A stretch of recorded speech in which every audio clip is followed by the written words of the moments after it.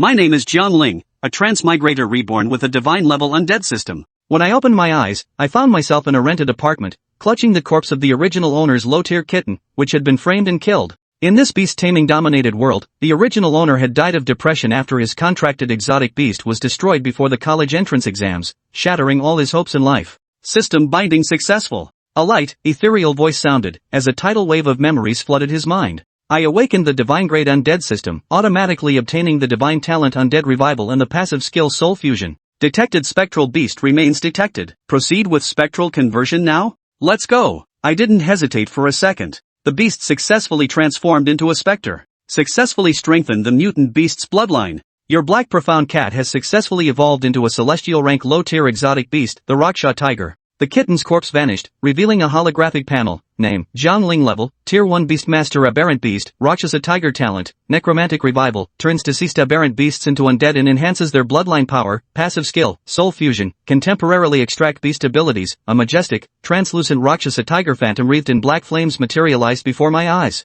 Through telepathic communication, I learned it possessed permanent ghostification and immunity to all physical attacks, along with the ability to unleash inextinguishable black flames. The most powerful aspect was that I could temporarily inherit these abilities through Soul Fusion. A Tier 1 Beastmaster could theoretically whittle down even the world's most powerful opponent. Not to mention, the Rakshasa Tiger can continuously evolve by devouring the souls of its kin, eventually transforming into the demonic Rakshasa Evil Tiger capable of swallowing heaven and earth. Heaven is helping me. The college entrance exam, and even the world's most prestigious academy, are now a breeze for me. I sat cross-legged pondering the system until dawn. The next day, I was nearly late. Arriving at the school playground, the homeroom teacher was calling my name during roll call. Jiang Ling, where is he? The crowd fell silent, only the spoiled young man Gao Yang, dressed in high-end combat gear, sneered, "Teacher, Jiang Ling's exotic beast is dead. The funeral procession must be underway. Gao Yang is from the Gao family of Zhanghai. Yesterday, he framed Jiang Ling and stole his exotic beast. With Jiang Ling's ex-girlfriend Lu Qier in his arms, he arrogantly mocked, 'Look, this is Jiang Ling, a trash. Only know how to run away.' At this moment, the talent testing was underway on the podium. Gao Yang, Mystic Rank Early Stage, Steel Fang Hound. Passed, the Invigilator announced. Gao Yang basked in admiration, exceedingly proud. Lu Qier clung to his arm, coquettishly fawning. Next up, Yi Qingling. The examiner's voice rang out. The school beauty Yi Qingling stepped onto the podium and placed her hand on the testing monument. In the next second, a dazzling golden light erupted. Yi Qingling, Earthrank Low Tier, Nine-Tailed Spirit Fox. The Invigilator stammered in shock. 18 years old, Earthrank Low Tier. The entire venue erupted in uproar as the chief examiner and all the leaders abruptly stood up, utterly shocked. The long line inched forward and soon reached its end. The last one, Jiang Ling. Gao Yang gloated maliciously, "Teacher, he won't be coming. The beasts died and dared not return." Just as the Invigilator was about to declare the end, a cold voice rang out, "Who says I wouldn't come?" I walked through the crowd and headed towards the podium. Gao Yang sneered, "Ha! Jiang Ling, how dare you come? I want to see how you'll pass the test." I placed my hand directly onto the testing monument. Nothing happened. Gao Yang burst into laughter. "Ha ha, Jiang Ling, you're truly worthless." Boom! Before his words even faded, a muffled thunderclap split the heavens, turning the skies tumultuous. A massive phantom of a Rakshasa Tiger, wreathed in pale purple demonic energy, flickered in and out of view. Roar! The Rakshasa Tiger growled, its demonic aura charging straight toward Gao Yang. Gao Yang collapsed to the ground in terror. Outside the arena, Chief Examiner Xiao Tian's pupils contracted as he leaped into the field. Clad in silver armor, he wielded his spear with swift movements, instantly absorbing all the demonic energy. Xiao Tian stood holding his gun, looking at me sternly. "Kid, what did you just do?" I feigned innocence. I don't know." Xiao Tian frowned and took out a spare testing stone. "Raise your hand." I suppressed the Rakshasa Tiger's cultivation level and placed my hand on it. In an instant, the testing stone radiated a brilliant light. Jiang Ling, Earthrank Low Tier, Aberrant Beast, Unknown. The entire venue erupted in murmurs once again. Everyone widened their eyes, staring at me in disbelief. What's your exotic beast?" A trace of suspicion flashed through Xiao Tian's eyes. Chapter 3, Absolutely Impossible. Jiang Ling feigned an air of profound mystery, offering a faint smile. Xiao Tian paused, hesitating to speak, then waved his hand. "Never mind. Everyone has their secrets. You've passed the test. Proceed to the second examination hall." Jiang Ling breathed a sigh of relief at the words and rose to leave. Watching him depart, Gao Yang, collapsed on the ground, wore an exceptionally grim expression. Why? He never imagined that the worthless fool he'd always looked down on would make him look like such a fool today. No. It couldn't be. This bastard must have cheated using some trick. As the thought raced through his mind, he touched the vial of needles his uncle had given him in his pocket, his eyes flashing with murderous intent. Jiang Ling. You bastard. Making me look like a fool in front of everyone. Just you wait. No matter what, in the second exam, I'll take your life. Time flew by, and soon the first morning exam was over. The once densely packed crowd had thinned considerably, leaving mostly the school's elite behind. Announce the rules. Suddenly, Xiao Tian stepped forward. Upon hearing his voice, the students present instantly straightened their posture, listening intently as he outlined the rules. The combat test consists of 2 stages. The first stage is the free combat phase. You may seek opponents independently to engage in combat. Contestants who lose in this stage will not be immediately eliminated. They will have one more opportunity to choose an opponent or wait for the second stage, the matchmaking phase, where opponents will be randomly assigned from among the remaining contestants. There are no other rules. Feel free to give it your all. With me here, no one will die. Alright, the exam officially begins now. As Xiao Tian announced in a clear voice, all the examinees began scanning the area, searching for opponents weaker than themselves. Of course, they remained cautious.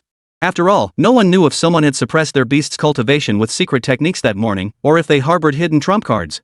This psychological warfare was precisely why the combat test was divided into 2 stages. Jiang Ling cast a casual glance around, seeking an opponent he wouldn't instantly annihilate. His gaze settled upon the figure in the center of the field, Jiang Ling, clad in an emerald green gown, her expression cold and resolute. The girl possessed an incredibly slender figure, her long black hair cascading freely. Her azure eyes were cold and piercing, seemingly unfocused like swords. Her fair skin was as delicate as jade, almost translucent, while her cherry blossom lips curved into an alluring smile. As if sensing Jiang Ling's gaze, the girl turned, her delicate brows arching slightly. Her gaze held no disgust, but rather seemed to appraise whether Jiang Ling was worthy of facing her in combat. But at that very moment, a low growl erupted from behind her. Oomph. Jiang Ling. Gao Yang's eyes blazed crimson, veins bulging on his forehead. The memory of today's humiliations at the hands of this worthless Jiang Ling sent his rage surging. Today, I will turn you into dog food for the beasts. Come on. Jiang Ling gave him a cold, dismissive glance and smiled icily. He never expected the fool to come looking for trouble. Truly, hell has no gates, yet he barges right in. A cruel smile twisted Gao Yang's lips. His uncle was a certified beast tamer, having bred a high-tier Earth-grade beast battle-hardened through countless conflicts. His Steelfang hound had been personally trained by that uncle. Though both were early-stage Xian grade, defeating Jiang Ling, this penniless upstart, would pose absolutely no challenge. Soon, under the watchful eyes of the proctor, the two entered the arena. Steelfang. Attack. Kill him. The moment the proctor declared the match open, Gao Yang unleashed his full fury without hesitation. The next instant, a massive gray-black hound charged toward Jiang Ling, claws extended and fangs bared, accompanied by a gale force wind. Steelfang rip. Simultaneously, Gao Yang's feet shifted like a whirlwind. He flashed behind Jiang Ling, joining forces with the beast to encircle their opponent. What? A combined attack? That's his uncle's hyena mastery. A signature technique honed by seasoned beastmasters through countless battles. Jiang Ling is finished. He'll barely survive this strike. Many in the crowd realized what was happening, letting out gasps of shock before shaking their heads in disbelief. It was well known that a combined attack required unparalleled synergy between the user and their beast. Though the demands are extreme, once successfully combined, its power is immense. Such skills cover every blind spot, making them virtually unavoidable. Die. Gao Yang let out a savage, maniacal laugh. He could already envision Jiang Ling's body torn to shreds. But the next second, his smile froze. Jiang Ling's form shifted slightly, his figure flickering like a phantom. The legendary combined divine technique of the hyena school had missed its mark. What? Gao Yang's pupils contracted as he turned back in disbelief. On the stage, Jiang Ling stood towering and immovable as a mountain, a faint smile playing at the corners of his mouth. Behind him, a formidable tiger apparition had materialized at some point, its body covered in black gold scales, radiating overwhelming might. Translucent and shimmering, it flickered and wavered. What is that? I've never seen a beast like that before. Yeah. It's not even in the beast encyclopedia. Hey. Did you notice that strange beast seems to have no physical form? A continuous murmur erupted from the crowd as shock and disbelief swept through everyone. Far away, Xiao Tian's heart sank. He instinctively moved closer. Even as a heavenly tier powerhouse, he had never encountered such a bizarre creature. Even Jiang Ling's exquisite features betrayed a hint of astonishment. Roar! The Rakshasa Tiger's spectral form let out a low growl. Murderous intent surged within its vertical purple pupils, while faint black flames flickered around Jiang Ling's sides. The sight filled the Steelfang hound with terror. It curled into a ball like a mouse encountering a cat, whimpering and whining, all fighting spirit utterly extinguished. Everyone present understood instantly. At this moment, the outcome was decided. Jiang Ling hadn't even lifted a finger yet he'd won the match? Impossible. Absolutely impossible. You must have used some underhanded trick. My uncle went through hell and back to get me this extraordinary steelfawn hound. You're a penniless good-for-nothing, how dare you possess a beast more formidable than mine? Click. With that, he plunged his hand into his pocket and pushed the syringe. Simultaneously, a needle sprang from the steelfawn hound's collar, piercing its skin. Roar! In the next instant, a frenzied aura surged violently, unleashing terrifying power from both man and beast. The steelfawn dog, which had been cowering with its tail tucked between its legs moments before, now transformed into a ravenous wolf. Jiang Ling. Die. Steelfawn rip. Man and dog soared upward, their murderous intent now countless times more terrifying than before. Carried by a piercing, howling wind, they charged toward Jiang Ling. Chapter 4, Berserk Enhancement Agent. Rage Enhancer? Damn it! That brat actually brought banned substances into the exam hall? Xiao Tian's face instantly paled as alarm flashed through his mind. He instantly transformed into a streak of light, darting toward the scene. Yi Qingling's delicate brows furrowed slightly as her jade-like fingers twitched, preparing to unleash several streaks of green light. But in the next instant, everyone froze in shock. Boom! Amidst a terrifying, earth-shattering roar, Jiang Ling flickered and dodged the deadly strike once more in an utterly bizarre manner. Not only that, but a chilling black flame instantly erupted from the Rakshasa Tiger's mouth. Ah! Awah! Piercing screams echoed throughout the arena as Gao Yang collapsed to the ground, wailing in agony. Meanwhile, the steelfawn hound was scorched by the black flames, its wails growing ever more desperate. Jiang Ling! Jiang Ling! Please spare me! I'll never dare again! Seeing his steel-toothed hound reduced to a charred, pitiful mess, Gao Yang panicked completely and begged desperately. Very well. Jiang Ling's lips curled into a wicked smile as he slowly approached the steelfawn hound. In the next instant, his palm, engulfed in black flames, pierced through the steel-toothed dog's chest like a dragon. Right before Gao Yang's eyes, he ripped out its blood-soaked heart and crushed it in his hand. At that moment, the entire crowd fell deathly silent. Every gaze fixed on Jiang Ling now carried a hint of fear. Jiang Ling! My Gao family will never let you off the hook. Seeing his beast utterly lifeless, Gao Yang's face drained of color as he glared at Jiang Ling with seething hatred. What did you say? Jiang Ling's gaze fixed on him, his deep eyes brimming with murderous intent. Boom! In the next instant, the Rakshasa Tiger vanished as black flames erupted violently from his side. In that instant, the bone-chilling intent of murder sent a cold shiver down the spines of everyone present. Jiang Ling! Stop now! Xiao Tian's finally intervened. Gao Yang looked at him as if he were a savior. Master! Master! He's going to kill him. He's breaking the rules. Xiao Tian's gave him a cold glance. Breaking the rules? You brought banned substances into the exam hall without authorization. According to the Base City Beastmaster Academy's admissions regulations, you should be expelled from the exam hall and barred from taking the exam for 3 years. What? You're shouting so loudly, you must still have some energy left. Shall I escort you out? Oh, and if you're not satisfied, you can always have your uncle come find me. Hyena, right? I'll be waiting any time. Xiao Tian's gaze was piercing as his voice boomed with authority. Gao Yang gasped for breath, finally letting out a bitter laugh before staggering away. After all, though his uncle was renowned, he was still far, far inferior to Xiao Tian's. Watching his retreating figure, Jiang Ling's gaze grew deep. If you don't uproot the weeds, they'll sprout again with the spring breeze. He had truly been too slow to act. With a soft sigh, he withdrew the black flames and stepped down from the stage. The other candidates instinctively parted to make way for him. Xiao Tian's watched his retreating figure, his gaze complex. At such a young age, he already carried such a fierce aura. Is he truly a prodigy blessed by heaven, or merely one among countless mediocrities? That remains to be seen. Soon, darkness fell, and the second exam concluded. Leaving the examination hall, Jiang Qin walked alone along a dim, deserted path, the system's voice echoing in his mind. Successful collection of deceased beast. Proceed with necromantic conversion? Yes. Jiang Qin immediately agreed. Succubus dog successfully necromanced. Successful enhancement of beast bloodline. Your steelfawn hound has successfully evolved into a netherwolf high-tier Xian grade. Your beast has acquired the skill, death-dealing fangs. A shadowy figure slowly floated within his consciousness, vastly different from the previous steelfawn hound. Terrifying fangs were raised high. Sharp claws gleamed like blades. Dark golden patterns intertwined with gray fur across its streamlined body. Golden light flickered within its pitch-black eyes. Compared to Gao Yang's steel-toothed hound, this creature was like an ant beside the sky. A faint smile touched Jiang Ling's lips. Gao Yang, you never saw this coming. Not only did I ruin your future and seize your beast, but what you left behind is now 10,000 times more powerful in my hands. May you learn from this bitter lesson and choose your path wisely. If you come looking for me again, I will kill you. Jiang Ling. Suddenly, a sweet, girlish voice rang out from behind him. A stunning young woman in light summer attire, her makeup delicately applied, stood gracefully in the lamplight, lightly biting her delicate lips. Lu Kor? A cold smile flickered at the corner of Jiang Ling's mouth, his gaze icy. This was his ex-girlfriend. The woman who had conspired with Gao Yang to kill his beast companion, then betrayed him with that very creature. I hear you shone brilliantly in today's exam? Lu Kor glided toward him with graceful steps. What? You need something? Jiang Ling furrowed his brows. I want to confess. Actually, back then, I was forced into it too. Lu Kor lowered her head, her beautiful eyes brimming with tears. You know my family's situation isn't good. My mother's ill, my younger brother is still so young, and my father. Jiang Ling curled his lip, unwilling to listen further. A gambling father, a sick mother, a young brother, and her so responsible. So what? Jiang Ling's gaze remained impassive. So? Lu Kor bit her lip and leaned toward Jiang Ling's chest, but just as she was about to touch her, she drew a short knife from her waist. So, go to hell. Steel Fong slash. At the same moment, a roar echoed from behind Jiang Ling.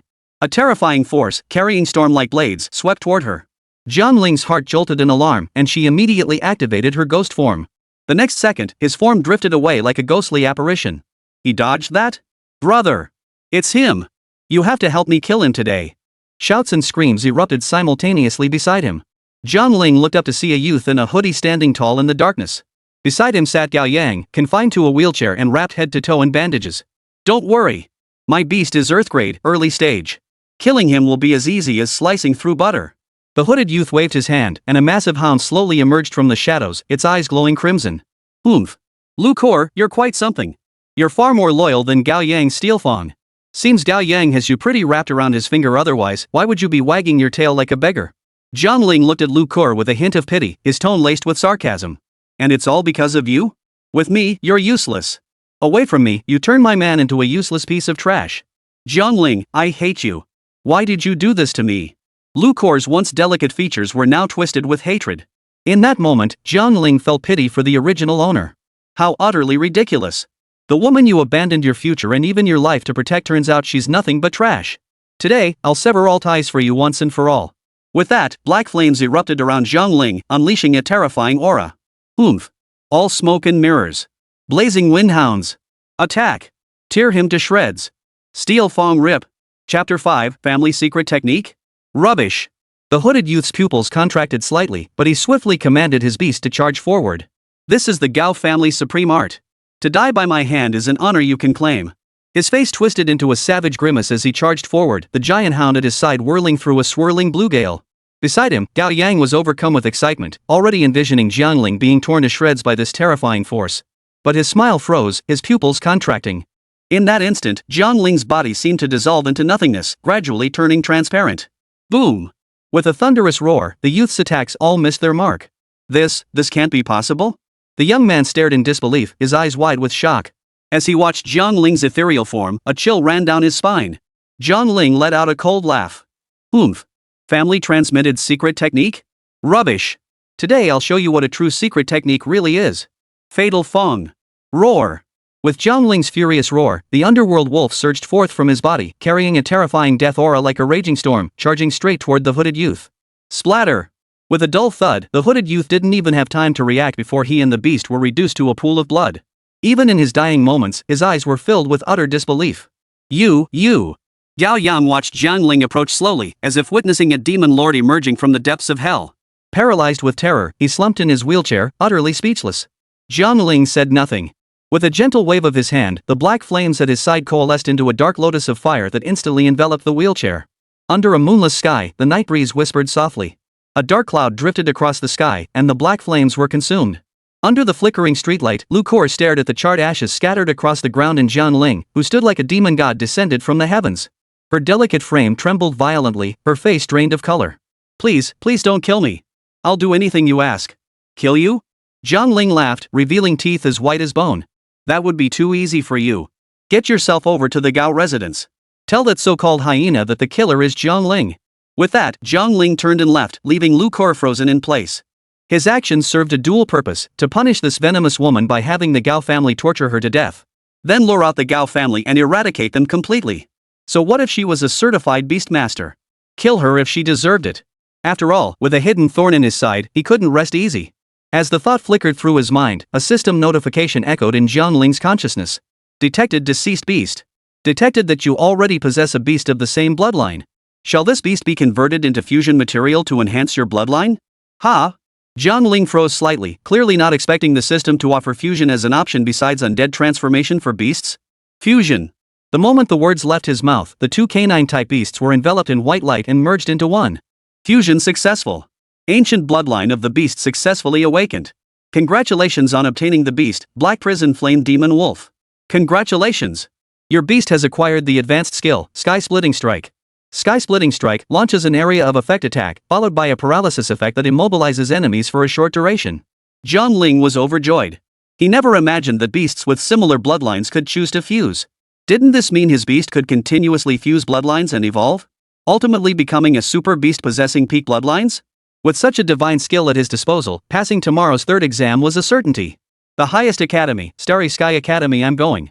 Later that evening, in the Gao family's basement. Hyena Gao Chang yanked Lu Kor off the floor by her hair. Her face was smeared with blood, her body covered in wounds, looking utterly pitiful, a far cry from her usual alluring charm. You filthy! It's all your fault. Gao Chang's eyes were bloodshot, his rage boiling over, bordering on madness. If it weren't for you stirring up trouble, my son and Xiao Ming wouldn't have died. Today, I'll make you wish you were dead. With that, he yanked Lu Kor by the hair and dragged her toward the basement cages designated for breeding canine-type beasts. Lu Kor instantly understood his intent. Her face twisted with terror as she begged desperately. Uncle Gao. Uncle Gao. Please. No. I beg you, spare me. I'll do anything you ask. I'll even be your dog. Master. Master. No. No. Gao Chang paid no heed to her pleas, flinging her into the cage. The screams and wails from within the cage grew fainter and fainter until they finally faded away. Gao Chang's expression finally softened slightly, though it remained as dark as water. Among mercenaries, a high-tier Earth grade wasn't particularly formidable. Yet his current standing was entirely due to his notorious ruthlessness and willingness to resort to any means. And now, not only had his son and nephew been killed by some unknown nobody, but he himself was being threatened with a face-stomping threat. At this thought, Gao Chang could no longer contain the rage within him. He let out a piercing howl to the heavens. Jiang Ling! I will kill you. I will skin you alive and tear you limb from limb. You shall have no place to be buried. The next day, at the base city border, within the combat training grounds. Killing beasts will directly record points on the wristbands on your wrists. In critical situations, press the retreat button on your wristband to abandon the assessment. An examiner will come to escort you out. Additionally, candidates may seize points from one another. However, lethal force is strictly prohibited. Violators will be handed over to official authorities immediately. Finally, casualties are part of the live combat assessment. If killed by a beast, it counts as a sacrifice. Entering the exam means you accept these rules. Got it? Anyone wishing to withdraw now, raise your hand immediately. After announcing the rules, the proctor scanned the candidates in the arena. Though tension was etched across nearly every face, not a single hand went up to withdraw. After all, those who made it this far were all prodigies of their generation. No one would let over a decade of effort go to waste out of fear. In the exam monitoring room, an elderly man in a Zhongshan suit watched the surveillance feed. A smile spread across his deeply lined face. Ha ha! Not a single withdrawal this year. Seems they're all quite confident. He turned to Xiao Tiance beside him. Xiao, where are those two youngsters you mentioned? Let me see them. Right here. Xiao Tiance hurriedly pointed to their locations on the monitor. The elderly man in the Zhongshan suit followed his gaze. Today, Yi Qingling wore a white and gold combat uniform. Her flawlessly sculpted figure showed not an ounce of excess fat. Yet her utterly aloof demeanor left no room for anyone to entertain even a hint of impure thoughts. Impressive. The old man narrowed his eyes slightly and nodded in admiration. Clouds gather and disperse, serene and composed. Truly the bearing of a great general. No wonder she's the prodigy cultivated by the Yi family. He turned his gaze toward Jiang Ling. Though his face remained impassive, Jiang Ling's body trembled slightly. Chapter 6, What are you? The man in the Zhongshan suit immediately grabbed his subway phone and turned to look at Xiao Tiance. Is this the genius you claimed rivals Yi Qingling? Your cultivation is quite impressive, but the gap in your character is simply too vast. Xiao Tiance scratched his head awkwardly as he stared at the screen, a murmur rising in his heart. Shaking with nerves? How come this kid seems like a completely different person today?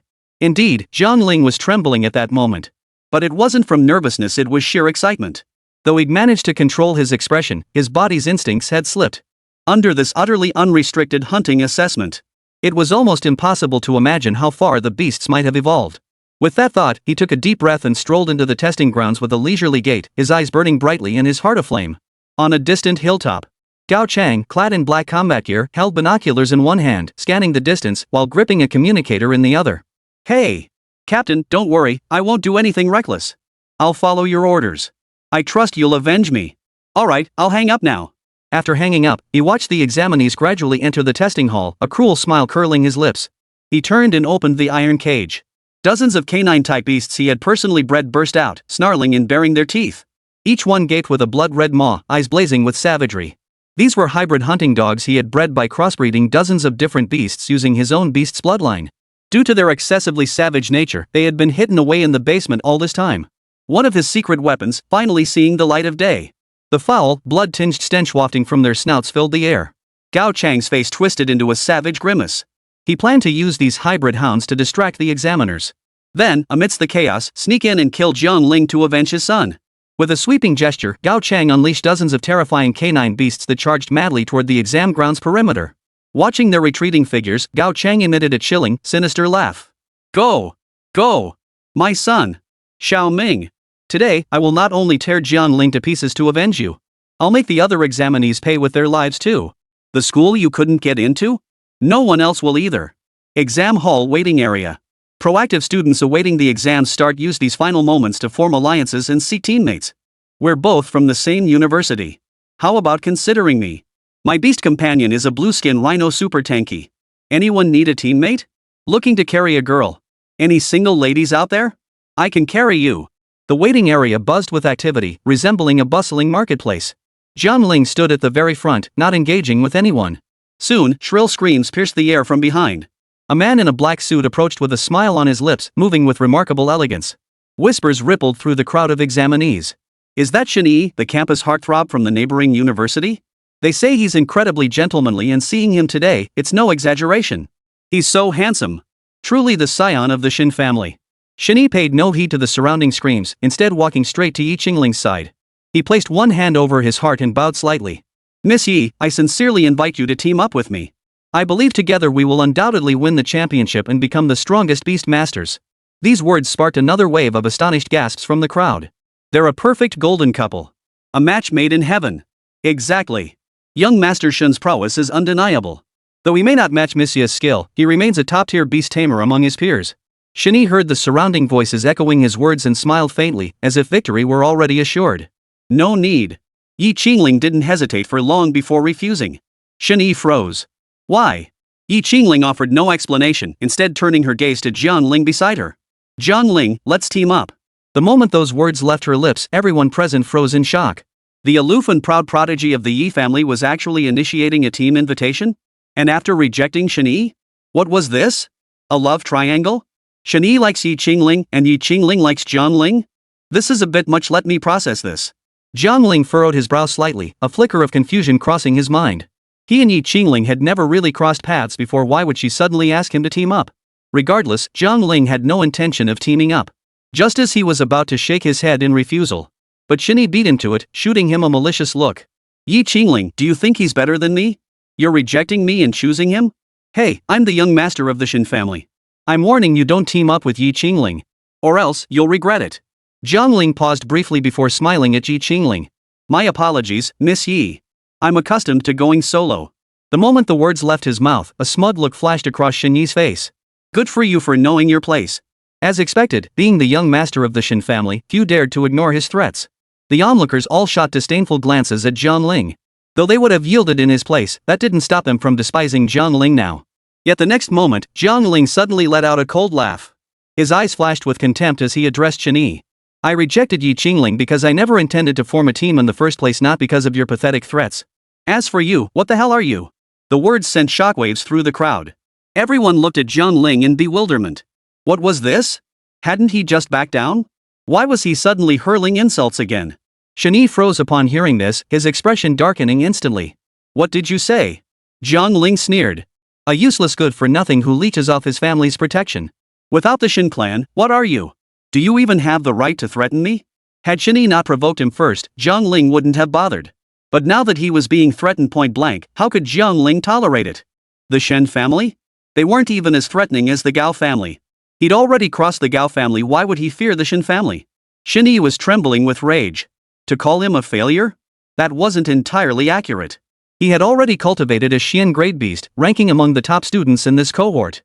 But for someone from such a family, especially one with some talent, the worst insult was being accused of relying on his family's backing. Jiang Ling's words had struck Shen Yi's deepest taboo. Shen Yi clenched his fists, poised to strike, but suddenly paused as if remembering something. Gritting his teeth, he glared at Jiang Ling and coldly declared, "You little bastard. The exam starts soon. I won't be here to deal with you. But once we're in the forest, you'd better be ready." With that, Shen Yi took a deep breath and left with a cold snort. The once bustling waiting area fell into an eerie silence because of Jiang Ling's words. Everyone stared at Jiang Ling with confusion and horror. This guy, has he lost his mind? Suddenly, someone spoke up. "So, he still rejected Yi Qingling, right?" Chapter 7, I advise you not to court death. This remark snapped the surrounding trainees back to reality. Their gazes darted back and forth between Jiang Ling and Yi Qingling. Yi Qingling frowned slightly as she looked at Jiang Ling and said, "Shen Yi may not be much stronger than Gao Yang, but if you actually fight him, you might not win as easily as you think. The exam grounds are fraught with danger. If you expend too much energy on Shen Yi and get injured, you might not earn many points. Still not planning to team up with me? At the very least, if we team up, Shen Yi won't dare to truly harm you. You have talent. It would be a shame if you failed the exam because of this." Jiang Ling shook his head. "Thank you for your offer, but I decline." Seeing Jiang Ling reject her once more, Yi Qingling opened her mouth but ultimately said nothing. She'd encountered such prideful people before. At the end of the day, they weren't connected in any meaningful way. She saw no point in pushing further. The two fell silent, but the crowd around them erupted in an instant. Holy crap! Holy crap! The nation's goddess got rejected when inviting someone to team up for the first time. Who would have thought someone would turn down a beauty with looks, connections, and talent? What is Jiang Ling playing at? This is Yi Qingling we're talking about. Many were heartbroken, openly declaring Jiang Ling ungrateful. Until Xiao Tian's voice echoed through the waiting area. The exam is about to begin. All candidates, prepare. The chattering crowd instantly fell silent. After all, gossip couldn't compare to the exam's importance. Everyone seized the moment to compose themselves. Until Xiao Tian's voice rang out once more. The exam is officially underway. All candidates, proceed to the testing area. As the words echoed, the barriers blocking the candidates opened. The vast number of examinees surged in immediately. The testing grounds were vast. After hundreds of candidates entered, they were quickly dispersed and spread throughout the expansive forest. Jiang Ling pushed forward toward the deepest part, knowing that the closer one got to the center, the stronger the beasts became. Consequently, the points awarded for slaying these beasts would also increase. Anyone confident in their own strength would head for the central area to hunt, as the efficiency there far surpassed that of the outer regions. For Jiang Ling, however, beyond accumulating points, he also needed sufficiently powerful beasts to fuse with and enhance himself. No matter how far he ventured, Jiang Ling keenly sensed someone following him. He guessed it was likely that guy named Shen Yi. No big deal. If the guy really didn't know his place, Jiang Ling wouldn't mind teaching him a lesson. Plodding forward, Jiang Ling finally reached the central zone after about half an hour. But before he could encounter any strange beasts, the person following him couldn't hold back any longer and stepped out. Jiang Ling, right? Emerging from behind the bushes, Shen Yi stepped forward with a dark expression. Jiang Ling showed no surprise whatsoever. Instead, he looked at him with a teasing expression. "I advise you not to court death." Shen Yi never imagined that even within the exam grounds where he could call for help, though it would take time for the examiners to arrive, this kid would still be so arrogant? Did he genuinely hold him in such low regard? "You little brat, you sure talk big." Shen Yi clapped his hands. From the bushes behind him emerged another massive, muscular pan sheep with black and red fur. The massive, hard horns on its head were lethal weapons. Among mid-tier Xian grade beasts, few could withstand the ram's charge. And that was only because beasts possessed formidable bodies. An ordinary human would be crushed to death by a single charge. "Jiang Ling, I'm giving you a chance. Kneel down and kowtow 3 times right now, and I'll spare your life. Otherwise, do you believe I could kill you before you even have a chance to call for help?" Jiang Ling chuckled lightly. "Don't you think you're being a bit overconfident? The same goes for you. Kneel immediately, or you'll regret it." Seeing Jiang Ling remain unmoved, Shen Yi lost his temper completely. "You ungrateful fool. Mighty Ram, use your brutal charge, crush him to death." At Shen Yi's command, the giant ram beside him let out a piercing bellow and charged straight toward Jiang Ling. But Jiang Ling neither dodged nor retreated, standing rigidly in place. Seeing this, Shen Yi assumed Jiang Ling had been scared into stupidity, a cruel smile curling his lips. It was true that combat was forbidden within the examination grounds, but with no one else around, who could tell whether Jiang Ling had been killed by him or by the wild beasts lurking here. "I thought he might actually have some skill to be so arrogant, but it turns out he's just a pathetic waste of space. Next life, you'd better keep a lower profile." Just as the giant ram was about to collide with Jiang Ling, his body suddenly became ethereal. The ram's impact, powerful enough to shatter stone, struck through him as if he were air. What? Xin Yi's eyes widened in disbelief. He could scarcely believe his own eyes. How is this possible? What kind of technique was this? To render one's body ethereal? Didn't that mean immunity to all physical attacks? Turning to Jiang Ling, the mocking expression on his face only deepened. Is that all? I thought you might have something more surprising up your sleeve. Jiang Ling shook his head, his eyes suddenly blazing with murderous intent. No matter how strong the sheep, it's destined to be hunted by the tiger. What you pride yourself on is utterly insignificant in my eyes. As he spoke, a colossal tiger form coalesced behind Jiang Ling. Its sheer presence alone froze the mighty pan sheep, which had already charged toward the side, solid in fear. This was an instinctive pressure even without the Rakshasa Tiger taking physical form. The giant force-coiled sheep dared not resist. You, what exactly are you? Xin Yi sensed the unmasked killing intent and instantly felt as if he'd fallen into an ice cellar. He truly would die. This creature was genuinely prepared to kill him. You can't kill me. I'm a member of the Xin family. If you kill me, the Xin family won't let you off. Xin Yi screamed, scrambling backward while reaching for the distress button on his bracelet. But before his finger could press it, a jet of black flame shot out, searing itself onto the bracelet. In the blink of an eye, the bracelet was scorched and destroyed. The flames clung to his wrist like flesh-eating maggots, burning fiercely as they rapidly spread up his arm and across his entire body. The excruciating pain made Xin Yi scream in agony. He immediately fell to the ground, rolling frantically in an attempt to extinguish the flames, but it was utterly useless. No, you can't kill me. Spare me this once, I beg you. Xin Yi wailed incessantly, begging for mercy, but Jiang Ling showed no reaction whatsoever. Since Xin Yi had sought to kill him, Jiang Ling showed no mercy in returning the blow. He merely turned his head toward the massive ram nearby. With a flick of his thoughts, he flashed to the ram's side. A wave of black flames engulfed it, ending its life instantly. Chapter 8, Pay with your lives for my son. With both the giant ram and Xin Yi dead, the system's voice echoed in his mind. Successful collection of deceased beast. Proceed with necromantic conversion? Yes. Giant ram spiritification successful. Beast bloodline successfully enhanced.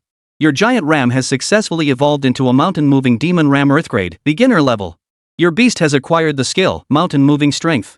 Mountain-moving power, passive skill, greatly enhances strength attribute. In his consciousness, the evolved giant ram was vastly different. No longer walking on all fours, it now stood upright like a human. Its muscles had grown even more formidable, resembling those of a bodybuilder. Its calm eyes radiated an overwhelming pressure, as if the slightest movement could stir a fear scale. This is the mountain-moving demon sheep. Earth grade, early stage. Jiang Ling now possessed 3 extraordinary beasts, the mountain-moving demon sheep, the black prison flame demon wolf, and the Rakshasa tiger. Sheep and wolves are relatively common beasts. Further fusion shouldn't be too difficult. With this opportunity, I wonder if I can elevate both the mountain-moving demon sheep and the black prison demon wolf to heaven grade. Jiang Ling mused inwardly, licking his lips in anticipation. Those were heaven-grade beasts. Even within the entire base city, they would rank among the elite. Jiang Ling took a deep breath, suppressing his excitement, then shot a dark look to the side. Are you still planning to hide there? He had sensed it earlier when he killed the giant horned argali, and now it seemed the other party had no intention of leaving. Moments later, the canopy parted, and a graceful figure leapt down from above. It's actually you. Jiang Ling was slightly taken aback, but the one who appeared was none other than Yi Qingling. Yi Qingling emerged, her 9-tailed celestial fox following at her feet. She first surveyed Xin Yi's ashes before turning her gaze to Jiang Ling. No wonder you refused to team up with me. Xin Yi truly was no match for you. But killing him so ruthlessly, aren't you afraid of the Xin family's retaliation? Jiang Ling narrowed his eyes slightly, a faint, dangerous gleam flickering within. The Xin family doesn't know it was me who killed Xin Yi. Or are you planning to inform on me? Even if he did, it wouldn't matter. Jiang Ling wasn't afraid. Yi Qingling shook her head and chuckled. The Xin family isn't worthy enough for me to voluntarily inform on them? The Xin family was nothing compared to the Yi family, and Yi Qingling had no particular ties to them. Her interest now lay more with Jiang Ling. You are indeed formidable. I find myself wanting to spar with you now. Seeing the fighting spirit flash in Yi Qingling's eyes, Jiang Ling was momentarily speechless. He had no intention of sparring with Yi Qingling. The exam lasted only 4 hours total. Half an hour had already been spent traveling. He needed to focus on earning points during the remaining time. Xin Yi had come looking for trouble, but Yi Qingling hadn't. There was no need to fight her. A spar? How could that compare to the exam? I'm not interested in sparring with you. Bye. Jiang Ling turned to leave immediately after speaking. But just then, a sudden barking erupted. A pack of vicious mixed-breed hounds burst forth, instantly surrounding the two. At a glance, there were at least 30 or 40 of them, each with bloodshot eyes and drool dripping from their mouths, looking utterly frenzied. Encountering strange beasts within the exam grounds was commonplace, but stumbling upon such a large pack was highly unusual. Jiang Ling had already intended to leave, but the moment the vicious dogs charged, both he and Yi Qingling made the same choice. They immediately drew close together, raising their guard to the utmost. Though they hadn't agreed to team up, the sudden turn of events compelled both to unite against the immediate threat. The pack of vicious dogs surrounded them without attacking. Just as the two were puzzled, footsteps grew louder, approaching from afar. A man wearing black combat fatigues, bearing a resemblance to Gao Yang, emerged slowly. It was Gao Yang's uncle, Gao Chang. His expression froze momentarily upon seeing Yi Qingling, but he soon burst into unrestrained laughter. Well, what a pleasant surprise. Yi Qingling, the prodigy of the Yi family, you're out of luck running into me. Gao Chang recognized Yi Qingling, but she did not recognize him. She asked, who are you?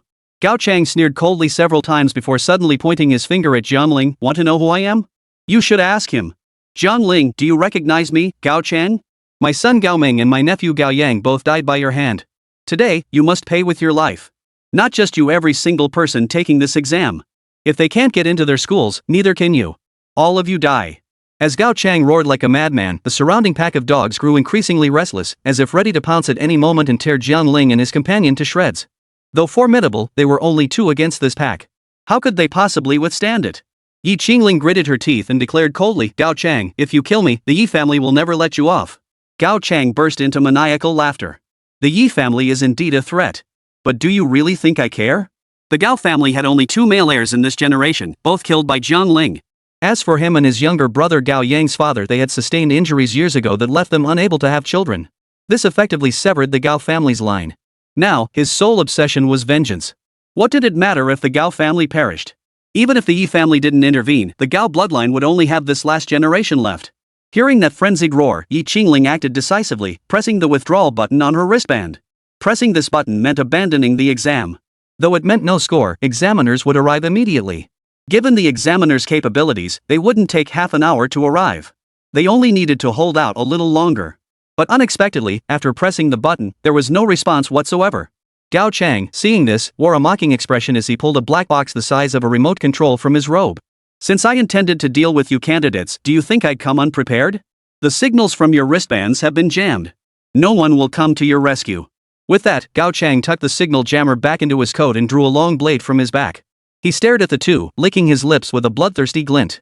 You two, he growled, will pay for my son's life. Gao Chang pointed his blade, and the vicious dogs, already seething with pent-up aggression, lost all restraint.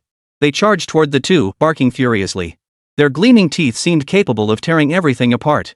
Yi Qingling's face paled as she roared, Little fox! Blast us a path! At her feet, the 9-tailed celestial fox, no larger than a cat, leapt into the air. Suddenly, a brilliant light erupted from its body.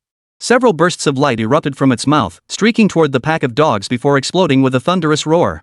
The dogs that had surrounded them were literally blown apart, creating a gap in their ranks.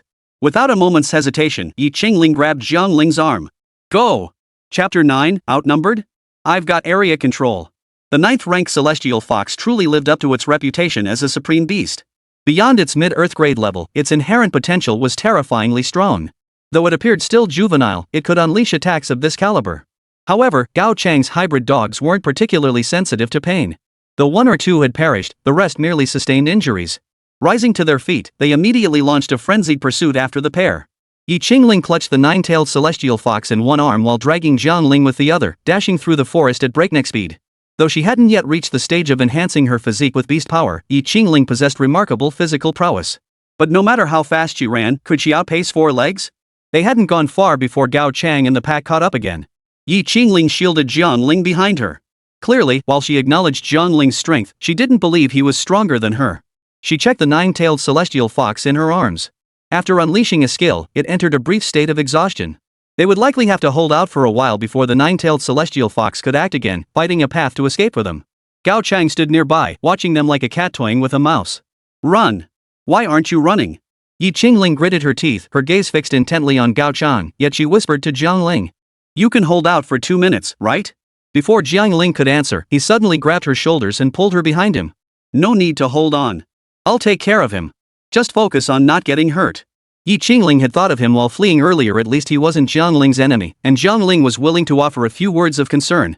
But upon hearing those words, Jiang Ling stared at him in utter disbelief. Take him down? Are you out of your mind? Every single one of these fiery hounds possessed mid-Xian grade strength. Jiang Ling's beast was only at the early Xian grade level. Where did he get the nerve to say such things? Even if he was powerful enough to handle a mid-stage Xian grade fierce dog, there wasn't just one here. 30 or 40 fiery hounds even she would need to avoid the fray for now. Gao Chang heard this and burst into laughter as if he'd heard the most hilarious joke, bending over double. Deal with them? I haven't heard such a laughable joke in years. How exactly do you plan to handle them? Slide in and feed yourself to them? Too bad you won't be enough to satisfy so many. As he spoke, a savage gleam flashed in Gao Chang's eyes. Attack! Tear him apart! The surrounding fierce dogs charged once more, their ferocious appearance sending a chill through Jiang Ling's heart. The fastest beast was already upon them, leaping high with its jaws wide open, reeking of foul stench as it aimed for Jiang Ling's head. Watch out! Jiang Ling gasped in surprise. Fortunately, she had witnessed Jiang Ling subdue the giant ram earlier and knew it posed no threat to him. Still, she couldn't help but worry. Just as she expected Jiang Ling to become ethereal again and dodge the attack, he suddenly raised his hand and threw a punch. Soul fusion allowed him to extract the unique abilities of beasts. What he wielded now was the skill he'd just acquired from the mountain-moving demon sheep, mountain-moving strength. Jiang Ling's strength surged dramatically. His power attributes now surpassed those of ordinary humans, rivaling those of humanoid beasts. One punch. It instantly obliterated the charging fiery hound. Blood spattered in an instant, and severed limbs struck the other fiery hounds, immediately eliciting several howls of agony. Jiang Ling, standing behind him, was utterly stunned. She stared at Jiang Ling in disbelief. Had this guy already mastered soul sharing? Soul sharing allowed one to temporarily merge souls with a beast, temporarily enhancing one's physical abilities. The extent of this enhancement depended on the beast's inherent power. But this was clearly university-level material. Even a genius like Jiang Ling hadn't even begun studying it yet. And Jiang Ling already knew it? Little did she know that what Jiang Ling had mastered wasn't soul sharing, but soul fusion. Not only could he enhance his body using the beast, but he could even utilize its skills. Jiang Ling flicked his wrist dismissively, then turned to Gao Chang with a cold sneer. Is that all you've got? Gao Chang was startled by the ferocity of that punch, though merely surprised. You've only killed one. There are still so many here. With attacks this powerful, how many punches do you think you can land? Ha! If you think this settles it, I can only say you're being naive. Gao Chang looked at the remaining fiery hounds, who were feasting on the remains of their fallen comrade. The stench of blood grew thicker by the moment, and the eyes of the remaining dogs glowed redder. These were already a crossbred breed, their temperaments twisted into savage ferocity. Now, stimulated by the blood, Gao Chang could hardly guarantee he could maintain complete control over them. If these dogs fully went berserk, Gao Chang would need to retreat temporarily. Those two youngsters would likely be devoured until not a scrap remained. For now, he held off on issuing orders. After all, once sated, the dogs would instinctively seek out nearby prey. He merely smiled at Jiang Ling, anticipating the gruesome spectacle of his death. By then, the nine-tailed celestial fox had fully recovered. Jiang Ling patted Jiang Ling's shoulder and whispered, I'm ready. I can blast a path open any time. We should leave first. But Jiang Ling's words once again defied her expectations. Leave? Why leave? Jiang Ling looked at him in utter bewilderment. Stay and die? Did he really think he could handle this pack of vicious dogs? Jiang Ling fixed his gaze on Gao Chang and sneered coldly, to prevent this guy from harassing me again and again in the future, today I'll send him to join his son. As he spoke, the ferocious dogs around them had finished their meal. Pair after pair of bloodshot eyes fixed intently on Jiang Ling.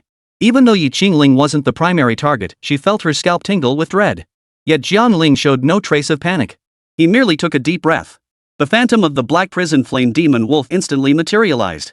Then, a ghostly blue flame suddenly shot from Jiang Ling's palm, slamming down onto the ground. The phantom flame rapidly expanded outward from Jiang Ling as its center, spreading to Gao Chang's feet in an instant. Gao Chang had been startled, but upon realizing the flames did not burn him, he quickly regained his composure. All show. Attack. Tear him apart. Gao Chang barked the order, yet all the fiery hounds could only bark wildly in place, unable to advance a single step. Seeing this, Gao Chang finally sensed something was amiss and tried to step forward to deal with Jiang Ling himself. Only then did he realize he was completely unable to move. Jiang Ling watched him with a cold smile. How does the taste of Sky-Splitting Strike feel? The Black Prison Inferno Wolf's skill, Sky-Splitting Strike, unleashed a group attack that paralyzed enemies, rendering them immobile for a short time. This single area of effect skill rendered the fiery hounds utterly useless. Even if their numbers were tenfold, it made no difference to Jiang Ling. Chapter 10, Be More Careful Next Life. Gao Chang's expression finally darkened. He struggled desperately to move, but his body felt utterly unresponsive, unable to shift even an inch. He could only watch as Jiang Ling walked step by step toward him, finally coming to a halt directly before him. The cold, unrestrained killing intent was overwhelming. Only now did he realize that while he considered himself ruthless, the young man before him seemed even more so. What do you want? Gao Chang swallowed hard, unable to contain his question. Jiang Ling merely smiled at him, yet within that smile, the killing intent was utterly unmasked, cold and bone-chilling. With a flick of his wrist, a ball of pitch-black demonic flame ignited once more. This black flame was entirely different from the blue flames beneath his feet. Though Gao Chang didn't feel any intense heat, this flame made his heart pound in terror.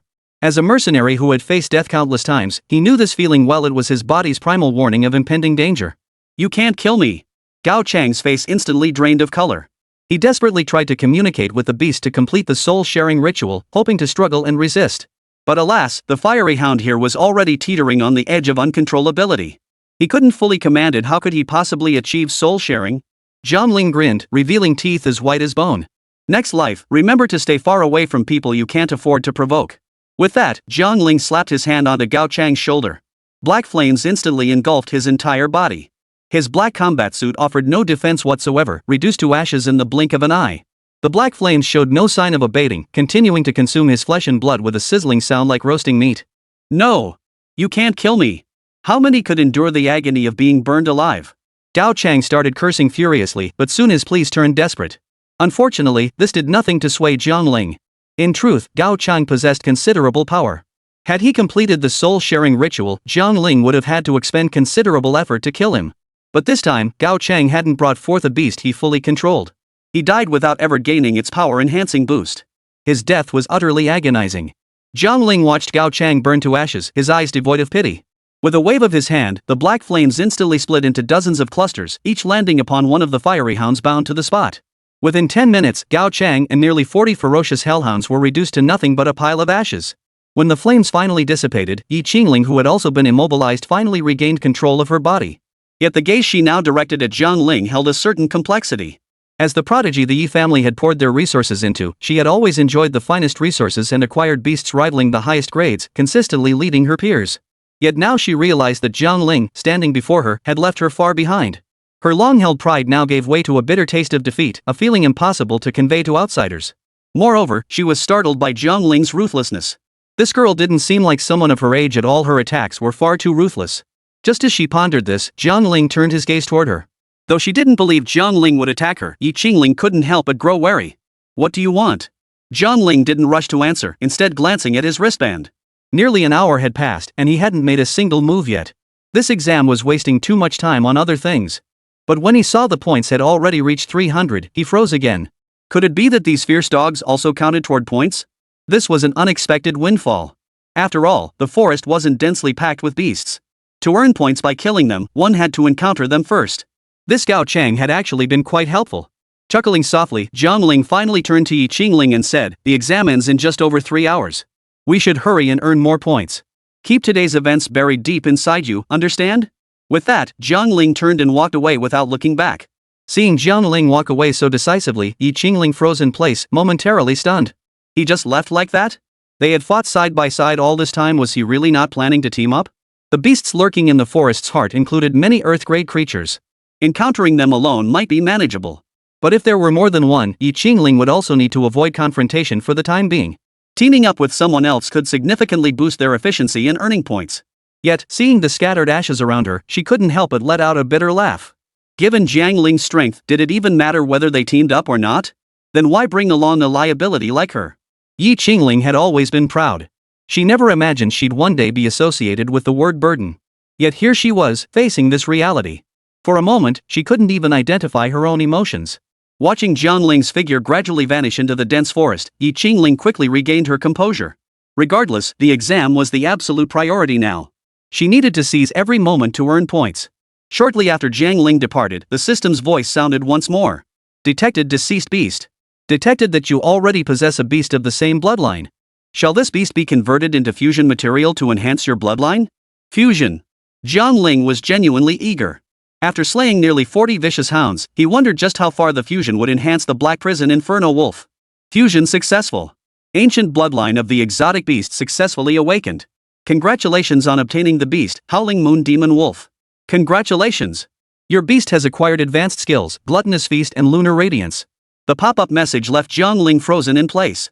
It was a bit of a shame that after evolving, the Black Prison Flame Wolf had lost its skill, Sky-Splitting Strike. That skill had actually been quite useful. But on the bright side, losing one skill meant gaining two new ones. Jiang Ling hurriedly examined the descriptions. Gluttony's Feast, a voracious appetite for sustenance allows you to consume any energy-infused substance and rapidly absorb it. By expending energy, you can dramatically enhance your body's recovery capabilities. Lunar Radiance amplifies all attributes through moonlight. The stronger the moonlight, the greater the enhancement. Jiang Ling was utterly thrilled. These two skills were undeniably powerful. Gluttony Feast functioned as rapid healing. Its potency was self-evident, though its exact speed remained unknown. As for Lunar Radiance, it's even more formidable, a comprehensive attribute boost. This surpasses even Mountain Moving Strength, which only boosts a single attribute. After reading this information, Jiang Ling could no longer contain himself and burst into laughter. Chapter 11, Mutant Beasts. As he pressed forward, Jiang Ling halted at the sound of unusual wind. He strained his ears. The howling wind sent chills down his spine. Yet Jiang Ling remained utterly unfazed. To him, mere mutant beasts were nothing but free points. A dark shadow swept past his ear as the cold wind surged toward him. A piercing shriek echoed in his ears, enough to shake the soul of any ordinary man. But Jiang Ling remained utterly unmoved. Catching the shadow in his peripheral vision, he raised his hand and struck. With the power of a mountain-moving blow, he landed a critical hit. The beast instantly exploded in a spray of blood and flesh. Wiping away the filth, Jiang Ling spun swiftly. Sure enough, such beasts never appeared alone. Behind him, several pairs of glowing green eyes had already locked onto him. The beast's eyes locked onto him, their crimson tongues lapping at gleaming white teeth as they emitted low growls. Their expressions suggested they already regarded Jiang Ling as their next meal. His gaze fell, and a cold smile spread across Jiang Ling's face. You dare covet my life? A joke. In an instant, Jiang Ling lunged forward, charging at them with his bare hands. Seeing his move, the beasts erupted into fury. A piercing roar echoed through the air. Just as the two sides were about to clash, Jiang Ling's form suddenly turned transparent. He plunged headfirst into the horde of beasts, and a colossal force descended from the heavens. With a thunderous crash, earth-shattering force smashed down from above, violently pulverizing the beasts into a bloody mess. Not far away, Jiang Ling had already resumed his original form. The brutal deaths of the beasts sent his points soaring. A faint smile touched his lips as Jiang Ling departed alone. His path was one of utter dominance. No matter what kind of beast it was, none could last more than 3 moves against him. Having cleared one route, he stepped onto a narrow path. No sooner had he set foot on this path than he sensed something amiss. This anomaly did not stem from beasts, but from the very air around him. The air thickened with the stench of blood, not just the foul, beastly scent, but the distinct tang of human blood. Sniffing the air, Jiang Ling's instincts told him something was terribly wrong. He quickened his pace. After a long while, he indeed heard the sounds of combat. Peering forward from his hiding place, a bloody scene unfolded before his eyes. Piles of mangled corpses littered the ground, some belonging to beasts, others to humans. Amidst the piles of corpses, he recognized several vaguely familiar faces. These were the very people who had come with him to undergo the trial, yet they had met their end here in such a gruesome manner. Lifting his gaze, he narrowed his eyes slightly. Mutant beasts, no wonder. After traveling so far, he had seen many beasts, but mutated ones were a first. No wonder so many had met their end here. A hint of interest tugged at the corners of his lips as Jiang Ling stepped out of the shadows. At that moment, everyone was fighting for their lives, utterly preoccupied with their own survival. They were too distracted to notice him. Faced with danger, the group was unusually united. Yet the mutated beast's power was formidable, it couldn't be defeated by mere teamwork alone. This alone suggested its points were no trivial matter. For a moment, Jiang Ling felt a surge of restlessness. Just as he prepared to make his move, a gaze fell upon him by chance, then locked onto his face with intense focus. Jiang Ling! The exclamation, tinged with surprise, instantly drew the attention of many. Pressing his lips together, Jiang Ling felt a surge of displeasure. Earlier, while everyone was entangled in battle with the mutated beasts, he had intended to seize the opportunity, using the chaos to strike and eliminate his target. Now, his plans had been ruined by someone exposing him. Lifting his gaze, Jiang Ling recognized the voice calling his name. Wang Kong, the young master of the Wang family. The moment Jiang Ling identified him, Wang Kong suddenly emitted a strange light, drawing the mutated beast toward them. Running ahead, his gaze was intensely sinister, hiding a hint of schadenfreude. It was clear he had come to frame Jiang Ling. This move was nothing more than diverting the blame, luring the mutated beast to use Jiang Ling's hands to deal with it. In an instant, man and beast arrived. Wang Kong abruptly spun around, leaving Jiang Ling facing the mutant beast head-on. The mutant beast charged with overwhelming ferocity, its aura utterly incomparable to any ordinary beast. With a single stride closing the distance, it suddenly opened its gaping maw, as if poised to devour the heavens and obliterate the earth. A wave of foul stench assaulted him and Jiang Ling swiftly dodged. The mutant beast showed no intention of letting him go. With a single charge, its fangs were already at his throat. The stench assaulted his nostrils as Jiang Ling's form abruptly turned transparent. As the mutant beast lunged, he countered with a backhand strike of mountain-moving force. A thunderous crash echoed, causing everyone to stagger slightly. Yet the mutated beast remained utterly unaffected. It halted steadily, its bloodthirsty gaze fixed on Jiang Ling. To it, that mountain-moving force was nothing more than a mere tickle. Taking a few steps back, Jiang Ling began to properly assess the mutated beast before him. The mountain-moving force proving ineffective revealed its extraordinary power. This beast demanded utmost caution. Meanwhile, the mutant beast lowered its head, emitting low growls as it advanced step by step. Those who had been entangled in combat with it now became spectators, their eyes fixed unblinkingly on the lone man and beast before them, showing no intention of intervening. After all, in their eyes, Jiang Ling was far too powerful. If the mutant beast could eliminate him, it wouldn't be a bad thing for them. Moreover, a mutant beast that had fought Jiang Ling would surely be battered and bruised. Taking advantage of that to finish it off would be like killing two birds with one stone.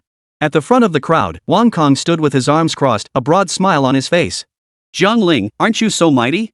Go ahead and kill it. If you can kill it, I'll admit you're formidable. Hearing this, Jiang Ling's face twisted into a cold sneer.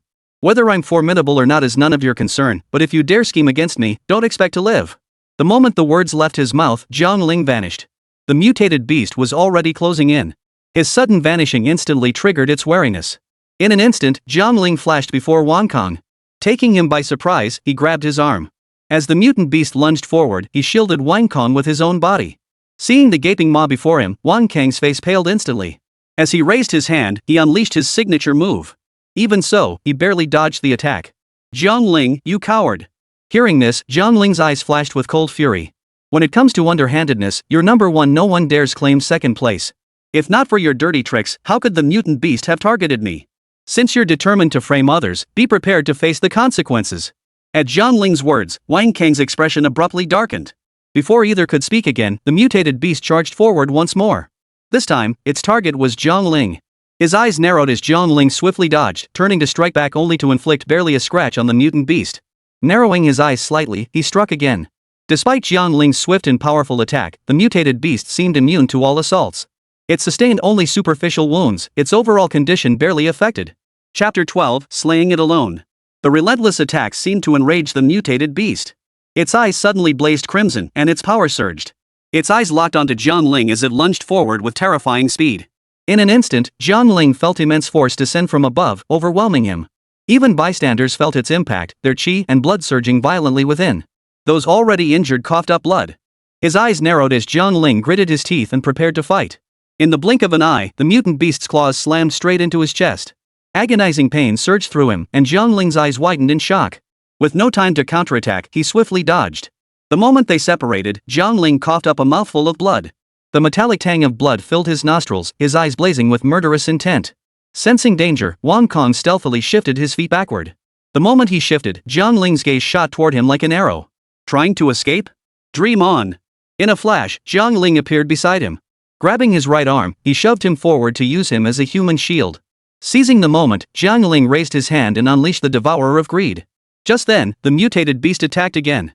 Without hesitation, Jiang Ling shoved Wang Kong away. As Wang Kong fought through gritted teeth, Jiang Ling swallowed the sunset glow and finally felt the effects of Feast of Greed.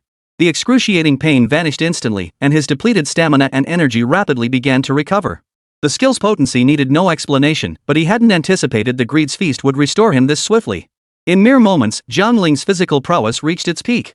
Meanwhile, Wang Kong was still battling the mutated beast. When fighting alongside others, they had barely managed to hold their own against it. Now, fighting alone, he couldn't gain the upper hand. In just a few moments, he was already covered in wounds. After barely parrying another strike, he suddenly darted away and charged straight toward Jiang Ling.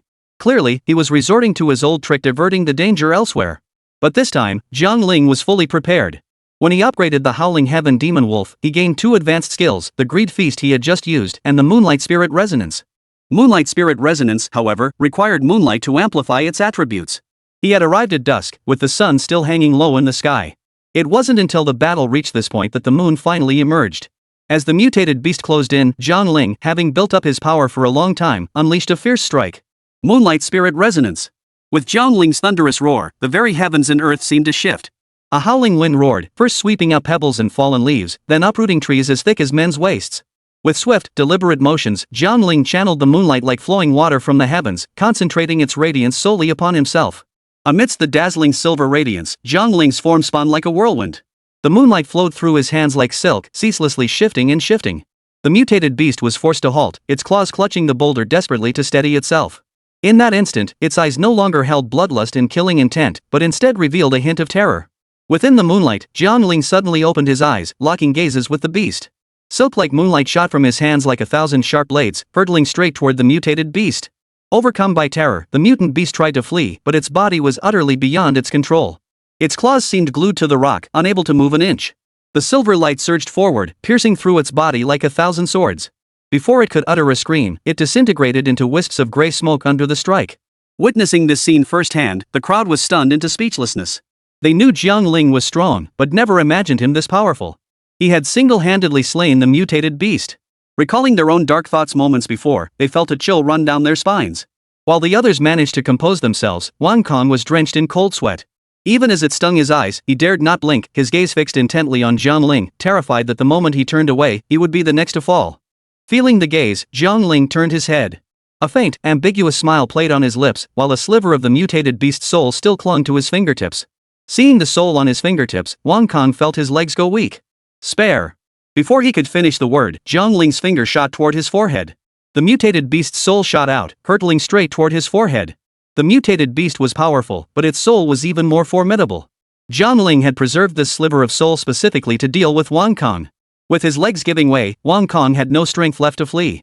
The mutated beast's soul settled upon his brow, and he immediately let out piercing screams so shrill they sent chills down everyone's spine. In that instant, their former alliance vanished completely. Though Wang Kong hung between life and death, no one reached out to help. After all, their hearts trembled in fear. Who dared offer aid? It was Jiang Ling who had attacked him. If they dared intervene, it would be openly defying Jiang Ling. Wang Kong might die now, but if they intervened, they would be the ones to perish. When faced with the threat of death, who cared about alliances anymore? Standing by, coldly observing it all, Jiang Ling wore a sneer across his face. The more agonized Wang Kang's cries became, the colder his laughter grew. After a long while, the soul of the mutated beast finally dissipated. Wang Kang's points were reset to 0, and though most of his cultivation was stripped away, he barely clung to life. Watching him cling to life, Jiang Ling frowned slightly. "I didn't expect you to be so resilient. You survived that. I intended to finish you off with the mutated beast's soul, but you lived. Since that's the case, credit where credit's due. Today's matter ends here. In the future, you'd be wise to pretend you don't know me. Understand?" Hearing Jiang Ling's words, Wang Kong cowered to the side, nodding repeatedly. Unwilling to spare him another glance, Jiang Ling turned and walked away. The moment his figure disappeared into the distance, Wang Kang's cold, vicious gaze fixed on his retreating back. "Jiang Ling, this life, I will never rest until we are enemies." Wang Kong spat out these words through gritted teeth, sending a chill through everyone present. After all, he had the formidable backing of the Wang family. Jiang Ling sparing his life today might well be sowing the seeds of future trouble. As if suddenly remembering Wang Kang's status, the crowd that had been avoiding him moments ago now swarmed around him once more. Watching from the shadows, Yi Qingling couldn't help but frown. She now understood why Jiang Ling was always so ruthless, leaving no room for mercy in his actions. With such a man, sparing even an inch meant inviting trouble upon oneself, just as it was now. As long as Wang Kong lived, the Wang family would never rest. His very existence meant trouble lingered. Glancing at the direction Jiang Ling had departed, Yi Qingling pressed her lips together. After a moment's deliberation, she ultimately quickened her pace and gave chase. Chapter 13, Surrounded by the Wang family. The moment Jiang Ling reached an unoccupied area, the system's voice abruptly sounded.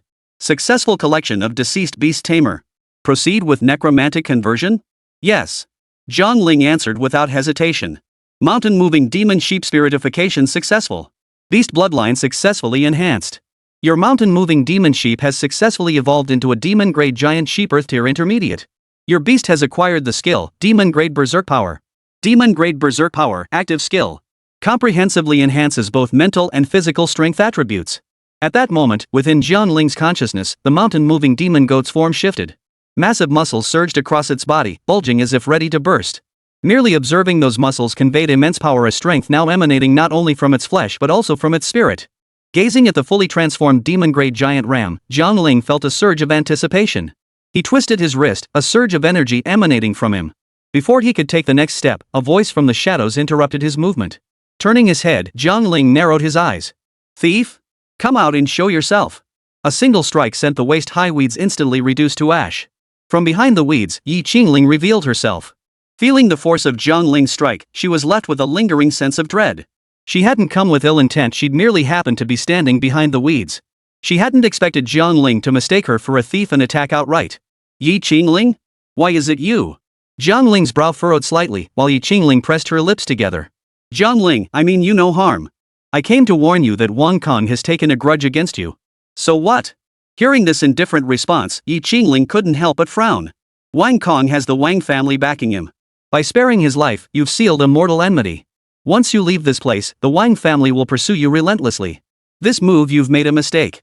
Meeting Jiang Ling's gaze, Jiang Ling curved his lips. There's no right or wrong in this matter. If the Wang family dares to target me, I'll fight them to the bitter end too. Who wins and who loses the outcome remains uncertain. Still, thank you for the warning. Jiang Ling offered a friendly smile, catching Jiang Ling off guard. After several encounters, this seemed to be the first time he'd ever been so friendly toward her. Before Jiang Ling could recover, Jiang Ling had already strode away. Watching his retreating figure, Jiang Ling pressed her fingertips to her temples in exasperation. Jiang Ling continued forward, but the strange beasts they could encounter were becoming increasingly scarce.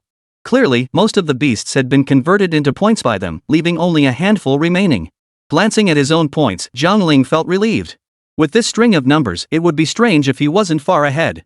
Half an hour later, the surrounding scenery began to fade, certain areas turning into shadowy illusions. Jiang Ling knew the trial was nearing its end, but he felt no urgency to leave. Having come this far, he intended to thoroughly search the area for any rare beasts. Ignoring the fading surroundings, Jiang Ling pressed forward.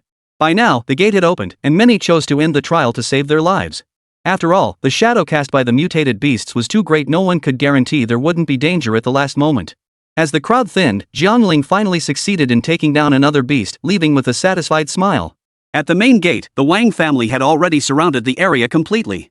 After the initial rush of people pouring out, only a few stragglers followed. By now, it had been a long time since anyone had stepped through this gate. Wang Feng glanced at Wang Kong and frowned slightly. Are you certain Jiang Ling is still inside? Absolutely. I was among the first to emerge. I've been stationed here since before you arrived, and he hasn't shown himself at all. After all this time, why hasn't he come out yet? Hearing this, Wang Kong grew anxious too. He had been stationed here the entire time, certain he hadn't seen Jiang Ling. Now the gates were about to close, why hadn't he come out? Could he have slipped away without a trace? The thought made him clench his fists tightly. Impossible. He must still be inside. He's probably hiding like a scared turtle, afraid we'll come looking for trouble. Hearing his words, Wang Feng patted his shoulder. Don't worry. I'll get revenge for you. Hearing this, Wang Kang's anxious heart settled a little. Just then, Jiang Ling strode out with an air of confidence. Seeing the crowd gathered at the door, he didn't find anything unusual. Since Wang Kong was in a wheelchair, hidden behind the crowd, and he didn't recognize the others, he naturally paid them no mind. Just as he was about to stride away, Wang Feng lunged forward in a single bound, blocking his path. You're Jiang Ling? Hearing the hostile tone, Jiang Ling raised an eyebrow. Wang Kong spun his wheelchair forcefully toward him, pointing a finger right at his nose. Brother, it's him. You have to avenge me. Glancing between Wang Kong and Wang Feng, Jiang Ling understood what was happening. So they hadn't dispersed after all, they'd been waiting specifically for him. It's me. So what? Hearing Jiang Ling's arrogant retort, Wang Feng narrowed his eyes dangerously. Jiang Ling, did you ask my permission before harming Wang Kong? Did you ask the Wang family's permission? At those words, Jiang Ling scoffed. Besides this useless piece of trash, who else in your Wang family has the qualifications to enter the trial grounds? At these words, Wang Feng's face darkened to the extreme. You're asking for death. With a flick of his wrist, a violent gale erupted. Jiang Ling remained unmoved, but Wang Kong, seated in his wheelchair, nearly toppled over. Having lost most of his martial prowess, he was now little more than a cripple. How could he withstand such a powerful strike? Even as he strained every muscle to steady the wheelchair, his body still tumbled backward in a clumsy heap. Just as Wang Kong was about to hit the ground flat on his face, someone finally caught him. At that very moment, Wang Feng's attack finally struck. A gale swept in, revealing a demon wolf-like beast that howled as it charged toward Jiang Ling. Without moving a step, Jiang Ling raised his hand to counter. Cultivating demonic-level fury, he drove a fist straight toward the demon wolf's head. With a thunderous crash, blood spattered everywhere. Sensing danger, Wang Feng's pupils suddenly contracted. He leapt forward, shielding the beast with his own body to preserve its last shred of life, crashing to the ground in disarray. A snap of fingers echoed, and in an instant, the Wang family members swarmed forward, forming a protective circle behind him. They glared at Jiang Ling menacingly, yet dared not make a move. Jiang Ling's face twisted into a cold sneer as he slowly advanced. The crowd cowered, forced into a steady retreat despite their numerical advantage. For a moment, an extremely peculiar formation emerged. Jiang Ling stood alone facing the crowd, advancing with overwhelming force. The Wang family members huddled together, each feigning toughness, yet retreating in perfect unison. Wang Kong suffered the worst fate.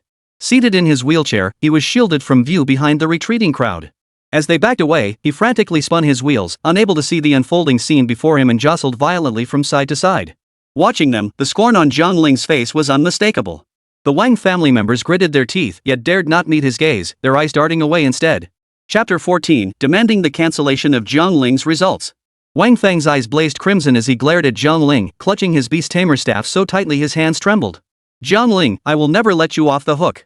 Hearing this, Jiang Ling scoffed again. I stand before you. If you're not satisfied, come fight me. A blatant provocation. His eyes bulged bloodshot, Wang Feng nearly shattered his molars. Yet he dared not advance abruptly. Jiang Ling's punch had nearly shattered his beast's skull. Without his beast, how could he fight? He wasn't even Jiang Ling's match, let alone the others utterly useless. He'd thought he could avenge Wang Kong, but he'd underestimated his opponent. As Wang Feng gritted his teeth in fury, the ranking board appeared, suspended high in the air. From where he stood, it was too distant to see clearly. Jiang Ling took a step forward, trying to get a better look, but the moment he moved, the Wang family members scattered like startled birds, retreating in perfect unison. Sensing their reaction, Jiang Ling's eyes flashed with contempt. With skills this pathetic, they dared challenge him? Utterly delusional. Killing them would only dirty his hands. He cut straight through the crowd, heading straight for the leaderboard. Seeing him leave, someone instinctively asked, "Young master, should we go after him?" Hearing this, Wang Feng unleashed a brutal punch. Chase him? What the hell are you thinking? If you catch him, do you think you can take his life? Cowering to the side, the man dared not utter another word. Wang Kong rolled his wheelchair over, urgently grabbing Wang Feng's sleeve. Brother, this grudge must be avenged. It gnaws at my heart. You have to help me. Gazing at his brother confined to the wheelchair, Wang Feng clenched his jaw tightly. Rest assured. Today I was unprepared and failed to take his life in one fell swoop. But when we meet again, I won't let him walk away unscathed. These words eased Wang Kang's mind. In his eyes, Wang Feng was invincible. Today's defeat at Jiang Ling's hands was merely due to underestimating his opponent. With proper preparation, taking Jiang Ling's life would be as easy as snatching something from a child. Let's go.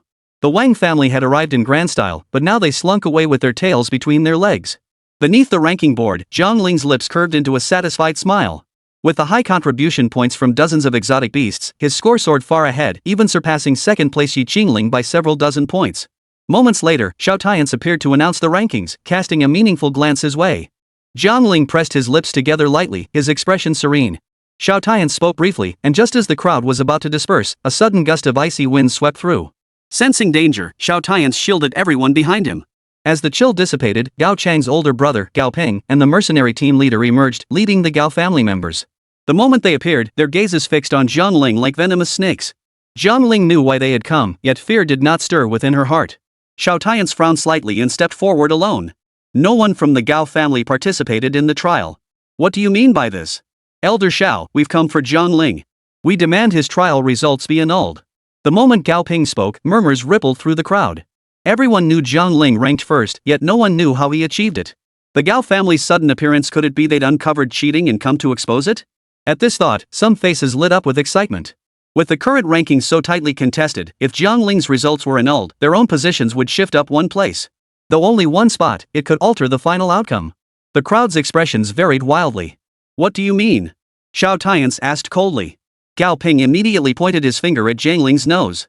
The creatures he killed were all outsiders. Naturally, they don't count toward his score. Hearing this, Xiao Tian frowned slightly and turned to look at him. Countless eyes focused on him as Jiang Ling strode out from the crowd. So you know too that the beasts I killed were outsiders? I thought your Gao family was blind and ignorant, unaware of what rules are. At Jiang Ling's words, Gao Ping's expression abruptly darkened. He wanted to explode, but with Xiao Tian's present, he could only grit his teeth and endure. Elder Xiao, did you hear that? He admitted it himself. Ignoring him, Xiao Tian inquired, Jiang Ling, what exactly happened? It's simple. The Gao family sought to take my life here. They deliberately led dozens of beasts into the trial grounds, surrounded me, and attempted to kill me in one fell swoop. But their strength was truly lacking. When they attacked, I turned the tables and killed them all, both men and beasts, with my own hands. At this point, Jiang Ling wore an expression of utter innocence. The situation was urgent. I knew these foreign beasts couldn't be spared, so I slaughtered them all. I never imagined these beasts would count as achievements. That's beyond my control. As soon as Jiang Ling finished speaking, the entire crowd erupted in an uproar. They had assumed Jiang Ling had resorted to underhanded tactics, but it turned out the Gao family had practically walked into the trap? Surviving an ambush by dozens of beasts and turning the tables? Was Jiang Ling human or some kind of monster? In an instant, those who had harbored doubts quickly abandoned their thoughts. Faced with the choice between advancing further and offending Jiang Ling, they chose silence. Looking at Jiang Ling's innocent expression, Xiao Tian's patted his shoulder. You did the right thing. Foreign elements truly cannot be tolerated. This isn't your fault. Your achievements still stand. Xiao Tian's blatant favoritism nearly made Gao Ping grind his teeth to dust. Elder Xiao, if I recall correctly, only beasts from the trial grounds count toward scores, right? Jiang Ling not only took another's life during the trial but also used foreign objects to falsify his results. For these two reasons alone, he should be stopped here. Had your Gao family not attempted to kill him during the trial and led dozens of beasts into the trial grounds, he wouldn't have taken lives and gained so many points unjustly. So according to you, Elder Xiao, our Gao family is in the wrong? Gao Ping spat out the words through gritted teeth. Xiao Tian's nodded calmly. It's too late for apologies now. I'll report this matter. You may return and await the outcome. The moment Xiao Tian's uttered those words, Gao Ping nearly choked on his own rage. He had come to demand Jiang Ling's results be annulled, not to apologize. His brother had lost his life for no reason, yet Jiang Ling gained dozens of extra points. How dare they? Elder Xiao, protecting one's own is not a virtue. Jiang Ling used such despicable means to rank at the top. In terms of virtue and conduct, he is unworthy of the top spot. No matter what, his results cannot stand. Hearing this, Xiao Tian's narrowed his eyes slightly. Gao Ping, are you telling me how to do my job? His icy tone sent a chill down everyone's spine. This was Xiao Tian's, the silver horse-white spear. How dare the Gao family challenge him? Forced back by his imposing presence, Gao Ping's face flushed crimson. He tried to speak further, but Xiao Tian's overwhelming presence silenced him completely. Xiao Tian's gave him a dismissive glance and said, "Let's go." Chapter 15, The Lost Contract. Under Xiao Tian's protection, the group returned to the academy. Jiang Ling's top-tier performance in all three exams made his admission to Starry Sky Academy a foregone conclusion. All that remained was the official announcement. Of course, pre-enrollment preparations were required items like contracts and the opening ceremony gifts. Those destined for other academies departed, while those bound for Starlight Academy busied themselves. While everyone else was swamped with tasks, only Jiang Ling found himself at a loss. It wasn't that he wasn't anxious, he simply had no clue where to start. The entrance gift wasn't for others, but for oneself. While called a gift, it was also a test. This gift must not only showcase one's abilities but also be sufficiently novel and eye-catching to make an impression. Yet, he still had no clue what to do. As Jiang Ling struggled to get into the right mindset, Yi Qingling approached him. Seeing his helpless expression, Yi Qingling curved her lips slightly. Jiang Ling, how about we team up this time? No. Jiang Ling's immediate refusal froze the smile on Yi Qingling's lips. Have you got an idea? No. Then why won't you cooperate? The light radiating from you is too dazzling. I prefer to keep a low profile. The moment Jiang Ling uttered those words, Yi Qingling's face darkened. He consistently topped every ranking, his actions astonishing, and yet he dared to complain that her radiance was too dazzling? Low-key? Did those two words even belong in his vocabulary? Taking a deep breath, Yi Qingling said earnestly, Jiang Ling, Starry Sky Academy is extraordinary. Only the most outstanding students gain admission. While you and I shine brightly here, that might not be the case there. If we don't cooperate, we'll struggle to earn high impression points when classes begin. I know, but I don't have any radiance. I told you, I prefer to keep a low profile. You should find someone else to partner with. Jiang Ling refused again, and Yi Qingling was boiling with frustration. How could he be so stubborn? Like a stone in a latrine, stubborn and stinky. However, Jiang Ling didn't give her another chance to speak. He simply walked away. Wandering through campus, Jiang Ling found himself at the academic affairs office without realizing it. He paused, then thought, since I'm already here, I should secure the contract first. As for the opening ceremony, I can prepare for that later. Striding in with confidence, Jiang Ling approached the academic affairs teacher and stated his purpose. Without even lifting his head, the teacher pointed to the energy orb beside him. He raised his hand to cover it, and the energy sphere immediately displayed his information. As Jiang Ling waited patiently, the teacher looked up and frowned at him. Your contract has already been taken. Why are you back? Hearing this, Jiang Ling froze. The contract taken? He hadn't even been here before, and someone had already taken his contract? This is my first time here. I've never taken a contract. He stated this solemnly, leaving the teacher dumbfounded. Impossible. The system shows your contract has been taken by you in person. I've never been here. Jiang Ling answered firmly once more. Impossible. How could this be? The system clearly shows your contract was taken with your information. Catching the flaw in her words, Jiang Ling narrowed his eyes slightly. So was it me who took it, or was it taken using my information? This time, the teacher remained silent. Perhaps because Jiang Ling lingered too long, the people waiting behind him began to grow impatient. Hey, you up front. Are you done yet? Everyone else takes theirs and leaves. Why are you dawdling? Yeah, how long have you been at it? Hurry up, we're waiting. Already irritated by the lost contract, Jiang Ling shot a piercing glare at the person urging him on. Recognizing him, the person who had just been nagging felt a sudden chill. They immediately shut up, shrinking back into the queue, not daring to utter another word.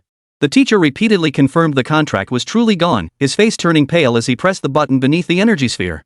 The alarm blared, instantly sparking panic throughout the crowd. Amidst the crowd, Jiang Ling stood with a dark expression, standing out starkly from the others. Moments later, Xiao Tian's arrived, his expression grim. What's going on? His contract is missing. Hearing this, Xiao Tian's pupils suddenly contracted. The contract is lost? Who took it? With his head bowed, the teacher dared not speak. Exhaling a heavy breath, Jiang Ling explained the entire situation. I never came to collect the contract. Today was my first visit. It wasn't me who retrieved it, someone else used my information to take it. Is that so? Hearing Xiao Tian's question, the teacher nodded. There have been so many people coming to collect contracts these past few days. Hearing this feeble excuse, Jiang Ling and Xiao Tian both frowned deeply. Without a contract, enrollment was impossible. Even with sky-high grades, one would still be barred from the gates. Such a crucial item had been lost in his hands, yet he offered only this feeble excuse. Fixing him with a cold stare, Xiao Tian declared, "You're unfit for this position. Go report to the school administration yourself." The teacher's face drained of color at these words. Xiao Tian gave him no chance to explain further, turning to leave with Jiang Ling. News of Jiang Ling's lost contract spread like wildfire. In the school office, Xiao Tian began re-examining the energy sphere. It did contain Jiang Ling's information, but the footage was not of him. The footage froze at this point, and Jiang Ling's brows knitted tightly. How did he use my information to steal the contract? Something's off about the object in his hand. He must have used it to steal your information. Is that even possible? Such actions are strictly prohibited, but some will take desperate risks regardless. What do we do now? Don't worry, the school will give you an explanation. Hearing this, Jiang Ling felt a surge of irritation. I don't want an explanation. I want a contract. Looking at him, Xiao Tian said in a solemn tone, "Jiang Ling, trust me." One sentence successfully calmed Jiang Ling's agitation. All right. You prepare for the opening ceremony first. Before the semester begins, I'll ensure the contract is returned intact. Hearing this, Jiang Ling's face twisted into a bitter smile. He had no clue about the opening ceremony to begin with, and now with this new complication, his mood had sunk even lower. As if reading his thoughts, Xiao Tian paused before saying, "Jiang Ling, your beast taming is formidable. Its physical form must be quite beautiful, right?" Caught off guard by the sudden question, Jiang Ling froze. After a moment's thought, it finally clicked. Thank you, teacher. Seeing him grasp the meaning from just one remark, Xiao Tian curved his lips. Indeed, you're sharp. One sentence and you see through it. You may return now. I'll search for clues as quickly as possible. He left an image behind he can't possibly escape unscathed. Chapter 16, Doping's Vile Tactics. If you hear anything, notify me immediately. You do the same. If anyone close to you shows the slightest hint of something amiss, tell me. We'll investigate every lead. This is no trivial matter, don't hesitate to report anything. Hearing this, Jiang Ling felt a warmth in his heart. Thank you. Recalling Xiao Tian's words, Jiang Ling summoned his three beasts within his consciousness. The Rakshasa Tiger, the Howling Moon Demon Wolf, and the Demon Grey Giant Ram. Each beast bore a distinct appearance, yet all possessed unique qualities. After careful consideration, Jiang Ling ultimately chose the Howling Moon Demon Wolf. The reason was simple, the Howling Moon Demon Wolf possessed a moonlight enhancement. Silver moonlight swirled around it, creating a breathtakingly beautiful sight. After summoning the physical form of the Howling Moon Demon Wolf, Jiang Ling examined it closely and found himself rather dissatisfied. As a beast companion, the Howling Moon Demon Wolf's form was flawless. But as a work of art, it fell short. The piece he desired needed not only to showcase power but also to instantly captivate the eye and leave a lasting impression. The current Moonhowl Demon Wolf was forgettable the moment you looked away. Moreover, the Howling Moon Demon Wolf was massive and rather fierce-looking. What he desired was something he could hold in his hand, ride on his shoulders, or perch on his head, something beautiful and adorable, yet undeniably powerful. With his mind made up, Jiang Ling promptly stuffed the Howling Moon Demon Wolf back into its container. This form was unacceptable, he needed to get to work on a makeover. The Howling Moon Demon Wolf felt deeply aggrieved. As a wolf, it was meant to be majestic and imposing, how could it be both beautiful and adorable? But Jiang Ling paid no heed. With his mind made up, he decided to go out and seek inspiration. The moment he stepped outside, countless eyes turned to him. People glanced at him repeatedly, gathering in whispers to discuss nothing but the lost contract. After all, this was no trivial matter, the first occurrence in a century, making it inevitable that it would become the talk of the town. Jiang Ling steeled his resolve, determined to tune out the chatter. After all, he was alone and couldn't silence every whisper. If they wished to talk, let them talk. What harm could a few idle words do? Steering clear of the crowd, Jiang Ling chose a spot with a splendid view. The river stretched out before him, and he felt an overwhelming sense of peace. He curled a flower petal between his fingers, lost in thought. Unbeknownst to him, a murmur of whispers drifted into his ears, disturbing his thoughts. His train of thought abruptly interrupted. Jiang Ling gently furrowed his brow and glanced sideways. Hidden in the corner by a pillar, two figures, one dark, one light, were murmuring to each other.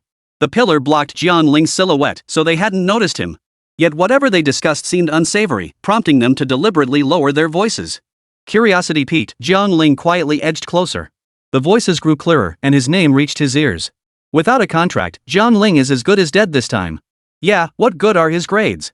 Without a contract, who wants him? Let him show off all he wants this time, he's really embarrassed himself. Hearing their words, Jiang Ling's face darkened.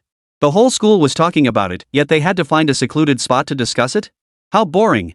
Having lost interest, Jiang Ling prepared to leave. After all, as the person involved, he had no interest in such matters. Just as Jiang Ling turned to leave, the man in white spoke again. Gao Ping is quite skilled, he even managed to steal the information.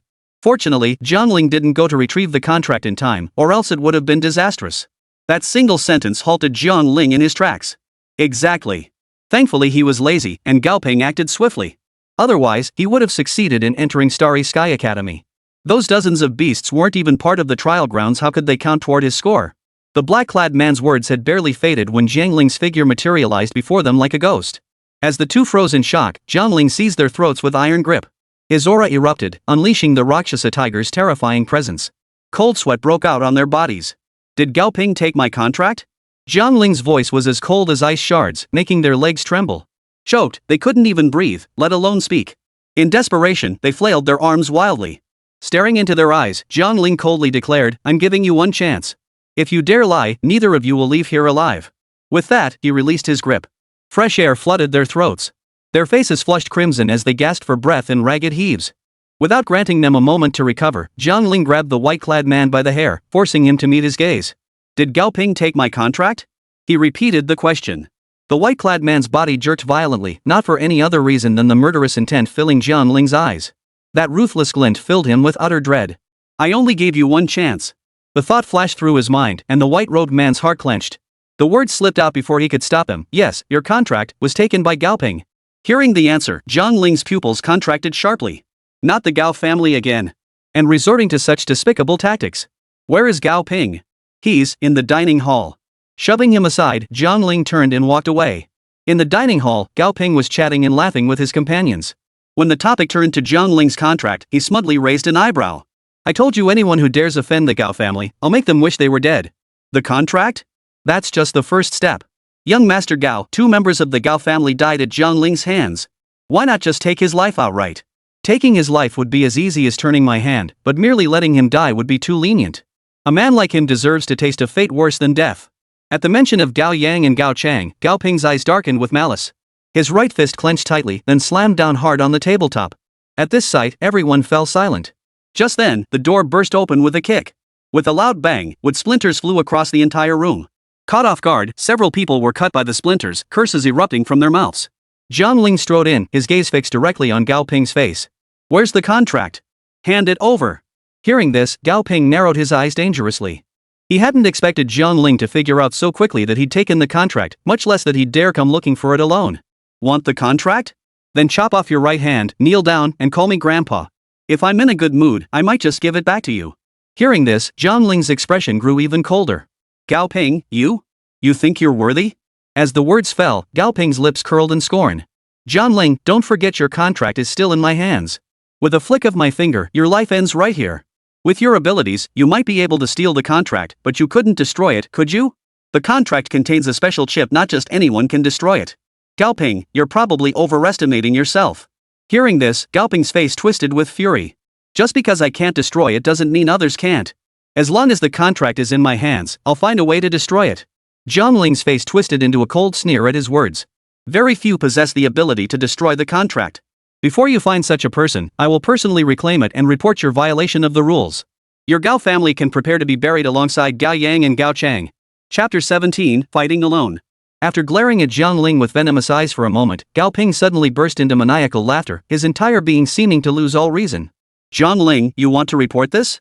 Do you have any evidence? Everyone here is my man. Ask them who would testify for you. His gaze swept across every face. Jiang Ling curled his lips in scorn and raised the device in his right hand. Every single person here can testify for me based on this recording. Gao Ping's laughter abruptly halted at the sight of the device in Jiang Ling's hand. You recorded us? You recorded what we just said? Walls have ears. If you lack even this basic caution, how dare you violate the precepts? Hearing the sarcasm, Gao Ping clenched his back teeth. Jiang Ling, you're asking for death. He flipped the table with one hand, then twisted his wrist and slammed it down hard. Instantly, his beast appeared. Giant spirit beast, kill him. A roar echoed as the giant spirit beast charged forward. Jiang Ling narrowed his eyes, summoning the Rakshasa Tiger within his consciousness. With a thrust of his palm, black flames erupted. The giant spirit beast lunged forward, crashing directly into the black flames. With a pop, the giant spirit beast's eyeball burst. In an instant, a piercing scream erupted from its maw, echoing throughout the entire chamber. Seeing his beastly mount injured, Gao Ping's eyes instantly turned bloodshot. Kill him. Kill him now. Whoever brings me his head will receive a generous reward. The moment the words left his mouth, the entire room sprang to life. Everyone summoned their beasts. Within moments, the room became so crowded there was barely room to stand. One figure slipped behind Jiang Ling, using his beast to block his path, while the others closed in, forming a tightening circle around him. As the group of beastmen closed in, Jiang Ling wore a cold smile. Bullying someone with their numbers, they must be out of their minds. Attack! Kill him! Take back the device in his hands. At Gao Ping's command, the human-beast hybrid surged forward. Jiang Ling patted the Rakshasa Tiger's head, lightly tapping its center with his fingertip. Instantly, the Rakshasa Tiger's form became translucent, flames erupting violently across its body. With a thunderous roar, the Rakshasa Tiger charged forward. Its translucent form, engulfed in flames, pierced through the bodies of the enemy beast riders, leaving nothing but charred ashes in its wake.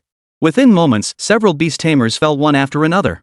Bonding with a beast was no easy feat. Witnessing their own beasts fall, the tamers let out agonized screams. Seizing the moment of their mental collapse, Jiang Ling swiftly leapt forward, grabbing the nearest victim. With a single blow of demonic-level fury, he crushed the skull to powder. Instantly, red and white matter splattered, filling the room with the foul stench of blood.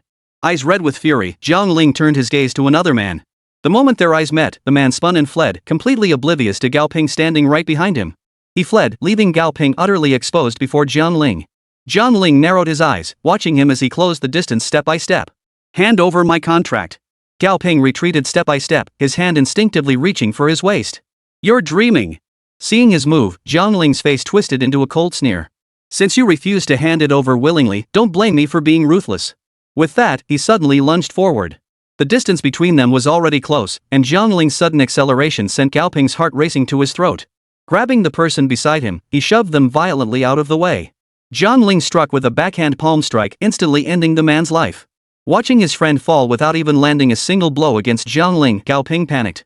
Kill him. Kill him now. Whoever takes him down, I'll grant you a contract with an Earthgrade beast. The crowd, already filled with fear, found new courage upon hearing these words. Ignoring the beasts they were grappling with, their eyes gleamed with greed, driven recklessly by desire. Jiang Ling stood surrounded, his face twisted in a mocking grin. He himself didn't even possess an Earthgrade beast master, yet they actually believed such nonsense? Just as Jiang Ling prepared to strike, leaving no survivors, a thunderous shout erupted from the doorway. Halt, all of you! Xiao Tian's words carried a weight of authority. His roar instantly shattered half the courage the crowd had mustered. Before some could halt their attack, they lunged at Jiang Ling with daggers drawn. His expression hardened, and Xiao Tian's personally intervened. Xiao Tian's, the silver horse and white spear, possessed undeniable prowess. His single move instantly struck fear into the entire crowd. Jiang Ling remained composed, stepping steadily toward him through the crowd. Master Xiao, my contract is in Gao Ping's hands. I heard the recording you sent, Jiang Ling. You're being too reckless. Xiao Tian's looked at Jiang Ling, his gaze tinged with displeasure. The weight of the contract, I couldn't help but act impulsively. If he had the ability to steal my information and take my contract, he might just have the ability to destroy it. Understanding his meaning, Xiao Tian sighed softly. I don't blame you. I just feared you'd go alone and get hurt. As Xiao Tian's finished speaking, Gao Ping clenched his teeth in fury. He killed Gao Yang and Gao Chang one after another, then used dirty tricks to climb to the top. You hold such a high position, yet not only do you fail to uphold justice, you even shield this despicable scoundrel. Do you even deserve to sit in that seat? These two incidents had cemented Gao Ping's hatred for Xiao Tian's. His plans disrupted once more, he was furious enough to grind his teeth. Were it not for Xiao Tian's high rank and influence, he would have beaten him senseless. Perhaps his gaze betrayed something, for Xiao Tian shot him a cold stare. Gao Ping, you've already broken the law by stealing another's information. Jiang Ling has clashed with the Gao family repeatedly precisely because you've pushed us to the brink just like today. If you hadn't stolen his contract, why would he have appeared here? He forced me to do it. Hearing Gao Ping's roar, Xiao Tian's remained unperturbed. It wasn't him forcing you, it was your Gao family forcing him. From Gao Yang to you, every single one of you. Enraged by these words, Gao Ping violently tore open his own robe and slammed his hand hard against his waist. Seeing his action, Jiang Ling's heart skipped a beat. His contract was still in Gao Ping's hands. What was he trying to do? Instinctively, Jiang Ling lunged forward. Noticing his movement, Xiao Tian grabbed his wrist. Don't make any rash moves. The moment the words left his mouth, the wall shattered. A thunderous roar echoed as Xiao Tian instinctively shielded Jiang Ling beneath his body. Raining debris was deflected one by Xiao Tian's strikes. A cracking sound echoed overhead, prompting the pair to swiftly shift positions and dash to the right. Before they could steady themselves, a massive boulder plummeted from above, crashing violently into the spot they had just occupied. In that instant, Jiang Ling felt a chill run down his spine. Xiao Tian gripped him tightly, raising his hand to create a small pocket of space that deflected all the debris. As the dust settled, they finally got a clear view of their surroundings. Gao Ping hadn't intended mutual destruction, he'd summoned the mercenary group lurking in the shadows. Chapter 18, You're in for a world of pain if you cross Tianyu. Gao Ping grinned smugly as he advanced step by step toward them. Xiao Tian's, don't blame me. Blame yourself for choosing the wrong side. Hearing this, Xiao Tian's merely shot him a contemptuous glance. Gao Ping, do you really think a mere mercenary group can hold us two back? Anyone can talk big. Whether you can walk out of here depends on your skills. Seeing his arrogant demeanor, Jiang Ling stepped out from behind Xiao Tian and strode forward. Teacher Xiao, this mess is all my doing. I'll handle it. Hearing this, Gao Ping burst into laughter as if he'd heard the most ridiculous joke. Jiang Ling, I don't even give Xiao Tian the time of day. And you think you can step in? Who do you think you are? Think you're who? I'm your father. The words barely left his mouth when black flames erupted from Jiang Ling's hands. He launched a fierce strike, charging straight at Gao Ping. Just as he was about to leap forward, Xiao Tian grabbed him by the arm. Don't be impulsive. Rage boiling, Jiang Ling's brows knitted tightly. Having narrowly dodged Jiang Ling's strike, Gao Ping assumed Xiao Tian had been intimidated when he saw him grab Jiang Ling. Clapping his hands, he signaled his mercenary group to charge forward. Seeing their fierce advance, Jiang Ling tried to break free to fight. He shook twice, but couldn't shake off Xiao Tian's grip. Their eyes locked, and Xiao Tian's gaze was unfathomably deep. Jiang Ling froze, half his rage dissipating. With the mercenaries mere arm's length away, Gao Ping's face flushed crimson with excitement. His eyes fixed on them, unblinking, he yearned to witness their deaths with his own eyes. Just then, a powerful aura swept through the air, swiftly piercing the crowd and forming a barrier before the two men. Within that arm's length, mercenaries were scorched by the barrier, their screams piercing the air. Amidst the chaos, a group of men appeared and mercilessly attacked the Gao family. The tide turned instantly, leaving the Gao family outnumbered and outmatched. The mercenaries advanced to fight, while Gao Ping stood frozen in a corner, consumed by rage and terror. He never imagined Xiao Tian would alert the heavenly prison forces. Realizing he'd provoked the ultimate power, he knew he couldn't afford to offend them. He tried to slip away along the wall. The moment he moved, several pairs of eyes fixed on his face. Leaping forward, several figures swiftly surrounded Gao Ping. Seeing this, Jiang Ling grew tense. Teacher Xiao, my contract is still in his possession. I know. The heavenly prison guards are aware. Let's wait outside. Jiang Ling followed Xiao Tian out, hearing waves of agonized screams echoing from within. His mind remained preoccupied with the contract, preventing him from relaxing. Seeing his state, Xiao Tian initiated the conversation. Jiang Ling, how's your opening ceremony preparation coming along? Just finalized my plans. Who did you choose? The Howling Moon Demon Wolf. Good choice. How exactly do you plan to execute it? Pulled back to reality by his question, Jiang Ling pondered for a moment before replying, I want to alter the Howling Moon Demon Wolf's appearance, shrink its form. Ideally, I'd like to hold it in my palm, have it perch on my shoulder, or even rest it atop my head. As for its looks, it should be more beautiful and adorable, yet its power mustn't be underestimated. That way, both its outward appearance and inner strength will be eye-catching enough to earn high impression points. That's a solid plan, worth putting into action. The opening ceremony is both a showcase for others and a gift to yourself. Starting with beast taming is a great beginning. Plus, controlling a beast's appearance is notoriously difficult. If you can transform the Howling Moon Demon Wolf into what you described, it will be proof enough of your skill. Jiang Ling's face lit up with delight at Xiao Tian's approval. Just as he began to ponder, a piercing scream erupted from within. Straining his ears, he realized the screams were coming from Gao Ping. Such agonizing cries suggested his life was in grave danger. At this thought, Jiang Ling's lips curled into a broad smile. He made no attempt to conceal it, and Xiao Tian's couldn't help but smile at the amusement playing on his lips. Within moments, the guards of the celestial prison appeared before them. At their sight, the smile vanished from Jiang Ling's lips. His expression turned tense as he stared at them, eyes fixed and unblinking. Noticing his reaction, the visitor smiled and held out his right hand, revealing the very contract that belonged to Jiang Ling. His eyes lit up as Jiang Ling swiftly snatched it. "Thank you for retrieving my contract." "You're welcome. It's our duty. Gao Ping violated the code and has been apprehended. The mercenary group no longer exists. You needn't worry about threats from the Gao family anymore."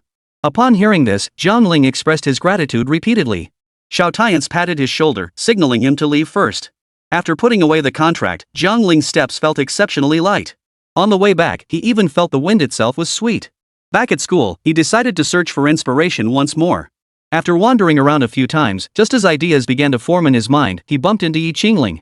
Their eyes met, and Yi Qingling's gaze was filled with concern. "Jiang Ling, are you okay?" Hearing this, Jiang Ling raised an eyebrow slightly. "Of course." His reply was casual, but the worry in Yi Qingling's eyes didn't diminish one bit. "Jiang Ling, you don't have to pretend to be strong. Losing the contract would affect anyone. I got my contract back." Before Yi Qingling could finish her sentence, Jiang Ling cut her off with a smile. Hearing his words, Yi Qingling's face was filled with disbelief. "You got it back? In just one day?" "Yes. Gao Ping stole it.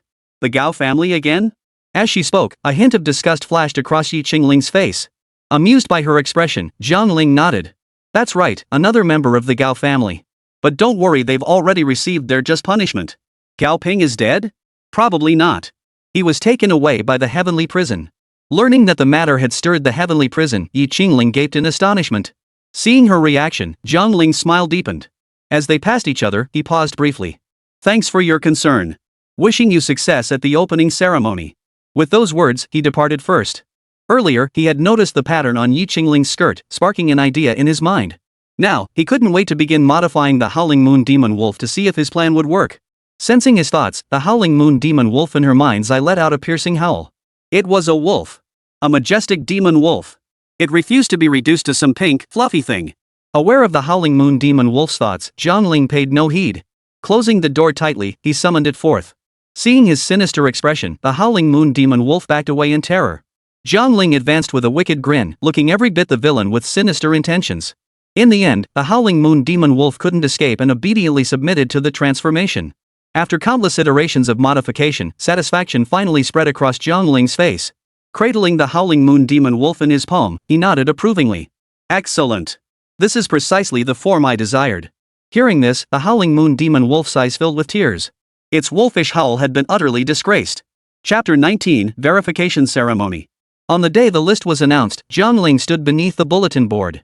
Seeing Starry Sky Academy listed next to his name, his expression remained unchanged, though inwardly he breathed a heavy sigh of relief. At last, the weight had been lifted. Amidst the crowd, Yi Qingling gazed at him across the distance. "Jiang Ling, we've been assigned to the same academy. I look forward to your guidance in the future." Jiang Ling returned her smile and nodded lightly. "Shall we go together?" "No, thank you." Rejected for the third time, Yi Qingling's eyes filled with disappointment. But this time, Jiang Ling genuinely had something to attend to. Xiao Tian's had helped him immensely, and before leaving, he felt he had to express his gratitude. Finding Xiao Tian's alone, Jiang Ling approached to express his gratitude. Xiao Tian's responded to his thanks with a calm demeanor. "There'll be plenty of time to say thank you later. No need to rush it now." Hearing this, Jiang Ling didn't think much of it. He thanked him again and left. The next day, he formally entered Starry Sky Academy and located his assigned class team based on his name. His classmates gathered there, exchanging friendly greetings. From afar, Jiang Ling spotted Yi Qingling. He hesitated for a moment before approaching to say hello. "You're here so early." Yi Qingling was quite surprised by his initiative. Though she was a prodigy, she had been bested by Jiang Ling several times before. She hadn't expected him to be so proactive today. "Indeed. I didn't expect you to be here so early either." "It's not early. It's about to begin." As he spoke, Jiang Ling tilted his chin slightly. A group of individuals radiating powerful presence was approaching them, led none other than by Xiao Tian's. When they came to a halt, Xiao Tian's shot him a look that was neither quite a smile nor quite a frown. Feeling his gaze, Jiang Ling pressed lightly between his eyebrows. Now, he finally understood what Xiao Tian's had meant yesterday. "Welcome to Starry Sky Academy. I am Xiao Tian's." The moment the words left his mouth, thunderous applause erupted. His gaze swept the room before he raised a hand and gestured for silence. The crowd fell silent, their eyes fixed on him with eager anticipation. Entering Starry Sky Academy means adhering to its rules. I will now recite the school regulations, please commit them to memory. Xiao Tian's waved his hand, and a virtual panel appeared in midair. Everyone listened intently while reading the rules, committing them to memory. As Xiao Tian's finished the last word, the virtual panel vanished. Did everyone hear that clearly? Yes, sir. Good. Since everyone has heard clearly, follow me to the small auditorium to prepare for the opening ceremony verification. The group moved toward the small auditorium, their steps light with excitement and anticipation. Xiao Tian's announced the student numbers, and everyone took the stage according to their assigned numbers. Jiang Ling was number 10, so he wasn't in a hurry.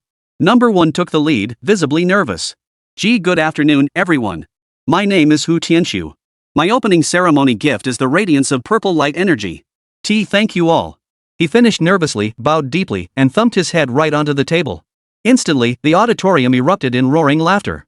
Xiao Tian's pursed his lips slightly and gestured for him to proceed. Hu Tianxiu scrambled to his feet, wiping the sweat from his palms with his sleeve. Steeling himself, he raised both palms to his chest. His fingers flicked swiftly, forming a graceful seal in midair. His hands parted, and his right index finger tapped the air. A streak of purple energy instantly erupted. It then gradually spread out, until it enveloped the entire auditorium. It must be said, the purple was truly beautiful. Those with weaker cultivation produced a pale purple, but his was thick and heavy, dazzlingly beautiful. In an instant, thunderous applause erupted throughout the hall. Xiao Tian's and the others on stage nodded in satisfaction. Hu Tianxiu secured 8 points for his impression. With a perfect score of 10 points, he had already secured 8 points, and the pressure of the opening act instantly descended. Contestant number 2, eager to take the stage, sought to outshine Hu Tianxiu. Though his performance appeared more polished, his actual skill fell short, ultimately earning him only 6 points. The contestants took the stage one after another, but most scored around 6 or 7 points. It wasn't until contestant number 9, Jiang Ling, took the stage that the audience perked up again. Standing on stage, Jiang Ling delivered a poised introduction before casually pulling out a leaf. Whispers erupted when the audience saw the ordinary leaf in her hand. Is this the entrance gift from the heir of the Yi family? Who would have thought her entrance gift would be so plain? Exactly. A mere scrap of a leaf, how could it possibly bloom? The murmurs grew louder, but Jiang Ling paid them no mind. This is my opening ceremony gift, a spirit leaf. Please bear with my clumsy offering. As she spoke, energy surged around her. A green glow appeared at her fingertips. With a flick of her fingers, the energy poured into the leaf. In an instant, the tiny leaf transformed into a small boat. Shimmering with green light, it floated upward without wind or waves. With a swift leap, Jiang Ling landed directly atop the leaf. With a flick of her right hand, the leaf boat shot forward.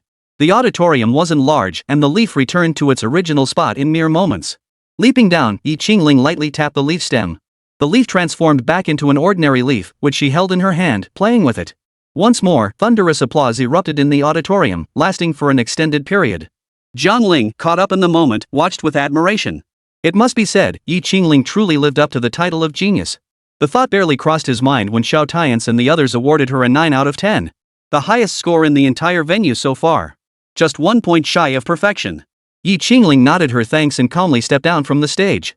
Before the murmurs had died down, Jiang Ling took the stage. Jiang Ling had thoroughly heated up the competition.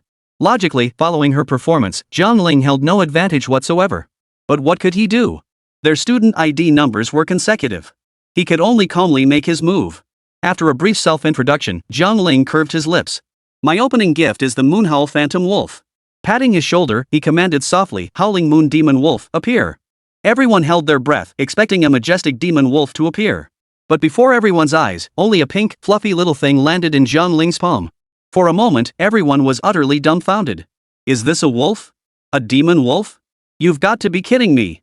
Everyone thought Jiang Ling was joking, and the Howling Moon Demon Wolf thought he was joking too. Gritting its teeth, it climbed onto Jiang Ling's shoulder and let out a cute little wolf howl. The sound melted every girl's heart. Wow, so cute. I've never seen such an adorable little wolf. What should I do? It's so pink, I want to own it. I want to pet it, I want to pet it hard. The girls' eyes sparkled with excitement while the boys looked utterly bewildered. This little pink thing, how could it be so irresistible? In the crowd, Jiang Ling's cheeks flushed slightly. The moment the demon wolf appeared, it felt familiar. Upon closer inspection, she realized its fur and patterns matched the design of the dress she'd worn that day. This pink demon wolf was clearly a replica of her appearance that day. At this realization, Yi Qingling's cheeks flushed even deeper and she instinctively glanced toward Jiang Ling. Their eyes met and Jiang Ling smiled. Inspiration came from Yi Qingling, so he should be polite. Chapter 20, Highest Impression Score. Watching the Howling Moon Demon Wolf in Jiang Ling's hands, Xiao Tian's pinched his eyebrows in exasperation. After all his guidance, this was the best he could come up with? He couldn't deny feeling a bit disappointed. Just as Xiao Tian's prepared to score him, Jiang Ling suddenly curved his lips and gave the Howling Moon Demon Wolf a pat on the rear. Stop playing cute. Transform. In an instant, the Howling Moon Demon Wolf's form shifted dramatically, growing to the size of a normal wolf. Yet its fur and markings remained adorably pink, clashing jarringly with its robust physique. Just as the crowd shook their heads in regret, black flames suddenly erupted from the Howling Moon Demon Wolf's body. Its eyes turned emerald green, and the pink hue gradually faded into a translucent pale pink. Enveloped in black flames, the wolf now radiated an imposing, majestic presence. With a mighty wolf howl, Jiang Ling leapt onto its back. With his presence, the black flames grew even more intense. Both figures became translucent, one pink, one white, yet strikingly vivid against the fiery black backdrop, creating a dazzling, eye-catching spectacle. At Jiang Ling's command, the Moonhull Demon Wolf charged forward. In the blink of an eye, the Demon Wolf circled the auditorium once. This ignited the excitement of every boy present. Holy crap, that's so freaking cool. I take back what I said earlier. I want a pink Demon Wolf too. This is the most beautiful and badass beast I've ever seen. Witnessing it firsthand, I'll never forget it. So freaking awesome. The unrestrained voices echoed around him as Jiang Ling let a faint smile touch his lips. Leaping down, he tapped the Howling Moon Demon Wolf on the forehead once more. The moment his finger touched it, the Howling Moon Demon Wolf reverted to its adorable pink form, lazily curling up on his head. This time, both boys and girls were fired up. I love this form of the Demon Wolf. So adorable, I want to cuddle it. What do you girls know? Semi-transparent pink paired with black flames is the coolest. Black flames billowing like the wolf's wings, so handsome. Guys just don't get it. The pink, fluffy demon wolf is the cutest. Tiny and perched on your shoulder, that's the ultimate contrast. Do you even know what contrast means? The contrast comes from the translucent pink wolf paired with black flames. It's the tiny one that's cute. Big ones are. Because of the Howling Moon Demon Wolf's appearance, the boys and girls actually split into factions and started arguing. Xiao Tian's hadn't expected Jiang Ling to cause such a stir and hurriedly stepped in to stop him. The moment he spoke, the crowd fell silent. Then someone couldn't help but ask, Teacher Xiao, which form of the demon wolf do you think is the coolest? The moment the question left their lips, all eyes turned to Xiao Tian's. Caught off guard by the question directed at him, Xiao Tian's felt rather helpless. After a moment's thought, he replied, the one who masters every form of the Howling Moon Demon Wolf to perfection, that master is the coolest of all. At this, the crowd suddenly understood. No matter what form the Howling Moon Demon Wolf took, it was all Jiang Ling's doing. The wolf was cool, but he was cooler. Once again, thunderous applause erupted in the auditorium, accompanied by a continuous chorus of cheers. After Xiao Tian's and the others awarded a perfect score, the applause continued unabated. Even as Jiang Ling stepped down from the stage, the applause continued unabated. Now, number 11 was utterly embarrassed. It was his turn, yet he hesitated, neither stepping forward nor staying back. Xiao Tian's noticed his awkwardness and immediately raised his hand to call a halt. The applause died down, but the murmurs persisted. No matter how many people took the stage afterward, the crowd paid them scant attention. Everyone whispered excitedly about the Howling Moon Demon Wolf, engrossed in their lively discussions. Only when the final contestant took the stage and showcased a remarkable skill did the crowd's attention finally return. The opening ceremony concluded with this final performer scoring an impressive 8 points. Back in the dorm, the moment Jiang Ling walked in, Hu Tianqiu sprang up from his bed. Jiang Ling, hello. I'm your roommate. My name is Hu Tianqiu. Seeing the hand he nervously extended, Jiang Ling smiled and shook it. You stutter a bit? At this remark, Hu Tianqiu's face flushed bright red. And no, I'm just nervous. When I get nervous, I can't speak properly. It's just our dorm room. What are you nervous about? I get nervous just being in the same dorm as a big shot like you. His face flushed even redder after saying that. Behind Hu Tianqiu, Wang Tian, the last person to take the stage at the opening ceremony, couldn't help but laugh and cry at the same time. We're all grown men here, why are you blushing? Jiang Ling, I'm Wang Tian. I'll be staying in this dorm too. He extended his hand generously, and Jiang Ling shook it. Pleased to meet you. We'll be living and studying together from now on. Let's learn from each other. No problem. No sooner had Jiang Ling finished speaking than a knock sounded at the door. Before the three could react, the door was shoved open. The uninvited intruder stepped inside, causing the three to frown slightly. The newcomer glanced down at them from above, asking haughtily, which one of you is Jiang Ling? Jiang Ling crossed his arms, glaring coldly at him. I am. After he spoke, the visitor's gaze swept over him without a hint of courtesy. Doesn't look like you've got anything special about you. I'm Baishan, head of the Spark Society. Heard of us? We're inviting you to join. Remember to come to the meeting tomorrow afternoon. With that, he tossed down an ID card and turned to leave. Stop. Jiang Ling spoke coldly, shoving the ID back at him. I never agreed to join Spark Society. Take your things back. Hearing this, Baishan's brows knitted tightly. Jiang Ling, do you know who you're refusing?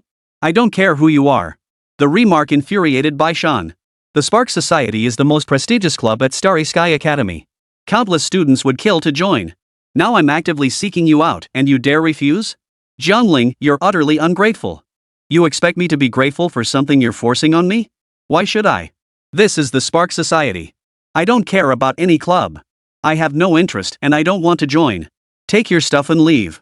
And next time you come, remember to knock. Otherwise, it'll be treated as trespassing. With that, Jiang Ling shoved him out and slammed the door shut. Seeing his actions, Hu Tianxiu's eyes nearly popped out of his head. Jiang Ling, he's the president of the Spark Society. Aren't you afraid of offending someone by doing this? What's there to fear? He's the one who crossed us first. Exactly. He barged in uninvited, forced his stuff on Jiang Ling without asking, and acted like he was trying to steal someone away. Yet he put on this high and mighty act like he's some kind of nobleman.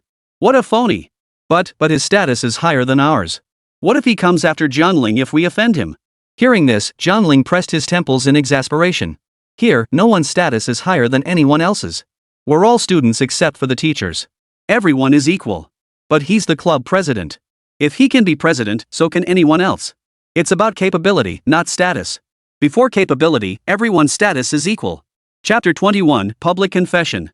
Hu Tianxiu gently nodded, his fingers twisting the hem of his shirt. What you're saying seems right. What do you mean seems? It absolutely is right. You're a grown man, just stand up straight and you'll already score 8 points. What's there to be insecure about? With that, Wang Tian slapped him on the back.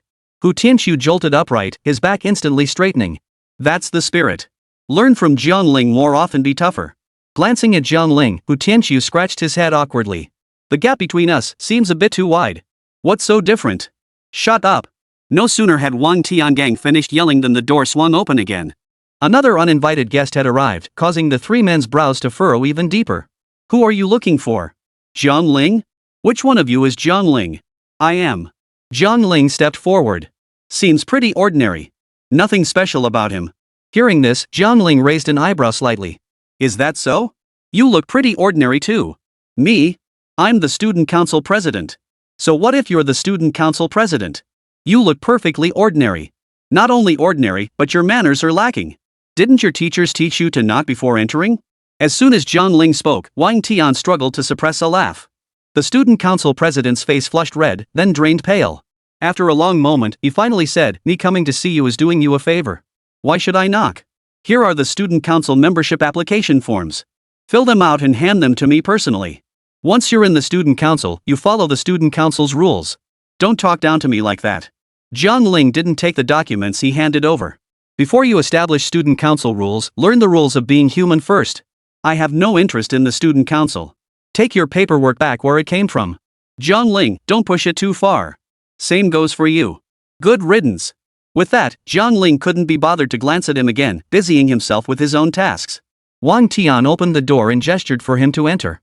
"President, please." Fired out the door, the president stormed off, not forgetting to throw one last threat over his shoulder. "Jiang Ling, you'll need me someday." Jiang Ling paid no heed to the threat. After seeing him off, Wang Tian immediately locked the door. Now we're set. No one gets in. Sorry to drag you guys down by sharing a dorm with me. Hey, it's no big deal. If not for your connections, how would we ever know what kind of people these club presidents and association heads really are? Wang Tian finished speaking and Hu Tianxiu nodded in agreement. I used to think they were all-powerful, undisputed masters. Now I see they're just arrogant jerks. At dinner time, the three of them wandered through campus together. New to the place, everything felt fresh and exciting. Jiang Ling stopped under a bulletin board, studying it closely. Starry Sky Academy maintained 4 rankings: the Cosmic Rankings, the Milky Way Rankings, the Blazing Sun Rankings, and the Bright Moon Rankings. Positions were determined by the school's midterm and final exams, with winners gaining access to the Exotic Beast Reserve. The beasts within the sanctuary all possessed ancient bloodlines, making them immensely valuable. Jiang Ling had never imagined Starry Sky Academy would grant access to the Exotic Beast Reserve. In that moment, he resolved to study and train diligently, determined to earn that qualification. As if sensing his thoughts, Wang Tian tapped his shoulder. Jiang Ling, you want to go to the exotic beast reserve? Do you? I'd like to, but I'm afraid it's just wishful thinking. What do you think, Hu Tianxiu? I don't think it's necessarily a pipe dream. It might just be wishful thinking. Hearing their exchange, Jiang Ling felt both amused and exasperated. Don't be so quick to dismiss it. How will we know if it's possible unless we try? Do you really think we can pull it off? Jiang Ling thought for a moment, then nodded earnestly. As long as you put in the effort, you definitely can. His approval somehow energized them both. Are you serious? I do. Alright, since you believe in us so much, we'll give it our all. Let's go study at the library. With that, Wang Tian grabbed them and headed straight for the library. Weren't we going to eat? Why are we heading to the library now? Eating will only slow us down. Study first, eat later. Let's go. In another corner of the campus, Yi Qingling found her path blocked. Frowning slightly at the man before her with his lecherous grin, she said. Excuse me, please move aside. Lingling, I came specifically to find you. You know me, right? I'm the younger brother of the student council president. My name is Zhang Chanhai. I don't know you. No problem. You may not know me, but I know you. I've admired you for ages and have been waiting for you to enroll. Lingling, give me a chance to pursue you. Hearing his blunt approach, Yi Qingling felt nothing but disgust. Before she could refuse, the people Zhang Changhai had brought began to cheer him on. Yi Qingling, just say yes to Brother Zhang. He promises to treat you well. Yeah, before you came, Brother Zhang slept with your photo every night, he was so devoted. Hearing this, Yi Qingling felt sickened and furious. Yet they remained oblivious, continuing their chatter without a hint of awareness. Yi Qingling, be with our brother Zhang. As someone shouted this, Zhang Changhai seized the moment, leaning in to kiss her cheek. Lingling, I've admired you for so long. Be with me. I promise to treat you well, promise to love only you for the rest of my life, and be utterly faithful. As soon as Zhang Changhai finished speaking, his men shouted in unison, say yes. Say yes. Yi Qingling tried to speak repeatedly, but her voice was drowned out by their clamor. They seemed deaf to any refusal, waiting only for the answer they wanted to hear. The clamor grew louder, drawing more and more people. Trapped in the center of the crowd, Yi Qingling felt utterly humiliated. Zhang Changhai gazed at her with eyes full of deep affection, completely oblivious to her discomfort and disgust. He was determined to use this spectacle to force her into agreement. Yi Qingling pressed her lips tightly together, refusing to budge. The crowd grew larger, their shouts louder. Jiang Ling and the others hadn't even reached the library when the commotion drew their attention. What's going on? What's all this commotion about? Wang Tian curiously stood on tiptoe to peer over the crowd, but couldn't make out the details inside. His curiosity ignited, he grabbed Jiang Ling and Hu Tianxiu by the arms and pulled them both toward the steps leading up to the library. Jiang Ling had no interest in the commotion, but he couldn't very well leave alone. Glancing over, he immediately spotted Yi Qingling inside. As if sensing his presence, Yi Qingling lifted her head and looked in his direction. Their eyes met, and Yi Qingling's gaze was filled with pleading. Looks like the girl inside is the campus beauty. Probably someone confessing to her, huh? As Hu Tianxiu finished speaking, Wang Tianquang nodded. I saw it.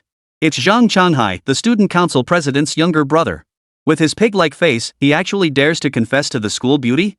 Probably just trying to force her into agreeing with all this fuss. Hearing their conversation, Jiang Ling frowned slightly. She's in trouble? Chapter 22, you seem to have upset the school beauty. Jiang Ling glanced again at Yi Qingling in the crowd, noticing the pleading in her eyes had grown even more intense. This time, he strode down the steps. Seeing him leave, Wang Tian and Hu Tianxiu were a bit stunned. Jiang Ling, where are you going? Aren't we studying anymore? Jiang Ling didn't respond, striding purposefully toward the crowd. Seeing him approach, Yi Qingling exhaled a deep sigh of relief. Ignoring Zhang Chanhai, who was still kneeling before her, she pushed through the crowd and threw herself into Jiang Ling's arms. The sweet scent overwhelmed him, sending a shiver through his sturdy frame. Yi Qingling pinched his waist playfully and pouted, "What took you so long?" Then she pinched him again. With no choice, Jiang Ling wrapped his arms around her slender waist. There were so many people gathered over here, I couldn't find you right away. Ugh, next time you have to spot me the moment you arrive. Okay. Seeing the two of them acting so affectionate, Zhang Changhai's eyes blazed with fury. He sprang to his feet. What are you doing? Who gave you permission to hold Lingling? Hearing this, Yi Qingling immediately shielded Jiang Ling behind her. He's my boyfriend. What do you think he's doing? The statement left everyone speechless. Just one day into the new semester, and the school beauty was already taken? Lingling, why didn't you tell me you had a boyfriend? What about everything I did just now? Jiang Ling pulled Yi Qingling behind him and said calmly, "It was just you getting carried away." Hearing such scorn from his rival, Zhang Changhai felt like his lungs were about to explode. Get out of my way. This isn't your business. Mark my words, no matter who you are now, Lingling belongs only to me. You? You think you're worthy? Don't you have a mirror at home?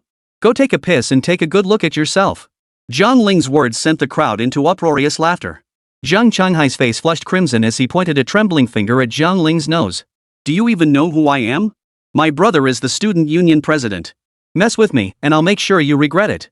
Hearing this, Jiang Ling turned to look at Wang Tian. Student union president? The one we kicked out yesterday? Understanding his meaning, Wang Tian nodded quickly.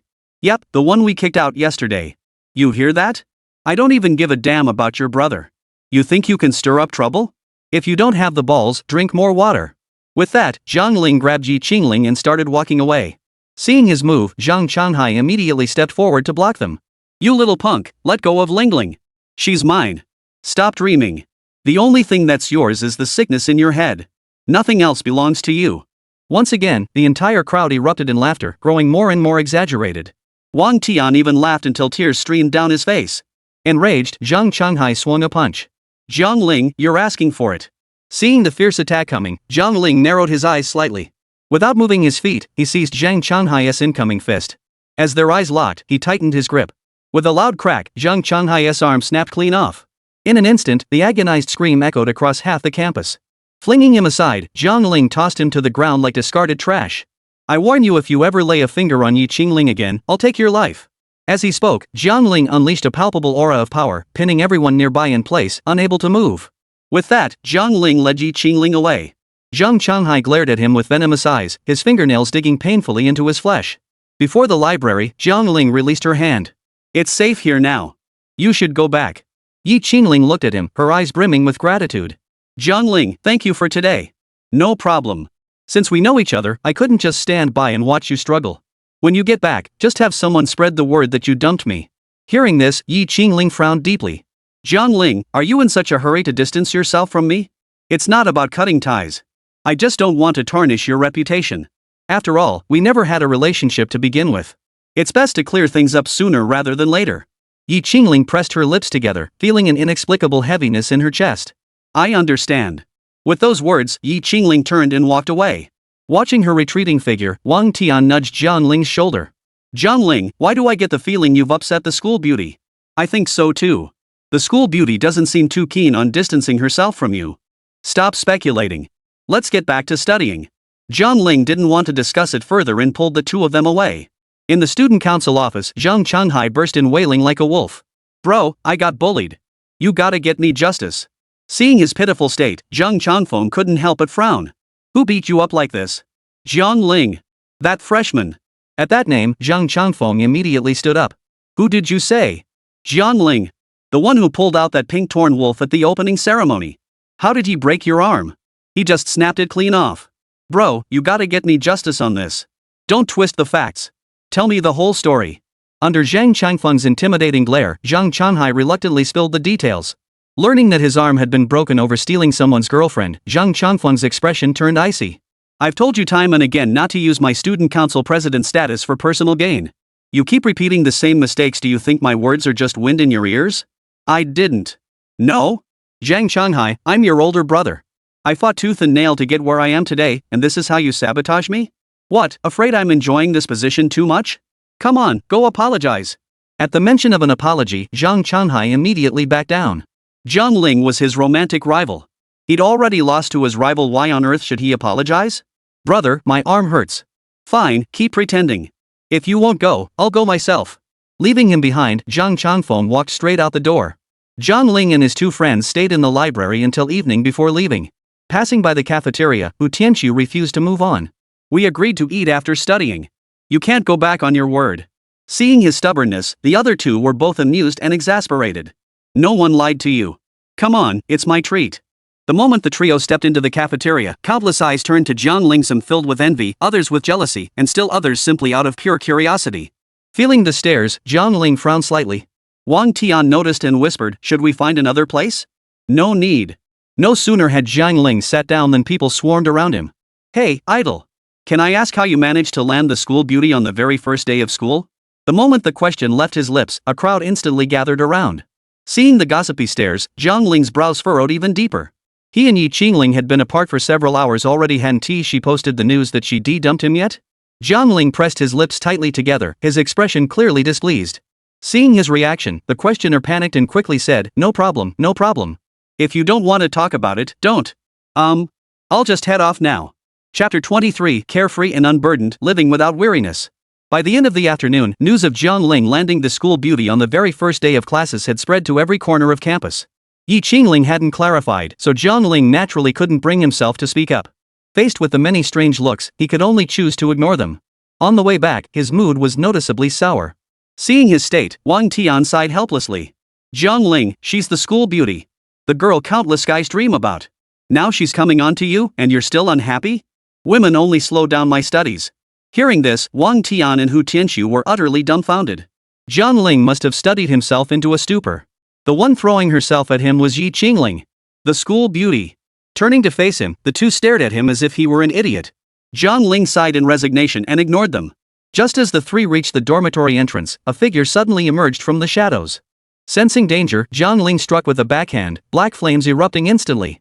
The intruder, seemingly caught off guard, spun and leapt, nearly landing on Hu Tianxiu. "Jiang Ling, don't attack, it's me." Jiang Ling turned his head, narrowing his eyes. "Student Council President? What brings you here again?"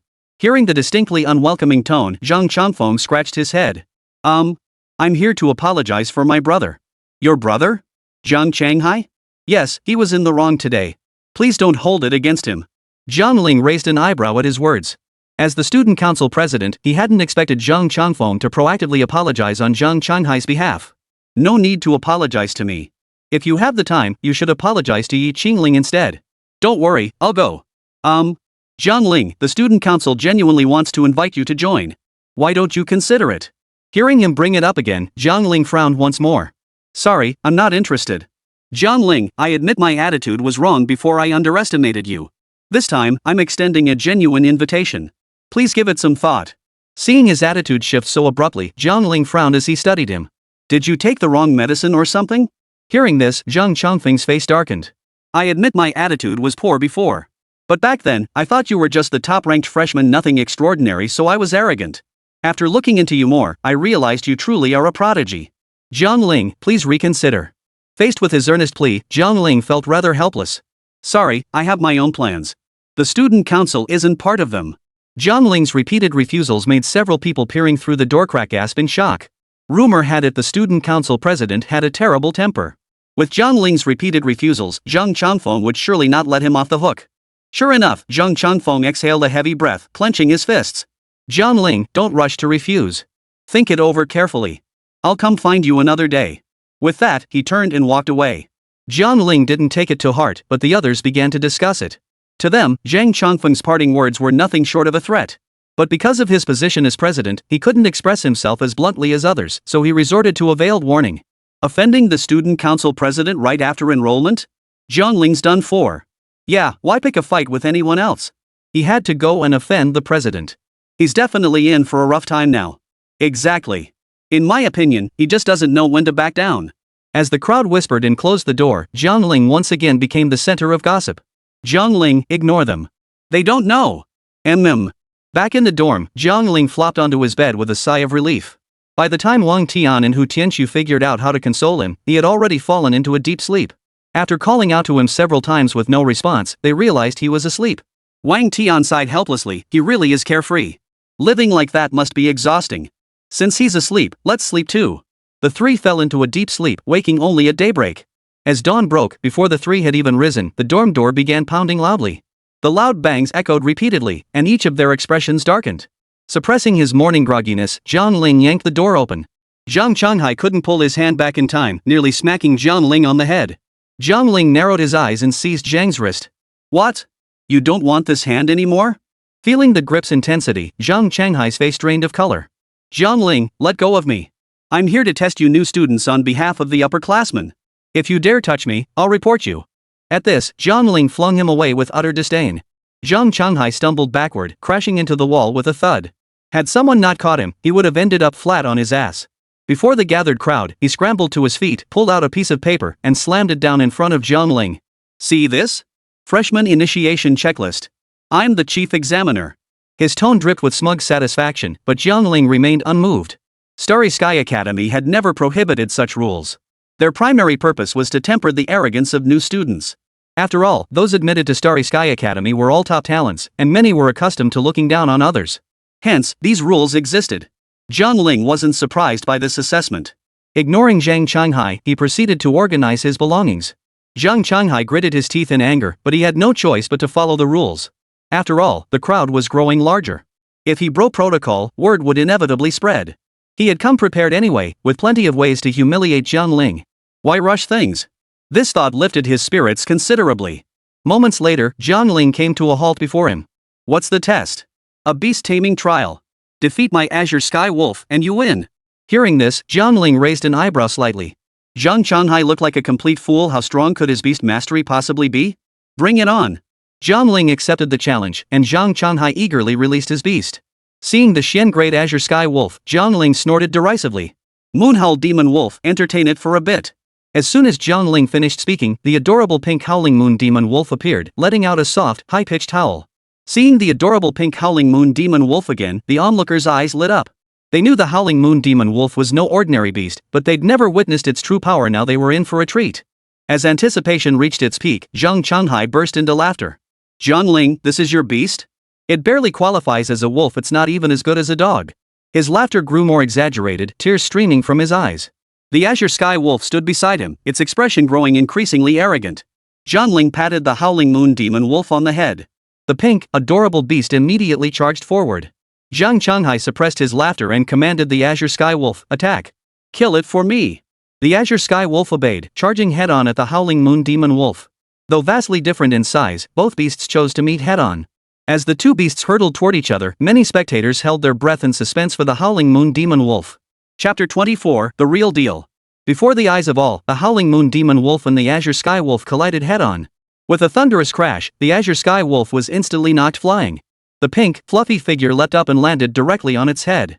With a howl, the Howling Moon Demon Wolf bit down, swallowing the Azure Sky Wolf's eyeball whole.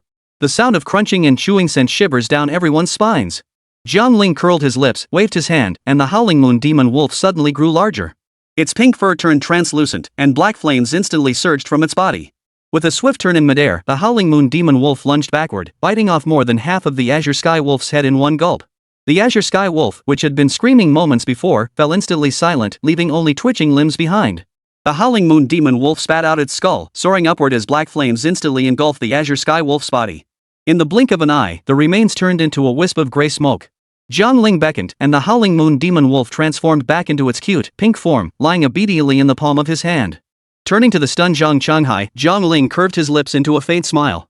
Your Azure Sky Wolf has been defeated. The trial is over, isn't it? Snapping back to reality, Zhang Changhai's eyes burned with grief and fury. You're dreaming.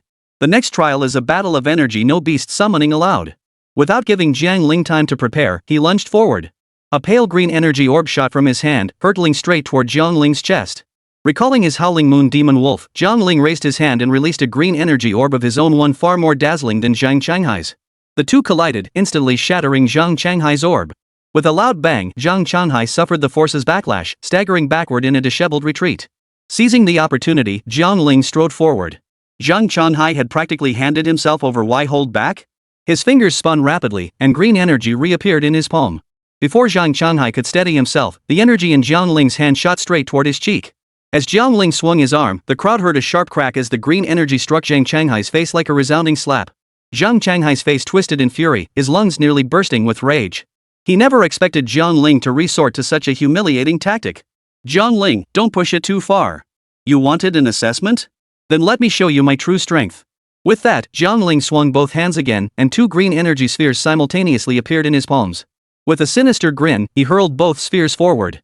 Jiang Ling's arm swung rapidly, and the energy spheres struck Zhang Changhai's face left and right. The sharp smacking sounds echoed continuously, and the crowd finally grasped the true meaning of the phrase slap in the face. Pure, unadulterated humiliation. Zhang Changhai was utterly helpless, his face already swollen like a pig's head. Not even Zhang Changfeng could recognize him now, not even his own mother might. Furious, he wildly unleashed his energy, but instead of hitting Jiang Ling, it struck several bystanders. As Zhang Changhai continued to take blows, cries of condemnation erupted. After countless blows, blood spurted from Zhang Changhai's mouth as teeth shattered and fell one by one. To avoid his rabid attacks and prevent being splattered with his blood, everyone except Jiang Ling scrambled to keep their distance. Zhang Changhai, utterly powerless to fight back, kept begging for mercy. But his face was swollen like a pig's head, and most of his teeth were gone. His words came out slurred and indistinct. Jiang Ling pretended not to understand, his blows landing with undiminished force. Zhang Changhai seemed utterly spent, suddenly collapsing to his knees before Jiang Ling with a thud. Seeing this, Jiang Ling finally withdrew his energy. Well, still want to fight? What else do you want to test? Zhang Changhai shook his head frantically, mumbling incoherently. Jiang Ling had no patience to waste on him. Pointing toward the door, he barked, "Get lost. If I see you again, I'll beat you again." Zhang Changhai dared not say another word and fled in disarray. Only after he left did the crowd snap out of their shock. "I declare from this moment on, Jiang Ling is my idol." Bull. I made him my idol before he even lifted a finger. You're late to the party. I said it first. I thought of it first. The two argued incessantly, while Jiang Ling merely gave them a faint glance. He recognized these two. They were the ones who had written him off as useless after Zhang Changhai left yesterday. What fickle souls, swaying with the wind. Classes are about to be divided. Let's go. Hearing this, Wang Tian and Hu Tianqiu hurried to follow. The trio walked from the dormitory to the academic building. News of Jiang Ling's brutal beating of Zhang Changhai had already spread throughout the entire school, shocking the entire freshman class. Among all the freshmen, Jiang Ling was the first to undergo the new student assessment and the first to utterly humiliate the assessors. Yet everything he did strictly followed the rules, leaving no room for criticism. It was both thrilling and impressive. Amidst the sea of admiring gazes, Jiang Ling calmly took his seat. The moment Yi Qingling entered the room, her gaze locked onto his face. It was their first time sharing the same space since that day. Yi Qingling approached him and asked Wang Tian, "I need to speak with Jiang Ling. May I borrow your seat?" Of course, absolutely. Wang Tian left with his things and Yi Qingling sat down. Jiang Ling, about Zhang Changhai. I heard about it. You already taught him a lesson last time. There's no need to take action again because of me. His brother is the student union president. I don't want you to get into trouble over me. Jiang Ling knew Yi Qingling wasn't arrogant. For her to say this, there must be some misunderstanding. After a moment's thought, he decided to explain. Learning that Zhang Changhai had come seeking a challenge and gotten humiliated because he wasn't skilled enough, Yi Qingling's expression turned complicated. Had she spoken too hastily without knowing the full story? Was she being a bit too self-centered? My apologies. I should have inquired first. It's fine. As for our matter, you should clarify it as soon as possible too. Jiang Ling, I know you're looking out for me, but I don't want to tarnish your reputation either. It's fine. I'm a grown man, it doesn't matter. Just say what you need to say. Jiang Ling's firm stance left Yi Qingling feeling uneasy. Just as she was about to say more, the teacher arrived. One by one, their names were called out, and everyone proceeded to the class they had been assigned to. Jiang Ling and Yi Qingling, with their outstanding grades, were placed directly into Xiao Tian's class. In the classroom, the crowd of hundreds had dwindled to mere dozens when Xiao Tian's entered. For the first lesson, aiming to temper the sharp edges of these prodigies, Xiao Tian's immediately ramped up the difficulty, teaching advanced skills like soul sharing. He filled the blackboard with theory, and everyone busily took notes. Jiang Ling was no exception, but as he wrote, he felt a sudden flash of insight. He glanced up at Xiao Tian's, words forming on his lips. Yet, after much hesitation, he felt the question too abrupt and swallowed it back. Perhaps due to the challenging material, the entire class immersed themselves in study, the classroom falling into complete silence. Seeing this, Xiao Tian's lips curved into a faint smile. These geniuses were finally settling down. Chapter 25, Genius or Freak? Amidst the silence, Jiang Ling watched the text on the paper and quietly made a move. Soul sharing. This skill was one of his golden finger's lower tier abilities. It allowed him to temporarily share his soul with a beast, enhancing his physical form. It was a crucial prerequisite for mastering beast transformation. The theories felt strangely familiar. After quietly practicing for a while, he gradually grasped the concept. Not wanting to disturb the others, he quickly withdrew his hand after figuring out some details. Xiao Tian stepped back onto the stage, his gaze sweeping across the entire room. Using the theories on the blackboard as a foundation, he began teaching the principles of practical application.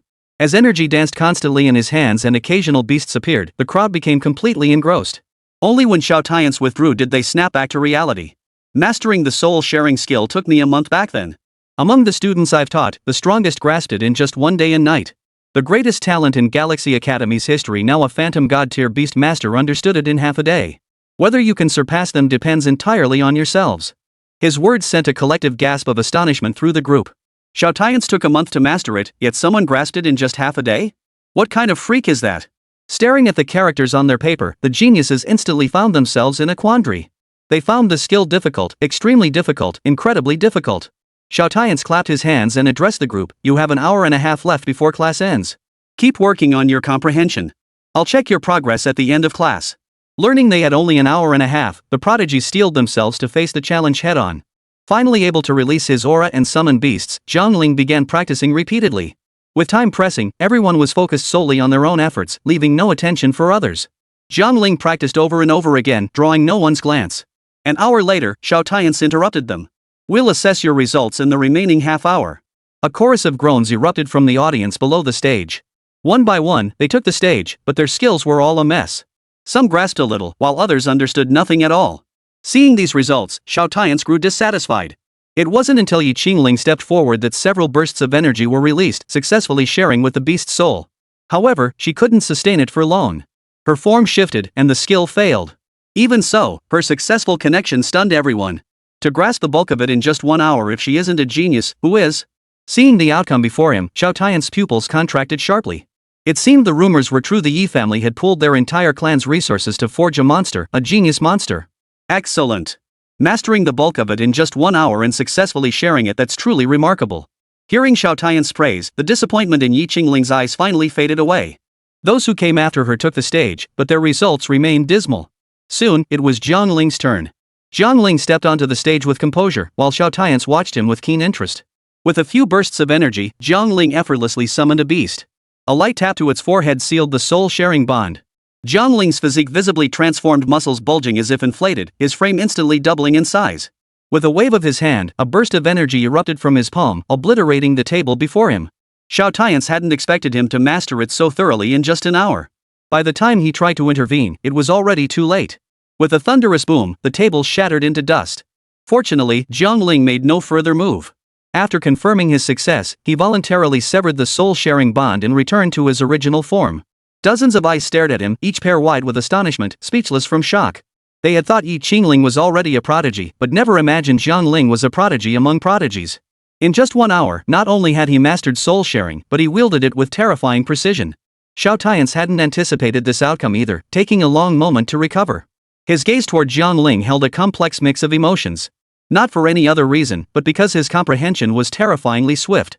Starry Sky Academy had produced geniuses before, but it had also witnessed their downfall. Jiang Ling's extraordinary prowess in every aspect filled Xiao Tian's with both delight and apprehension. Jiang Ling, well done. Receiving the praise, Jiang Ling murmured his thanks before returning to his seat. As the subsequent participants took the stage, Xiao Tian's turned to observe him once more. Jiang Ling's expression remained impassive. Even when observing those whose abilities fell short of his own, he watched with intense focus. This slight detail eased Xiao Tian's mind. Xiao Tian's flicked his fingertip, sending a silent surge of energy onto Jiang Ling's arm. Feeling the energy, Jiang Ling froze. Their eyes met, and he raised his finger, gathering the energy into his palm. After carefully sensing it, he gave an almost imperceptible nod. Seeing his gesture, Xiao Tian's finally withdrew his gaze. His instructions had been received. What followed was up to him.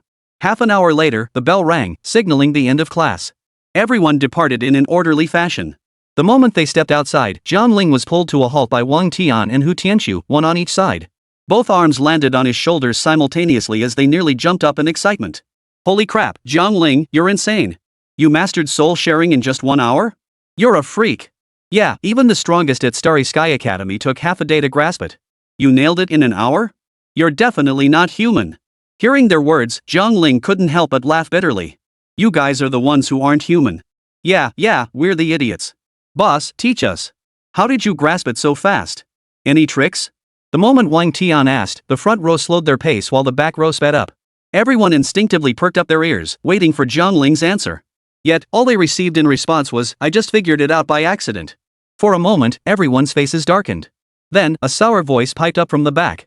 Jiang Ling, what's there to hide? We're all classmates. We're just asking about your study methods, we're not asking you to teach us step by step. Is it really necessary to brush us off with nonsense? It's not that bad, but I'm telling the truth. Oof. Some people are just selfish, cold-hearted bastards. They can't even keep their own warmth. The moment they achieve a little success, they look down on everyone else, wanting to trample everyone underfoot. You two, watch out. You're licking his boots like dogs, treating him like a friend. When he gets angry, you'll be the first to die. He stopped just short of naming names. Wang Tian and Hu Tianqiu froze in their tracks, faces flushed with anger. Seeing their fire-breathing glares, several more men approached from the other side, far outnumbering them. What's this? The master hasn't even gotten angry yet, but the dogs are already losing their minds? Hearing him repeatedly call them dogs, Wang Tian raised his hand, ready to fight. Jiang Ling swiftly stepped forward, shielding him behind her. Don't move. I'll handle this. Chapter 26, Jiang Ling encountered a madman. Just as Jiang Ling pushed Wang Tian aside to step forward, the crowd blocking their path was violently shoved aside by someone else. Get the hell out of my way. I'll beat Jiang Ling myself. After bellowing this, a sudden surge of aura erupted from the man, silencing all the surrounding students.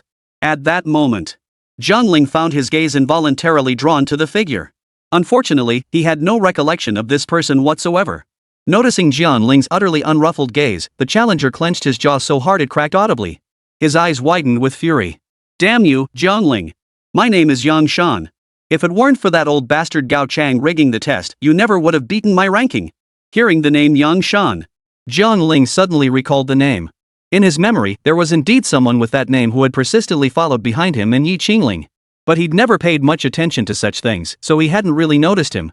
Now, hearing the other man speak with such gritted teeth, a sneer spread across his face. So what? Losing is losing. Losers always make excuses for themselves. Jiang Ling, what the hell are you so cocky about? You've only won a few times thanks to luck. Everyone here is just as good as you, don't get so arrogant. Jiang Ling, having you at Starry Sky Academy is an absolute disgrace. How did a piece of trash like you even get into this school? Jiang Ling's words instantly drew vicious glares from every student behind Yang Shan. But then again, no matter what he had done or said in the past, that crowd could always find fault with him. But they could say whatever they wanted. Why should he listen to them? Jiang Ling's eyes remained utterly still, his face even carrying a cold smile. Seeing Jiang Ling's reaction, the so-called prodigies instantly felt silently mocked by him. Their faces flushed crimson with fury as they hurled insults at him. Damn it, all this noise is giving me a headache. Jiang Ling, if you're talking like this, does that mean you're willing to face me in a duel? If you're really as good as you claim, you should accept my challenge. Yang Shan waved his massive hand, cutting off the torrent of insults from the crowd behind him, his eyes still fixed on Jiang Ling with a fierce glare. Jiang Ling couldn't help but roll his eyes at the words. Such an obvious provocation. What better use could I make of my time? Sorry, no thanks. With that, Jiang Ling immediately turned to leave with his roommates. But Yang Shan showed no intention of letting him go. In his desperation, his hand shot out like an eagle's claw, grabbing directly for Jiang Ling's shoulder. With a sharp tearing sound, Yang Shan's grip was so strong it ripped the fabric from Jiang Ling's shoulder. This guy is such a pain. Time to teach him a lesson. A flash of ferocity flickered in Jiang Ling's eyes. The next moment, his palms slammed together violently, revealing a shadowy figure behind him as a murderous aura surged skyward. Seeing this, Yang Shan did not retreat in panic like the others. A look of wild delight flashed across his face, followed by utter madness. In that instant, his own hands snapped together, summoning his beast companion. What a troublesome madman. Noticing Yang Shan's expression, Jiang Ling felt his inner exasperation deepen. But since he provoked him first, he shouldn't complain if Jiang Ling showed no mercy. Just as the tension between them reached a boiling point, Xiao Tiance, the academy's strongest man, heard reports of a brawl gathering here and hurried over. What the hell do you think you're doing gathering here? This isn't some place for you to fight and show off your toughness. Get the hell out of here, all of you. Xiao Tian's sudden roar unleashed the overwhelming aura of the academy's strongest man. In an instant, the tense standoff between Jiang Ling and Yang Shan shattered into nothingness. Damn it, we were so close. As Xiao Tiance abruptly halted them, Jiang Ling faintly caught Yang Shan mutter this curse under his breath. So this guy really wanted to spar with him? And judging by his demeanor, it seemed like he wanted it badly? This was rather interesting.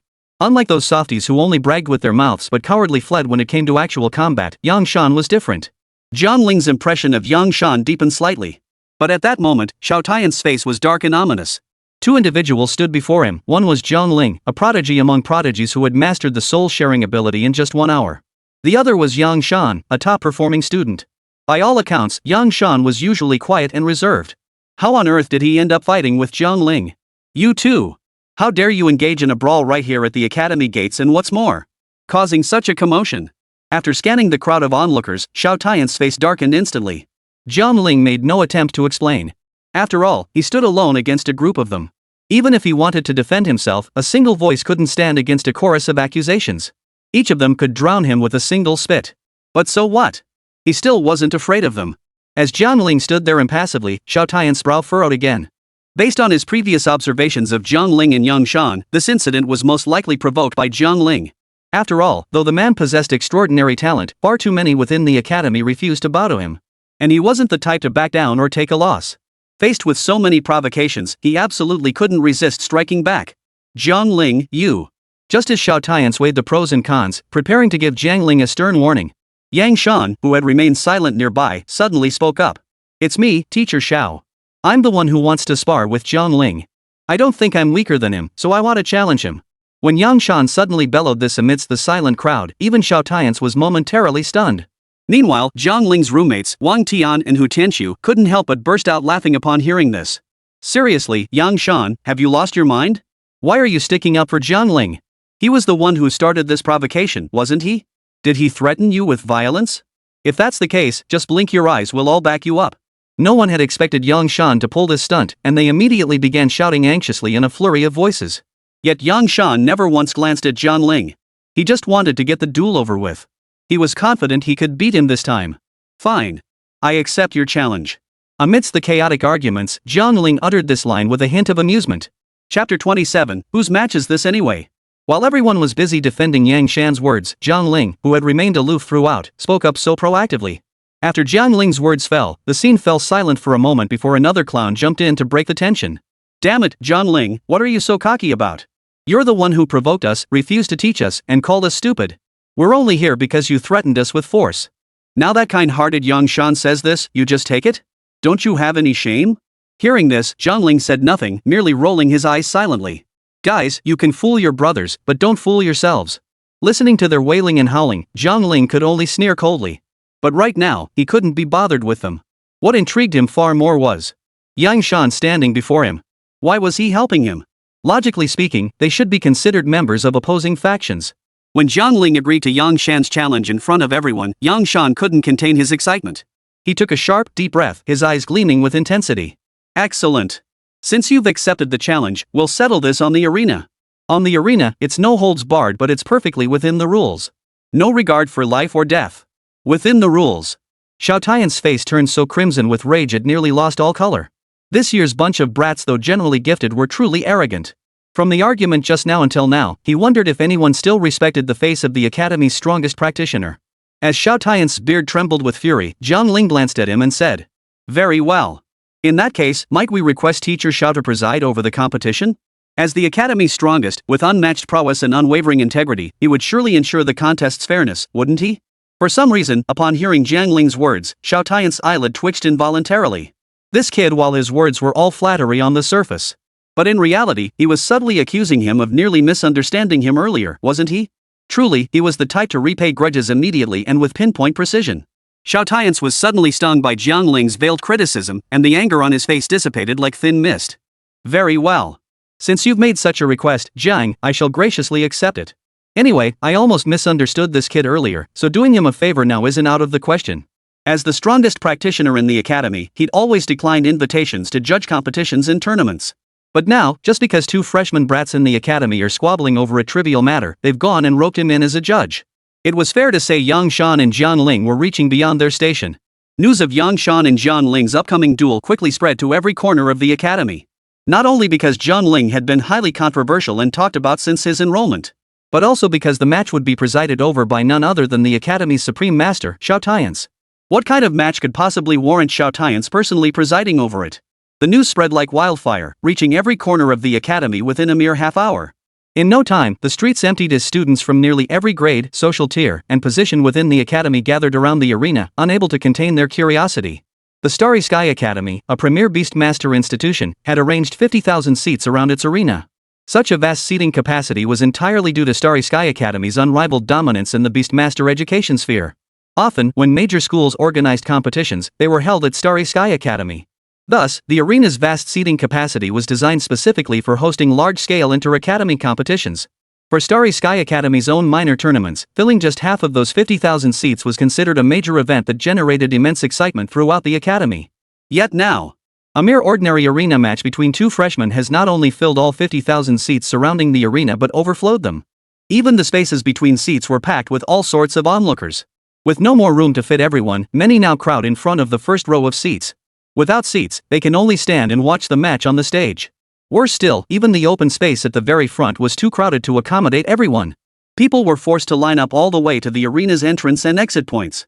It could be said that nearly every visible space was filled to the brim with a dense, swarming crowd. In an instant, the grand arena capable of holding a full 50,000 spectators was packed like sardines in a can. The clamor of arguments, the sounds of people jostling, and the stomping of footsteps filled the air, making the venue incredibly lively. Even many teachers who had spent years at Starry Sky Academy had never witnessed such a grand spectacle. However, for them, aside from events like the faculty tournament held within the academy, they had rarely participated in other academy events.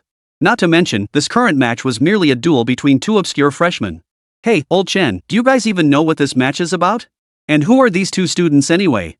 What gives them the clout to get Teacher Xiao to referee their match? Squeezed into the crowd, a middle-aged balding male teacher, now completely disheveled, could no longer contain his curiosity. He struggled to turn around and asked his colleagues about the details. Good grief, he didn't know until he asked, and then he was shot. After several awkward turns and asking over 10 people in quick succession, none of them knew the real reason. This meant most people here had merely heard of the tournament's fame and rushed over in a hurry. Damn it, rushing to join the crowd could kill you. Amidst the thronging crowd filling the venue, Xiao Tian's figure suddenly appeared on stage. Xiao Tian's face remained as calm as still water, but inside, he couldn't help but let out a bitter laugh. This time seemed to have gotten a bit out of hand. As Xiao Tian shook his head with a bitter smile, he suddenly raised his voice and announced loudly. First-year students of Starry Sky Academy, Yang Shan, Jiang Ling. The ring match between the two officially begins. As the gong clanged, two imposing figures instantly materialized on the stage. Chapter 28, Jiang Ling, Are You Afraid? The moment Yang Shan and Jiang Ling appeared together to the sound of the gong, the densely packed crowd erupted into a frenzy. But their excitement wasn't fueled by the spectacle of the match. They were stunned by the identities of these two men. No way, are they kidding us? What kind of ridiculous spectacle is this for a mere freshman match? You'd think Starry Sky Academy was some trashy school or something. Is this minuscule event really worth all this commotion? As the upperclassmen sweating buckets in the packed stands heard this, thoughts like these instantly filled their minds. If it weren't for the sheer crush making it impossible to leave, they'd have walked out in protest right then and there. While the upperclassmen struggled to suppress the urge to roll their eyes, the teachers watching below were equally speechless. They were at a loss for words, wondering when the academy had sunk to such depths. Surely not? Hadn't their school been improving year after year? Amidst the deafening silence of collective disbelief, a few stubborn freshmen dared to shout defiantly. Damn it, Yang Shan, you think you're so tough, causing all this commotion? Given how things are today, if you don't beat the crap out of this Jiang Ling, you won't have the face to return to class. Yang Shan, get on it. Kill that bastard Jiang Ling. He's just lucky, flaunting his luck in our faces every damn day. I could do it too, why don't I act so cocky then? As the foul curses echoed relentlessly from the crowd below the stage, Yang Shan's clenched fists began to sweat slightly. To be honest, he never imagined his duel with Jiang Ling would draw such a massive crowd. It seemed like the entire Starry Sky Academy had turned out to watch. Students and teachers alike. The thought sent a sudden tremor through Yang Shan's imposing frame. But when he lifted his gaze to face Jiang Ling across the ring, the other man stood as still as a jade tree, his expression utterly devoid of emotion. Damn it! With all these people watching, he doesn't seem the least bit intimidated. Yang Shan's heart raced with alarm. Just then, Jiang Ling's voice drifted over from ahead. The gong announcing the start of the competition has already sounded. Are you certain you won't summon your beast yet? If you don't summon it now, you might not get a chance to act at all. Jiang Ling's voice was utterly calm, yet strangely, as he spoke, his eyes held no trace of mockery or scorn. He merely observed him with a serene gaze, tinged with a hint of curiosity. Damn it! He doesn't even consider me a threat. Yang Shan seethed with rage, clenching his jaw fiercely. As wisps of mist rose around him, his summoned beast, a sacred crane, immediately spread its wings and flapped into the air. A flying beast. And it was a high-grade Xian-tier beast. What was that newcomer's name again? Yang Shan? Yang Shan's strength is quite impressive. At least within Starry Sky Academy, a top-tier beastmaster institution, he ranks among the top 100. Note that this top 100 ranking encompasses all students across every grade level in the academy. Of course, while most upperclassmen and faculty thought this way, they didn't factor in the ranks of the beasts or Yang Shan himself. After all, he was still a student, and they were judging purely on innate talent. And in the Beastmaster world, talent is paramount. This Jiang Ling fellow is quite dangerous. While many in the crowd harbored such thoughts, Jiang Ling's eyes flickered, yet he showed no immediate intention to act. Having experienced so much, he felt that although Yang Shan had a foul mouth, he was still a decent person. If he struck too hard and accidentally killed Yang Shan's beast, he'd be finished. Besides, Yang Shan's beast was a bird, and he currently possessed no avian-type beast. Such a beast wouldn't be of much use to him anyway. Should he just use a weaker beast to knock Yang Shan off the stage? While Jiang Ling was still pondering countermeasures, desperately trying to prevent Yang Shan from suffering a humiliating defeat, the crowd below the stage, seeing him frozen in place, couldn't help but burst into laughter. Hey, kid, are you even capable? Don't tell us you're too scared to fight now that you're on the stage? Why don't you just kneel down and beg for mercy in front of everyone? Maybe if you put on a little show for us seniors, we'll let you off easy? As one senior student taunted Jiang Ling, many seated nearby joined in the mockery. Meanwhile, most of the teachers in the audience who didn't know Jiang Ling couldn't help but frown. They were already annoyed at being dragged into this trash competition for no apparent reason. Now, Jiang Ling's hesitant and indecisive attitude toward the match only made them even more displeased. If he was going to back down from the start, then he shouldn't have entered the contest at all. How did such a weakling even get into their academy? As Jiang Ling hesitated to make his move, Yang Shan's expression shifted restlessly. But he couldn't dwell on it now. Jiang Ling's earlier boast that if you didn't strike first, you'd never get the chance had cut him to the core. Had it not been for that old fox Gao Yang pulling strings behind the scenes during the entrance exams, he should have been one of the rising stars in the academy by now. The reactions of those around him upon seeing his beast were proof enough. Damn it, the reason he was so obscure and overlooked now was entirely because of that old schemer Gao Chang's dirty tricks back then. No matter what tricks Jiang Ling pulled, he would crush him completely here today. Only then could he turn defeat into victory, stand tall once more, and finally walk the broad path that had always been his destiny. Yang Shan wasted no more time, commanding his crane to strike swiftly. As the high-grade mystic crane let out a piercing cry, the arena was instantly engulfed in swirling yellow sand, the air thick with the sound of wind and the cry of cranes. In that single instant, the atmosphere shifted unpredictably, thick with murderous intent. The sheer power of Yang Shan's beast was now undeniably evident. Witnessing this spectacle, many spectators below the arena cast admiring glances toward Yang Shan. In stark contrast, Jiang Ling on the other side remained utterly motionless from the very start. Had he been scared into stupor? Many couldn't resist the urge to mock him. In a top-tier academy teeming with powerhouses, strength is everything. The defeated are insignificant, the strong always stand at the pinnacle. After losing in front of the entire school today, this guy will probably never recover. Some couldn't help but think this cruel thought. At that moment, the crane dove down and landed directly before Jiang Ling. Jiang Ling's eyes widened slightly. He pondered which one to use. Chapter 29, a result that shocked everyone. Yang Shan's crane was of the advanced Xian tier, while his strongest tier was the Rakshasa Tiger, a low-tier Tian tier. The gap between them was a full tier. Among the beasts, might ruled supreme, and the crane was a creature that generally avoided conflict.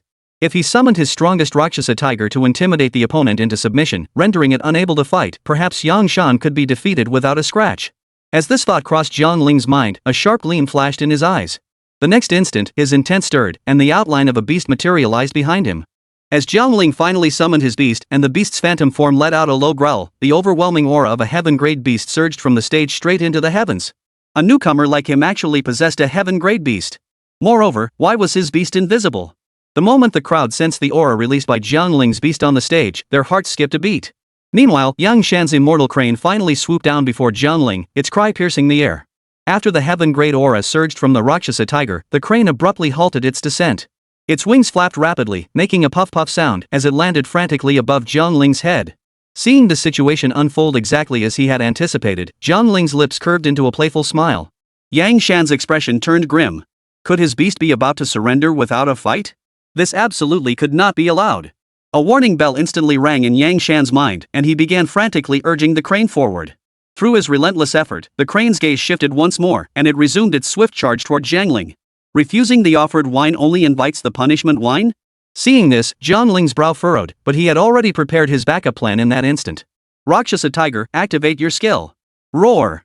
The moment the Rakshasa Tiger, a heaven-tier beast, let out its roar, the swirling yellow sand on the battlefield surged even more violently. Possessing the passive skill, Soul Fusion, the Rakshasa Tiger could extract abilities from other beasts. After its roar scared off the charging crane, it instantly absorbed the crane's skill, allowing Jiang Ling to soar into the air and pursue the crane in combat. What kind of maneuver was this? Jiang Ling launched a sudden attack, yet only managed to drive the crane back repeatedly. Moreover, though he clearly possessed a heaven-tier beast, they could never quite make out its form. Who exactly was this man? To possess such an eerie beast, and to wield such formidable strength. All spectators on site stared in stunned silence at the crane and Yang Shan, now cornered at the edge of the stage by Jiang Ling. Their expressions grew increasingly shocked. Seeing Yang Shan's advanced Xian tier immortal crane had already convinced them this year's freshmen were exceptionally powerful. But they never imagined witnessing a heaven-tier beast as well. This was truly thrilling. As Jiang Ling and the Rakshasa Tiger merged their minds, driving the crane and Yang Shan to the edge of the ring together, Yang Shan felt utterly frustrated inside. What he craved was a genuine, skill-based fight with Jiang Ling, preferably one where every punch landed with bone-crunching force and every strike hit a vital spot. This was absolutely not the one-sided retreat he was experiencing now. Yet precisely because he was being forced back by Jiang Ling, he fully realized the gap between them at that very moment. This Jiang Ling, it seemed his advancement wasn't merely due to that old fox Gao Chang's underhanded tricks. Because he could achieve 100% telepathic connection with his beast, perfectly controlling its every move. And together with his beast, he achieved 100% enhancement of his own strength. Was this the gap in innate talent between them? Shocked, Yang Shan still refused to give up. Gritting his teeth, he prepared to continue maneuvering against Jiang Ling. Yet in that split second when doubt crept into his mind over the gulf between them, Jiang Ling seized the opening. He sent both Yang Shan and his beast crashing off the stage. A complete mockery. He hadn't even fought him seriously the entire time. Even so, Yang Shan now clearly recognized the chasm in strength and innate talent between himself and Jiang Ling. Realizing this, Yang Shan, who had been knocked off the stage, did not erupt in anger. Instead, he sat motionless on the ground, utterly calm. Yet those around them could not discern how Jiang Ling had defeated Yang Shan. When they saw Jiang Ling summon his heaven-tier beast, they had expected either a spectacular display of a superior force utterly dominating an inferior one, or perhaps a thrilling contest between two evenly matched opponents. What they never anticipated was witnessing Jiang Ling achieve victory through a bizarre method that bordered on being kicked off the stage. What the hell kind of contest was this? They'd gotten their pants down, and this is what they got? Disappointment. Utter disappointment. The entire student body erupted in fury. Especially some upperclassmen near the stage suddenly shouted, "Yang Shan, you're ING holding back way too much. If you really can't handle it, join our Starlight Society. We'll ING help you take down this guy, okay? This is ING boring. From start to finish, we haven't seen the opponent make a single move, and you still lost, Yang Shan? Your advanced Xin tier beast is too cowardly. Why don't we just train your beast for you? Damn it, I refuse to accept this result. Referee, I demand a rematch." As the crowd roared with righteous indignation, Xiao Tian's on the stage flashed a look of surprise. Truthfully, he hadn't expected Jiang Ling to choose this method to win in front of everyone. Not that it wasn't a clean win after all, this approach minimized injuries to both beasts. From the Academy's perspective, Jiang Ling's approach undoubtedly preserved their most promising talent to the greatest extent possible. This was another reason Xiao Tian's had chosen to officiate here. Both Jiang Ling and Yang Shan were standouts among their freshman class.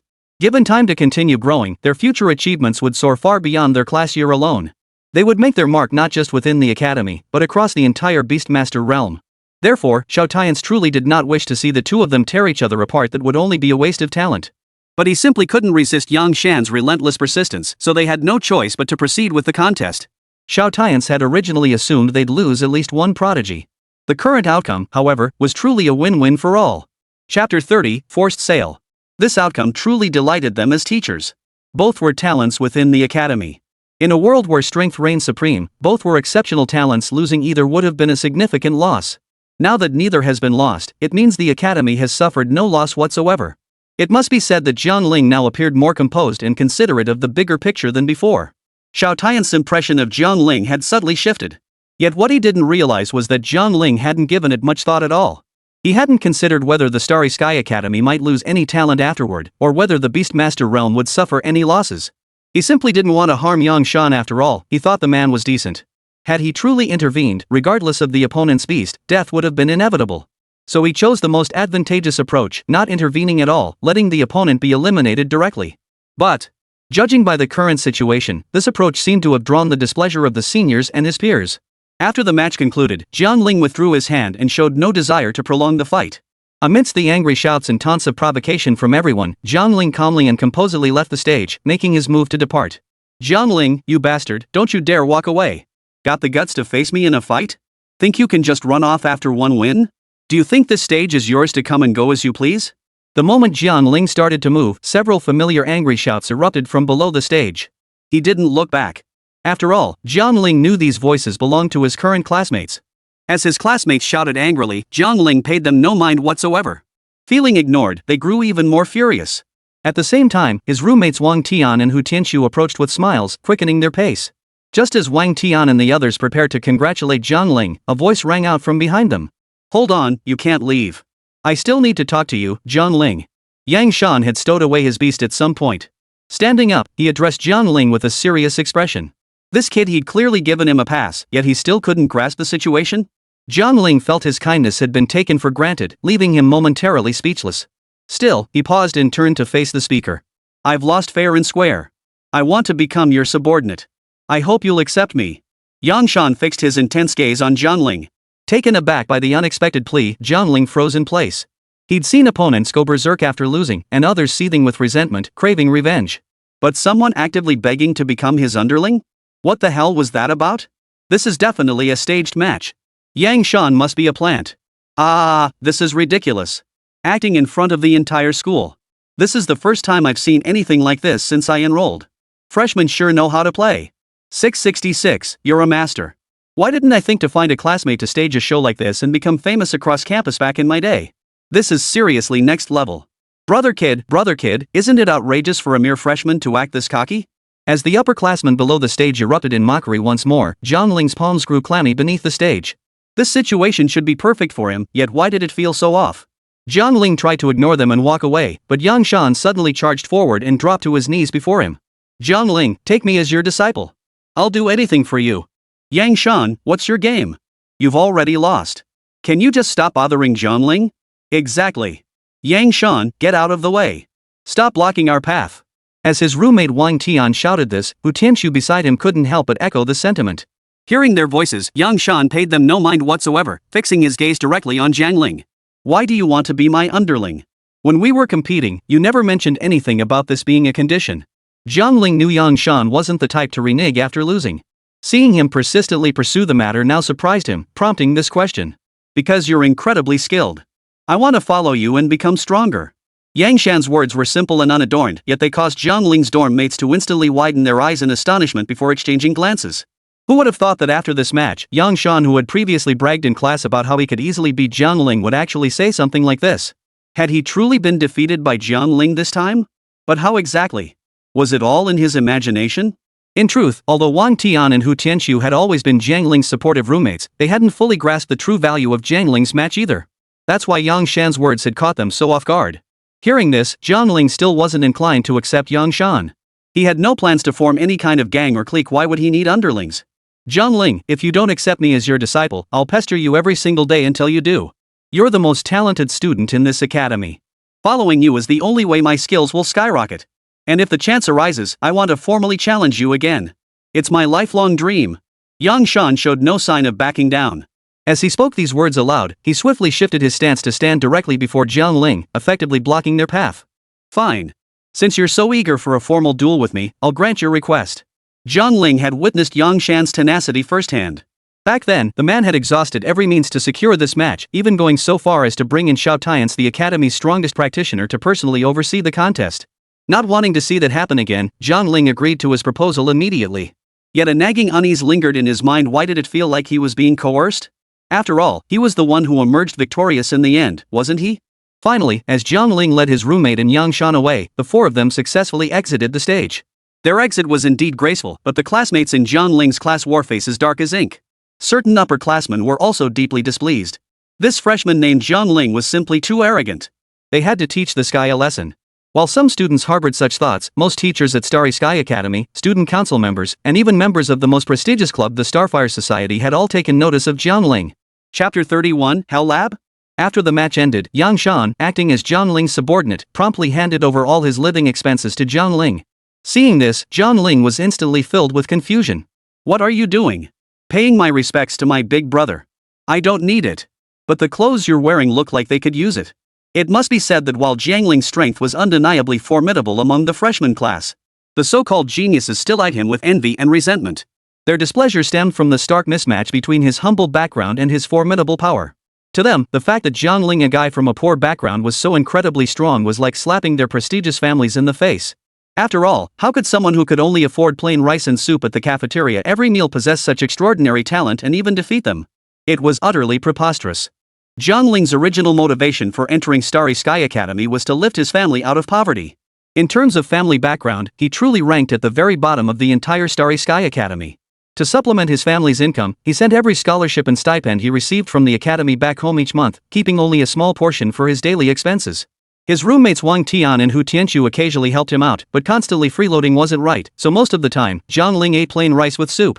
His material aspirations were never high to begin with, so he never gave it much thought. He never imagined that the first stranger to notice his daily hardships would be Yang Shan. But was this guy's method of helping him a bit too abstract? What did he mean by tribute? When Jiang Ling hesitated to accept his filial offering, Yang Shan's face instantly fell. But he quickly turned to the cafeteria window, waved his hand generously, bought several meat dishes, and then walked straight over to Jiang Ling. "Brother, please eat." As he handed over the plate of meat dishes, he bowed respectfully, his loyalty on full display. "Bro, you're a completely different person from the one who boldly declared yesterday that he'd learn from me and then have a proper showdown with me." "Is this a different person?" Jiang Ling's expression was utterly baffled. But Yang Shan, seeing him not eat, assumed he hadn't noticed. He nudged the plate forward again, repeating his offer, "For your benefit, brother." Just as the awkward tug of war between the two continued, Jiang Ling's roommates approached. Compared to their usual portions, they had deliberately served several extra dishes today. They knew Jiang Ling usually ate only plain rice with free soup to save money, and he didn't want to always accept their charity. So they quietly took extra portions each time to look out for him. Seeing Yang Shan, that troublemaker, loitering near Jiang Ling again, they instinctively assumed he was looking for a fight.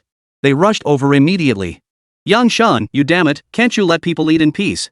But before roommate Wang Tian could finish his rant, he caught sight of the mountain of meat dishes piled before Jiang Ling. Was it New Year's already? Wait, it all seemed to be bought by that guy Yang Shan.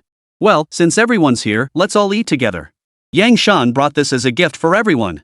Since Yang Shan was so insistent on treating him, Jiang Ling couldn't really say anything else. He simply addressed his roommates. The four of them then sat down together and quietly ate their meal. Just yesterday, they'd all been at each other's throats in class. Why had they suddenly become able to peacefully share a meal at the same table today? Wang Tian and Hu Tianxiu, still feeling uneasy, kept a wary eye on Yang Shan.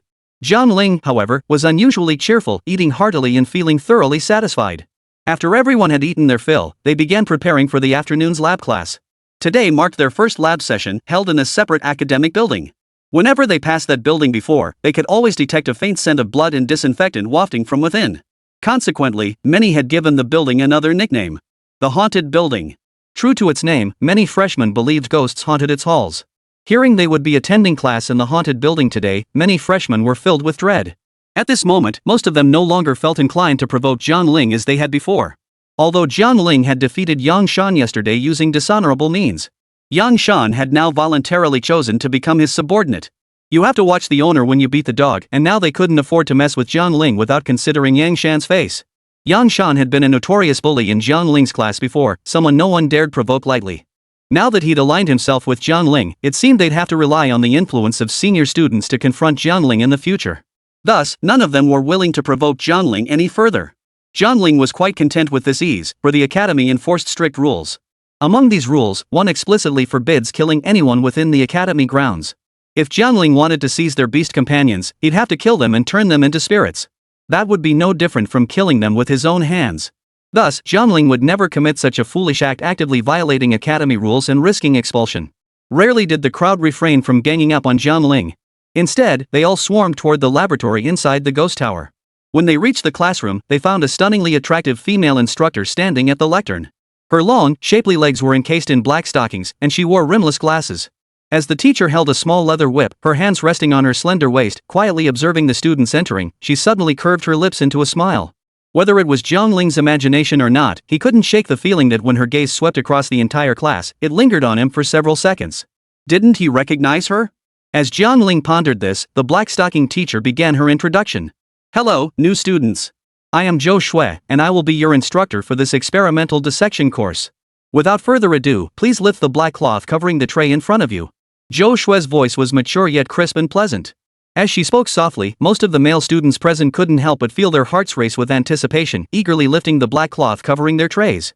But the moment they lifted it, the gruesome sight of the strange beast on the tray caused many unsuspecting students to scream in horror. At that very moment, a cruel smile suddenly spread across Zhou Shui's face, as if revealing her true nature. "Welcome to the Hell Lab of the Monsters." Chapter 32, The Secret. A chorus of screams echoed through the classroom. Many students turned pale at the sight of the monstrous creature's horrifying state, and several even covered their mouths and fled the room. Jiang Ling frowned, his gaze fixed coldly on the tray before him. The creatures on it were beyond pitiful, clearly having endured immense suffering in life. "Quiet." Zhou Shui's voice carried a hint of impatience. She raised the small leather whip in her hand and cracked it sharply against the lectern, silencing everyone instantly. "These are merely the most basic experimental specimens. As students of Starry Sky Academy, if you lack even this level of mental fortitude, your future cultivation path will only grow more arduous." Her tone was cold and stern. "Now, begin your first task: dissect these beasts and extract their necromantic energy." At these words, the students in the classroom exchanged glances. Some had already begun working, but many more remained hesitant. Jiang Ling took a deep breath, silently reminding himself this was for strength he couldn't back down. He picked up the scalpel and steadily plunged it into the alien beast on the tray. The blade sliced through the creature's skin, releasing a faint wisp of black smoke from the wound. Following Zhou Shue's instructions, Jiang Ling carefully extracted a dark mass of undead energy. At that moment, the system's notification sounded in his ear. Necromantic energy extraction successful. Gained 100 necromantic power. Skill necromantic touch upgraded. Jiang Ling's heart leapt with joy. He knew this was a rare opportunity. Just as he prepared to continue the procedure, Yang Shan beside him suddenly cried out. "Brother, look!" Jiang Ling turned to see thick black mist beginning to seep from Yang Shan's tray. Sensing something was amiss, he approached and whispered, "What's going on?" Yang Shan stared at the beast's corpse on the tray, his voice trembling. "I don't know. I was just following the teacher's instructions." At that moment, Zhou Shui walked over slowly, her smile carrying a hidden malice. "Excellent. You've both begun extracting undead energy. Next, we'll conduct a more advanced experiment." With a wave of her hand, the black mist seemed to come alive, swiftly coalescing into a bizarre array of runes. Jiang Ling felt a chill run down his spine. He had never witnessed such an eerie spectacle. "What is this?" he couldn't help asking. Zhou Shui smiled faintly, her gaze lingering on Jiang Ling for a second. "This is a secret research project of our academy, an experiment on the fusion of humans and beasts. You are fortunate to witness this historic moment firsthand today." No sooner had she spoken than the rune array erupted in a blinding light, instantly transforming the entire laboratory into a world of dazzling white. Jiang Ling felt a wave of intense dizziness wash over him, followed by a complete upheaval in the scene before his eyes. He found himself in an unfamiliar space, surrounded by countless bizarre-looking beasts. Their eyes glowed red, as if hunting for prey. Jiang Ling's body tensed. He knew this situation was extremely dangerous. "Big brother, snap out of it." Yang Shan's shout reached him. Turning, Jiang Ling saw Yang Shan desperately fending off a creature lunging at him. He immediately drew the short sword at his waist and swiftly dispatched the creature. "We have to get out of here fast," Jiang Ling declared. "No, we must find an exit. Otherwise, we'll be trapped here forever," Yang Shan replied, gasping for breath. Just then, a familiar female voice rang out. "Do you really think you can escape?" Jiang Ling snapped his head up to see Zhou Shui standing calmly nearby, a mocking smile on her face. The surrounding beasts, seemingly under her control, began closing in on Jiang Ling and Yang Shan. "You are all experimental subjects.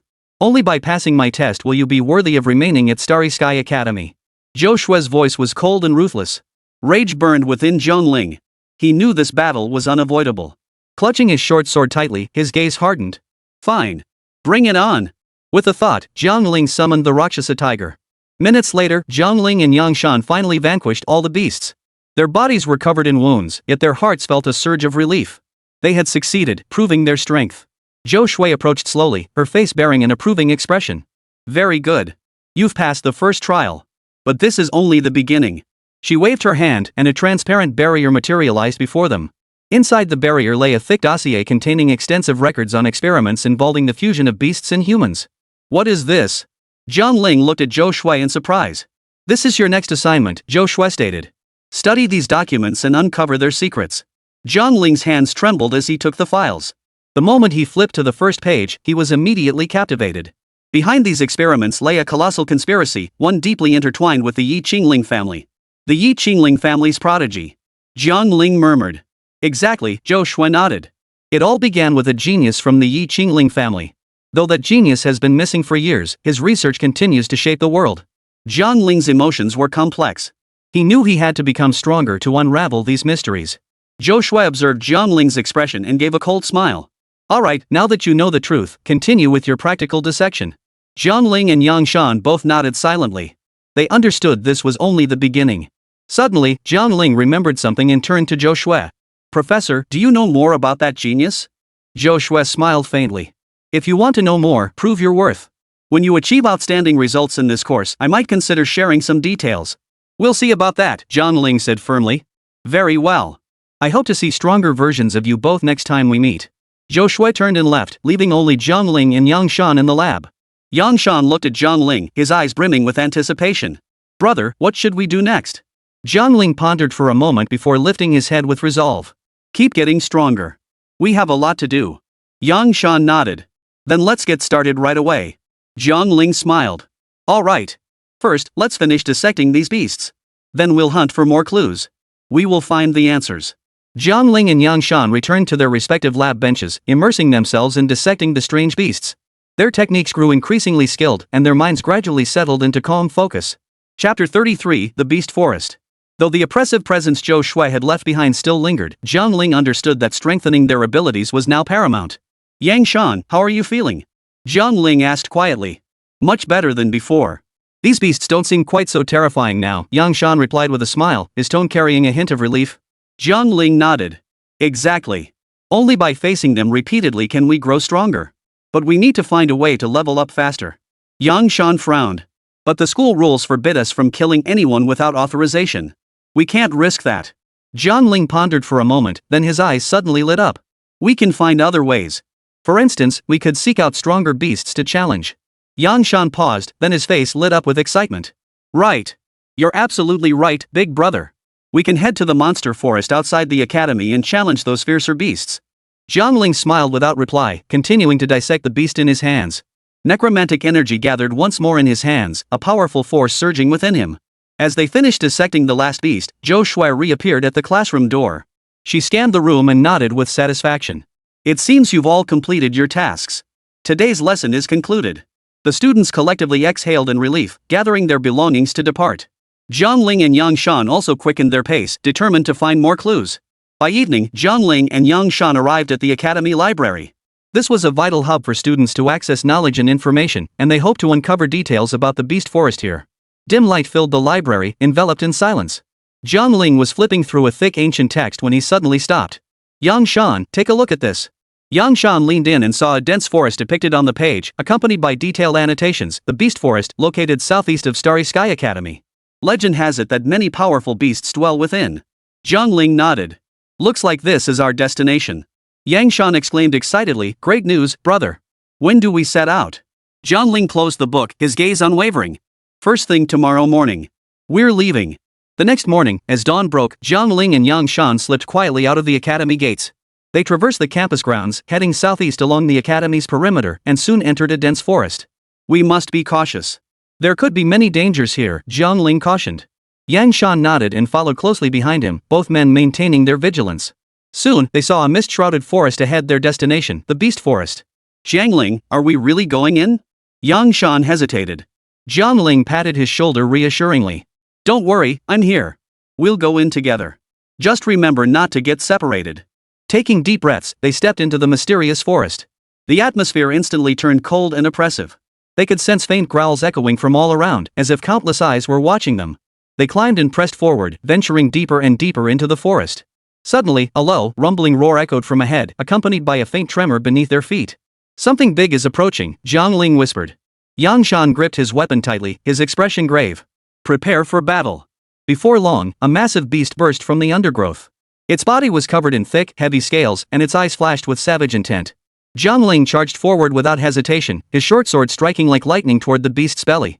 The creature roared in agony, wildly lashing out with its claws. Yang Shan swiftly followed, striking the beast's legs from the flank. Their coordination was seamless, each move precise and deadly. The battle raged for over 10 minutes until finally, the colossal beast let out a final agonized scream and crashed to the ground. Jiang Ling and Yang Shan stood panting nearby, their faces glowing with triumphant joy. Awesome! This beast will definitely yield a massive amount of undead energy. Yang Shan exclaimed excitedly. Jiang Ling nodded. Don't rush. Let's extract the energy first. They swiftly began dissecting the beast, black undead energy surging into their bodies. Jiang Ling felt his power surge once more, his heart swelling with satisfaction. Just as they finished extracting the energy, footsteps echoed through the forest. Jiang Ling instantly grew alert, signaling Yang Shan to prepare for battle. Soon, two strangers cloaked in black appeared before them. Their faces were concealed, their features indistinguishable, yet a powerful aura radiated from their entire beings. Who are you? Jiang Ling demanded coldly. One of them spoke in a deep voice, we are soul hunters, tasked with purging these aberrant beasts. Your unauthorized entry into the beast forest violates academy regulations. Yang Shan's expression darkened. We were only. Silence, the other soul hunter cut him off. You will be punished. Come with us. Jiang Ling knew he had to stay calm. He stepped forward, forcing his voice to remain steady. We were unaware this forest falls under the academy's jurisdiction. If there is punishment, we will accept it. But first, tell us who you are. The deep-voiced soul hunter sneered coldly. You have no right to know our identities. Come with us. Someone will deal with you. Jiang Ling silently assessed their situation. Their strength was no match for these soul hunters. For now, compromise was the only option. He nodded. All right. We'll go with you. The Soul Hunter nodded, gesturing for Jiang Ling and Yang Shan to walk ahead. Under the Soul Hunter's watchful eye, they slowly made their way back to the academy. Upon returning to the academy, Jiang Ling and Yang Shan were led to a dimly lit basement. There, they saw Zhou Shui seated at a long table, a strange smile playing on her face. You haven't disappointed me, Zhou Shui said coldly. Yang Shan glared at her furiously. So you orchestrated all of this? Zhou Shui remained non-committal. Regardless, you have violated the academy's rules and must face punishment. Jiang Ling took a deep breath, forcing himself to calm down. We accept the punishment, but please tell us about that genius from the Yi Qingling family. Zhou Shui smiled faintly. It seems your curiosity is truly insatiable. However, I might consider sharing a few secrets in exchange. Yang Shan couldn't help but ask, what secrets? Zhou Shui rose and stepped before Jiang Ling, her voice hushed. The first secret is this, that Prodigy isn't missing. She's secluded deep within the beast forest, pursuing even more reckless research. Jiang Ling and Yang Shan exchanged glances. They knew this secret meant even greater danger and challenges. And the second secret? Jiang Ling pressed. Zhou Shui gave a cold laugh. The second secret is that your destinies have already been altered. Chapter 34, The Hellhound. Jiang Ling and Yang Shan emerged from the basement, their moods heavy. The secrets Zhou Shui had revealed filled their minds with questions and unease. They understood they had been drawn into a much larger vortex. Yang Shan, I have an idea, Jiang Ling suddenly spoke, a flicker of resolve in his eyes. What? Yang Shan looked at him in surprise. We need more resources and intelligence. Why don't we check out the black market trading spot at the school? We should be able to find some useful information there, Jiang Ling said in a low voice. Yang Shan nodded. All right, let's go check it out. The two moved swiftly, carefully evading the academy's surveillance, until they reached a hidden underground passage. This was a secret location whispered among students, reputed to be the main hub for the academy's black market transactions. At the passage's end stood a heavy iron door. Jiang Ling knocked lightly a few times. A masked man peered out. Who are you? Jiang Ling replied calmly, we're new here. Just looking to see what good stuff you've got. The man scrutinized them before nodding. Come in. Stepping into the black market, Jiang Ling and Yang Shan were stunned by the scene before them. Bright lights illuminated a dazzling array of bizarre items. Some stalls openly traded exotic beast organs and rare medicinal herbs. Jiang Ling, what are we looking for? Yang Shan whispered. Jiang Ling scanned the area, his gaze finally settling on a prominent bulletin board. It was plastered with mission requests and bounty notices. One particular job caught his eye, a mercenary contract posted by the Nightshade Mercenary Guild. The objective, infiltrate the hellish trial grounds and slay the Hellhound. This is a great opportunity to gain substantial resources and experience, Jiang Ling remarked. But the Hell's trial grounds? That sounds dangerous, Yang Shan voiced his concern. Jiang Ling chuckled, the more dangerous the place, the greater the chance of finding something valuable. As long as we work together seamlessly, we'll definitely complete this mission. They then approached the representative of the Nightfall Mercenary Guild to claim the mission. The representative, a tall, slender man, gave Jiang Ling and Yang Shan a cold stare. Are you certain you wish to accept this mission? The Hell's trial grounds are no place for the faint of heart. Jiang Ling nodded firmly. We are certain. The man handed them a map and briefly outlined the mission details. The Hellhound can split into 3 independent combat entities, each possessing formidable offensive capabilities.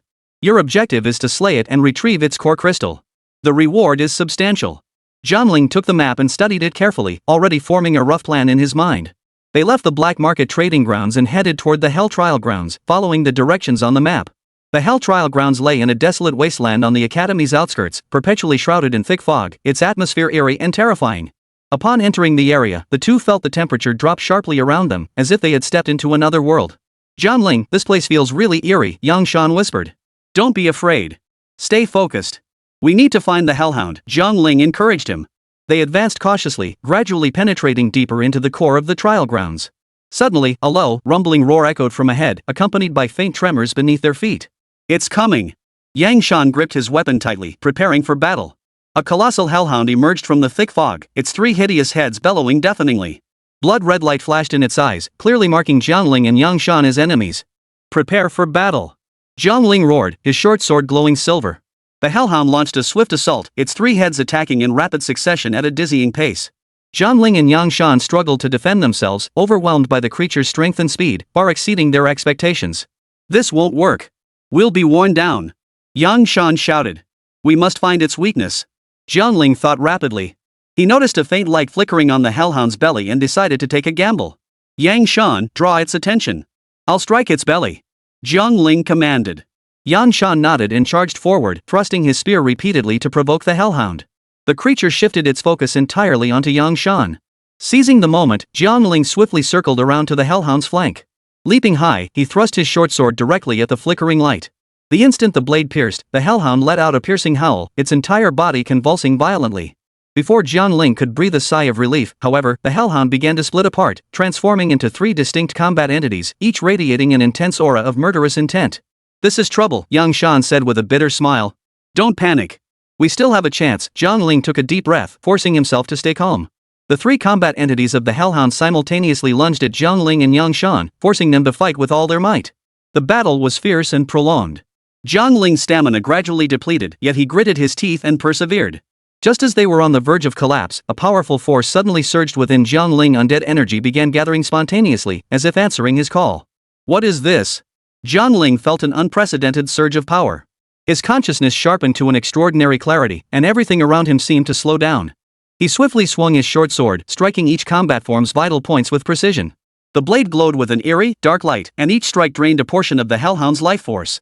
Finally, the 3 combat entities fell one after another, dissolving into black smoke that dissipated into the air. Jiang Ling and Yang Shan stood where they were, drenched in sweat yet filled with the joy of victory. "We did it!" Yang Shan exclaimed excitedly. Jiang Ling nodded, swiftly searching the remains of the hellhound for its core crystal. When he found the stone, shimmering with an eerie glow, a surge of powerful undead energy flooded his body. "This is our reward," Jiang Ling said with a smile. Carrying the core crystal, they returned to the academy and delivered the mission to the Dark Knight Mercenary Guild's representative office. The representative nodded in satisfaction and handed them the mission reward. "Well done. This is the reward you deserve." Jiang Ling and Yang Shan accepted the payment, their hearts brimming with confidence for the future. Though the path ahead was fraught with danger, they believed that through relentless effort, they would uncover the truth and reveal all the secrets hidden behind Starry Sky Academy. Just as they prepared to leave, the representative murmured, "If you're still interested, you can take on higher-level missions. But first, you'll need to prove yourselves." Jiang Ling smiled. "We will." Chapter 35, Deadly Enmity. Jiang Ling and Yang Shan left the Nightshade Mercenary Guild's representative office, walking back to their dormitory. Both were immersed in the excitement and sense of accomplishment from completing their mission, yet a thread of unease lingered deep within them. The Nightshade Mercenary Guild offered many missions, yet each one was fraught with unknowns and danger. "Jiang Ling, we need to be more careful next time," Yang Shan remarked. "Even though we succeeded this time, we might face stronger enemies next." Jiang Ling nodded. "Don't worry. I'll devise a more detailed plan." After resting overnight in their quarters, they began preparing for their next mission early the following morning. Following Jiang Ling's strategy, they resolved to re-enter the Hell's trial grounds. This time, their objective was to locate the soul crystal of the Rakshasa Tiger, an exceedingly rare and potent material capable of significantly enhancing their combat prowess. When they arrived at the Hell trial grounds once more, they found the atmosphere even more eerie than before. Through the mist in the distance, they could vaguely make out a group of figures dressed in ornate garments. Leading them was a pale-faced, arrogant-looking young man who coldly observed Jiang Ling and Yang Shan, a hint of disdain flashing in his eyes. "Who's that guy?" Yang Shan whispered. "Looks like Shin Shuyao, the Shin family's young master," Jiang Ling replied. The name was familiar to him. The Shin family held immense status and influence within the academy. Shin Shuyao sneered coldly, striding up to Jiang Ling and Yang Shan. "You two dare come to the Hell trial grounds?" Utterly overconfident. Jiang Ling frowned slightly. "This is a public area. We have the right to enter." Shin Shuyao scoffed, casually summoning a massive flaming lion. "I said you can't enter, so you can't enter. Get lost, or my fire lion won't be so polite." Yang Shan clenched his fists in anger. "On what grounds?" Jiang Ling pressed a hand on Yang Shan's shoulder, his voice steady. "We're here to complete a mission. There's no need to get into a fight with him." But Shin Shuyao clearly had no intention of letting them go. He pressed his advantage, saying, "Disobedient fools have only one fate." With a wave of his hand, the flame lion lunged toward Jiang Ling and Yang Shan. As the lion's claws closed in, Jiang Ling swiftly cast a necromantic spell, enveloping both him and Yang Shan in a shroud of dark energy. At the same time, he fixed Shin Shuyao with a cold stare, determined to teach this arrogant young master a lesson. "Since you enjoy playing with fire so much, I'll join you in your game," Jiang Ling murmured before summoning the Rakshasa Tiger. The Rakshasa Tiger's appearance instantly turned Shin Shuyao's face ashen. He hadn't expected Jiang Ling to be able to summon such a powerful undead creature. Its eyes blazed with a ghostly light as it lunged ferociously at the flame lion. The two creatures clashed violently in midair. "This can't be!" Shin Shuyao shouted in shock. Jiang Ling sneered coldly, "Nothing is impossible. You're far too overconfident." The battle between the Rakshasa Tiger and the Flame Lion was fierce, but bolstered by undead energy, the Rakshasa Tiger gradually gained the upper hand. Finally, the Rakshasa Tiger tore the flame lion's body apart with its sharp claws, while Shin Shuya watched the scene unfold in utter despair. No, impossible. Shin Shuya's face drained of color as he stumbled back several steps, clearly losing control of the situation. Jiang Ling had no intention of stopping there. He commanded the Rakshasa Tiger to charge violently at Shin Shuya, knocking him to the ground. The Rakshasa Tiger's claws slashed across Shin Shuya's legs, blood spattering everywhere. Ah! Shin Shuya screamed in agony. This is merely a small lesson for you, Jiang Ling said coldly. Next time you provoke us, I won't hold back. Shin Shuya was overcome by deep fear, his usual arrogance completely vanishing. His attendants hurriedly helped him to his feet and fled the hell trial ground in panic. Jiang Ling, did we go too far? Yang Shan asked with concern. Jiang Ling shook his head. No, this was merely self-defense. The Shin family has been arrogant and tyrannical. If we don't teach them a lesson now, we'll face even greater trouble later. Yang Shan nodded. You're right. The two continued deeper into the hellish trial grounds, searching for the crimson-hearted leopard's soul crystal. After enduring a series of grueling battles, they finally discovered the crimson-hearted leopard's lair within a hidden cavern.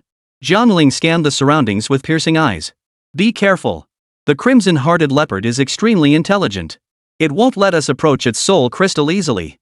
Yang Shan nodded, gripping his weapon tightly as he scanned the area warily. Suddenly, a deep, rumbling roar echoed from the cavern's depths, revealing the crimson heart leopard's form. Its eyes glowed with an eerie, otherworldly light, and its teeth were as sharp as blades. It had clearly sensed their presence. Let's go together. Jiang Ling roared, charging toward the crimson-hearted leopard first. Yang Shan followed closely behind, and the two joined forces to surround the Rakshasa Tiger. Though the crimson-hearted leopard was formidable, their accumulated combat experience, bolstered by Jiang Ling's undead energy, finally cornered it. With the final strike, Jiang Ling thrust his undead dagger straight into the crimson heart leopard's heart. The beast let out a piercing, agonized scream as its body gradually dissolved into black smoke, leaving behind only a soul crystal shimmering with a sinister glow. Jiang Ling picked up the soul crystal, sensing the surging power within. A satisfied smile spread across his face. This is our objective. Yang Shan breathed a sigh of relief. We finally did it. That's fantastic. Jiang Ling nodded. Once we return, we can use the soul crystal to enhance our strength. The two departed the hell trial grounds with the soul crystal, returning to the academy. Just as Jiang Ling and Yang Shan were about to head back to their dormitory to rest, a familiar voice suddenly echoed over the campus broadcast. The Freshman Challenge Tournament is about to commence. All new students are advised to note the registration period. The competition will officially begin in 3 days. Freshman Challenge Tournament? Jiang Ling blinked, turning to look at Yang Shan. Yes, it's the annual freshman extravaganza, Yang Shan nodded. Only those who excel in this tournament receive the Academy's special cultivation program, gaining significant boosts in resources and status. Looks like we need to get ready quickly. Jiang Ling pondered for a moment, his mind already made up. Not far away, a crisp voice called out, Jiang Ling, Yang Shan. Yi Qingling approached briskly, a cool smile on her face. Did you hear? The Freshman Challenge Tournament is about to begin. Jiang Ling smiled and nodded. Of course we heard. This is our chance to show what we're made of. A flicker of determination passed through Yi Qingling's eyes. Ever since I was little, I've dreamed of standing out in a competition like this. I absolutely can't miss this chance. She paused briefly before continuing, let's form a team. I believe we'll work together very well. Great idea. Yang Shan agreed immediately. With our skills in chemistry, we'll definitely achieve great results. Jiang Ling nodded in agreement. It's settled then. We'll enter the Freshman Challenge together. Chapter 36, The Academy Grand Tournament. They quickly completed the registration process and discussed their upcoming training plan. To prepare for the impending competition, the trio trained relentlessly every day on the academy grounds, honing their skills. Days flew by, and before they knew it, the day of the Freshman Challenge arrived. The academy plaza buzzed with excitement. New students formed long queues at the registration area, each face radiating anticipation and nervousness. Everyone's really fired up, Yang Shan remarked, surveying the scene around him. Yeah, but only a few will stand at the top in the end, Jiang Ling said, his gaze fixed ahead as he clenched his fist. Yi Qingling smiled and patted Jiang Ling's shoulder. Don't worry. We'll succeed. The competition officially began, with the first event being the team combat tournament. The rules were simple: each team had to defeat as many opponents as possible within the allotted time. The victors would advance directly, while the losers would be eliminated. At the referee's signal, the battle erupted instantly. Jiang Ling, Yang Shan, and Yi Qingling swiftly formed a battle formation, preparing to withstand enemy attacks in the most solid manner. Jiang Ling, watch your back. Yi Qingling suddenly shouted. Jiang Ling sidestepped an enemy sneak attack, simultaneously countering with a backhand slash that forced the attacker back. He calmly directed his team, Yang Shan, draw their fire. Yi Qingling, support my attack. Yang Shan roared his agreement, leaping forward and charging at the enemy with his spear raised. Simultaneously, Yi Qingling swiftly chanted an incantation. A burst of light erupted from her hands, providing her teammates with a powerful protective barrier. Seizing the moment, Jiang Ling launched a full-force assault. His short sword traced a silvery arc through the air, striking the enemy's weak point with pinpoint accuracy. The enemy let out a wail, collapsing to the ground, incapacitated. Nice work! Yang Shan praised, already engaging another foe. The battle raged for nearly an hour. Jiang Ling and his team fought relentlessly, without pause, finally defeating all opponents in the final moments. The referee announced the result, Team Jiang Ling, victory. Loud applause erupted from the stands. Jiang Ling, Yang Shan, and Yi Qingling high-fived each other, their faces beaming with triumphant smiles. We've advanced! Yi Qingling exclaimed excitedly. It's a good start, Jiang Ling nodded, then turned his gaze to the upcoming next match. But from here on, we'll face stronger opponents. We can't let our guard down. The second round was individual competition, where each participant faced a designated opponent alone. This tested not only strength but also mental fortitude and on-the-spot adaptability. Yi Qingling was the first to compete, facing an opponent skilled in fire magic. The opponent charged aggressively, attempting to overwhelm Yi Qingling with fierce flame attacks. Yet, with cool judgment and masterful spellcasting, Yi Qingling continuously deflected the assaults and gradually gained the upper hand. The audience held their breath, watching the intense clash. Just as the fire mage began to falter, Yi Qingling seized the moment, unleashing a powerful water spell that instantly extinguished the flames and knocked the opponent to the ground. Yi Qingling wins, the referee announced loudly. Next came Yang Shan's match against a burly fighter of astonishing strength. The two immediately engaged in close-quarters combat, the scene intensely fierce. Yang Shan, with his agile movements and precise strikes, continually troubled his opponent. His fighting style was fluid and adaptable, capable of both direct confrontation and clever evasion. Ultimately, Yang Shan prevailed by a narrow margin through sheer willpower and tactical mastery. The referee declared once more Yang Shan victorious. Jiang Ling took a deep breath and stepped onto the combat platform. His opponent was a mysterious black-robed trainee, shrouded entirely in darkness, his face indistinguishable. Yet, his cold eyes emitted an icy aura. Seems you're quite confident, Jiang Ling remarked coldly. But I won't hold back. The black-robed student offered no reply, merely fixing Jiang Ling with a steely stare. At the signal, the match commenced. Jiang Ling launched a swift attack, his movements fierce and precise as his short sword sliced through the air toward his opponent. The black-robed trainee effortlessly dodged Jiang Ling's strike and countered with a thrust that pierced Jiang Ling's shoulder. Jiang Ling winced in pain but refused to retreat. Gritting his teeth, he pressed forward. This battle proved far more grueling than before, and Jiang Ling felt himself slipping back into a desperate situation. Just then, the necromantic energy within him surged forth once more, abruptly amplifying his strength and speed. The black-robed trainee clearly hadn't anticipated this shift, allowing Jiang Ling to seize the opportunity for a counterattack. After a fierce exchange, the black-robed trainee was finally defeated, collapsing to the ground. Jiang Ling wins, the referee declared. Way to go! Yi Qingling and Yang Shan cheered in unison. After these intense battles, Jiang Ling, Yang Shan, and Yi Qingling all advanced to the final round. They celebrated together while preparing for the even tougher challenges ahead. Jiang Ling, what do you think the final round will be like? Yi Qingling asked. Jiang Ling, Yang Shan, and Yi Qingling read the final round rules posted on the bulletin board, their expressions shifting. Jiang Ling's brow furrowed slightly, while Yang Shan looked somewhat excited. I heard the final test will evaluate the strength of our beast companions, Yi Qingling murmured softly, her eyes flickering with concern. Jiang Ling nodded. Yes. According to the rules, we must fight alongside our own beasts against the other contestants and their beasts. Yang Shan, standing nearby, laughed heartily. Jiang Ling, your Rakshasa Tiger is a heaven-tier beast. We're bound to win this time. Jiang Ling smiled faintly, but his expression quickly turned serious. We can't underestimate this. Every stage is difficult, and besides, the student council is watching us closely. Yi Qingling clenched her fists. No matter what, we have to give it our all. On the day of the competition, the square once again erupted with a roar of voices. A massive arena was packed to the brim with spectators, all eager to witness the thrilling final showdown. Jiang Ling, Yang Shan, and Yi Qingling entered the arena together, each followed by their contracted beasts. Jiang Ling's Rakshasa Tiger stood tall and imposing, radiating a fiery dominance with eyes like torches. Yang Shan's crane was light and agile, its wings unfurling as if capable of slicing through the air. Yi Qingling's nine-tailed celestial fox was elegant and beautiful, its body covered in shimmering frost scales. At the referee's signal, the match commenced. Jiang Ling immediately commanded his Rakshasa Tiger to charge into the fray, lunging at an equally massive flame lion. The two beasts swiftly locked in fierce combat. Yang Shan maneuvered his crane through the skies, seeking openings to strike ground targets while supporting his allies. Yi Qingling remained in the rear, casting spells to bolster her nine-tailed celestial fox's offensive and defensive capabilities. Chapter 37, The Unexpected. The battle raged on, a chaotic interplay of elements and energies colliding across the arena. The Rakshasa Tiger's true power began to manifest. Leveraging its formidable physique and Jiang Ling's precise command, it swiftly defeated a thunder leopard and a giant rock bear. Suddenly, a thunderous roar echoed as several students in student council uniforms stormed the arena with their beasts. Their leader was a senior cadet named Qin Feng. Mounted on a massive thunderwolf, he eyed Jiang Ling coldly and sneered, "Jiang Ling, you actually dared to make your move? Today, we'll see just how formidable you really are." "Jiang Ling, be careful," Yi Qingling urgently warned. Jiang Ling sneered coldly, "Humph, so it's you lot.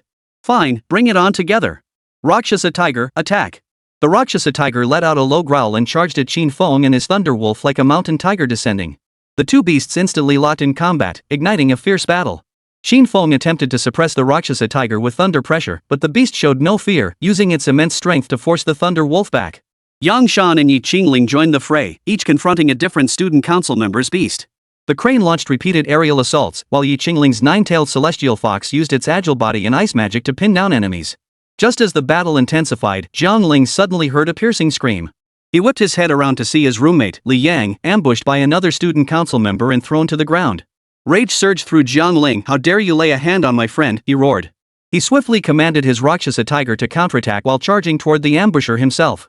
The other student council members rushed to surround him, attempting to restrain Jiang Ling. But Jiang Ling was now consumed by fury. His speed and strength surged once more, and he repelled several enemies in quick succession. "Jiang Ling, stop! What are you doing?" Qin Feng roared, but it was too late to halt Jiang Ling's rampage. Suddenly, Jiang Ling felt the surge of necromantic energy within him. His gaze instantly turned icy cold, and that sinister aura manifested once more. His power was extraordinary, nearly sending all the surrounding enemies flying. Seeing this, Qin Feng's expression changed drastically. "He's gone mad. Everyone, retreat."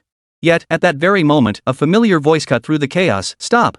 All eyes turned to see an elderly man in a mentor's uniform walking slowly toward them, accompanied by several high-ranking academy officials. The elder's gaze swept across the scene as he spoke in a deep voice, well, a freshman challenge tournament that descends into this." Jiang Ling gasped for breath, suppressing his rage. He looked at the instructor. "Instructor, these people disregarded the rules and ambushed us." "I was only defending myself." The instructor nodded. "I understand the situation. This match is suspended. Everyone return to your dormitories immediately." Qin Feng protested, unwilling to concede. "Mentor, he attacked our members just now. You can't just let him off like this." The mentor shot Qin Feng a cold stare. "The rules were established by our academy. I don't need you to tell me how to enforce them. Everyone leave the arena immediately." Jiang Ling gritted his teeth, ultimately recalling the Rakshasa Tiger and turning to leave. Seeing this, Yi Qingling and Yang Shan hurriedly followed. Back in the dormitory, Jiang Ling sat on the edge of his bed, his expression heavy. Yang Shan sighed. "Looks like this situation is getting complicated." Yi Qingling offered reassurance, "It'll be fine. With the mentor intervening, it shouldn't escalate too far." Jiang Ling forced a smile. "Thanks, everyone. We'll have to be extra careful from now on." Several days later, the freshman challenge tournament reached its final showdown. Jiang Ling, Yang Shan, and Yi Qingling had all ascended to the very top ranks of the Earth list, with Jiang Ling successfully claiming the pinnacle. As they waited outside the academy hall, countless freshmen cast envious glances their way.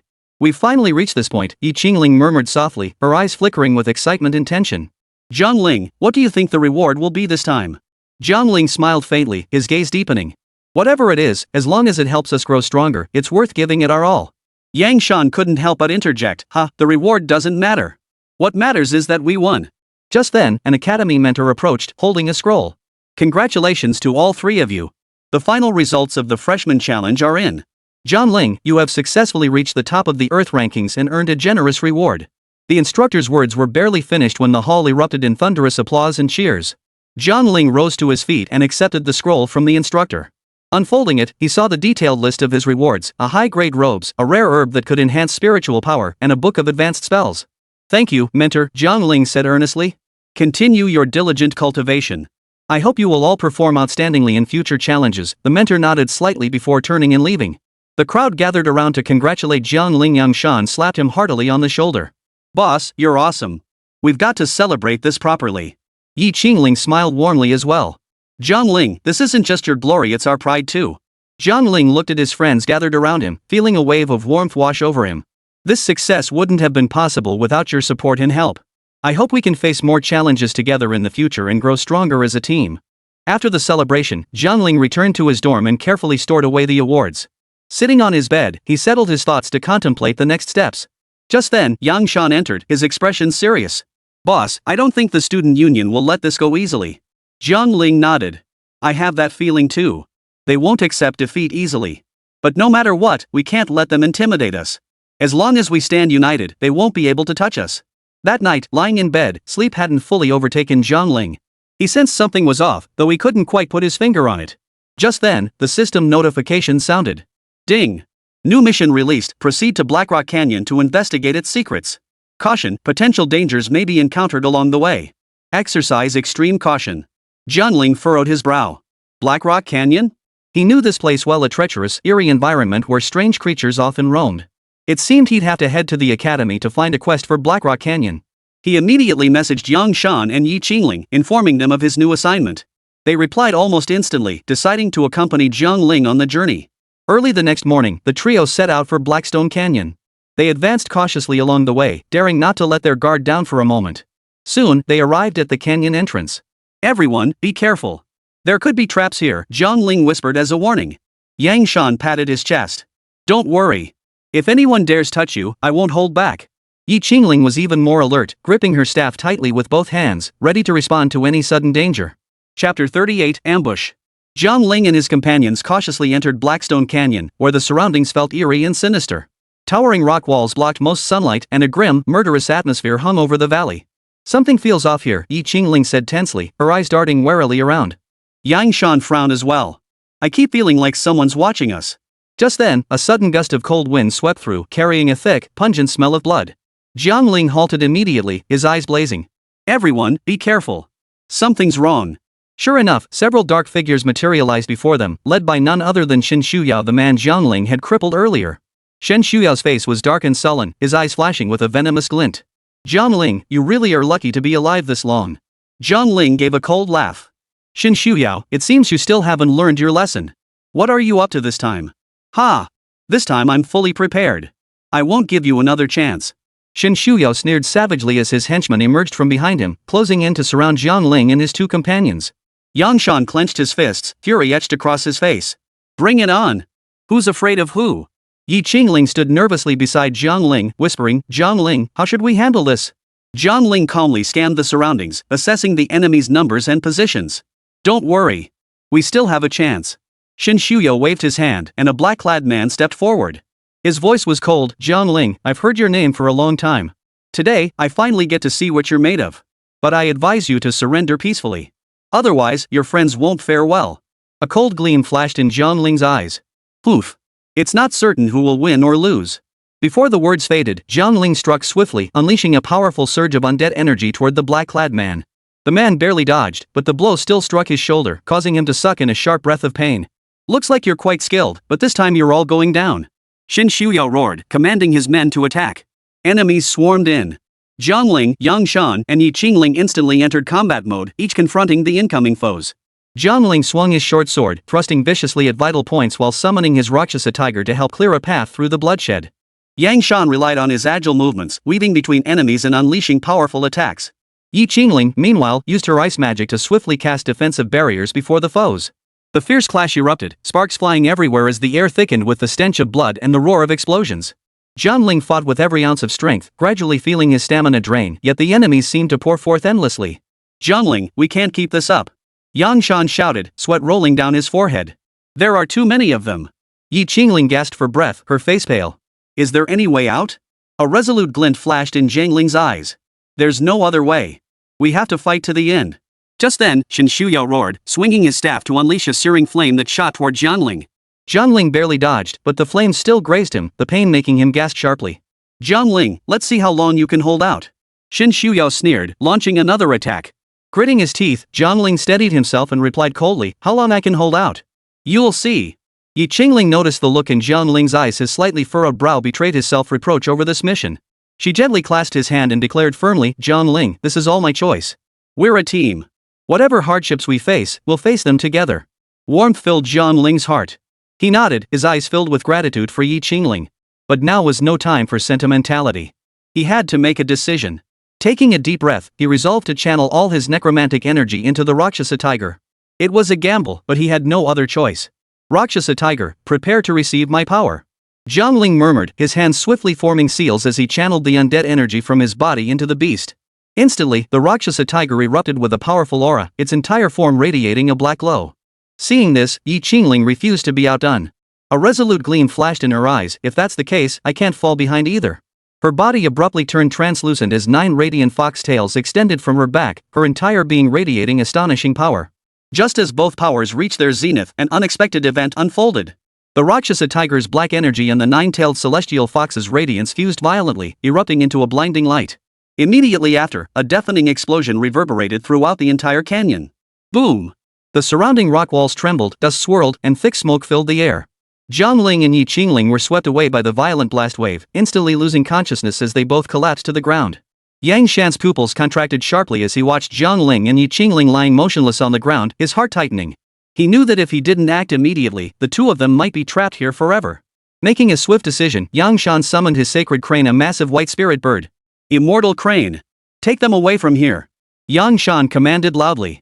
The crane descended at his command, carefully placing the unconscious Jiang Ling and Jiang Ling upon its back before flapping its massive wings and soaring into the sky. Yang Shan leapt onto the crane's back, glancing back at Shen Shuyao, who still wore a sinister grin. We won't concede defeat so easily, he said coldly. Shen Shuyao's expression darkened instantly at the sight. Don't let them escape. Pursue them. Yet the crane's speed was extraordinary. Its long wings traced magnificent arcs through the air, rapidly widening the distance. The pursuers seemed powerless to catch up, forced to watch helplessly as the crane vanished into the horizon. Having escaped the peril, Yang Shan breathed a sigh of relief. He looked down at Jiang Ling and Jiang Ling, still unconscious, silently praying for their safety. Somewhere on the horizon, the crane landed in a tranquil forest. Yang Shan carefully laid Jiang Ling and Jiang Ling down, checking their injuries. Jiang Ling was pale, his breath faint, and Jiang Ling was in no better condition. Suddenly, Jiang Ling stirred, slowly opening her eyes. Seeing Yang Shan's anxious expression, she weakly asked, "Did we escape successfully?" Yang Shan nodded. "Yes, we're safe for now. But Jiang Ling's injuries are worse than yours. He needs treatment immediately." Jiang Ling struggled to sit up, her voice faint. "I know. Jiang Ling, he gave everything he had for us." Yang Shan nodded, about to respond, when Jiang Ling's faint voice broke the silence. "Where are we now? Jiang Ling, you're awake?" Jiang Ling grasped his hand excitedly. "How do you feel?" Chapter 39, Reward. Jiang Ling forced a faint smile. "I'm okay, just feeling weak." He glanced around. "We need to find a safe place quickly and rest properly." Yang Shan nodded in agreement. "You're right. While this environment is relatively safe, we need more resources to recover our strength and heal our injuries." Jiang Ling clenched her fists, her eyes flashing with determination. "No matter what, we must keep moving forward. We absolutely cannot give the enemy any opening." Ding! Mission completed. Rewards obtained: Necromantic Summoning Codex Advanced, Soul Crystal X1, Experience Boost. Jiang Ling's eyes instantly brightened, his heart filled with resolute determination. Feeling the power from the system reward surge within him, the weariness in his eyes gradually gave way to resolve.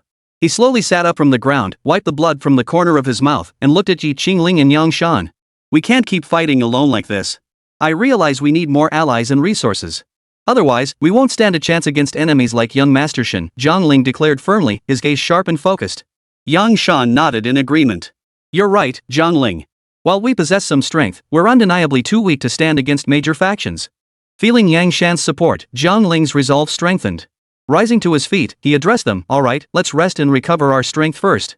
Once we're refreshed, we'll discuss plans for forming our own faction." As dusk fell, the trio found a secluded spot in the tranquil forest to settle for the night. Yang Shan took charge of patrols and sentry duty, while Jiang Ling swiftly cast her ice magic to erect a simple defensive barrier against surprise attacks. After a night's rest, the next morning dawned with sunlight filtering through the leaves, casting dappled patterns. Jiang Ling felt his stamina significantly restored. He sat cross-legged and began studying the system-awarded Necromantic Summoning Codex. As he opened the pages, a surge of immense energy flooded his mind, revealing intricate runes and summoning techniques before his eyes. Suddenly, Yang Shan approached with a hint of excitement on his face. "Jiang Ling, I was scouting nearby and found a hidden path leading to a secluded valley. There seemed to be quite a few people gathered there. Maybe we should check it out, we might find potential allies." Jiang Ling closed the codex and nodded. "All right, let's go." Jiang Ling also prepared her belongings, and the three swiftly set off along the path Yang Shan had discovered toward their destination. After some time trekking, they arrived at a deep, secluded valley. Distant figures could be vaguely seen bustling about, and a simple sentry post guarded the valley entrance. We must be cautious and avoid misunderstandings, Jiang Ling whispered as he led Yi Qingling and Yang Shan toward the entrance. A guard watched them warily and barked, "Halt! Who are you? We mean no offense." "We're merely passing through, seeking allies," Jiang Ling replied politely, meeting the guard's gaze with a friendly look. Another guard scrutinized them suspiciously, then whispered to his companion before turning to Jiang Ling, "Follow me. The leader might be interested in you." They crossed the valley entrance into the valley itself, where they found what appeared to be a small camp. Dozens of people bustled about, erecting tents, cutting timber, and some training in combat skills. Jiang Ling was secretly impressed. The valley was managed with remarkable order, clearly under the command of an experienced leader. Soon, they were led to a larger tent. The guard motioned for them to wait briefly before entering to announce their arrival. Moments later, a middle-aged man with a deep voice emerged. He was burly, his sharp eyes gleaming with intelligence. Smiling, he said, "I am Lu Qingtian, leader of the Ironstone Mercenary Corps. May I ask where you three friends come from, and what brings you here?" Jiang Ling briefly recounted his experiences and explained his desire to establish a faction. After listening, Lu Qingtian pondered for a moment, his gaze complex as he looked at Jiang Ling. "I see your determination. But building a faction is no simple task. It requires resources and connections. Moreover, it seems you've provoked some rather troublesome enemies." Jiang Ling smiled calmly. "Precisely because of that, we need cooperation more than ever to stand together against a formidable foe." Lu Qingtian nodded, his expression softening slightly. "We are all people who have lost our place in the world. We survive by supporting one another. Since you wish to join us, you are welcome. However, I have one condition: you must pass a test we administer." "What kind of test?" Yang Shan asked curiously. Lu Qingtian smiled faintly. "It's a teamwork mission. If you complete it, you pass the test. We'll depart tomorrow morning. The details will be given to you then." Jiang Ling nodded in agreement. "We accept." As night fell, the three of them settled into their camp. Yi Qingling asked anxiously, "Jiang Ling, do you think we can pass this test?" Jiang Ling smiled. "We've overcome so many hardships already, this test won't be any different. As long as we stand united, we will succeed." Early the next morning, Lu Qingtian led Jiang Ling, Yi Qingling, and Yang Shan to the center of the camp and announced their mission: "You must journey deep into the valley to retrieve a stolen sacred stone, a vital energy source essential to our survival. Perils await along the way. I hope you complete this task successfully." The trio exchanged nervous glances but quickly composed themselves, preparing to depart. Jiang Ling led the way into the valley's depths. Yi Qingling and Yang Shan followed closely behind, their movements synchronized as they scanned their surroundings with heightened vigilance. The deeper they ventured, the harsher the environment grew. Dark moss covered the surrounding rock walls, and the air thickened with a damp, musty stench. Jiang Ling gripped his short sword tightly, his focus razor-sharp, when faint whispers reached his ears. "Everyone, be careful. I hear strange sounds," Jiang Ling warned in a low voice. Yi Qingling nodded slightly, gripping her staff tightly, ready to cast spells at any moment. Yang Shan scanned the surroundings alertly, prepared for battle. Suddenly, a dark shadow darted past. Instantly, a horde of grotesque creatures burst from the shadows, snarling as they charged toward them. These beings resembled mutated beasts, their eyes blazing with savage intent. "Yi Qingling, defend!" Jiang Ling shouted. Yi Qingling swiftly cast an ice-based defensive spell, forming a transparent wall of ice around them. The monsters slammed frantically against the barrier, emitting shrill, piercing screeches. Yang Shan seized the opportunity to unleash powerful attacks, knocking down the creatures that charged the ice wall. Jiang Ling calmly assessed the situation, searching for a weak point. Suddenly, he noticed a particularly ferocious monster with a shimmering stone embedded in its back, the very sacred stone they sought. Chapter 40, Alliance formed. "That monster has the sacred stone on its back," Jiang Ling shouted, locking onto the target. Yang Shan nodded and devised a simple plan: "I'll draw these monsters' attention. You two seize the sacred stone while I distract them." "No, it's too dangerous," Yi Qingling protested anxiously. Yang Shan, however, flashed a faint smile. "Trust me, I'll be fine." Then, he leapt out of the ice wall, swinging his fists into the fray with the monsters, drawing the attention of most of them. Jiang Ling and Yi Qingling seized the moment to charge toward the monster bearing the sacred stone. Jiang Ling struck swiftly, his short sword piercing precisely at the creature's vital point, while Yi Qingling immobilized it with frost magic. The creature let out a piercing wail, thrashed a few times, and finally collapsed. The remaining monsters went berserk. Jiang Ling seized the moment, snatching the shimmering sacred stone from its back. "We must return immediately," Jiang Ling shouted, waving for Yang Shan to retreat. Yang Shan, seeing this, swiftly broke free from the monster he was grappling with and reunited with Jiang Ling and Yi Qingling. They retreated to the camp at top speed and returned the sacred stone to Lu Qingtian. Lu Qingtian gazed at the recovered sacred stone, a relieved smile spreading across his face. "You truly are exceptional. You've completed the mission. Welcome to our ranks." Jiang Ling exhaled in relief, a faint smile touching his lips. "Thank you. We'll work hard and contribute our strength to the cause. Yi Qingling and Yang Shan also smiled lightly, their expressions radiating mutual trust and understanding. From this moment, we are officially allies. I believe together we can confront any foe and fight for our future, Jiang Ling declared to the group. Lu Qingtian nodded with satisfaction. From this day forward, we are one team. Just then, a frantic voice rang out from the distance, "Leader, there's an emergency." A member of the group rushed over, his face tense. Jiang Ling frowned. "What's happening?" The member gasped for breath. "Someone discovered our camp and is closing in."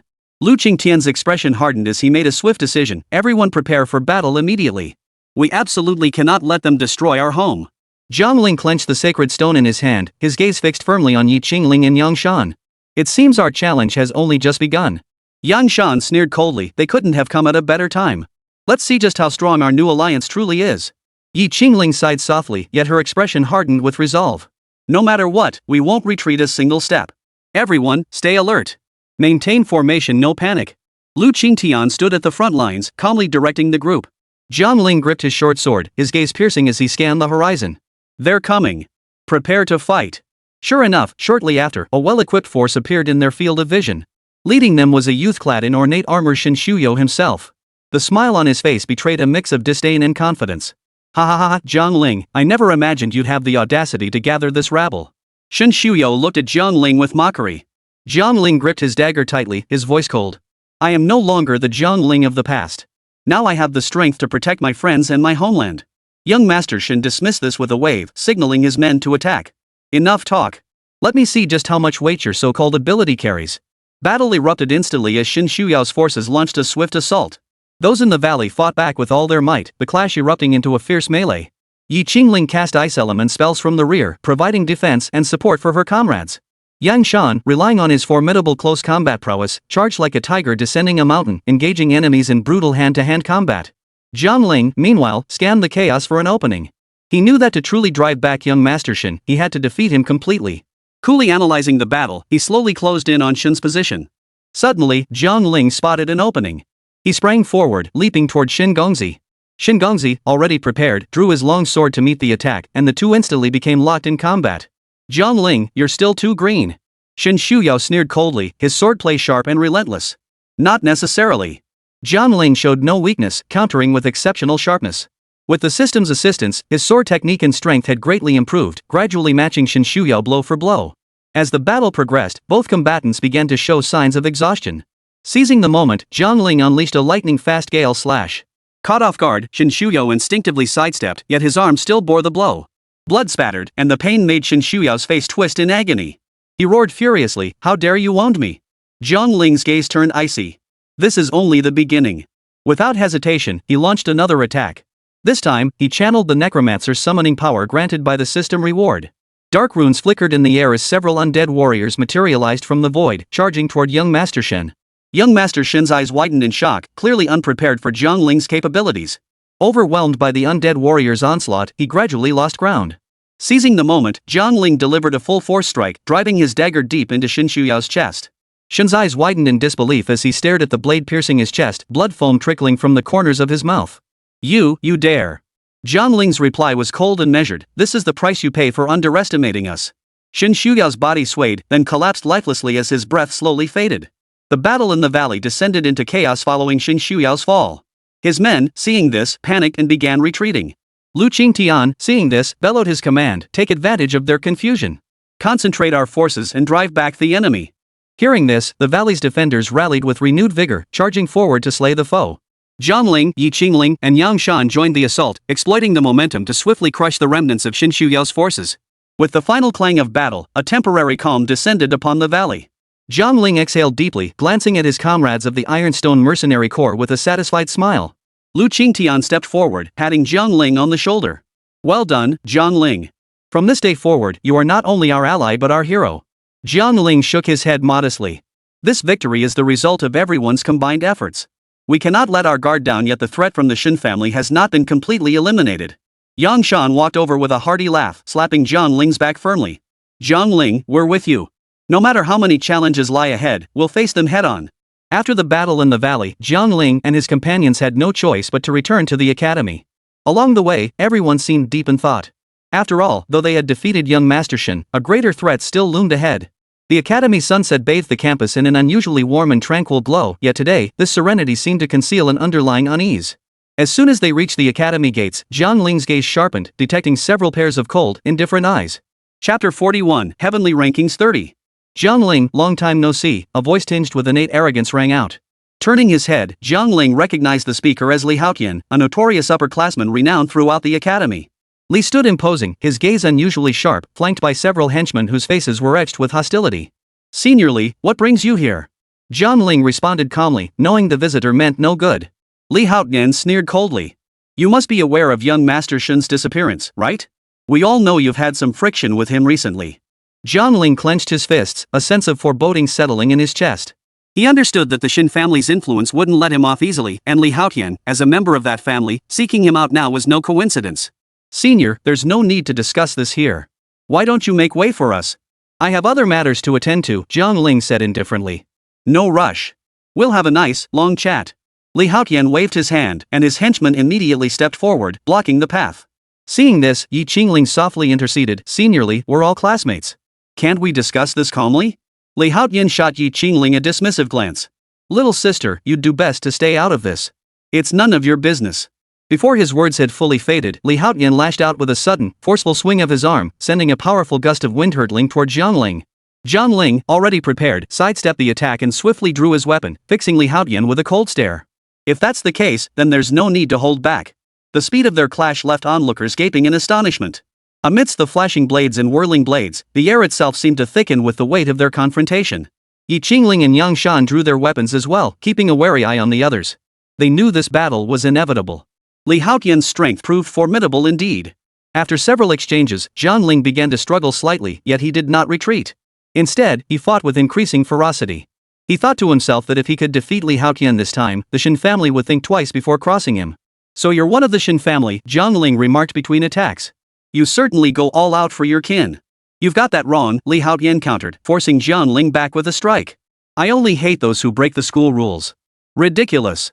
Jiang Ling snorted coldly, intensifying his assault as the two plunged back into fierce combat. Jiang Ling sensed Li Haotian's attacks growing increasingly fierce. He realized his physical strength alone was insufficient to counter this formidable foe. At this critical moment, a sudden thought struck Jiang Ling. He recalled the Necromancer's grimoire he had recently acquired by chance. That ancient tome contained records of powerful and mysterious forces. Seems I'll need some outside help, Jiang Ling murmured to himself. His fingers flicked swiftly as he drew the codex from his robe. Before Li Haotian or the others could react, Jiang Ling had already begun chanting the incantation. A dim, eerie light flared from the tome. Immediately afterward, the ground began to tremble faintly, as if something was about to break through the earth. Li Haotian frowned slightly at the sight, but did not ease his attack. He knew he couldn't give Jiang Ling any breathing room. Soon, under the horrified stares of the crowd, shadowy undead figures emerged from the earth. Their skeletal forms were shrouded in dark power, clad in decaying armor and wielding rusted weapons, yet each radiated an aura of awe-inspiring dread. What? You dare wield such dark magic? Li Haotian exclaimed, intensifying his assault to disrupt Jiang Ling's incantation. However, the undead had fully awakened. With mechanical yet swift movements, they lunged toward Li Haotian. Seizing this opening, Jiang Ling swiftly retreated several steps. Using the brief respite gained from summoning the undead, he adjusted his internal energy. The undead's attacks lacked Li Haotian's precision and decisiveness, but they compensated with sheer numbers and a fearless disregard for death. Li Haotian soon found himself locked in a fierce struggle, swinging his blade relentlessly to cut down the undead charging at him. Yet they surged forward like an unstoppable tide, relentlessly pressing against him. Jiang Ling, may you rot in hell. Li Haotian roared, his rage reaching its peak. Jiang Ling sneered coldly, that line should be reserved for yourself. As the undead multiplied, Li Haotian's movements grew sluggish. Seizing the moment, Jiang Ling charged forward once more, joining forces with the undead to unleash a fierce assault upon him. Finally, after a prolonged, fierce battle, Li Haotian's strength gave out. He was knocked to the ground by Jiang Ling and the undead. His face was pale, his breathing labored, clearly unable to fight any longer. Just then, the chimes from the campus bell tower rang out, shattering the tense atmosphere of the battle. Students looked up to see two figures approaching slowly: Zhang Heng, president of the student union, and Chen Shi, president of the Spark Society. Both radiated an extraordinary presence, revealing abilities far beyond the ordinary. Zhang Heng spoke first. Jiang Ling, I'm very impressed with your performance. Would you be interested in joining our student union? Chen Shi followed closely. Jiang Ling, I also invite you to join the Spark Society. We can offer you more resources and protection. Jiang Ling paused briefly before shaking his head. Thank you for your offers, but I have my own plans. Zhang Heng and Shen Shi exchanged glances, both visibly surprised, yet neither pressed further. They merely nodded to each other in acknowledgement before silently stepping back. Yi Qingling and Yang Shan hurried over to Jiang Ling, asking with concern, "Are you okay?" Jiang Ling smiled faintly. "I'm fine, thank you." At that moment, Jiang Ling had made his decision. He silently resolved to no longer rely on others, but to forge his own power base. He knew this path would be fraught with thorns and challenges, but nothing could halt his stride forward. Yang Shan glanced at the surrounding students and whispered, "Jiang Ling, do you have a plan?" Jiang Ling nodded, his eyes gleaming with resolve. "Yes. When the time is right, we'll establish our own faction. We won't be controlled by anyone anymore." Yi Qingling looked up at Jiang Ling. "Jiang Ling, are you sure we can pull this off? Building our own faction isn't something to take lightly." Jiang Ling patted her shoulder firmly. "Don't worry. We'll take it step by step. No need to rush. Slow and steady wins the race." Yang Shan, however, seemed excited. "Brother, if there's anything you need me to do, just say the word. I've been waiting for this day for ages." Jiang Ling smiled faintly. "All right. Our first step is to build our reputation within the academy. The invitations from Zhang Heng and Shen Shi prove our abilities are gaining attention. This is our opening." As they discussed, a tall girl approached from the crowd. Dressed in a simple student council uniform, her face was stern yet radiated an undeniable presence. She walked straight up to Jiang Ling and said, "Hello, I'm Qin Wei, Vice President of the Student Council." Chapter 42, The God-Making Plan. "Hello," Jiang Ling replied with a polite nod. "I hear you've replaced Li Haotian to enter the heavenly rankings at number 30. "That's an impressive achievement," Qin Wei continued. "The Student Council has some special rewards for newly risen masters. Would you be interested in learning more?" Jiang Ling's eyes flickered slightly. Though determined to stand alone, any additional resources could buy him time and opportunities. He nodded. "Certainly. I'd be interested in hearing more." Qin Wei smiled softly, pulling a document from her bosom and handing it to Jiang Ling. "This outlines the Student Council's benefits and resources: training grounds, specialized courses, various subsidies. All will be provided if you maintain a top 50 ranking in the upcoming tournament." Glancing at the list of tempting conditions, Yang Shan murmured, "These resources are incredibly generous, Jiang Ling. You absolutely must secure them." Jiang Ling weighed the offer in his mind before nodding. "All right, I accept the challenge." Qin Wei nodded with satisfaction. "Then I look forward to your performance. If you need anything, come find me directly." After Qin Wei left, Yi Qingling couldn't help asking, "Jiang Ling, are you really going to accept their resources? If you do, won't you end up under the Student Council's control?" Jiang Ling shook his head. "No. This is only a temporary alliance. We'll use their resources to strengthen ourselves. Once we're powerful enough, we can truly stand on our own." Yang Shan nodded emphatically. "Exactly. We can't rely on others forever. We must build our own strength." Meanwhile, in an inconspicuous office tucked away in a corner of the academy, Zhang Heng and Shen Shi were engaged in hushed discussion. "Looks like we've bitten off more than we can chew this time," Zhang Heng murmured, his brows furrowed with gravity. Shen Shi nodded in agreement. "Indeed, Jiang Ling's strength is not to be underestimated. But precisely because of that, we must keep a close eye on him." Zhang Heng pondered for a moment before smiling faintly. "Since direct confrontation isn't wise, let him decide his own fate. We'll prepare thoroughly, coordinate our efforts, and intervene together when necessary." Over the next few days, Jiang Ling immersed himself in intense training as planned. The resources provided by the student union proved extraordinary, and he felt his strength steadily increasing. Under his guidance, Yi Qingling and Yang Shan also progressed rapidly, the three gradually forming a well-coordinated team. One evening, as the group conducted special training on the academy grounds, a discordant voice abruptly shattered their focus. Jiang Ling, a burly male student, approached, a cocky grin on his face, his metal knuckle dusters gleaming coldly. "I hear you've been making quite a splash lately. Why don't you let me test your mettle?" Jiang Ling turned to see Wang Jin, ranked 22nd on the academy's heavenly rankings. He smiled at the challenge. "Wang Jin, since you're so eager, let me see what you've got." The two faced off in the center of the training ground. Students halted their drills and gathered around, watching. Tension hung thick in the air. "What do you think? Can Jiang Ling hold his own against Wang Jin?" "Hard to say. Wang Jin is a notorious fighter." "Jiang Ling may be skilled, but he's still a newcomer." "Not necessarily.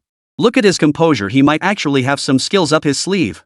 The buzz grew louder, the scene buzzing with excitement. At the command, Wang Jin struck first, his fists cutting through the air with a fierce, thunderous force. Jiang Ling, seeing this, shifted his stance, deftly evading the blow while searching for an opening to counter. Their clash erupted with fierce intensity. Each collision of fist and foot unleashed a deafening roar, causing the ground to tremble slightly. Wang Jin's raw power was undeniable, yet Jiang Ling's speed and technique proved equally formidable. "Not bad, Jiang Ling. I didn't expect you to be such a tough opponent." Wang Jin caught his breath, a hint of admiration flashing in his eyes. Jiang Ling smiled faintly. Your strength also surpasses my expectations. However, it's still far from enough. Before the words faded, he accelerated suddenly, darting around Wang Jin like a phantom. A flurry of swift attacks followed in rapid succession. Caught off guard, Wang Jin was forced back repeatedly. A final misstep left him open to a crushing punch to the chest, sending him crashing to the ground. It's over, Jiang Ling stated calmly, withdrawing his fist. The crowd erupted in cheers. Students celebrated Jiang Ling's victory, as if witnessing the birth of a legend. Yi Qingling and Yang Shan rushed to Jiang Ling's side, their voices brimming with excitement. Jiang Ling, you're incredible. What should we do next? Jiang Ling's gaze hardened. We must not only improve ourselves but also steadily expand our influence. Both within and outside the academy, many factions are watching us closely. We must remain vigilant at all times. Yi Qingling pondered, you mean we need to establish our authority both within and outside the academy? Exactly, Jiang Ling affirmed. But this requires a step-by-step approach. First, we must solidify our position within the academy and attract more capable allies to join us. Then, we can expand outward. As they discussed their future plans, a petite, beautiful girl approached. Dressed in her student council uniform, she carried a hint of nervousness and unease. Hello, Senior Jiang Ling. I'm Lu Xian, a new member of the student council. I have something urgent to discuss with you. Jiang Ling nodded. Go ahead. What is it? Lu Xian glanced around before whispering, the higher-ups have decided to launch the God-making project. Each year, they'll specially select a few exceptionally outstanding students for intensive cultivation. You're one of those chosen. Jiang Ling furrowed his brow slightly. The God-making project? That sounds rather significant. What exactly does it entail? From what I understand, Lu Xian continued, the God-making project provides the selected individuals with the most advanced training resources, top-tier mentor guidance, and customized training plans tailored to each person's specific circumstances. However, the higher-ups will also subject these students to strict monitoring. Sounds like an opportunity, but it also means greater constraints, Jiang Ling mused. Yang Shan leaned in, his voice tinged with excitement. Jiang Ling, this is a once-in-a-lifetime chance. With resources and support like this, our abilities will skyrocket. Yi Qingling, however, voiced her concern, what about the monitoring? If we catch the attention of the higher-ups, could we lose our freedom? Lu Xian sighed softly. It's true. While the plan sounds tempting, it comes with many hidden restrictions. However, if you can leverage these resources effectively, once you become powerful enough, you might find a way to break free from this oversight. Jiang Ling took a deep breath, a resolute gleam flashing in his eyes. I understand. Since we have no room to refuse, let's seize this chance to elevate ourselves to the utmost. Chapter 43, 5th Battle Zone. Seeing Jiang Ling's resolve, Lu Xian felt reassured. Very well. I'll notify you of the briefing schedule promptly. I hope you won't disappoint us. Jiang Ling nodded in agreement, watching Lu Xian depart. Since we're joining the God Creation Project, we must give it our all, Jiang Ling declared, turning to Yi Qingling and Yang Shan. Yang Shan rubbed his hands together excitedly. Big brother, rest assured we'll support you fully. Yi Qingling nodded firmly. Whatever challenges we face, we'll tackle them together. One day, Jiang Ling received a notice from his mentor, instructing him to attend the first briefing session for the God-making project at a secret training base. At the briefing, an elderly professor briefly outlined the program's objectives and regulations.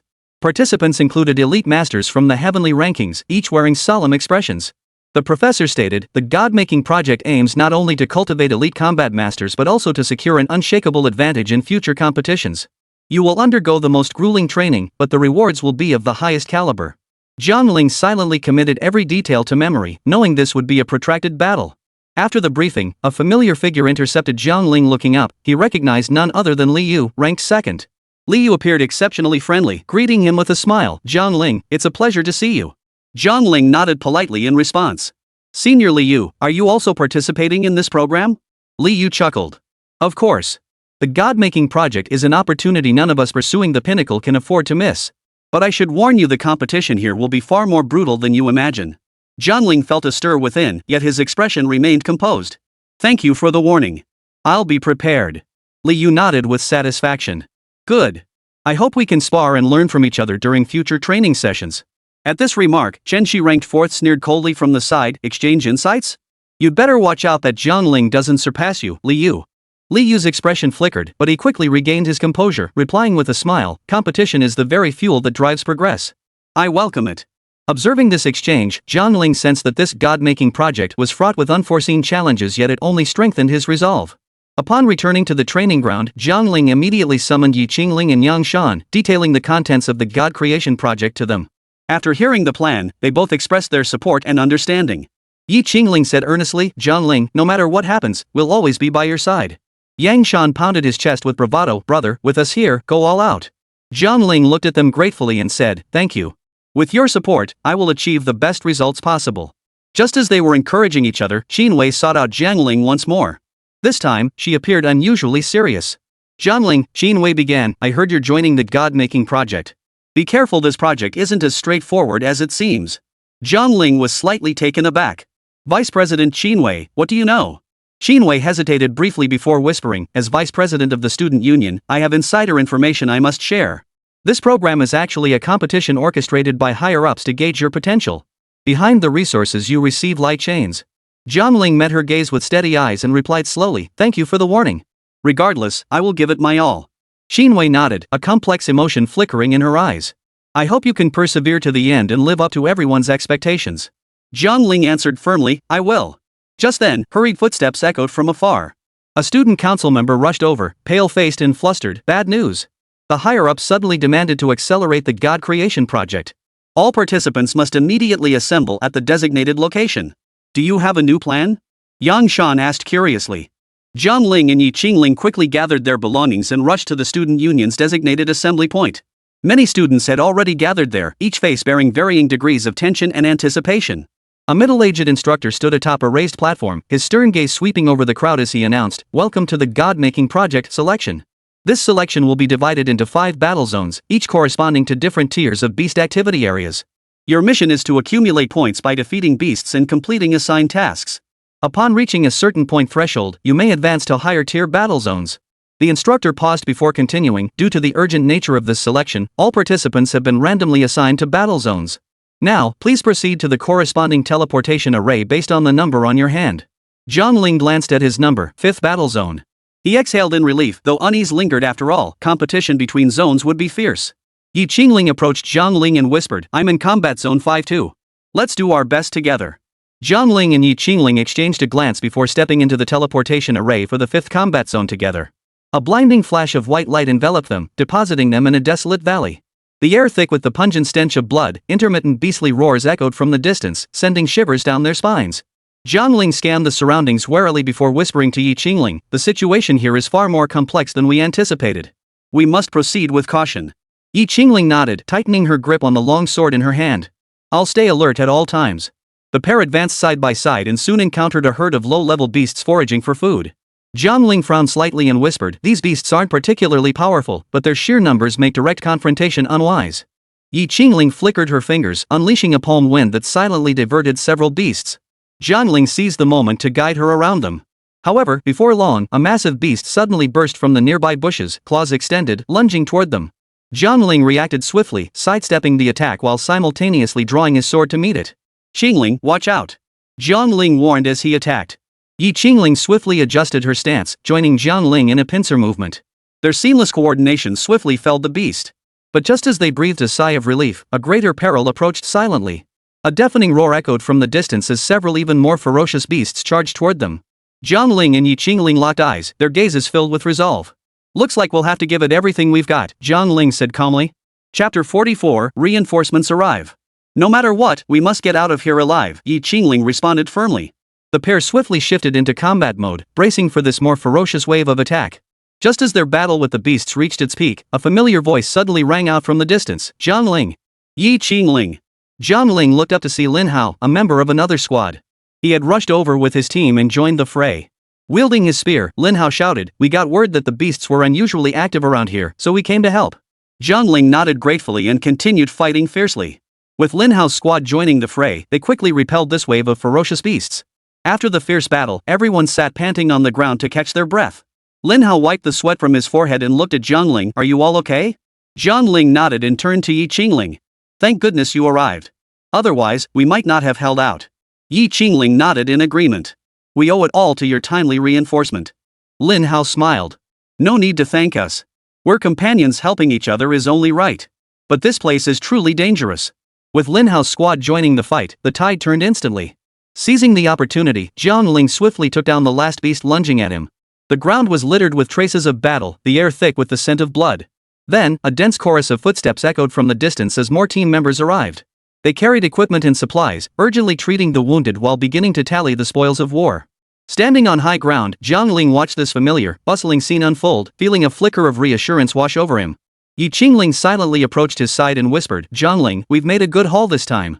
She gestured toward the backpacks piled high with resources, crystal cores and medicinal herbs, all invaluable supplies. "Indeed, these will make us stronger," Jiang Ling replied, his gaze unwavering. "But we mustn't let our guard down. Unknown dangers still lurk here." Lin Hao approached and patted Jiang Ling on the shoulder. "You're right. The front lines are tense. We need to boost our strength as quickly as possible." They began distributing the spoils, each receiving a fair share of rare resources. Jiang Ling set aside some crystal cores and medicinal herbs for Ling and himself, then divided the rest among the others. He knew this battle was merely the beginning, the road ahead stretched long. "Jiang Ling, what's your plan moving forward?" Lin Hao asked, his eyes brimming with anticipation. Jiang Ling pondered for a moment before replying, "Our goal is to break through to higher realms.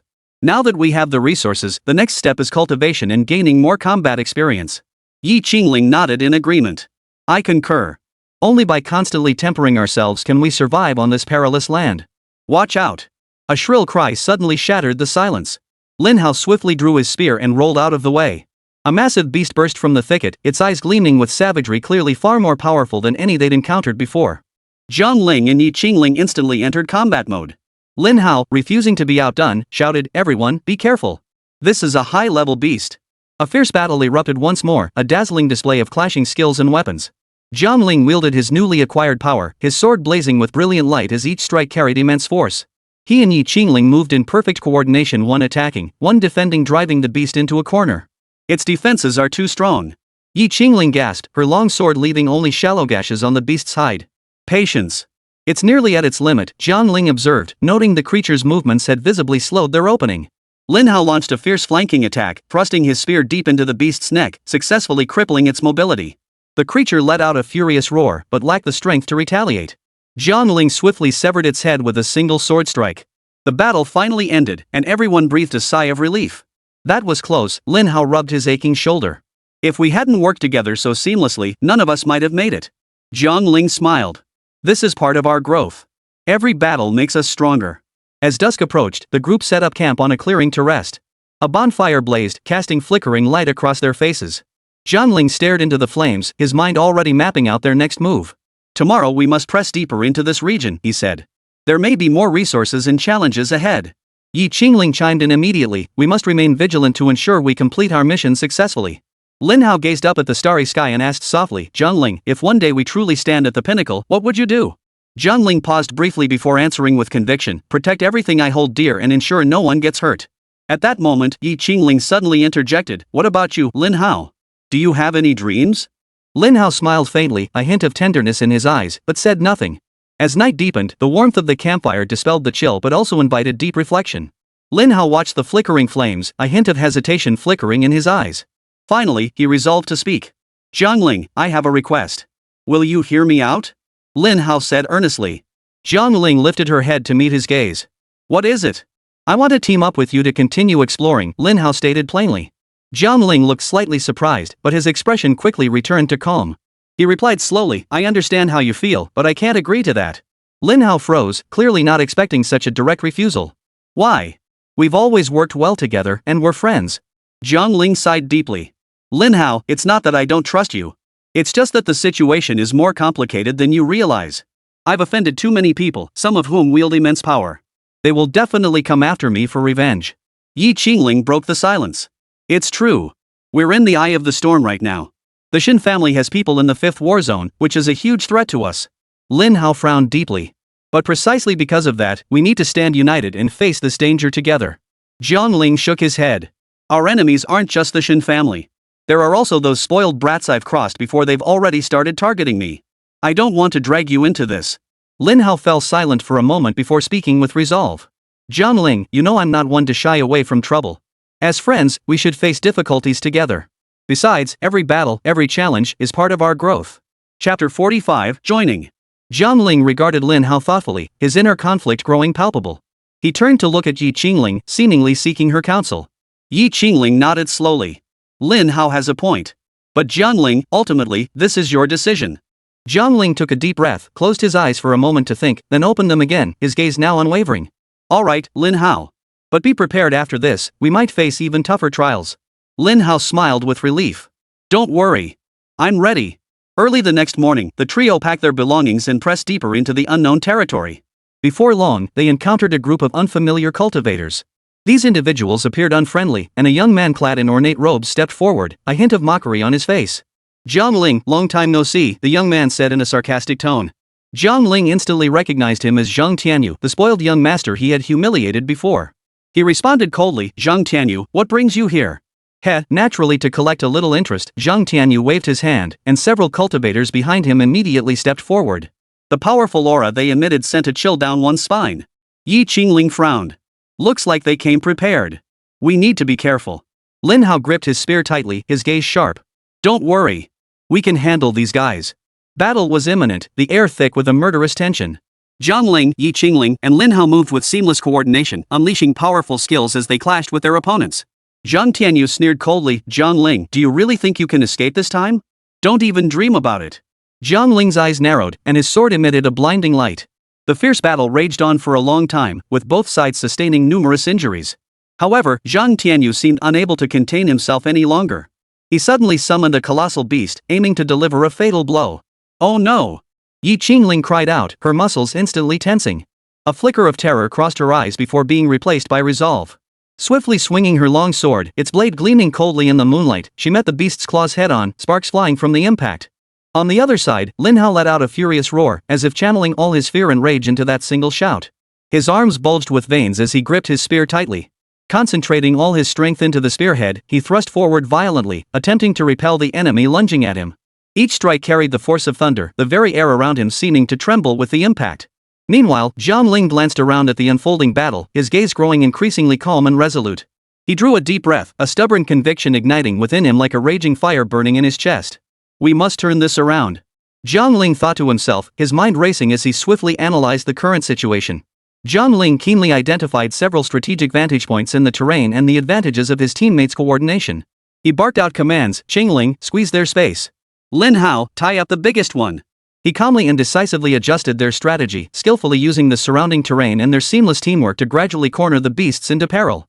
Zhang Tianyu watched from a distance, his expression abruptly darkening. He hadn't anticipated Jiang Ling and his team mounting a counterattack so swiftly, adjusting their strategy and launching a counteroffensive with such speed. His eyes widened in fury and shock as he gritted his teeth and growled, "Damn them! Charge!" His command was vicious, his face contorted with rage. At Zhang Tianyu's command, more beasts surged forward. Low growls rumbled from their throats, bloodthirsty gleams flashing in their eyes as they swarmed toward Jiang Ling and his companions like an endless nightmare. Yet Jiang Ling, Yi Qingling, and Lin Hao did not retreat. Covering each other, they fought in perfect coordination, vowing to protect one another as they fought desperately against the dark, evil forces. Suddenly, Jiang Ling executed a graceful roll, evading a fierce attack before thrusting his sword directly at Zhang Tianyu. His voice was cold as ice. It's over. Zhang Tianyu couldn't dodge in time and was struck down by Jiang Ling's sword. Seeing this, his followers scattered in disarray. Jiang Ling, Yi Qingling, and Lin Hao had finally secured victory. The post-battle silence felt oppressive. Jiang Ling looked at Zhang Tianyu's expression of unwilling defeat and said flatly, "You brought this upon yourself." Lin Hao patted Jiang Ling on the shoulder. "We did it." Yi Qingling smiled too. Those guys finally got what they deserved. Jiang Ling nodded. But this is only the beginning. More challenges lie ahead. Lin Hao suddenly asked with a hint of amusement, "Jiang Ling, if we face opponents like this again, how will you handle it?" Jiang Ling chuckled softly. "Let them try. But next time, don't let us down." Lin Hao burst out laughing. "Don't worry. With me here, you won't lose." The next morning, Jiang Ling, Lin Hao, and Yi Qingling returned to school. As they stepped onto campus, a gentle breeze caressed their faces, carrying the scent of fresh grass that seemed to welcome their return. Yet their guard remained up despite the serene surroundings. This battle had made them acutely aware that future challenges would likely be even more formidable. Walking along the campus corridor, students cast curious and admiring glances at Jiang Ling and his companions. Some even whispered among themselves, "That's Jiang Ling. They say he just fought Zhang Tianyu." Jiang Ling paid no heed, his gaze unwaveringly focused. He knew the most crucial task now was to join the god-making project, securing greater resources and strength to prepare for the battles ahead. Just then, a girl in uniform hurried over, panting heavily. "Jiang Ling, the principal wants to see you." Jiang Ling frowned slightly but nodded immediately. "All right, we'll go right away." The trio soon arrived at the principal's office door. Pushing it open, they were greeted by a spry elderly man, Principal Wangjin. Seated behind his desk, his eyes sparkled with vitality. "Jiang Ling, you're finally back," Wang Jin said, his voice tinged with relief. "Principal, we've completed the mission," Jiang Ling stated bluntly. Wang Jin nodded and gestured for them to sit down. "You performed exceptionally well this time.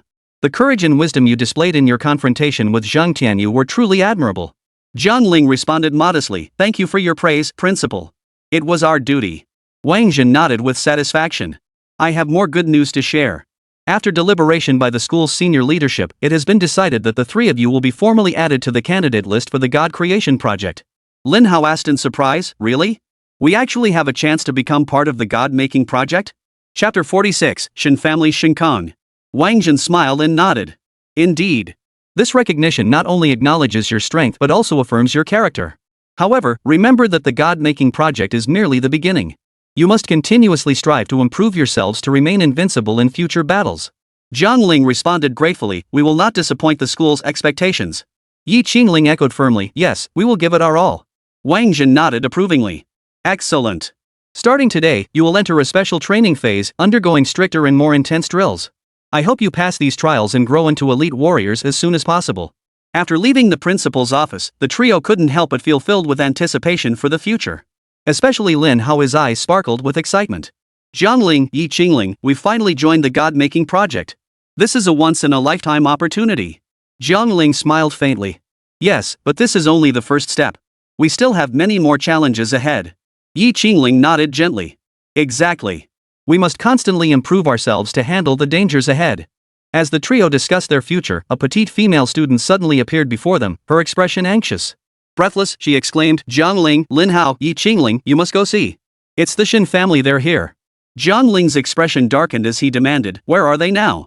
"Right at the training grounds," the girl replied. Jiang Ling immediately turned and led Lin Hao and Yi Qingling toward the training grounds. Upon entering, they saw a group of cultivators clad in white robes. At the center stood a tall young man radiating an imposing aura. "Jiang Ling, I've finally found you," the youth said coldly. Jiang Ling recognized him as Shin Kong, a direct descendant of the Shin family. His voice was heavy as he demanded, "Shin Kong, what brings you here?" Shin Kong sneered coldly, taking 2 measured steps forward. "I came here, naturally, to test your strength. I heard you recently had some extraordinary encounters in the secret realm. It piqued my curiosity. I wonder if your reputations are truly deserved." Jiang Ling's expression darkened slightly, understanding that Shin Kang's visit held no goodwill. He tilted his head slightly, signaling to Lin Hao and Yi Qingling not to make any rash moves. Shin Kong surveyed the area and declared loudly, "If you truly possess any skill, why not step forward and prove yourselves? I, Shin Kong, am eager to see just how capable these so-called geniuses really are." Lin Hao snorted coldly and stepped forward. "Shin Kong, cut the nonsense. If you want a challenge, we'll see it through to the end." Shin Kang's lips curved into a smile. "Very well, let's begin." He swiftly formed a spell seal, flickering forward to appear before Jiang Ling in an instant. His palm struck directly at Jiang Ling's chest. Jiang Ling, already prepared, shifted his body to dodge the lethal blow. Instantly, he countered with a backfist, its sharp whistling sound cutting through the air as it aimed straight for Shin Kang's face. Shin Kong sneered contemptuously, raising his hand to block. But in that instant, Jiang Ling channeled all his power into the Rakshasa Tiger. Black flames erupted from the beast as it lunged viciously at Shin Kong. Shin Kong clearly hadn't anticipated Jiang Ling's decisiveness. He swiftly retreated several steps, staring at the massive Rakshasa Tiger with a flicker of astonishment in his eyes. "This Rakshasa Tiger has grown this powerful after devouring necromantic energy?" Shin Kong murmured, his expression turning grave. Meanwhile, the surrounding students murmured among themselves. Some wore worried expressions, while others couldn't suppress their excitement. None of this escaped Shin Kang's ears. He gave a cold snort, sensing the threat behind him growing ever more palpable. He absolutely could not lose to Jiang Ling in front of everyone. "Seems I'll have to get serious." Shin Kong took a deep breath as spiritual energy surged violently within him. A golden light erupted from his body, rapidly expanding like a golden bell canopy enveloping his entire form. Then, with a flick of his hands, he materialized a golden spear, pointing it directly at the Rakshasa Tiger. "Behold my heaven-splitting golden spear!" Shin Kong roared. The spear sliced through the air with a piercing whistle, driving straight toward the Rakshasa Tiger. The Rakshasa Tiger growled low, its pupils flashing crimson as its form abruptly elongated, charging head-on toward the spear. A thunderous roar erupted as their forces collided violently, sending waves of spiritual energy rippling through the air. The entire training ground seemed to tremble. Jiang Ling, Lin Hao, and Yi Qingling stood nearby, their eyes fixed intently on every detail of the battle. The Rakshasa Tiger's formidable display eased their nerves slightly, yet they knew that facing an opponent like Shin Kong demanded absolute vigilance. Shin Kang's expression darkened further as he sensed the fierce clash between the radiant golden spear and the Rakshasa Tiger. He withdrew the spear and swung it again. This time, the spear abruptly manifested multiple illusory forms, each carrying a surging momentum as they assaulted the Rakshasa Tiger. Oomph. Let's see how long you can hold out. Shin Kang growled through gritted teeth. Jiang Ling secretly channeled all his strength to support the Rakshasa Tiger. The beast weaved through the golden spear shadows, its black flames flaring wildly. Suddenly, it let out a furious roar, its body swelling abruptly into a black thunderbolt. It pierced through the central golden spear illusion and charged straight toward Shin Kang. Shin Kang paled in shock, hastily swinging his golden spear to block. But the black thunderbolt was too swift, shattering his defenses and slamming viciously into his chest. Shin Kang grunted, his body sent flying several meters before crashing heavily to the ground. The surrounding students fell utterly silent, all eyes fixed on Shin Kang. He struggled to rise, but the Rakshasa Tiger pinned him down once more, completely crippling his ability to fight. Jiang Ling sheathed the Rakshasa Tiger, coldly observing Shin Kang sprawled on the ground. Now, do you still think our reputation is undeserved? Shin Kang's face drained of color. He glared at Jiang Ling through clenched teeth, unable to utter a word. Suddenly, a cold voice echoed from the opposite side of the training ground. Oomph, Jiang Ling, it seems you do possess some skill. However, this is far from over. Jiang Ling turned to see a middle-aged man in black robes striding toward them, his eyes sharp as a falcon's. His presence alone weighed heavily upon everyone present. Who are you? Jiang Ling asked, frowning. The cloaked man sneered coldly. I am Shin Yunfeng, the enforcement elder of the Shin family. Since you defeated Shin Kang, prepare to face my trial. Jiang Ling's brow furrowed as he silently prepared for battle. Just then, the academy's alarm blared. Attention all academies. Mutant beasts have risen in the 5th battle zone. Students are ordered to suppress the uprising immediately. What's happening? Yi Qingling exclaimed. Lin Hao clenched his fists. It seems all the beasts in the 5th battle zone have been triggered by some stimulus and started rioting. Shin Yunfeng swept a cold glance around the room, no longer paying attention to Jiang Ling and the others. He headed alone toward the 5th battle zone. Chapter 47, The Uprising. This is bad, Jiang Ling murmured. The sheer number and strength of these beasts cannot be underestimated. If we don't handle this properly, the entire 5th battle zone will descend into chaos. Shin Yunfeng shot Jiang Ling a glance and snorted coldly, you're on your own. With that, his figure flickered as he charged into the midst of the rampaging beasts, quickly vanishing into a corner of the battlefield. Jiang Ling quickly devised a plan and issued orders. Lin Hao, Yi Qingling, we must protect these students and ensure they remain unharmed. Divide into 3 groups, each responsible for a designated area. Lin Hao nodded. Understood. Yi Qingling also solemnly agreed, I'll do everything in my power to protect everyone. Jiang Ling surveyed the surroundings and shouted, everyone, listen up. We face an unprecedented crisis, but if we unite our efforts, we will overcome this. Instantly, the students responded. Though panicked, Jiang Ling's rallying cry gradually restored their composure, and they began organizing into groups as directed. At that moment, a thunderous roar split the sky as a colossal storm eagle spiraled down from above. Jiang Ling's gaze sharpened as he identified the beast as the leader of the monstrous horde. All teams, take note. That storm eagle is the leader, we must take it down first. Jiang Ling shouted. Lin Hao charged forward, leaping into the air. His hands swiftly formed seals as he chanted, Fire Dragon Roar. A blazing dragon of flame surged upward, hurtling straight toward the storm eagle. The storm eagle let out a shrill cry, flapping its wings violently. A whirlwind swept out, scattering the fiery dragon. Lin Hao's expression changed as he swiftly retreated to adjust his strategy. Yi Qingling deftly weaved through the horde of beasts, unleashing her freezing spells with lightning speed. One by one, she froze the approaching creatures, buying precious time for the other students. Yet the storm eagle refused to relent. It spread its massive wings and dove once more, targeting Jiang Ling directly. Jiang Ling showed no fear. Gritting his teeth, he channeled his spiritual energy at full force, summoning the Rakshasa Tiger to confront the storm eagle head-on. Roar! The Rakshasa Tiger let out a deafening roar as black flames shot skyward, colliding fiercely with the storm eagle. The two immense forces intertwined, the sky itself seemed to tear apart. Jiang Ling clenched his fists, his gaze sharp as blades. He knew this was the decisive moment. Turning to Lin Hao and Yi Qingling beside him, he declared, do your best to hold off the other beasts. I must focus on taking down this storm eagle. Lin Hao and Yi Qingling understood Jiang Ling's resolve and nodded firmly. Don't worry, Jiang Ling. Just go finish it off. Jiang Ling focused his mind once more, sensing the surging spiritual energy within him intensify. He vowed silently, I cannot fail not just for myself, but for everyone. The storm eagle raised its claws, its icy glint and murderous intent striking directly at Jiang Ling. Jiang Ling gathered his spirit and energy, leaping violently upward to confront the storm eagle mid-air. Rakshasa Tiger, lend me your power. Jiang Ling roared.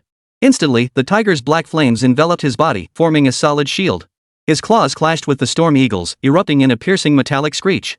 Their forces collided fiercely in the air, sparks flying everywhere. Just then, a flash of crimson light pierced the air. Jiang Ling felt a surge of power coursing through his body, his strength growing exponentially. Turning, he saw Yi Qingling had unleashed her amplification spell to bolster him. Thank you, Yi Qingling. Jiang Ling exclaimed gratefully. Simultaneously, harnessing this surge of power, he launched a full-force attack. His fist slammed like thunder toward the Storm Eagle's head. The Storm Eagle let out a piercing cry, its body swaying visibly from the severe blow. Seizing the momentum, Jiang Ling delivered another powerful kick to its abdomen. Finally overwhelmed, the Storm Eagle crashed heavily to the ground. We did it! Lin Hao shouted excitedly at the sight. Yi Qingling exhaled in relief, her lips curving into a faint smile. Jiang Ling, you're incredible. Standing beside the fallen Storm Eagle's carcass, Jiang Ling exhaled deeply, his eyes gleaming with resolve. Everyone, keep up the effort. Clear out the remaining beasts. Seeing the Storm Eagle fall, Jiang Ling felt the exhilaration of victory, yet he knew this was only the beginning. He glanced back at Lin Hao and Yi Qingling, who were busy holding off other beasts as sparks flew around them. Everyone, stay alert. Don't get isolated and taken down. Jiang Ling shouted, knowing they needed to concentrate their strength and not spread themselves too thin. Got it. Lin Hao swung his long sword, cleaving an attacking beast in two.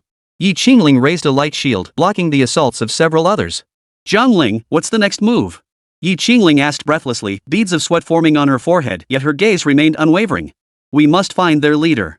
Take it down, and the rest will retreat. Jiang Ling answered resolutely, his gaze sweeping the area for a potential target. Just then, a distant rumble echoed through the air. A colossal beast emerged slowly from the depths of the forest. Clad in silver armor, its eyes flashed with a cold, piercing light, clearly a formidable leader among the beasts. That's it. Jiang Ling pointed at the beast, her voice brimming with resolve. Let's go together. Lin Hao gripped his long sword, ready to charge at any moment. No, we can't act together.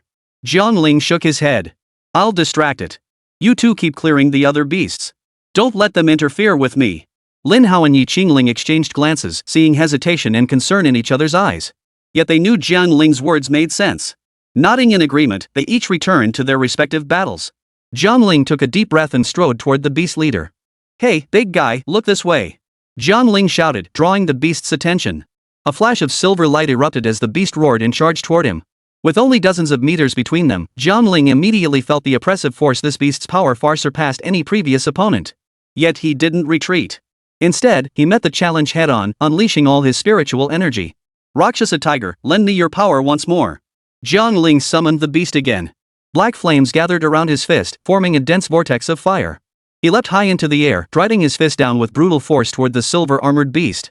The fist descended like a meteorite, crashing heavily onto the beast's head. Yet it felt as though he'd struck solid rock. Jiang Ling only felt a sharp pain radiating from his fist. Too hard. Jiang Ling frowned, realizing the silver-armored beast possessed formidable defensive strength. Just then, the beast's massive claw swiped toward him. Jiang Ling rolled out of the way, but a gust of wind still brushed past his body, carrying a bone-chilling cold. Chapter 48, Defeat. Can't win by brute force, must outsmart it. Jiang Ling thought silently, his gaze sharpening. Seizing the moment when the beast paused, Jiang Ling moved swiftly, circling around to its back in search of a weak spot. He noticed the area at the back of the silver-armored beast's neck seemed to have thinner armor. This is it. Jiang Ling's heart leapt with joy. He resolved to take the risk. He gathered his spiritual energy once more.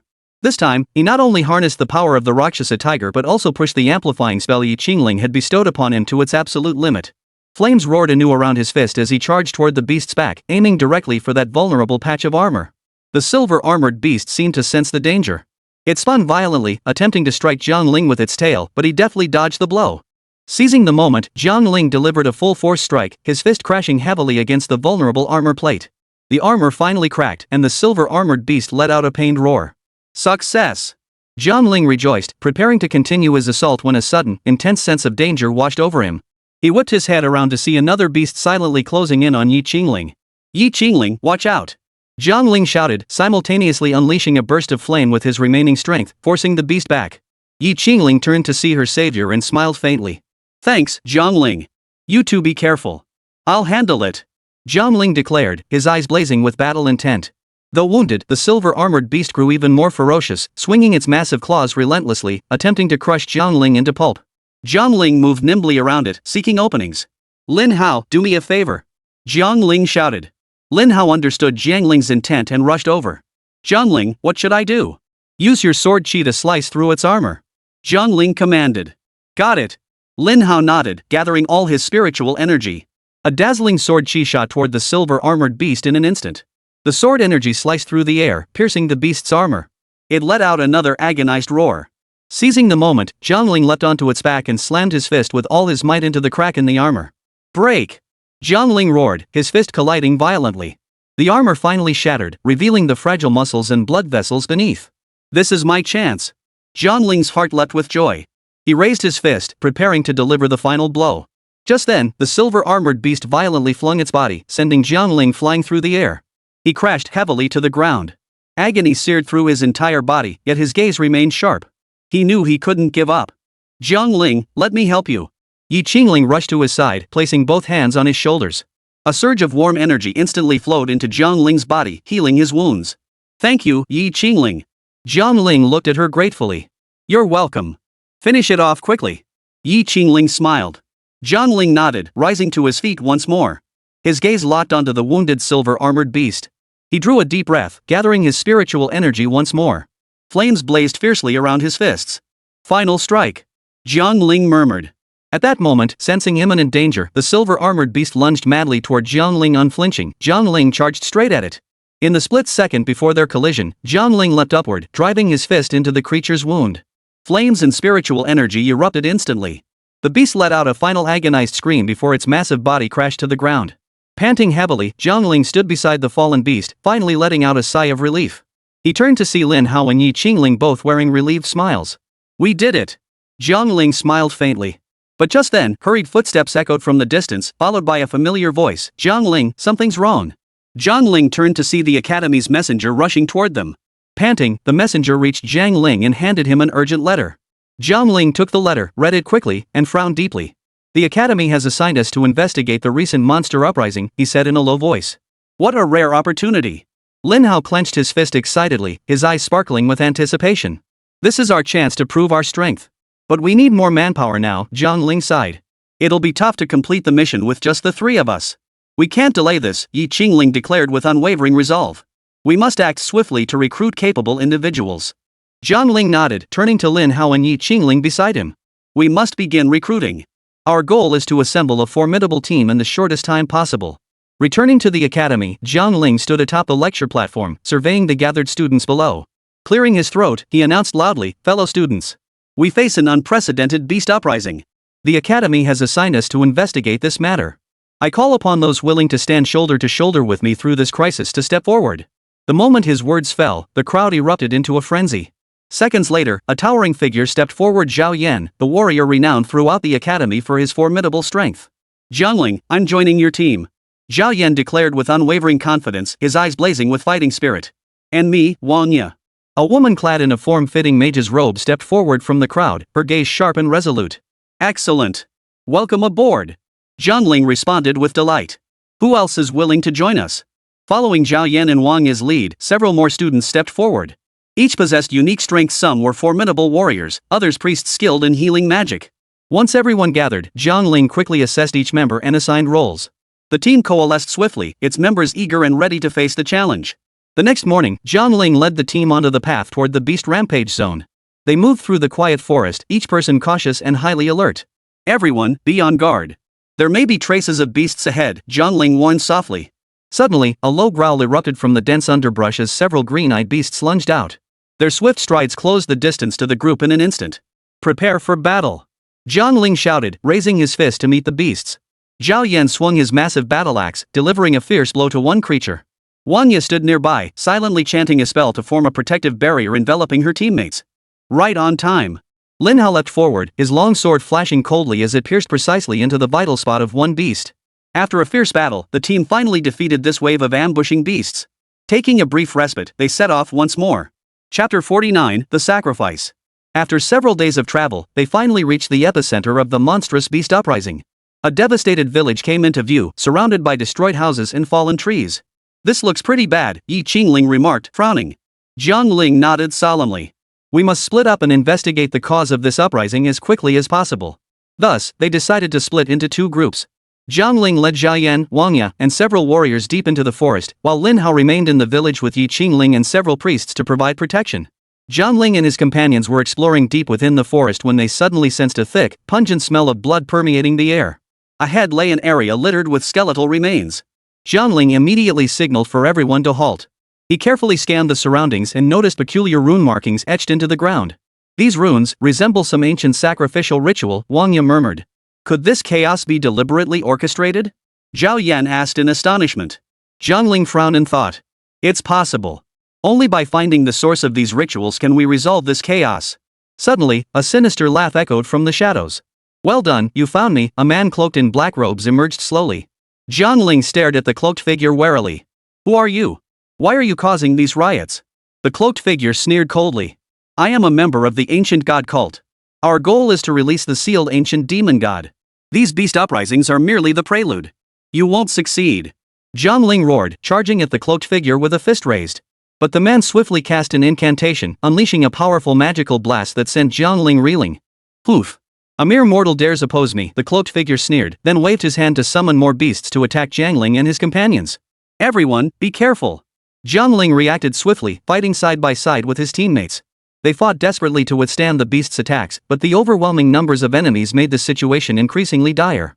At the critical moment, Lin Hao and Yi Qingling arrived with reinforcements. Their combined efforts against the beasts finally balanced the tide. Jiang Ling, I have a plan. Yi Qingling rushed to his side and shouted. As Yi Qingling voiced the plan, Lin Hao was already locked in combat with the beasts. His long sword flashed with a cold gleam, each swing striking the creature's vital points with precision. Jiang Ling sidestepped an oncoming beast and swiftly moved closer to Yi Qingling. What is it? Jiang Ling demanded urgently, scanning the surroundings with his peripheral vision to ensure no more beasts lurked nearby. We must find that cloaked man immediately and interrupt his spell. He controls these beasts to feed him, and they'll lose their command, Yi Qingling explained swiftly. Jiang Ling nodded, realizing this was their only chance. He turned to shout at Zhao Yan and Wang Yi, focus our attacks on the man in black. Lin Hao, you and the rest provide cover for us. Understood. Lin Hao responded, continuing his battle against the beasts to protect his teammates. Jiang Ling, Zhao Yan, and Wang Yi charged swiftly toward the robed figure. Seeing them advance, the man sneered coldly. His hands flashed through rapid seals, unleashing a powerful dark magic. A massive black vortex formed before them, devouring everything in its path. Wang Yi, protective barrier. Jiang Ling shouted. Wang Yi swiftly chanted an incantation, unfurling a transparent protective barrier before them that blocked the dark-robed man's magical assault. Zhao Yan swung his battle axe, striking the vortex with all his might, only to be violently repelled by its immense force. This guy's strength is even greater than I imagined. Zhao Yan gritted his teeth. Jiang Ling knew delay was no longer an option. He drew a deep breath, channeling all his power into his right fist, which glowed with blue energy. I'll break this barrier. He leapt forward, his fist crashing into the robed man's magical barrier. In an instant, a flash erupted, and the cloaked man's barrier shattered. His expression changed, but before he could cast a new spell, Zhao Yan and Wang Yi launched a combined assault. You'll regret this, he shouted furiously before vanishing in a cloud of black smoke. The beasts, now uncontrolled, scattered in chaotic flight. The team seized the opportunity to eliminate the remaining creatures, finally restoring a moment of calm. We did it! Yi Qingling breathed a sigh of relief. We succeeded. But we still need to find the source of these rituals, Jiang Ling said calmly. He looked at the others. Everyone, rest up first, then we'll continue exploring. Just then, a team of men in special agency uniforms appeared. Leading them was a handsome, scholarly-looking middle-aged man with piercing eyes, clearly no ordinary figure. Good work, young people, the man said with a smile. I'm Chen Feng, captain of the National Special Department. We're also investigating this beast uprising, and it seems you've made significant progress. Jiang Ling shot Chen Feng a wary glance before replying politely, thank you for the compliment. We're just doing our best. No need for formalities, Chen Feng chuckled, patting Jiang Ling on the shoulder. Interested in joining us? Your talents deserve a broader stage. Jiang Ling's heart stirred, but he shook his head. Thank you for the offer, but we have our own mission to fulfill. Chen Feng nodded with a hint of regret. Understood. However, should you ever need assistance, please don't hesitate to reach out. He handed Jiang Ling a communication badge. This is our contact device. You can use it to reach me anytime. Thank you. Jiang Ling accepted the badge, his respect for Chen Feng deepening. After the brief exchange with Chen Feng, the team planned to rest briefly. Yet, Jiang Ling already harbored new intentions. Just moments ago, Chen Feng had revealed that the energy deep within the altar could aid lifeforms in their evolution, a prospect that had undeniably stirred Jiang Ling's interest. He stared at the communication badge in his hand, fully aware it carried an invisible weight of responsibility and pressure. But for the sake of evolution, for the sake of becoming stronger, he had to take this bold step. Zhao Yan, wiping down his weapon, seemed to sense Jiang Ling's distraction and asked, "What are you thinking about?" Jiang Ling snapped out of his reverie, his tone resolute. "I've decided to venture deeper alone." Wanya looked up in surprise, her brows furrowing slightly. "Are you out of your mind? The dangers there far exceed anything we're facing now." Yi Qingling also urged, "Jiang Ling, we should stand united to face challenges together, not scatter our strength." Jiang Ling looked at them and smiled gently. "I know you worry about me, but some things must be faced personally. Only through such trials can I grow stronger and protect everyone." Zhao Yan remained silent for a moment before finally saying, "Since you've made your decision, we respect your choice. But you must promise to return safely. Chapter 50, Secrets of the Depths. Jiang Ling packed his belongings, preparing to venture deeper into the altar alone. He knew countless dangers awaited him, but a fierce conviction within him sustained him. Zhao Yan placed a hand on Jiang Ling's shoulder and said solemnly, "Remember, we'll always be waiting for your return." Jiang Ling nodded, his gaze unwavering. "Rest assured, I will return alive." After parting ways, Jiang Ling proceeded with utmost caution. As he delved deeper, the surroundings grew increasingly eerie. An unknown force permeated the air, making it feel suffocating. Suddenly, a low, rumbling roar echoed through the darkness. His heart jolted, and he immediately concealed himself behind a massive boulder. Moments later, a colossal beast came into view. Its fangs glinted coldly, its eyes fierce, clearly having detected Jiang Ling's presence. Jiang Ling held his breath, striving to make no sound. Yet the beast seemed intensely intrigued by him, slowly advancing. Just as the situation reached a critical juncture, a voice softly echoed in his ear, "You shouldn't be here." Jiang Ling whirled around to find a beautiful young girl standing behind him. Her silver hair flowed like waves, her eyes shone like stars, and a faint glow emanated from her body. Instinctively wary, Jiang Ling demanded, "Who are you?"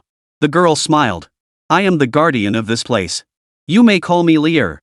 As she spoke, a blinding light erupted from her hand, striking the strange beast directly. The creature let out a piercing scream and retreated swiftly. Stunned by Lear's power, Jiang Ling couldn't help but ask, "How did you do that?" Lear chuckled softly, a hint of mystery flickering in her eyes. "This is the power of my kind. What brings you here?" Jiang Ling hesitated, then answered honestly, "I want to become stronger to protect my friends and family." Lear seemed intrigued by his answer. She nodded. "I see. Follow me. I'll show you the true answer." Jiang Ling followed Lear through a dense forest until they reached a mysterious altar. A massive crystal hovered above it, emitting a soft glow. Lear approached the crystal and touched it lightly. Instantly, images began to appear within its surface. Jiang Ling's eyes widened as he watched scenes of beasts and humans coexisting peacefully, feeling as though he had stepped into another world. Lear explained, "Long ago, our people coexisted with the beasts, guarding this world together. But misunderstandings tore us apart, and the beasts grew savage. This altar is where our tribe buried the truth." Jiang Ling nodded thoughtfully. "Then why are you helping me?" Lear smiled softly. "Because I saw the potential and determination within you. And perhaps you can help our people restore the peace of the past." Jiang Ling sensed the sincerity in Lear's words and found himself trusting her inexplicably. "Then what should I do?" Lear took a deep breath and spoke slowly. "First, you must pass the trial of this altar to gain our clan's recognition. Only then can you truly master abilities that match the power within you." Jiang Ling nodded firmly at Lear's words, his eyes flashing with resolve. "I understand." His voice was steady and strong, as if rallying his own courage. And so, Lear led Jiang Ling step by step into the core area of the altar. The atmosphere here was entirely different from the outer regions, filled with an aura of mystery and eeriness. Ancient runes carved into the surrounding stone walls flickered with a faint glow under the dim light, as if whispering tales of centuries past. The air pulsed with intense spiritual energy, making each step feel unusually heavy. "Every trial ahead is the crystallization of our clan's wisdom. Do not take them lightly," Lear cautioned, a flicker of concern crossing her eyes, though her gaze held more trust in Jiang Ling. Jiang Ling focused his mind completely, drawing a deep breath as he concentrated his awareness on the challenges ahead. His eyes sharpened like an eagle's, taking in every detail. The first trial was an ancient trap array. Each stone slab beneath his feet emitted a low rumble as he stepped on it, some even springing up with sharp blades. Jiang Ling moved cautiously, relying on his quick reflexes to dodge deadly hazards time and again. The second trial was an illusionary labyrinth. The entire space twisted violently the moment Jiang Ling stepped inside, filling the surroundings with images indistinguishable from reality. Closing his eyes, he banished all distracting thoughts, sensing everything around him with his mind's eye to find the true exit. Time seemed to stand still in that moment. Feeling his way forward while silently calculating his direction, he finally succeeded in escaping this fog-shrouded realm. The trials that followed relentlessly tested the limits of Jiang Ling's will, strength, and wisdom. Sometimes he battled formidable spirit beasts, other times he confronted his deepest inner fears. Each ordeal left him physically and mentally drained, yet he persevered through sheer grit and an unyielding spirit, steadily advancing toward his ultimate goal. Finally, after enduring countless hardships, Jiang Ling stood before the final barrier. He took a deep breath and looked up at Lear standing beside him. Her gentle gaze held encouragement and expectation. This is the last step. Pass this trial, and you shall inherit the power of our clan. Jiang Ling nodded, a surge of fierce determination filling his heart as he stepped resolutely into the final trial ground. The scene before him shifted instantly, revealing an illusory version of himself. This phantom Jiang Ling's gaze was icy, his face devoid of emotion. Every attack was ruthless and merciless, striking directly at vital points. Undaunted, Jiang Ling swiftly entered combat mode. His movements were precise and powerful as he engaged his phantom self in a life or death struggle. Each clash between them felt like thunderous force, the surrounding air seemingly torn apart. The phantom opponent seemed stronger than the real Jiang Ling, every move carrying immense lethality. Jiang Ling dodged and countered relentlessly, maintaining constant vigilance. He knew that only by defeating this phantom self could he truly prove his strength. In a crucial clash, Jiang Ling channeled all his power, pinpointing his opponent's weakness, and struck down the phantom self in one decisive blow. Sudden light enveloped Jiang Ling, its blinding radiance nearly forcing his eyes shut. He felt an immense, pure force surging into his body, his muscles seemingly infused with reborn power. Moments later, the light gradually faded. Jiang Ling abruptly opened his eyes to find Lear standing before him, a relieved smile on her face. Chapter 51, Trial Success. You did it, Lear murmured softly, her voice brimming with tenderness and praise. From this moment on, you shall possess the power bestowed upon our clan. Jiang Ling felt the immense transformation within his body. Clenching his fists, he could distinctly sense the surging power coursing through his veins. Overwhelmed with emotion, he turned to Lear and said gratefully, "Thank you, Lear. Without your guidance and help, I wouldn't have made it this far." His words were filled with sincerity and gratitude. Lear smiled and nodded, her eyes sparkling with pride. This is only the beginning. The road ahead is long. I hope you will use this power wisely and bring new hope to our clan. Jiang Ling looked at Lear and nodded firmly, his heart brimming with boundless anticipation and fiercely determined resolve. Lear waved her hand lightly, and an ancient letter materialized in the air. She handed it to Jiang Ling. This letter will reveal more secrets about our clan. When you return to your world, it will help you uncover further clues. Suddenly, his communication badge buzzed. He pressed the answer button, and Chen Feng's voice came through. Jiang Ling, are you okay? We've got an emergency situation. We need your support. Jiang Ling frowned and glanced at Lear. Lear seemed to have heard Chen Feng's voice as well. She nodded, signaling Jiang Ling to handle the urgent matter first. I'm fine, Chen Feng. What's the situation? Jiang Ling replied to the communication while waving at Lear, signaling her not to worry. A mutated beast has appeared in the eastern part of the city. It's extremely destructive and we're short-handed. Chen Feng's voice was urgent and anxious. Can you get here as soon as possible? Jiang Ling felt the power surging within his chest. He knew he was far stronger now than before. He nodded firmly. I'll be there immediately. After ending the call, he turned to Lear. Lear, I must go to the rescue, but I'll return as soon as possible. Lear nodded solemnly. Be careful. The beast's evolution might be more complex than we imagined. Without hesitation, Jiang Ling swiftly departed. His speed was several times faster than before, and in the blink of an eye, he reached the eastern part of the city. The scene there made his heart tighten. Buildings lay in ruins, the ground was pitted with craters, and everywhere were fleeing civilians and soldiers tasked with maintaining order. The mutated beast was enormous, its body radiating a flickering blue glow. Each attack carried immense destructive force. Facing this overwhelmingly powerful foe, Jiang Ling took a deep breath, stepped forward, and shouted, "Everyone back up. I'll handle it." Chen Feng and the other soldiers quickly retreated, creating a clear combat zone. Jiang Ling swiftly assessed the beast's weaknesses. He noticed its muscular structure was entirely different from ordinary beasts, and its evolved scales were exceptionally sturdy, leaving almost no obvious vulnerabilities. Jiang Ling, be careful. Chen Feng shouted a warning. Jiang Ling nodded. Suddenly, he swung his fists, leaping high into the air and charging straight for the beast's head. The beast jerked its head up, snapping its gaping maw open. Its razor-sharp teeth flashed like blades, but Jiang Ling deftly flipped mid-air, evading the deadly strike. Thud! Jiang Ling's fist slammed into the beast's eye, causing a flash of blue light. The creature roared in agony, violently thrashing its massive body in a frantic attempt to shake Jiang Ling off. Yet Jiang Ling seized the moment, launching another attack. Amidst the chaotic battlefield, the beast's power struck terror into those around it, yet Jiang Ling's bravery kindled a flame of hope. At this critical moment, a familiar figure suddenly appeared in the sky. Lear. She landed lightly, her gaze sharp. Seeing Jiang Ling locked in a fierce struggle, she joined the fight without hesitation. With a swift flick of her wrist, a dazzling beam shot from her fingertips, striking the beast squarely in the throat. Lear? Jiang Ling was surprised, but more than anything, he felt gratitude. Together! Lear declared firmly.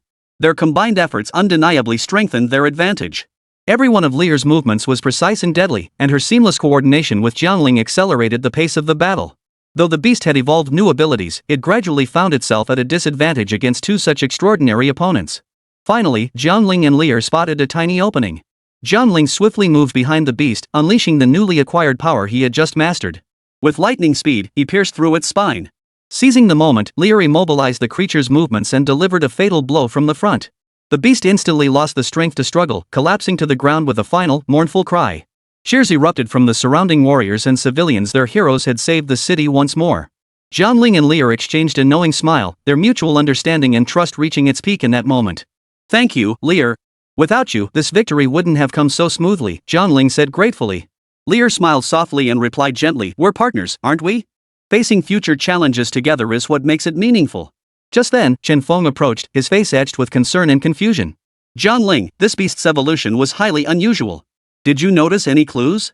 Jiang Ling nodded. "Yes, this beast's evolution is indeed different from before. We need more information to study why such a change occurred." Lear gazed thoughtfully at Jiang Ling and Chen Feng before speaking. "Perhaps I can assist. My clan possesses some understanding of beast evolution. We could join forces to uncover this mystery together." Jiang Ling looked at Lear, a flicker of tenderness in his eyes. "Thank you, Lear. Your assistance is invaluable to us." Lear nodded and began explaining the details of what she knew. Jiang Ling listened intently, his mind already mapping out the next steps. Jiang Ling and Lear finally achieved a decisive victory in the battle against the beasts, restoring peace to the city. Surrounding warriors and civilians cheered jubilantly, hailing them as saviors. Jiang Ling's prestige soared to new heights, widening the gap between him and other members of the God Creation Project. This drew the attention of major factions and prominent clans. As night fell and the city glowed with lights, representatives from the major clans began arriving to pay their respects to Jiang Ling. He and Lear had barely finished resting when the first visitors arrived. First to arrive was the Shao family, led personally by the Shao family head, who entered Jiang Ling's residence with a broad smile. "Young Master Jiang Ling, I've long admired your reputation." The Shao family head bowed respectfully, his tone brimming with reverence. "It is truly an honor to meet you in person today." Jiang Ling gave a slight nod and replied politely, "Head Shao, you flatter me. May I ask what brings you here?" The Shao family head laughed heartily and spoke plainly. "Our Shao family has always taken the protection of the city as our duty. With your distinguished military achievements, young hero Jiang Ling, we naturally wish to offer our full support. Why not join our Shao family? Together, we can defend against the beasts. What do you say?" Chapter 52, Defending the City. Before Jiang Ling could respond, representatives from the Li family arrived. Paying no heed to the others, they interjected, "Young hero Jiang Ling, the Li family offers to share resources with you and jointly explore the secrets of the beast's evolution. We hope you will join us on this journey." Jiang Ling frowned, about to respond, when commotion erupted outside. The Wang family had arrived, likewise expressing keen interest in him. Inside the room, promises and enticements poured forth from all sides. Shao Liar stood silently beside Jiang Ling, observing the power struggle with a cold gaze. Jiang Ling raised his hand to silence the crowd.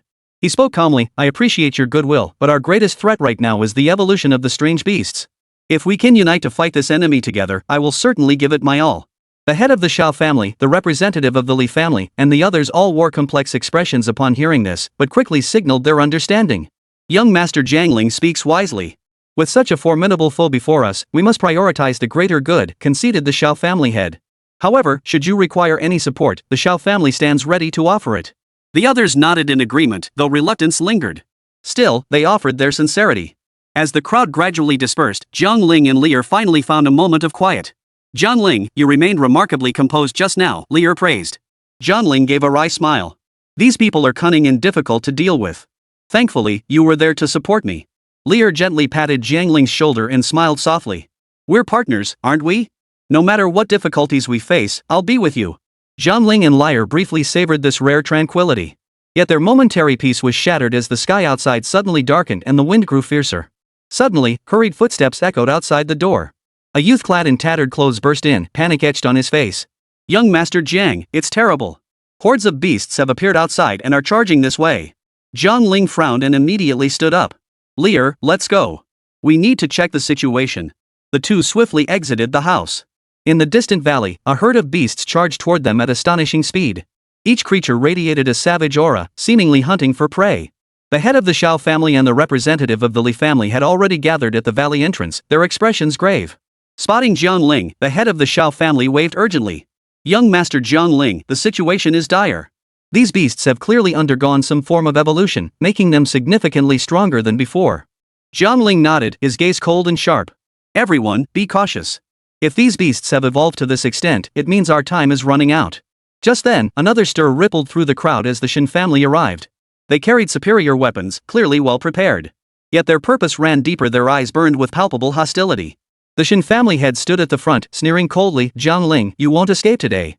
Rather than be devoured by these beasts, let me personally send you on your way." Jiang Ling snorted coldly. Shin family head, with these beasts upon us, you still think of internal strife? Don't you find that laughable? The Shin family head's expression flickered, but he quickly regained his composure. Jiang Ling, don't think you can slip away. Today, I will settle this once and for all. As tensions escalated, Lear stepped forward. Shin family head, we face a common enemy now. Internal strife will only lead to our complete annihilation. But Shin Jiazhu refused to heed her warning. His men had already drawn their weapons, poised to strike at any moment. Just as tensions reached a breaking point, a deafening roar echoed from the distance. A colossal beast leader materialized before the assembled crowd. Take it down first. Jiang Ling commanded decisively. He charged at the beast with his sword, forcing the others to follow. Battle erupted instantly. Members of the various clans joined forces against the beast, creating a scene of extraordinary ferocity. Yet the Shin family remained poised, waiting for an opportunity to ambush Jiang Ling amidst the chaos. As Jiang Ling battled fiercely with the beast leader, an assassin from the Shin family crept closer. Just as the blade was about to pierce Jiang Ling's back, Lear leapt forward, blocking the path. Her long sword clashed with the assassin's blade, sending sparks flying. Lear, be careful. Lear glared coldly at the assassin. If you want to harm Jiang Ling, you'll have to get past me first. The assassin sneered savagely. You're asking for death. He launched another attack, and the two quickly became entangled in combat. Meanwhile, Jiang Ling's battle with the beast leader reached a fever pitch, the surrounding air seemingly frozen by the tense atmosphere. He swung his sword fiercely at the beast's head, but it dodged nimbly and instead lashed out with its massive claw at Jiang Ling. Jiang Ling sidestepped with lightning speed, using the momentum to leap upward and drive his sword deep into the beast's abdomen. The creature roared in agony, thrashing a few times before collapsing lifelessly. The battle's aftermath shook every heart. With the beast leader fallen, the others retreated in disarray. Jiang Ling stood panting in the center of the battlefield, blood dripping from his sword. Beside him, Lear had successfully repelled the assassins.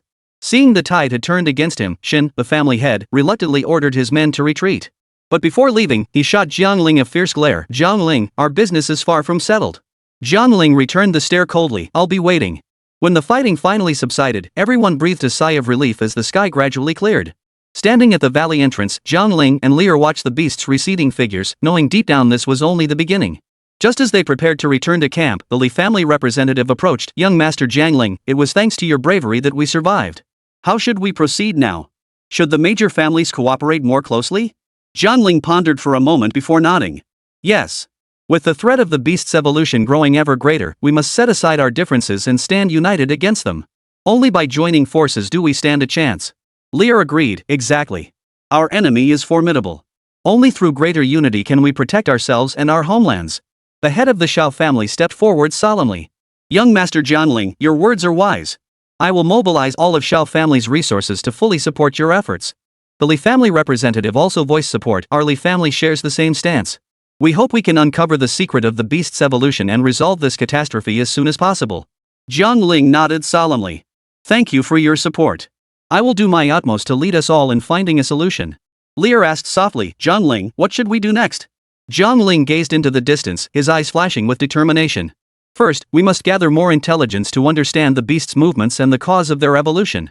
Simultaneously, we will organize the elite forces of each major clan and establish a unified command system." Chapter 53, The Mysterious Crystal. Jiang Ling drew a deep breath, gazing at the sun sinking toward the horizon as if contemplating his next move. By his side, Lear remained close, her eyes reflecting both unease and anticipation for what lay ahead. "Jiang Ling, do you truly believe we can succeed?" Lear asked softly. Jiang Ling turned, his resolve unwavering. "We have no choice but to give it our all." Just then, a carrier pigeon descended from the sky, landing swiftly in the hands of the Shao family head. As he unfolded the letter, his expression darkened instantly. "Young Master Jiang Ling, we've just received word that signs of a massive gathering of beasts have appeared again in the western mountains. The situation is dire." Jiang Ling nodded, his gaze icy. "It seems the beast attacks were merely the beginning. We must act swiftly." He turned to the others. "Everyone, divide immediately into 3 squads, one for frontline reconnaissance, one for rear defense, and one for central support. Remember, we must maintain contact and be ready for any emergencies. The others nodded in unison and dispersed to their respective posts. Jiang Ling and Lear led a squad of elite warriors, racing westward toward the mountains. As they galloped along the path, Jiang Ling called out to Lear, "This mission is extremely dangerous, but we must uncover the true reason behind the beasts gathering. Otherwise, the entire city will be destroyed." Lear gripped her sword tightly and declared resolutely, "I'll always be by your side. No matter what hardships we face, we'll overcome them together." By the time they reached the foot of the western mountains, night had fallen, and a chilling aura permeated the forest. Jiang Ling glanced up at the cliff face above, catching glimpses of shadowy beasts shifting in the darkness. He signaled for silence as they crept forward. After walking for a short while, they discovered a hidden cave. Strange beasts kept entering and exiting the cave entrance. Jiang Ling decided to investigate. He whispered to the others, "Two of you stay outside to guard.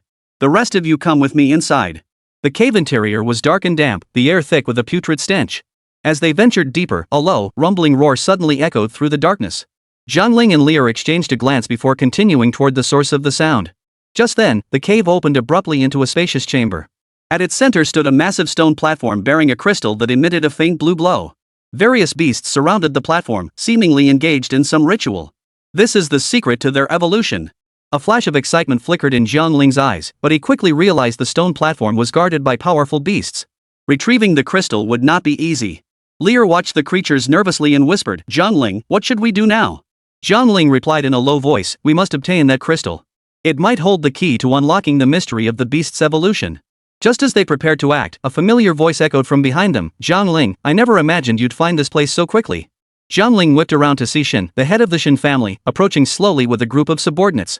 Shin sneered coldly, "Since you're so eager, I'll give you a head start." Jiang Ling's expression darkened instantly. He sensed the Shin family's hostility growing more intense. "Shin family head, do you think you can stop me?" With a wave of his hand, the Shin family head's men drew their swords and charged toward Jiang Ling and his companions. A fierce battle erupted once more, the cave filling with flashing blades and sparks. Jiang Ling fended off the Shin family head's attacks while trying to reach the stone platform.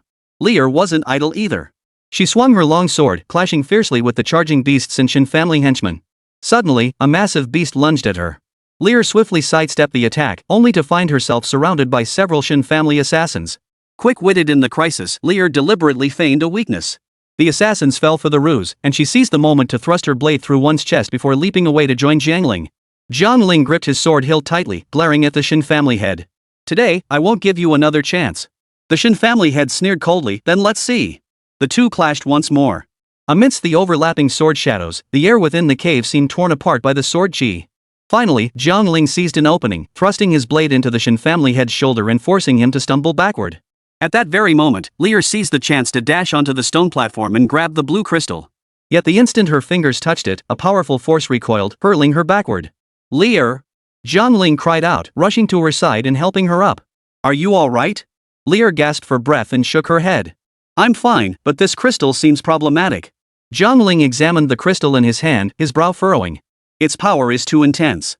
We must handle this with extreme caution." At that moment, the Shin family had fixed them with a cold stare. "Jiang Ling, do you really think you can take something this important away?" Jiang Ling returned a cold sneer. "Shin family head, if you wish to continue this infighting, then bring it on." The standoff intensified when reinforcements suddenly echoed from outside the cave. Support troops from the Shaoanli families had arrived, rushing into the cavern to join Jiang Ling and his companions. The head of the Shao family shouted loudly, "Young Master Jiang Ling, we're here." Jiang Ling's lips curved into a faint smile. "Excellent. Let us strike together and reclaim the crystal." The fierce battle erupted once more. Jiang Ling led his men in a fierce assault against the beast and Shin family head. After a bloody struggle, the beast and Shin family forces were gradually pushed back. Seeing the tide turn against him, the Shin family head snorted coldly, "Jiang Ling, you win this time. But the score between us is far from settled." Jiang Ling drew a deep breath, a flicker of exhaustion passing through his eyes before his resolve hardened once more. He looked at Lear and said softly, "We must find a safe place and study the secrets of this crystal as soon as possible. Only by understanding the evolution mechanism of the alien beasts can we mount a targeted counterattack." Lear nodded. "All right, let's leave immediately." Just as they prepared to retreat, the head of the Shao family approached, his expression grave. "Young Master Jiang, we must return to our base immediately. Numerous major factions are monitoring your movements. The situation is extremely urgent." Jiang Ling frowned, gazing into the distance. "It seems the trouble has only just begun." The head of the Shao family fell silent for a moment before continuing, "Fortunately, we still have time. If we can unravel the crystal's secrets quickly enough, we might just turn the tables. Jiang Ling nodded, then turned to shout at the group, "Everyone, return to the base immediately. Protect the crystal." The group swiftly formed ranks. Covered in wounds and exhausted, they raced toward their base. All the way, Jiang Ling clutched the blue crystal tightly, his mind racing with thoughts. By the time they finally reached the stronghold, daylight had fully broken. Defensive fortifications now surrounded the compound, reinforced by reinforcements dispatched by various factions. As Jiang Ling stepped inside, he saw several elders deep in discussion. Spotting his return, they rose to greet him. Chapter 54, The Ambush. Elderly, one of the elders, spoke first. "Young Master Jiang Ling, we hear you've brought back the crucial crystal. This is excellent news." Jiang Ling carefully handed the crystals to the elders and explained, "We discovered these in the western mountains. They appear to be the core of the mutated beast's evolution. We hope they will help us find a way to counter these creatures." The elders examined the crystal closely before nodding. "Indeed, this object contains immense power. We will begin research immediately." Lear couldn't help but interject, "But we must also be aware that the Shin family head and other major factions won't let this rest.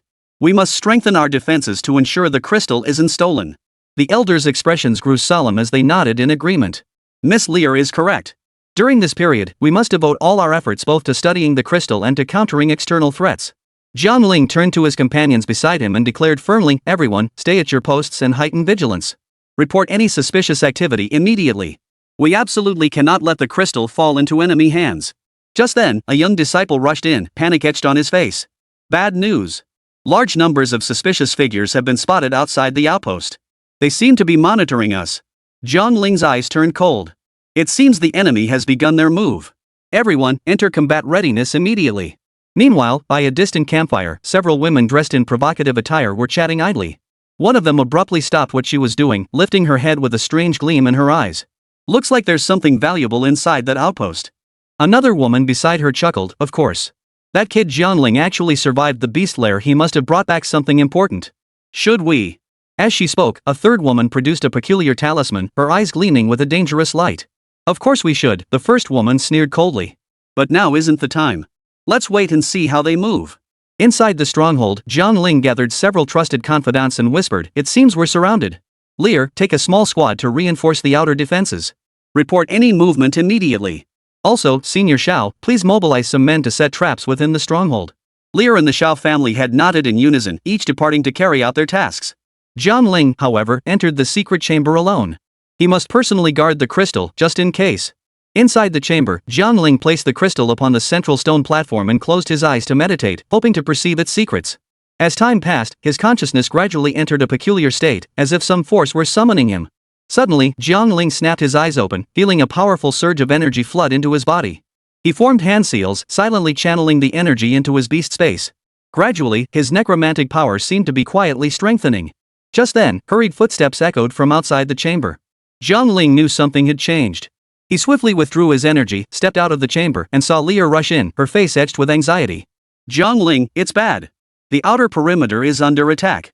Our forces are on the verge of collapse." Jiang Ling made an immediate decision, "Let's go. We're heading to reinforce them." The two rushed toward the outskirts of the stronghold, where they found the enemy advancing fiercely and their allies already locked in a bitter struggle.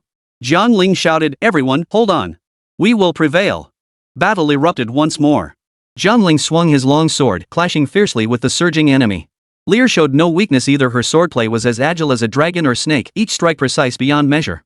Yet the enemy assault grew increasingly fierce. Jiang Ling suddenly sensed something amiss. Just as he dispatched an opponent, he abruptly noticed a familiar face beside him. Shin family head. The Shin family head, accompanied by a group of elite subordinates, launched a fierce attack from the flank, clearly a premeditated move. Jiang Ling frowned, silently cursing his own carelessness. He immediately commanded his troops to adjust their formation, attempting to block the Shin family head's surprise assault. "Jiang Ling, do you truly believe you can hold this stronghold? Surrender the crystal, and I may spare your life," Shin Jiazhu declared coldly. Jiang Ling stood his ground unwaveringly. "Master Shin, you shall not succeed." Swords clashed fiercely as blades flashed in a whirlwind of steel. Suddenly, a deafening explosion echoed from the distance. Enemy reinforcements had arrived. The outpost's defenses teetered on collapse, and Jiang Ling's anxiety grew. Just then, a man's voice echoed from the distance, "Jiang Ling, I've come to lend you a hand." Jiang Ling looked up to see the head of the Li family leading a large contingent of reinforcements charging into the fray. His heart leapt with joy. This was the perfect moment to strike back. "Everyone, charge with me!" Jiang Ling shouted, leading his troops in a fierce counterattack. The battle raged on, and Jiang Ling once again found himself face to face with the Shin family head. Both fought with all their might, every strike and move filled with murderous intent. Just then, as if receiving a signal, the Shin family head's expression shifted slightly. He ordered his men to retreat. With the enemy retreating, Jiang Ling and his men finally breathed a sigh of relief. But before they could rest, the head of the Li family approached, his expression grave. "Young hero Jiang Ling," he said solemnly, "though we have won this battle, the enemy will not give up so easily. We must find a way to unlock the secrets of the crystals as soon as possible." Jiang Ling nodded, then turned to look at Lear and sighed. "Lear, our days ahead will likely be anything but peaceful." Lear gripped her sword hilt tightly, her gaze unwavering. "No matter how difficult it gets, we'll endure." "Jiang Ling, we absolutely cannot retreat." At that moment, dark clouds gathered in the distant sky, as if foretelling an even more treacherous storm approaching. Jiang Ling fell silent for a moment before speaking slowly, "Then we shall press onward, whatever lies ahead." A disciple rushed over, panting heavily. "Young master, the elders seek you. There is urgent business to discuss." Jiang Ling turned, his gaze serious as he looked at Lear. "Lear, accompany me." Jiang Ling retorted coldly, "We'll see about that." As the Shin family had retreated in disarray with his remnants, Jiang Ling finally exhaled in relief. He glanced at the blue crystal in his hand, knowing deep down that this was only the beginning. Lear stepped forward, her concern evident. "Jiang Ling, what should we do next?" Jiang Ling and Lear hurried toward the hall where the elders gathered. Their footsteps echoed along the stone path, like the prelude to an impending storm. Upon entering the hall, the elders were already waiting, each face bearing varying degrees of anxiety. Elderly spoke first. "Young Master Jiang Ling, the situation is extremely urgent. Our intelligence indicates several major factions are gathering forces, likely preparing a larger-scale assault." Jiang Ling nodded. "I understand the gravity of the situation, but we cannot sit idly by." "Is there a specific plan of action?" Chapter 55, Recruiting. Just then, a man cloaked in black entered silently. He removed his hood, revealing a sharply angular-faced Chen Feng, a member of the National Special Department. "Brother Chen Feng." Jiang Ling's eyes lit up as he hurried forward. "Your arrival is truly a godsend." Chen Feng smiled faintly, patting Jiang Ling on the shoulder. "Jiang Ling, I heard you were in serious trouble here and came specifically to help. Besides, I'm quite interested in that crystal." Lear looked up, a hint of confusion in her eyes. "Brother Chen Feng, do you know some secret about the crystal?" Chen Feng nodded. "Our department has conducted extensive research on this crystal for years. Not only does it amplify the power of the beasts, but it also contains a mysterious undead energy. If we can unlock its core secrets, we'll possess a formidable weapon against these creatures." Jiang Ling furrowed his brow slightly. "Then what should we do?" Chen Feng pulled several documents from his pocket and handed them to the group. "These contain key research data and methodologies from our department. If we follow these steps, we have a strong chance of unlocking the crystal's secrets." The elders flipped through the documents, their eyes gradually brightening. Elder Li exclaimed, "Excellent. These materials are incredibly detailed, exactly the help we urgently needed." Jiang Ling then slammed his hand on the table and declared decisively, "In that case, we'll split up. One group will focus on studying the crystal, while the other reinforces the stronghold's defenses." Lear stepped forward. "Jiang Ling, I volunteer to guard the outer perimeter. This time, we absolutely must prevent any enemy surprise attacks." Chen Feng smiled faintly and gestured, "I'll assist by setting up some special traps to prevent enemy ambushes." Just as everyone was preparing to act, a disciple rushed in, panic evident on his face. "Young master. Several suspicious figures are approaching the stronghold. They seem to be using some special method to scout us out." Jiang Ling and Chen Feng exchanged a glance, both instantly recognizing this as another enemy probe. Jiang Ling made a swift decision. "Chen Feng, you go set the traps first. Lear and I will deal with these scouts." The pair swiftly exited the hall, moving swiftly along the outlying paths of the stronghold. Lear, sword in hand, scanned the surroundings warily. "Jiang Ling, we must strike decisively this time. We can't let them return to report." Jiang Ling nodded in agreement. "Right. We need to be clean and decisive." Soon, they spotted several black-clad assassins hiding in the bushes, using a strange device to observe the stronghold. Jiang Ling and Lear exchanged another glance before swiftly splitting up, flanking the enemies from both sides. Jiang Ling struck first, his sword technique swift and fierce. A flash of cold steel sliced through the air, and one assassin fell to the ground. Lear was no less formidable. Her agile and unpredictable swordplay swiftly took down the other two enemies. Clearly caught off guard by their speed, the remaining assassins attempted a panic retreat. But Jiang Ling swiftly closed the gap, eliminating them one by one. After dealing with the enemies, Jiang Ling surveyed the bodies on the ground, his brow furrowed. "It seems our foes aren't ready to give up easily." "This is only the beginning." Lear gripped her sword hilt tightly, her gaze unwavering. "No matter how many times they test us, we won't back down." Dark clouds gathered in the distant sky, as if foretelling an even more treacherous storm approaching. Jiang Ling fell silent for a moment before speaking slowly, "Then we shall press onward, whatever lies ahead." Returning to their base, they found Chen Feng had already set up several intricate traps. He traced a line lightly on the ground with his finger and explained, "These traps will effectively block enemy assaults while buying us precious research time." Jiang Ling nodded approvingly. "Excellent work, brother Chen Feng. Thank you for your assistance." Chen Feng smiled faintly. "We share a common goal. How about the three of us keep a close watch on the perimeter together? That way, if anything major happens, we can respond promptly." Jiang Ling and Lear exchanged glances and both nodded. Over the next few days, the trio took almost no rest, rotating shifts to patrol and reinforce the defenses.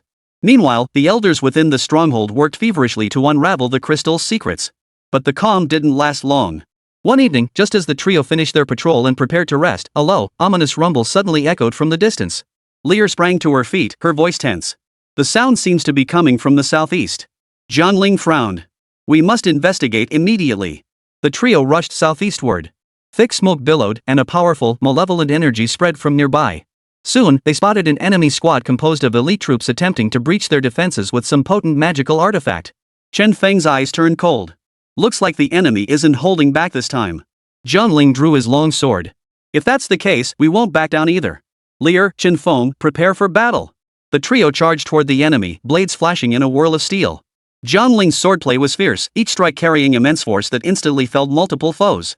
Lear moved with the swiftness of the wind, using softness to overcome hardness, driving enemies into desperate positions.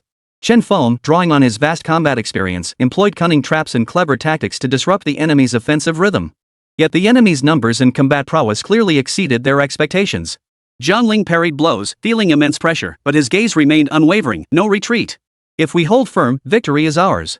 Just then, a powerful surge of energy abruptly rippled from behind.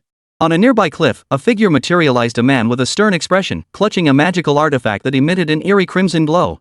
"Jiang Ling. This time, you're finished." The voice was icy, like that of a messenger from hell. Jiang Ling's pupils contracted slightly. "Elder Shen. You came personally." Elder Shen sneered coldly, "This crystal belongs to the Shen family. I've come to reclaim it." Lear clenched her teeth. "Don't even think about it. We won't let you succeed." The clash intensified, the situation growing increasingly dire. Just as Jiang Ling was about to collapse, he suddenly felt an unfamiliar yet powerful force surge into his body. He realized with a start that this energy originated from the mysterious crystal. Jiang Ling silently recited his martial arts principles, attempting to channel this energy. His body instantly surged with unprecedented strength, and his sword techniques grew even more ruthless. Elder Shen clearly sensed this shift, his expression shifting slightly. "So the crystal's power has already..." Before Elder Shen could finish his sentence, Jiang Ling thrust his sword at him. Imbued with potent undead energy, the strike pierced his chest. Elder Shen cried out in pain and stumbled backward. Seeing this, his followers began to scatter in panic. Jiang Ling and his companions finally stabilized the situation for the moment, though exhaustion and resolve were etched on every face. After the battle, Jiang Ling panted heavily as he looked at Chen Feng and Lear. "We won this battle. But this is only the beginning. The enemy won't let this rest." Chen Feng nodded in agreement.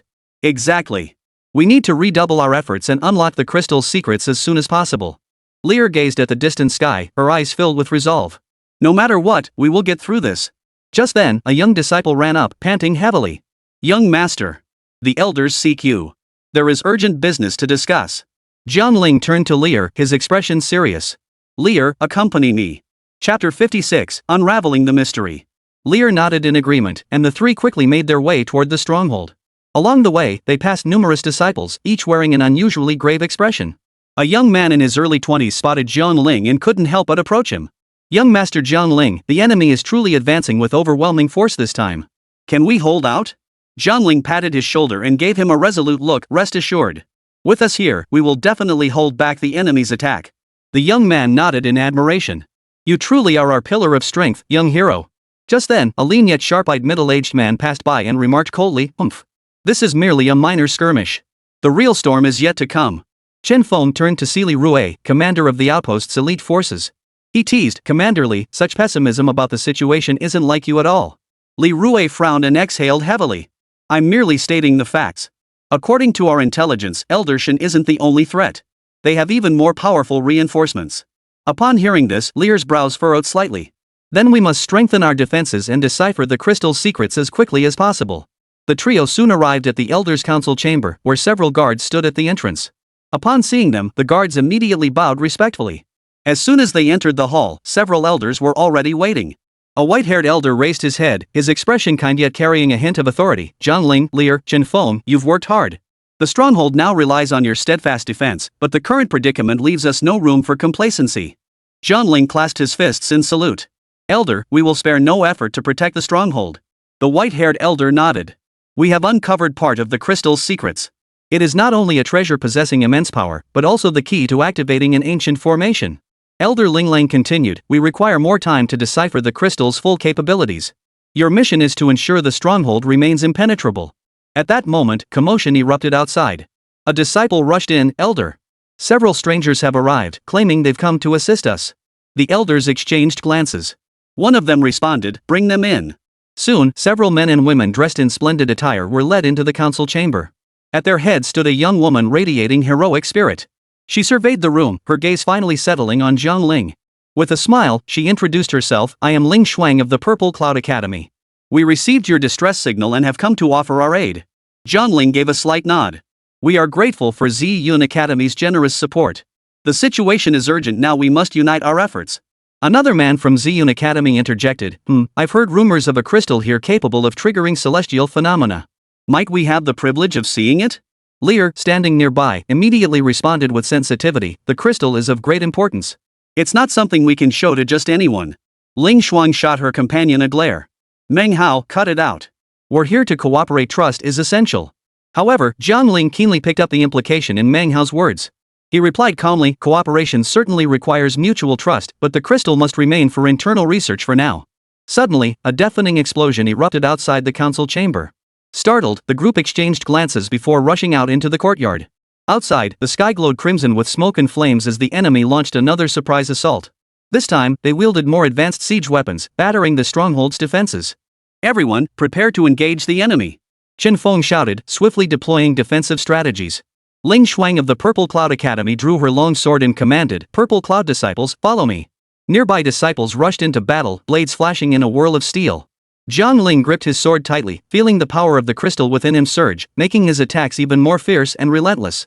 A bystander disciple witnessed this and cheered loudly, young hero Jiang Ling is truly extraordinary. Another young disciple stared in awe, look at Miss Lear over there. Her movements are as light as a swallow, she's like a celestial being descended from heaven. Meanwhile, on the opposite end of the defensive line, the trap set by Qin Feng proved devastatingly effective. Countless enemies were caught in their coils, plunged into endless torment. That trap is incredible, exclaimed one disciple. These enemies can't even get close.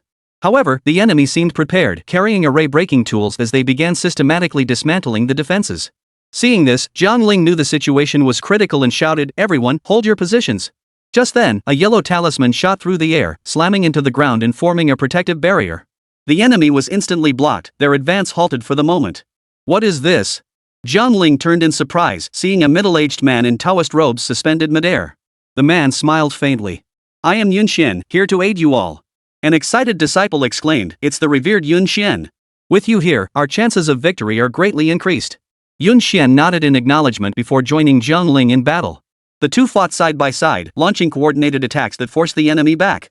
Simultaneously, Ling Shuang and the others repelled the foes on the opposite flank, temporarily stabilizing the situation. Just as everyone thought they could catch their breath, a cold voice echoed, I have arrived. A figure descended slowly from the sky, none other than the earlier Elder Shen. The sinister artifact in his hand glowed crimson, radiating an overwhelming aura of power. Jiang Ling took a deep breath, fixing his gaze on Elder Shen. This battle will be a fight to the death. Elder Shen smiled. Then let me see just how capable you truly are. Tensions flared, combat poised to erupt. At that moment, Yun Xian stepped forward and addressed Jiang Ling, let me test his strength first. Elder Shen snorted coldly, very well. He soared into the air, swinging his artifact fiercely toward Yun Xian. Yun Xian showed no sign of weakness, swiftly meeting the attack with his whisk. The two weapons collided violently in midair, a deafening boom reverberating across the entire battlefield. The battle raged fiercely as Jiang Ling, Lear, and Qin Feng swiftly closed in, coordinating with Yun Xian to attack Elder Shen. However, Elder Shen's prowess far surpassed that of ordinary cultivators. Each of his strikes carried terrifying energy fluctuations, leaving Yun Xian and his allies overwhelmed. Just as the stalemate persisted, the crystal within Jiang Ling's body emitted another intense surge of energy. He felt a powerful force calling out to him. Senior brother, you must harness the crystal's power. Otherwise, we cannot defeat Elder Shen, Lear's voice cut through the chaos. Jiang Ling nodded, silently reciting the cultivation technique in his mind as he channeled the crystal's power. Instantly, his entire body was enveloped in blinding light, transforming him into a god of war. Elder Shen's expression darkened instantly. You've mastered the crystal. This is your end, Jiang Ling said in a low voice, then unleashed astonishing power as he charged toward Elder Shen. The outcome of the battle became clear. Elder Shen was overwhelmed by Jiang Ling's might and was ultimately driven back with a brutal blow. This, impossible. Elder Shen spat blood, his eyes filled with bitter resentment. Go back and tell your people to cease their attempts to seize the crystal, Jiang Ling said coldly. Elder Shen gritted his teeth in defiance. You'll pay for this. This isn't over. The aftermath of their clash still hung heavy in the air. Exhausted, Jiang Ling turned to Yun Xian. Thank you for your assistance, senior. Chapter 57, Reinforcements. Yun Xian smiled. This is only the beginning. Greater trials lie ahead. After the crystal battle, Jiang Ling, Lear, and Shen Feng returned to their base, exhausted. The elders immediately gathered around them, inquiring about their condition with concern. The white-haired elder frowned deeply. It seems the enemy has launched a full-scale assault. We must hasten our preparations. Jiang Ling nodded. This assault was merely a preliminary probe. More enemies will come. Elder Linglang sighed, with the situation so dire, you must rest well and conserve your strength. At that moment, a dignified-looking middle-aged man entered the council chamber. He was Du Yuan, a high-ranking representative from the special department. He produced a document and handed it to Jiang Ling. This is an order from higher command. Effective immediately, the three of you will formally join a higher-level division within the special department, assuming greater responsibilities. Jiang Ling accepted the document, his heart filled with complex emotions. Shen Feng patted his shoulder. Brother, this is a golden opportunity. Not only will we gain access to more resources, but we'll also have broader room for growth. Lear also smiled gently. Yes, joining the higher-level division means we can accomplish more and protect more people. Jiang Ling nodded and signed the documents immediately. Du Yuan smiled with satisfaction. Welcome aboard. From now on, you'll face greater challenges and shoulder heavier responsibilities. A few days later, the trio arrived at the special department headquarters. Hidden deep within the mountains, it was a vast base brimming with state-of-the-art facilities and bustling activity. The array of advanced equipment and training grounds was dazzling. They were greeted by a poised and capable woman named Tang Shui. Welcome to the special department's high-level division. I'm Tang Shui, your supervisor. After a brief introduction, she led them on a tour of the base. Tang Shui led them through high-tech laboratories before arriving at a vast conference room. The room was already filled with individuals, each an elite among elites.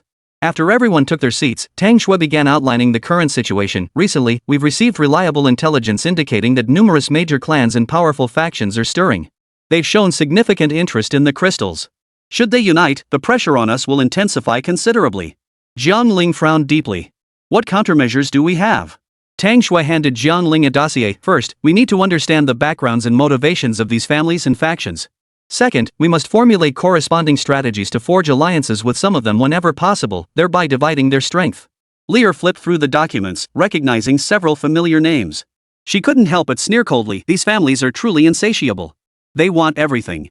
Tang Shui nodded. That's why we must act preemptively, identify their vulnerabilities and exploit them to defeat them one by one. Just then, a young officer rushed into the conference room, his expression grave. Director Tang, we've received urgent intelligence. A large clan is approaching our stronghold clearly with hostile intent. Jiang Ling stood up, his gaze unwavering. It seems we can't afford to sit idly by. Tang Shui nodded. Exactly. We must take the initiative and strike first. After the meeting, Jiang Ling, Lear, and Shen Feng immediately plunged into preparations. They mobilized troops, established defensive positions, and reached preliminary cooperation agreements with allied factions. Night fell, the sky studded with countless stars. Outside the stronghold, the enemy camp glowed with lights, clearly engaged in feverish preparations. Standing atop the outpost's high ridge, Jiang Ling surveyed the distant enemy encampment, his heart aflame with resolve. They've come at just the right time. Let's see what these clans are made of. Lear stood beside him, gripping her weapon tightly. Be cautious.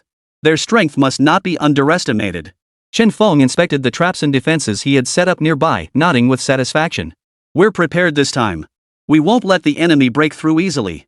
Suddenly, a trumpet blast echoed from the enemy camp. Immediately, waves of troops surged forward like a tidal wave, their advance overwhelming. Jiang Ling drew his long sword and bellowed, "Everyone, prepare to meet the enemy." Battle erupted once more, blades flashing and sparks flying. Jiang Ling's sword energy was fierce and relentless, each swing tearing through the air like a knife, striking terror into the enemy ranks. Lear soared through the sky like a swallow, deflecting wave after wave of attacks with pinpoint precision. At critical moments, Shen Feng detonated the traps they had set, trapping and crushing the enemy forces. Retreat! Retreat now, the enemy commander shouted in terror, but it was too late, the assault had been utterly crushed. Just then, a towering figure appeared abruptly, Xiao Han, the prodigy of one of the enemy's prominent clans. He sneered coldly, "It seems I underestimated your strength." Jiang Ling met his gaze, his voice icy. "Your clan's ambitions will be paid for."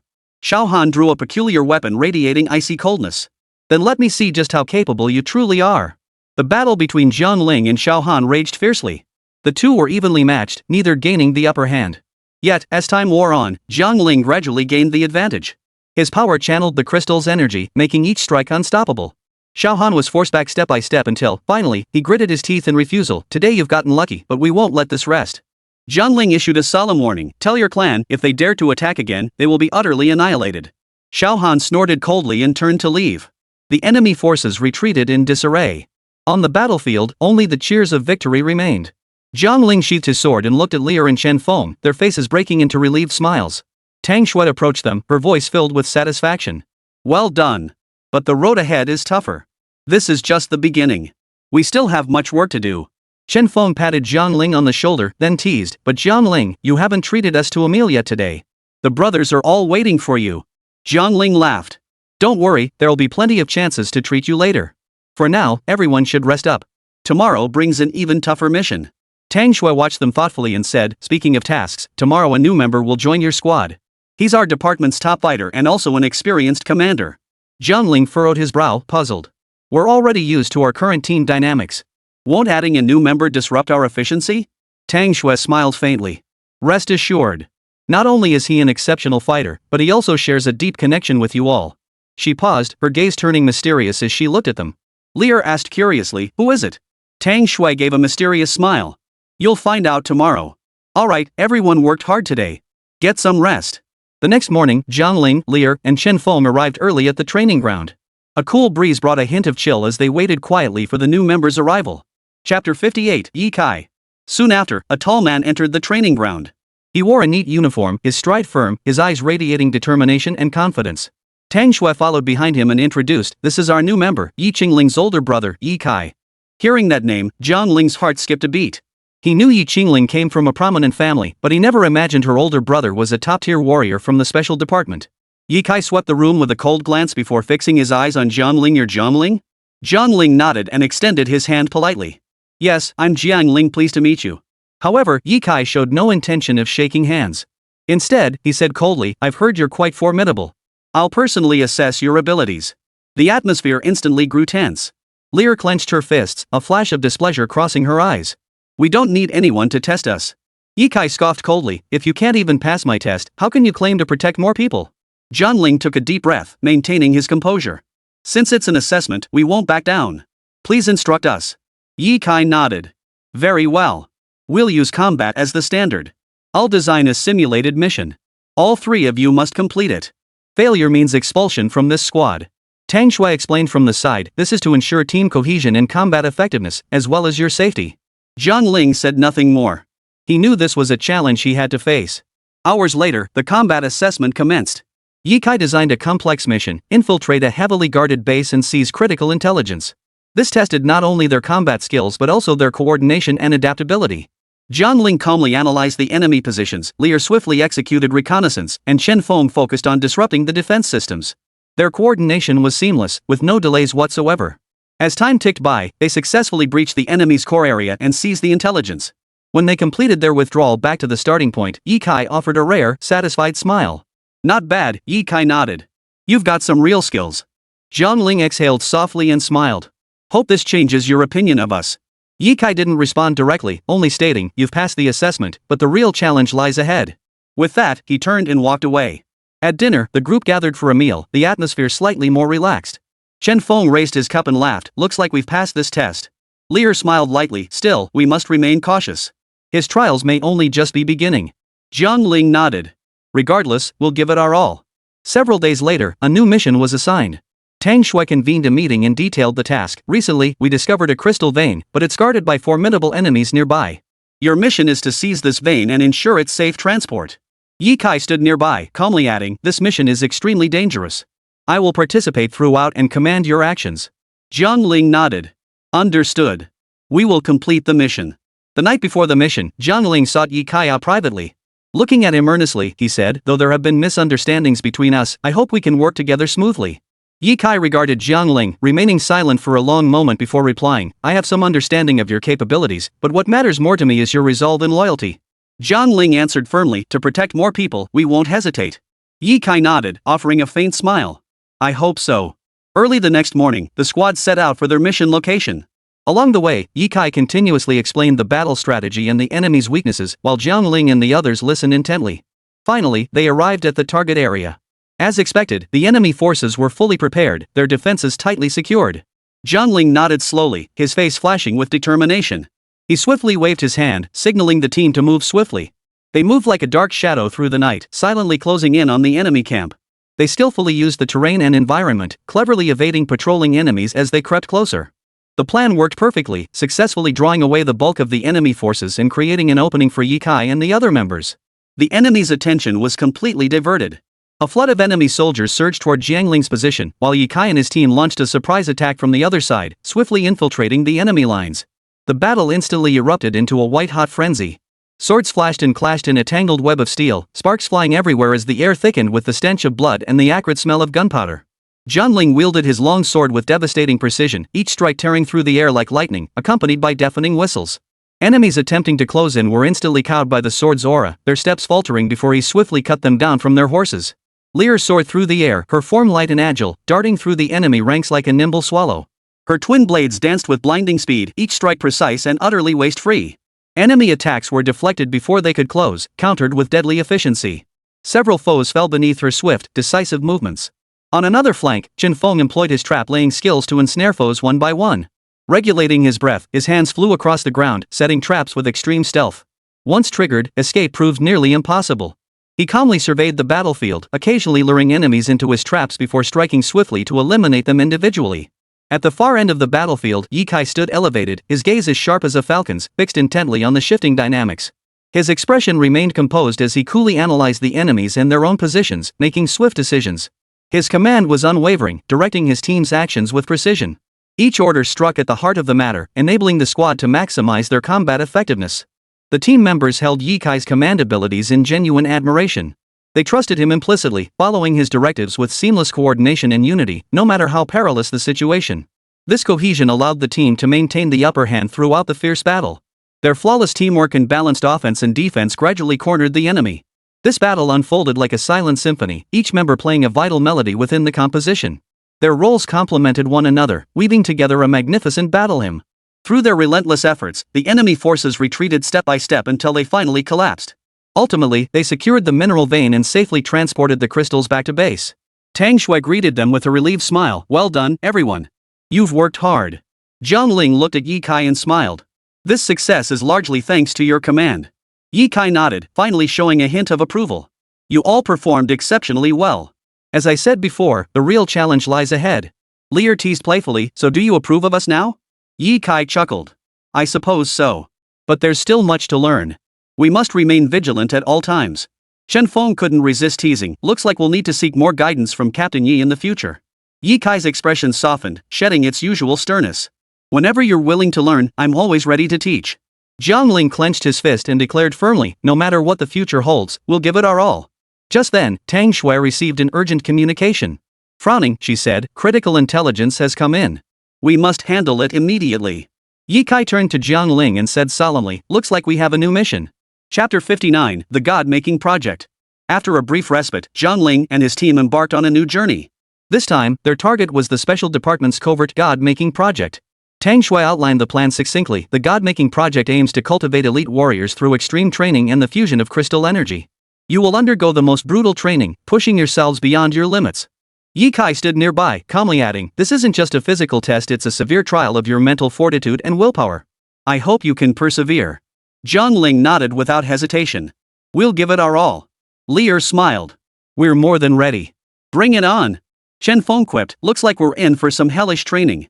Tang Shui led them into a vast training ground filled with high-intensity facilities. From rock climbing walls to obstacle courses, from high ropes to deep water pools, each structure presented formidable challenges. The first phase of training commenced. Jiang Ling gripped the reins of Rakshasa Tiger tightly, silently encouraging himself. The tiger seemed to sense its master's resolve, letting out a low growl as determination and trust shone in its eyes. The first task was scaling the high-altitude rope tower. The tower soared skyward, swaying in the wind. One misstep could mean plummeting to the ground. Jiang Ling took a deep breath, gripped the rope tightly, and began his ascent. The rope's friction burned his hands, but he pressed on relentlessly, moving step by step upward. Midway, he glanced back and saw Lear and Chen Feng also struggling upward. Lear moved with agile grace, advancing swiftly like a nimble monkey, while Chen Feng leveraged his strength advantage to advance steadily. Jiang Ling smiled faintly, his heart swelling with strength. When they finally reached the summit, Ye Kai remarked coldly, "That was merely a warm-up. The real challenge begins now." The second phase was a high-intensity obstacle course. Jiang Ling sprinted forward, leaping over high walls and deep pits, giving his all with every jump. The Rakshasa Tiger ran alongside him in perfect sync, its speed and agility providing immense assistance. During the training, Yi Qingling also arrived at the scene, her eyes fixed intently on Jiang Ling's performance. Seeing her brother Ye Kai and Jiang Ling training so diligently, her gaze brimmed with admiration and anticipation. By evening, after a grueling day of training, Jiang Ling and his teammates sat exhausted at the edge of the training ground. They encouraged each other, shared insights, and regained their strength. The Rakshasa Tiger lay beside Jiang Ling, offering warm companionship.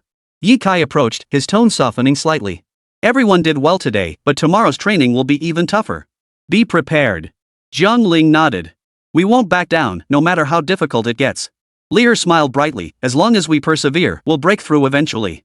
Chen Feng spoke earnestly, "This training is a crucial opportunity for us to elevate our skills. We must seize it." Several weeks later, on a certain night, Jiang Ling felt he had reached his physical limit. His entire body ached and he could barely move. Yet he refused to give up. He knew this was a grueling battle and had to grit his teeth and persevere. Yi Qingling observed everything silently. She approached Jiang Ling and handed him a bottle of water. "Hang in there," she murmured softly. "Don't give up. I believe you can do this." Jiang Ling felt her concern, a wave of warmth flooding his heart. He replied firmly, "Thank you. I will persevere until the very end." The training lasted for months. Jiang Ling and his team gradually adapted to the intense regimen. Their coordination and combat skills improved dramatically. The synergy between Jiang Ling and the Rakshasa Tiger grew even stronger, as if they shared a telepathic connection. One day, Tang Shui announced, "Everyone, congratulations on completing the preliminary training phase of the God Forging project. Next, you will participate in more rigorous combat missions." Jiang Ling, Lear, and Chen Feng stood radiant with spirit, exhausted yet brimming with fighting resolve. Ye Kai approached with a smile. "I'm proud of your progress. The upcoming mission is equally crucial. I'll continue fighting alongside you." Jiang Ling clenched his fist. "No matter what lies ahead, we'll give it our all." Lear asked mischievously, "What's the next mission?" Ye Kai gazed into the distance, his expression grave.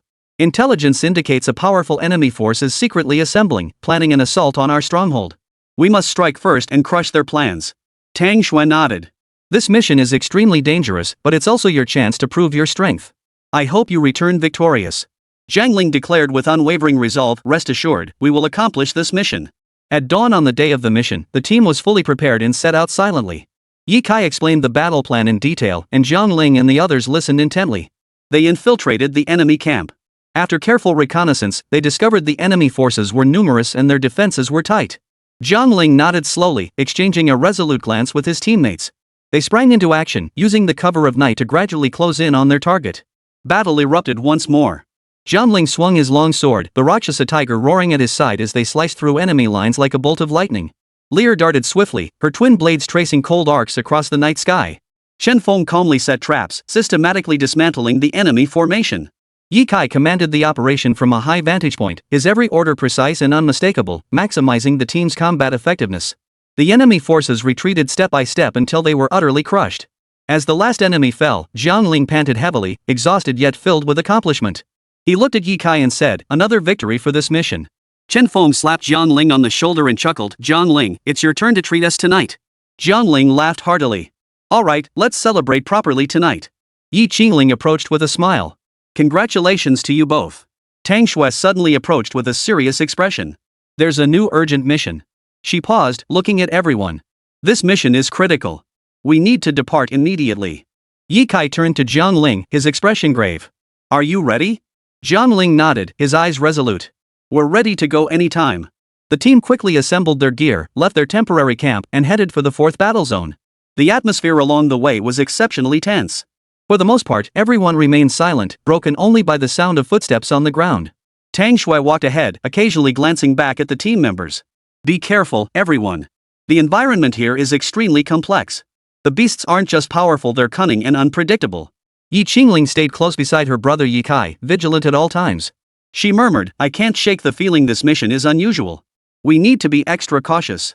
Chapter 60, Success. Yi Kai nodded. Yes, the beasts here are growing smarter. We can't afford to be complacent. Lear scanned her surroundings as she walked, excitement flickering in her eyes. Stronger opponents, tougher challenges, that's what makes it interesting. Chen Feng remained composed throughout. He remarked, regardless, we must stand united and face this together. Suddenly, a deep, rumbling roar echoed from ahead. Everyone froze instantly, gripping their weapons tightly. Jiang Ling signaled for them to take cover, whispering, careful. It might be a beast. A cacophony of footsteps grew closer, the air thick with the stench of blood. A colossal figure came into view, a beast of war with massive fangs and razor-sharp claws, its eyes gleaming with intelligence. Tang Xue's voice was grave. This is one of the guardians of the 4th battle zone. It possesses exceptional intelligence. Everyone, be cautious. Jiang Ling gripped his sword tightly and said, we'll split up and look for an opportunity to strike its vital points. Yi Kai nodded and commanded, Jiang Ling and I will draw its attention. Lear and Chen Feng, look for an opening to attack from the flanks. Yi Qingling, you provide backup. The battle erupted instantly. Jiang Ling and Yi Kai charged forward, the Rakshasa Tiger following close behind. Their attacks were swift and powerful, yet the beast seemed to anticipate every move, deftly evading or parrying each strike. Lear darted nimbly around the beast, her twin blades gleaming coldly. Soon, she seized an opening, striking swiftly from the side and slashing through one of its legs. The beast roared in fury, attempting to counterattack, but Chen Feng had already set a trap, an electric net instantly ensnared it. Seeing this, Yi Kai immediately launched his attack, firing a thunderbolt arrow straight at the beast's eye. The creature let out a piercing scream, its body swaying violently, clearly gravely wounded. Jiang Ling seized the moment, charging forward and thrusting his long sword directly into its neck, finally bringing it crashing to the ground. The battle ended. Everyone gasped for breath, victorious smiles spreading across their faces. Yi Qingling ran over, her concern evident as she asked, are you all okay? Jiang Ling nodded, panting, we're fine. This is only the beginning. Tang Xue stared at the fallen beast and said gravely, more beasts lie ahead. Stay vigilant. As they pressed deeper into the 4th battle zone, the air grew increasingly heavy. After a series of fierce skirmishes, the team members began to feel the strain of exhaustion, yet no one called for a halt. They reached an open field where the beasts were more numerous and fiercely aggressive. The fighting intensified, putting each member in constant peril, yet they demonstrated extraordinary prowess through seamless teamwork. Just then, an even larger, exceptionally intelligent beast appeared before them. Its gaze was piercing, as if sizing up its prey. Yi Kai calmly ordered, this time, we must give it our all.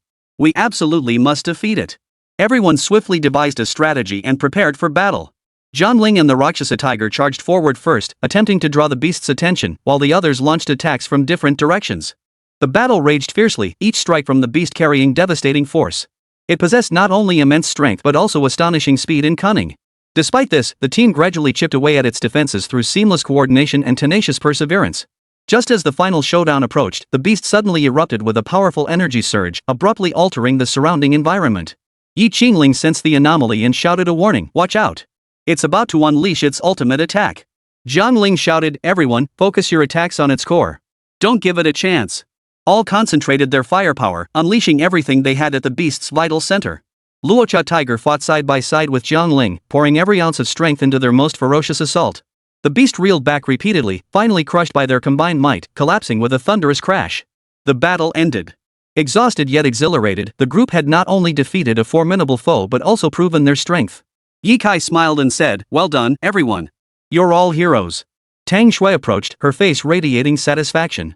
This mission was executed flawlessly. Each of you displayed extraordinary courage and wisdom. Jiang Ling, still catching his breath, addressed the group, this battle was tough, but we did it. Just as they celebrated their victory, a low, rumbling roar echoed from the distance, as if foretelling an even greater crisis. The team quickly reassembled and resumed their march. This time, they faced not merely the ordinary beasts of the 4th war zone, but the challenges brought by a new urgent mission. A heavy mood settled over the group as they traveled. Even the usually lively Lear had grown quiet, her eyes scanning the surroundings as excitement gradually gave way to caution and vigilance. Tang Xue, leading the way, scrutinized every detail. Everyone, be cautious. What lies ahead is likely a trap set by the Shin family. They have us in their sights. She paused before adding, especially you, Jiang Ling. You must be especially careful. Yi Qingling couldn't help but ask, would the Shin family really use beasts to target us? Jiang Ling nodded. They'll stop at nothing. We can't afford to be complacent. Suddenly, an unusual commotion erupted ahead. Everyone halted instantly, concealing themselves in nearby bushes. A thick, pungent scent of blood filled the air as a massive purple cloud eagle circled low overhead, its wings sweeping through the forest with a piercing roar. A purple cloud eagle! Ye Kai exclaimed in a hushed voice. It's an exceptionally powerful beast, not something ordinary methods can handle. Jiang Ling analyzed calmly, we must find its weakness quickly, or we'll be in serious trouble. Lear suddenly noticed something, look, it seems to be searching for something. Notice its gaze, it's been lured here. Tang Shui frowned. Looks like the Shin family really did use some method to lure it here. At that moment, a rapid clatter of footsteps echoed from the opposite side. Jiang Ling instantly assessed the situation, damn it, the Shin family's men are here. They're working with the beast. Enemies surged forth, black-clad, masked Shin family members wielding sophisticated weapons, clearly elite troops trained to perfection. They had obviously come to ambush Jiang Ling's group in coordination with the purple cloud eagle. We must get out of here fast. We can't let them trap us, Jiang Ling said urgently. Ye Kai nodded. Jiang Ling and I will hold them off. Chen Feng and Lear, lead the others to retreat first. Tang Shui waved her hand, pointing to a hidden mountain path. There's a small trail over there. We can use it to evade their pursuit for now. But just as they prepared to move, the purple cloud eagle suddenly dove down, its powerful gust of wind nearly sweeping them away. Jiang Ling and Ye Kai immediately decided to split up to draw attention. Qingling, be careful. Chapter 61, Ambush. Jiang Ling shouted as he intercepted an enemy attempting to close in, engaging in a fierce struggle. Yi Qingling turned to see a Shin family expert charging toward her. She raised her weapon to block, but the enemy's force sent her reeling backward. At the critical moment, Chen Feng arrived just in time.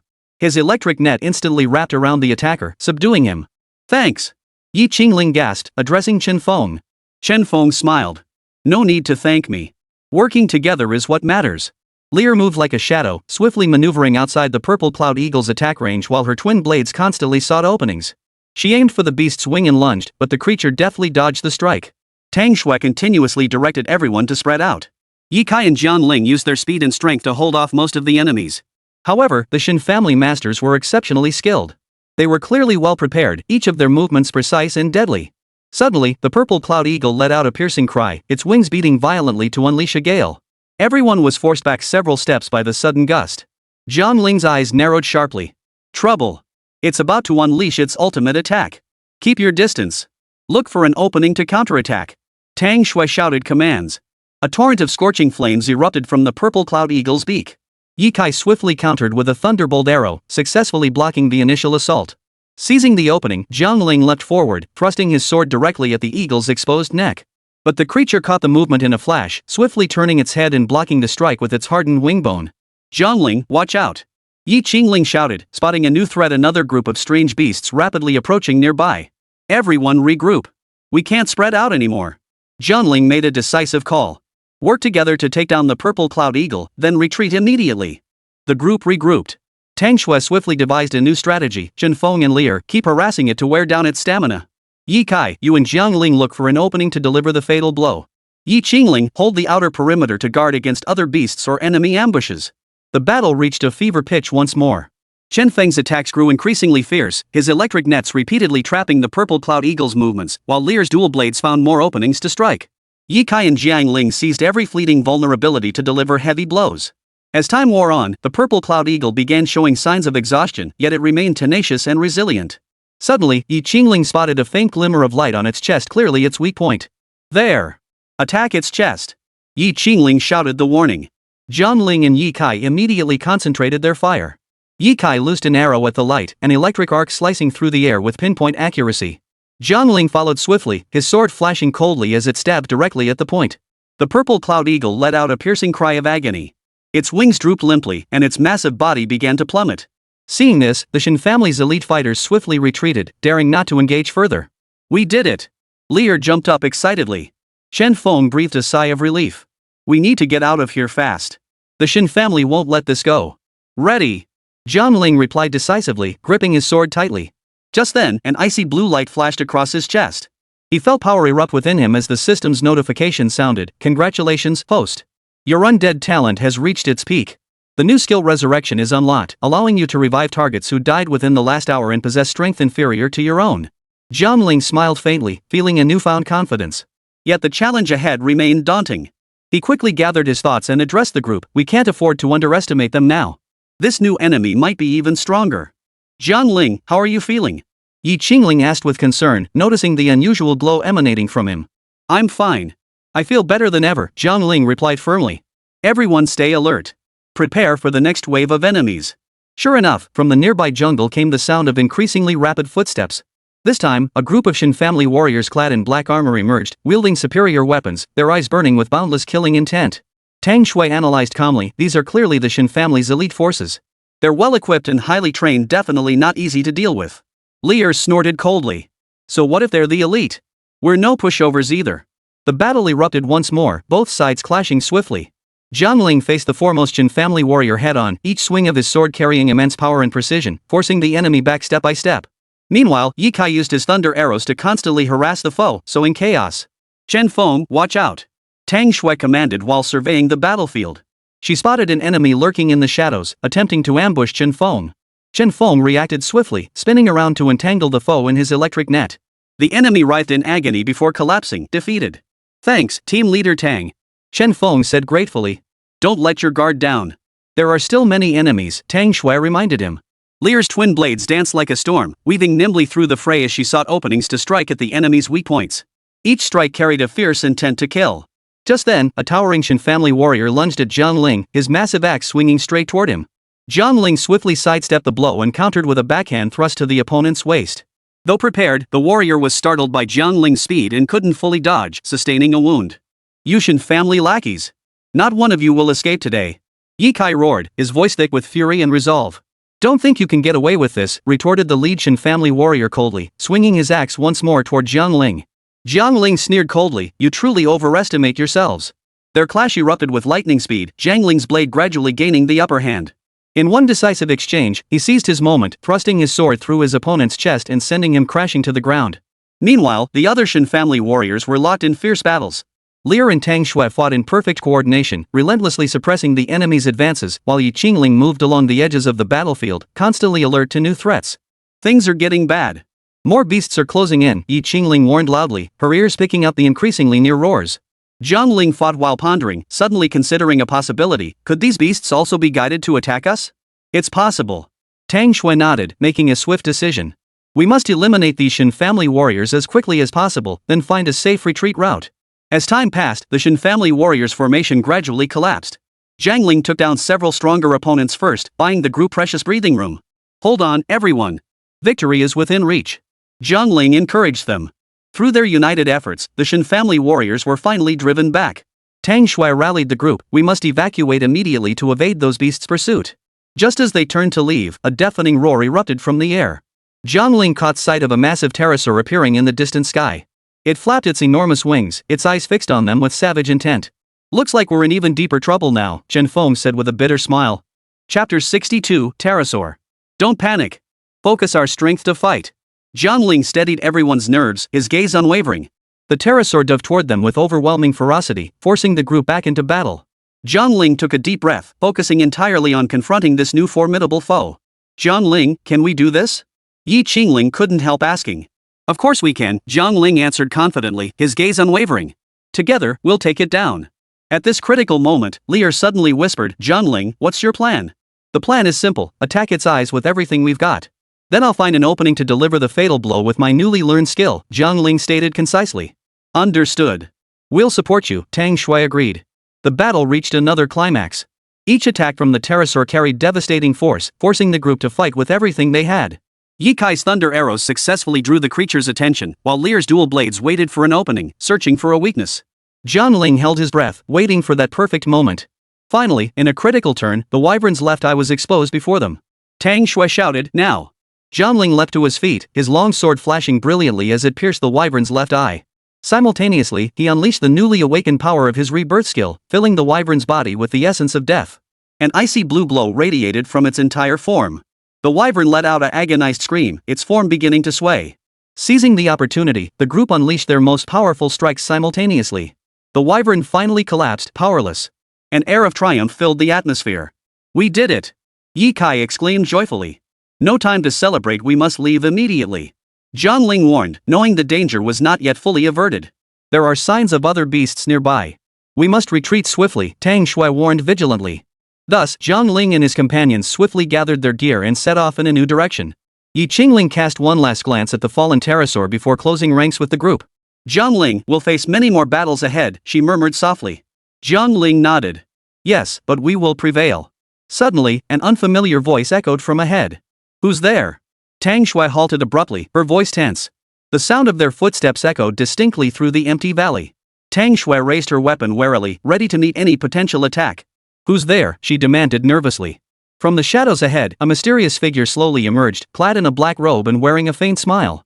Unnervingly, his eyes flickered with a dangerous gleam. Greetings. I mean you no harm, the cloaked figure murmured softly, though his words carried an underlying threat. Jiang Ling stepped forward, shielding his companions behind him, and responded coldly, Who are you? What are you doing here? The cloaked figure smiled. My name is Knight. I am a ranger and a frequent visitor to this valley. Witnessing your battle earlier filled me with admiration, so I came to offer my greetings. The group remained wary. Ye Kai frowned. Say hello? Is that all? Of course there's more. Knight's smile remained unchanged. I also wish to know why you've come to this perilous place. Surely you must have your own purpose? Jiang Ling didn't answer directly, instead countering with a question, then why are you here? Knight shrugged. I'm searching for a rare spiritual herb that can cure a peculiar ailment. I've been wandering these lands for days now, seeking it. Lear narrowed her eyes, probing cautiously, then have you encountered any other strange beasts or noticed anything unusual? Black Knight fell silent for a moment, as if pondering. Indeed, a few days ago I encountered a very powerful demon beast.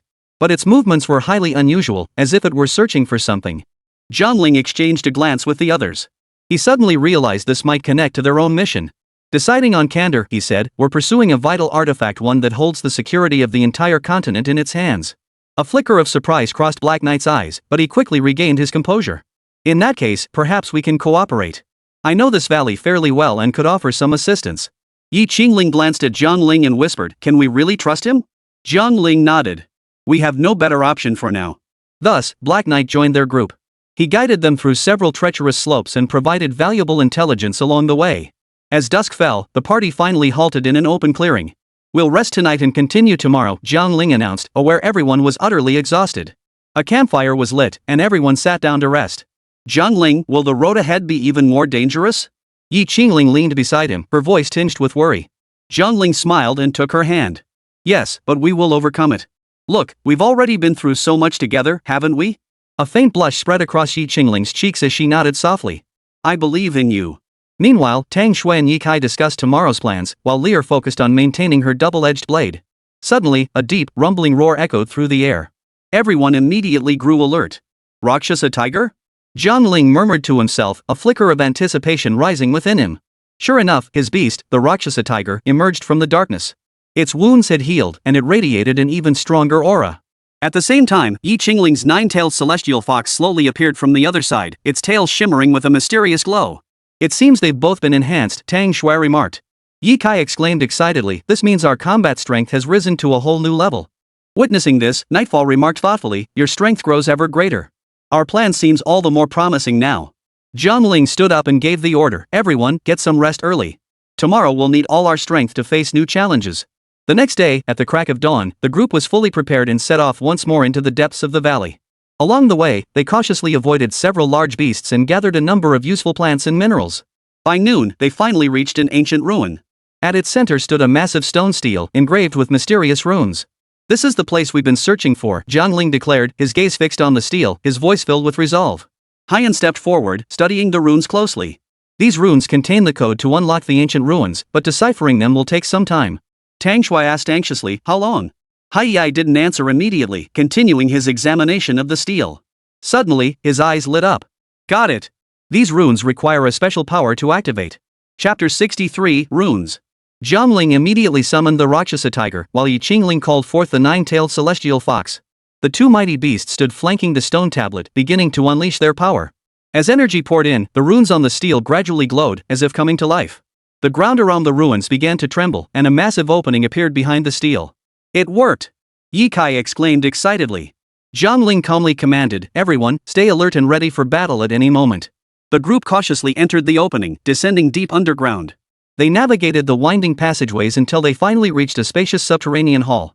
At the center of the hall lay a sword radiating a mysterious glow. A flicker of excitement crossed Jiang Ling's eyes. This is the legendary artifact. However, just as he moved to claim the sword, a shadow suddenly materialized, blocking his path. Oh no, another powerful foe! Tang Shui cried out. Emerging from the shadows was a colossal, otherworldly beast. Its eyes glowed a blood-red light, clearly marking it as no ordinary demonic creature. Hai frowned. This is the ultimate guardian boss of the artifact. Everyone, be careful. Jiang Ling drew his sword and fought alongside the others. The battle reached a fever pitch once more. Each attack from the beast carried devastating force, forcing everyone to scatter and dodge. We must find its weakness. Ling shouted. Lear calmly observed the creature's every move. Suddenly, she exclaimed, there's a strange symbol on its back that might be its weak spot. Jiang Ling nodded in agreement and immediately directed the group to change tactics, concentrating their attacks on the symbol. Hai's attacks were swift and ghostly, while Tang Shui and Ye Kai's coordination was exceptionally seamless. Jiang Ling seized every opportunity, using his resurrection skill to constantly harass the beast. Finally, in a flawless coordination, Jiang Ling leapt forward, thrusting his sword directly into the symbol on the beast's back. The creature let out an agonized howl, its body gradually losing balance until it crashed heavily to the ground. Mission accomplished. Ye Kai cheered. But Jiang Ling didn't let his guard down. He slowly approached the central sword and grasped its hilt. A sudden surge of power flooded his body, making him feel dizzy. Jiang Ling, are you okay? Ling asked anxiously. Jiang Ling steadied himself, took a deep breath, and smiled. I'm fine. This sword's power is immense. Knight nodded with satisfaction. It seems we've finally completed our mission. Ye Kai suddenly remembered something and asked curiously, where do we go next? Just then, a voice echoed from the shadows. Haha, you've succeeded after all, a calm yet chilling voice echoed from the shadows. Everyone spun around to see a mysterious figure stepping out of the darkness. His face was concealed by a hood, revealing only his shadowy eyes and the cold smile playing at the corners of his mouth. Who are you? Jiang Ling gripped his sword tightly, his voice sharp with caution. My name is Yiyu, the man said, lifting his hood to reveal a sly grin.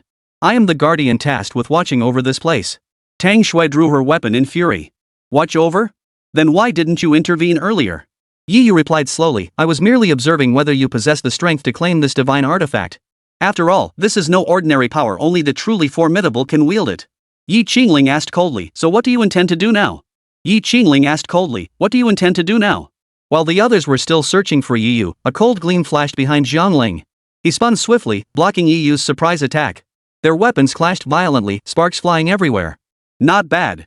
You've got some skill, Yiyu remarked appreciatively, yet he didn't cease his assault instead, his attacks grew even more ferocious. Each parry drained Jiang Ling of immense energy, preventing him from gaining distance. Yet his gaze remained unwavering, showing no sign of retreat. Don't hesitate. Charge together. Ye Kai shouted, rushing forward to support. Tang Shui, Lear, and Hai joined the fray, forming a coordinated team assault. Yet Yiyu's speed and strength far surpassed ordinary men, each strike carrying lethal intent. He skillfully exploited the battlefield's obstacles, steadily sapping their stamina. Jiang Ling, his advantage lies in speed. We must slow him down. Tang Shui warned. Jiang Ling paused briefly, a resolute gleam flashing in his eyes. Ling used the nine-tailed celestial fox's illusions to confuse him. The rest of us will focus our attacks on his weak points. Understood. Ling immediately summoned the nine-tailed celestial fox and began casting powerful illusions. The fox's tails whirled, releasing dazzling light that formed an illusory scene. Yiyu momentarily couldn't distinguish reality from illusion, hesitating slightly. Now! Jiang Ling shouted, leading the group in a fierce assault on Yiyu. Under his command, their coordination grew seamless. Tang Shui and Ye Kai's combined assault forced Yiyu into a defensive stance, while Lear relentlessly harassed him with agile maneuvers. Yi watched nearby, waiting for the perfect opening. Finally, seizing a moment of Nightshade's distraction, Jiang Ling thrust his sword through his defenses. Nightshade collapsed in agony, yet his eyes still flashed with an unyielding light. No, this can't be. Yiyu gasped, his body gradually dissolving into black mist and vanishing into thin air. Jiang Ling gasped for breath, turning to his companion beside him. We did it. Ling exhaled in relief and walked over to Jiang Ling. Are you okay? Jiang Ling smiled faintly. I'm fine, just a bit tired. Hai stepped forward. This place should no longer pose a threat. We can leave safely now. Just then, Lear spoke softly, wait a moment. I have something to say. Only then did the others notice the complex expression in Lear's eyes. She seemed deep in thought. Lear, what is it? Jiang Ling asked. I want to tell you a secret. Lear took a deep breath.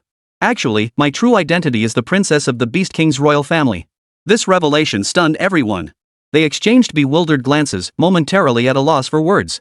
Seeing their reactions, Lear continued, I've been observing and learning from you all because I wanted to understand humanity's true intentions.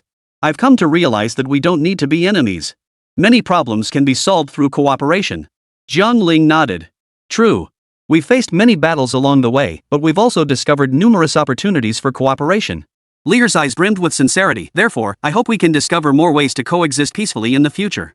Hai remained silent for a moment before replying, if that is your wish, I will support you. Ye Kai patted his chest emphatically, exactly.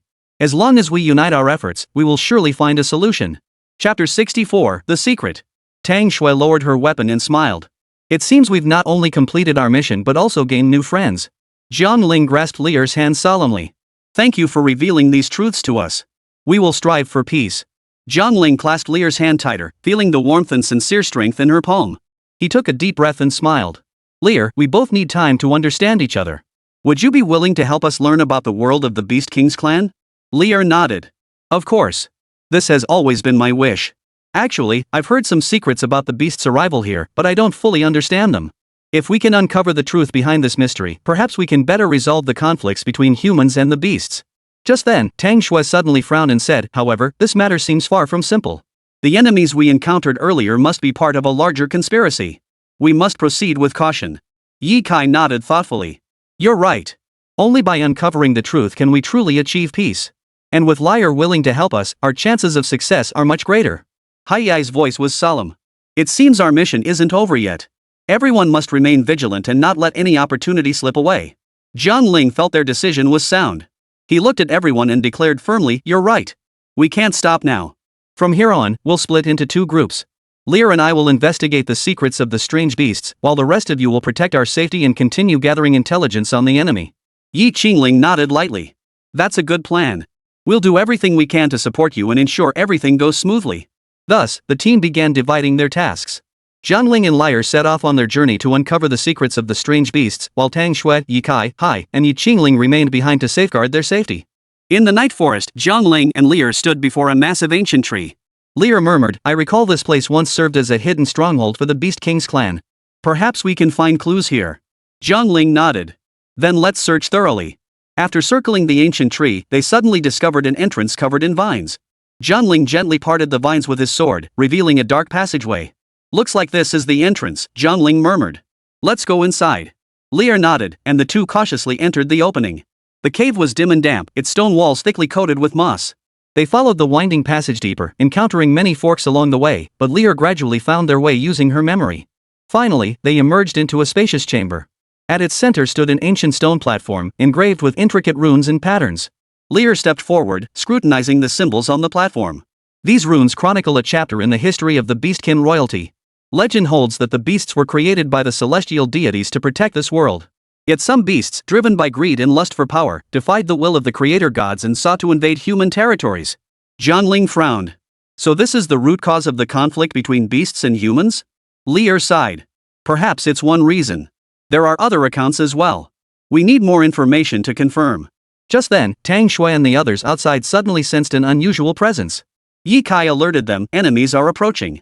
Hai swiftly drew his weapon, his gaze sharp. Prepare for battle. Soon, several masked figures burst from the forest, closing in rapidly. Tang Shui sneered coldly, you're just in time. Today, you'll taste our might. Battle erupted instantly, bursting with dazzling skill effects and overwhelming momentum. Yi Qingling used illusions created by the nine-tailed celestial fox to confuse the enemies, while Tang Shui and Ye Kai engaged them head-on. Night remained concealed, seeking the optimal moment to strike.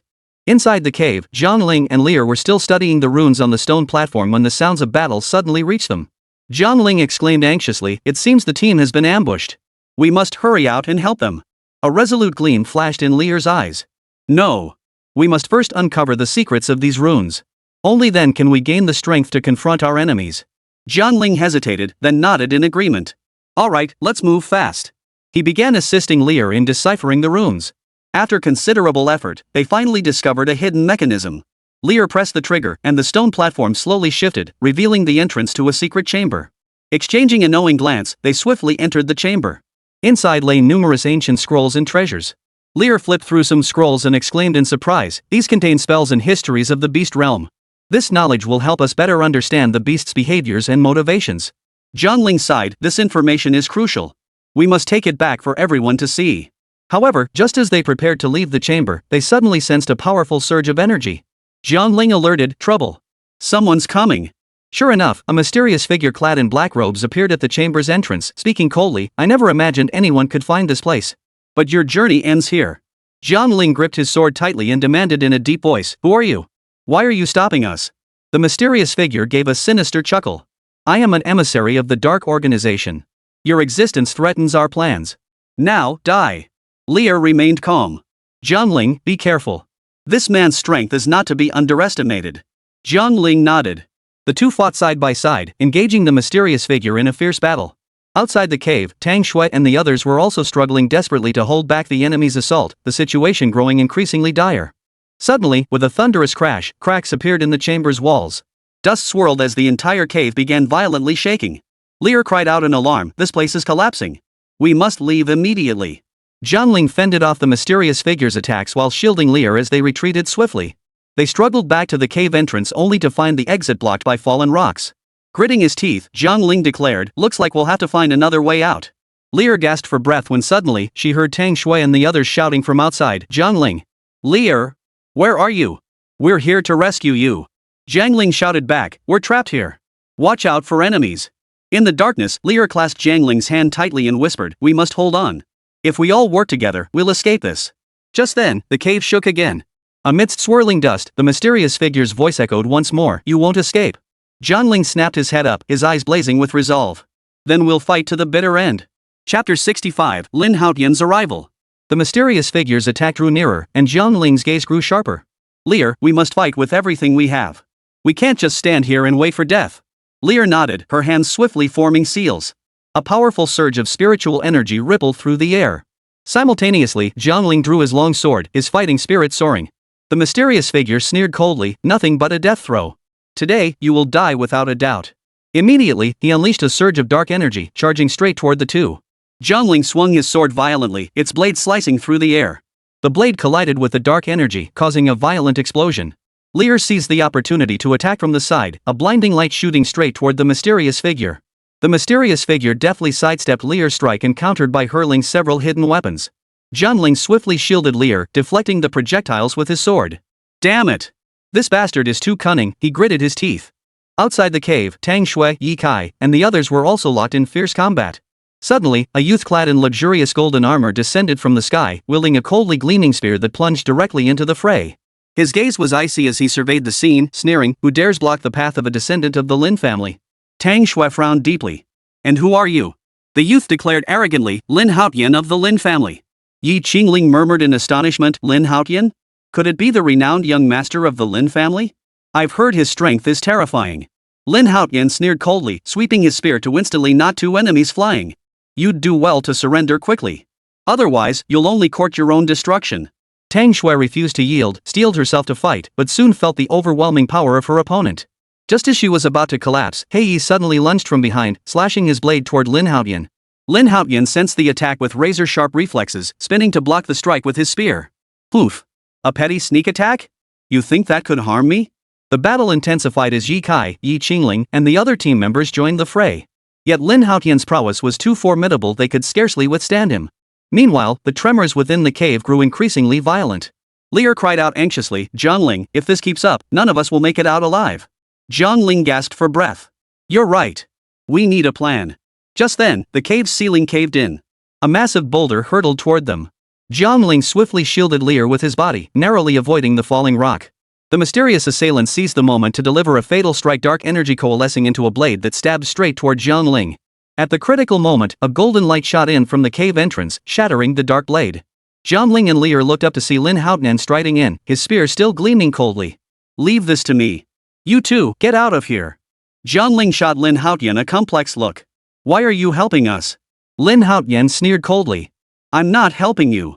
I just hate these minions of the Dark Organization getting in my way. Now go."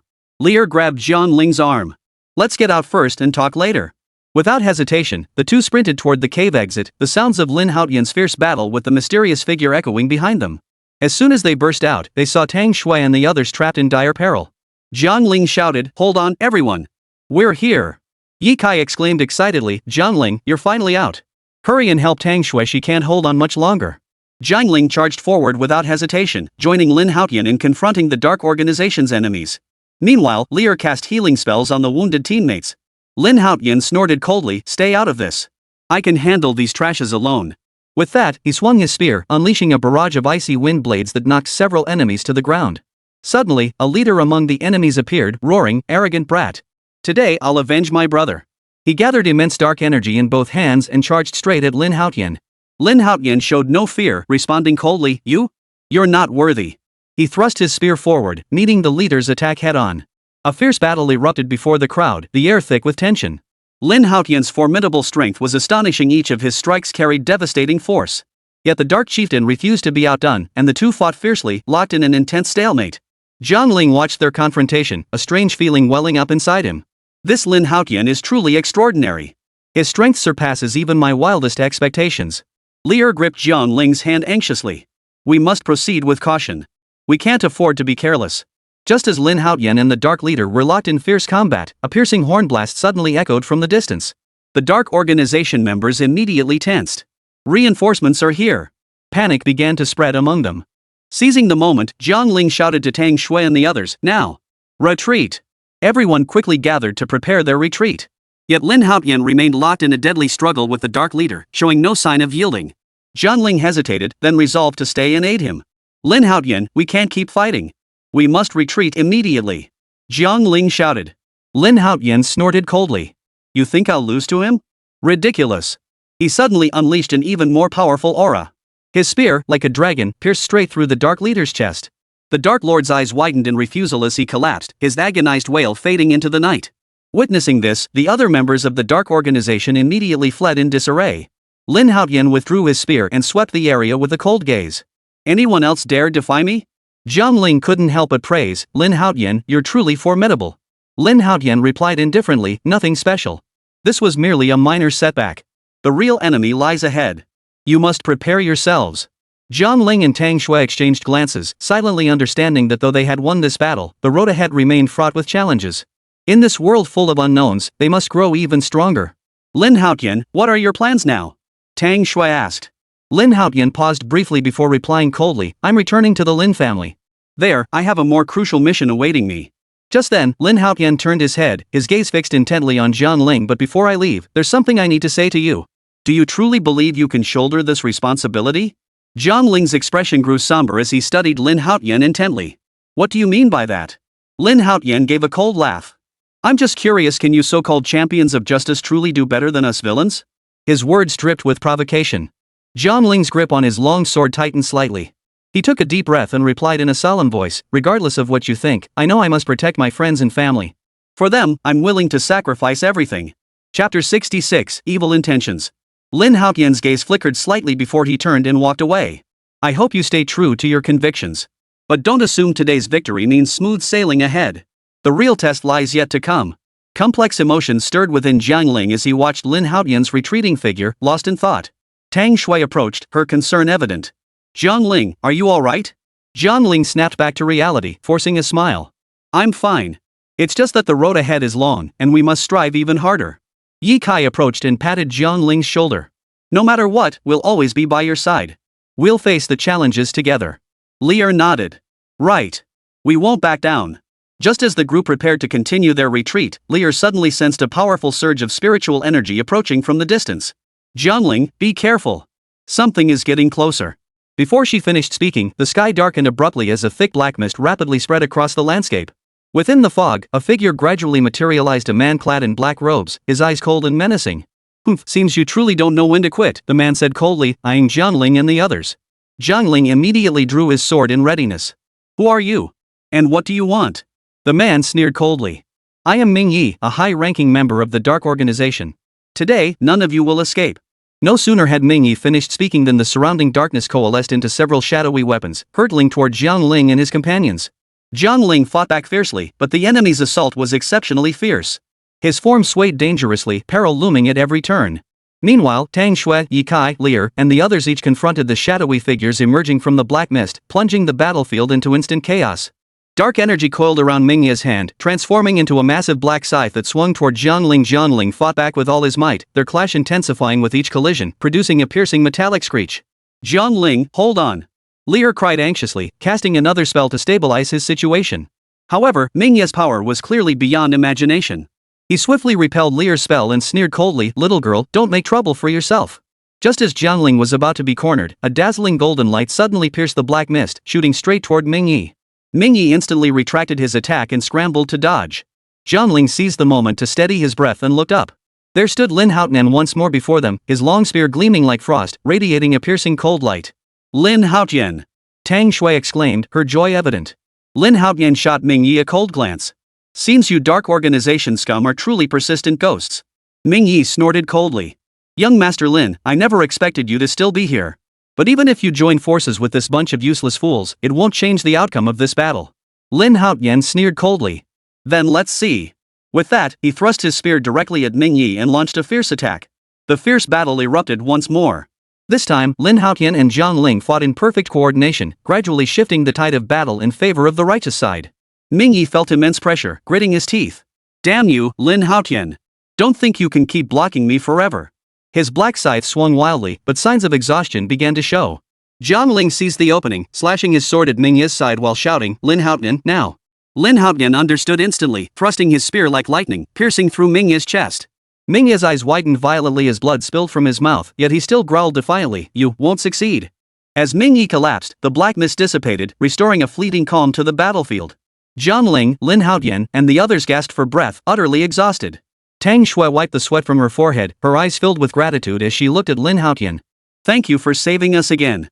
Lin Haotian waved her off coldly. No need to thank me. I just couldn't stand them.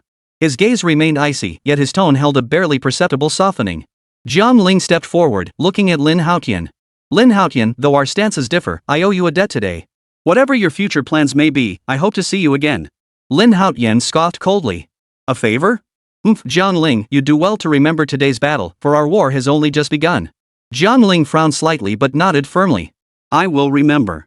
Regardless of what lies ahead, we will give it our all.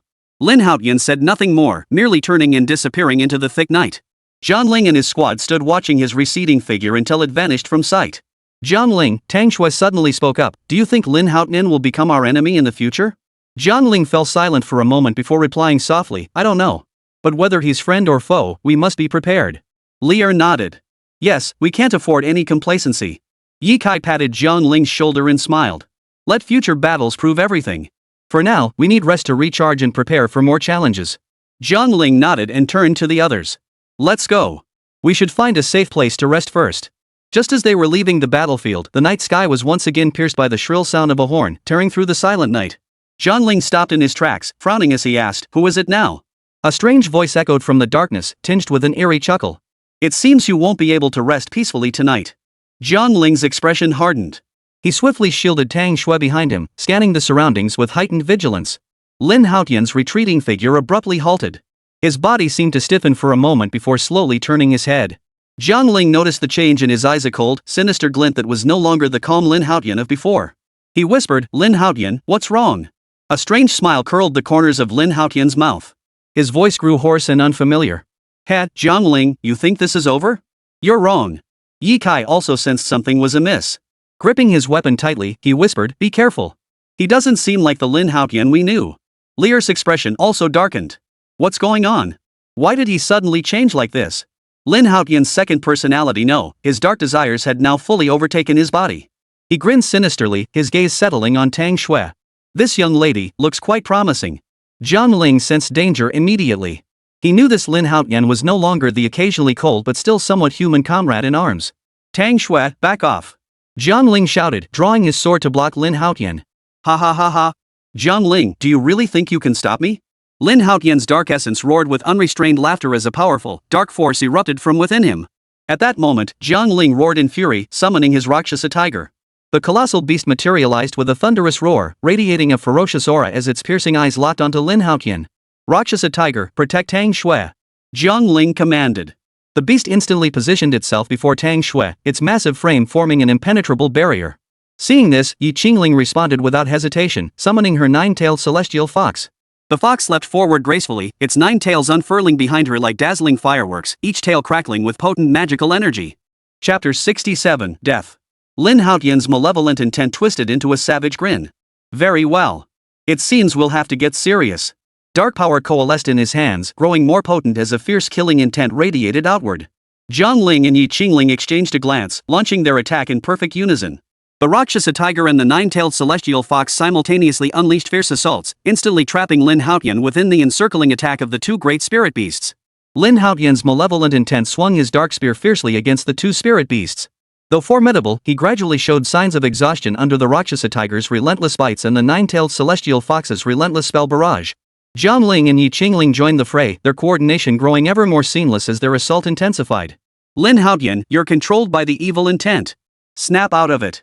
Jiang Ling fought with all his might while trying to awaken Lin Haotian's true self. However, the evil intent within Lin Haotian sneered coldly, Jiang Ling, you are truly naive. I am Lin Haotian, and Lin Haotian is me. We are one. Jiang Ling's brow furrowed, but he refused to relent, intensifying his assault.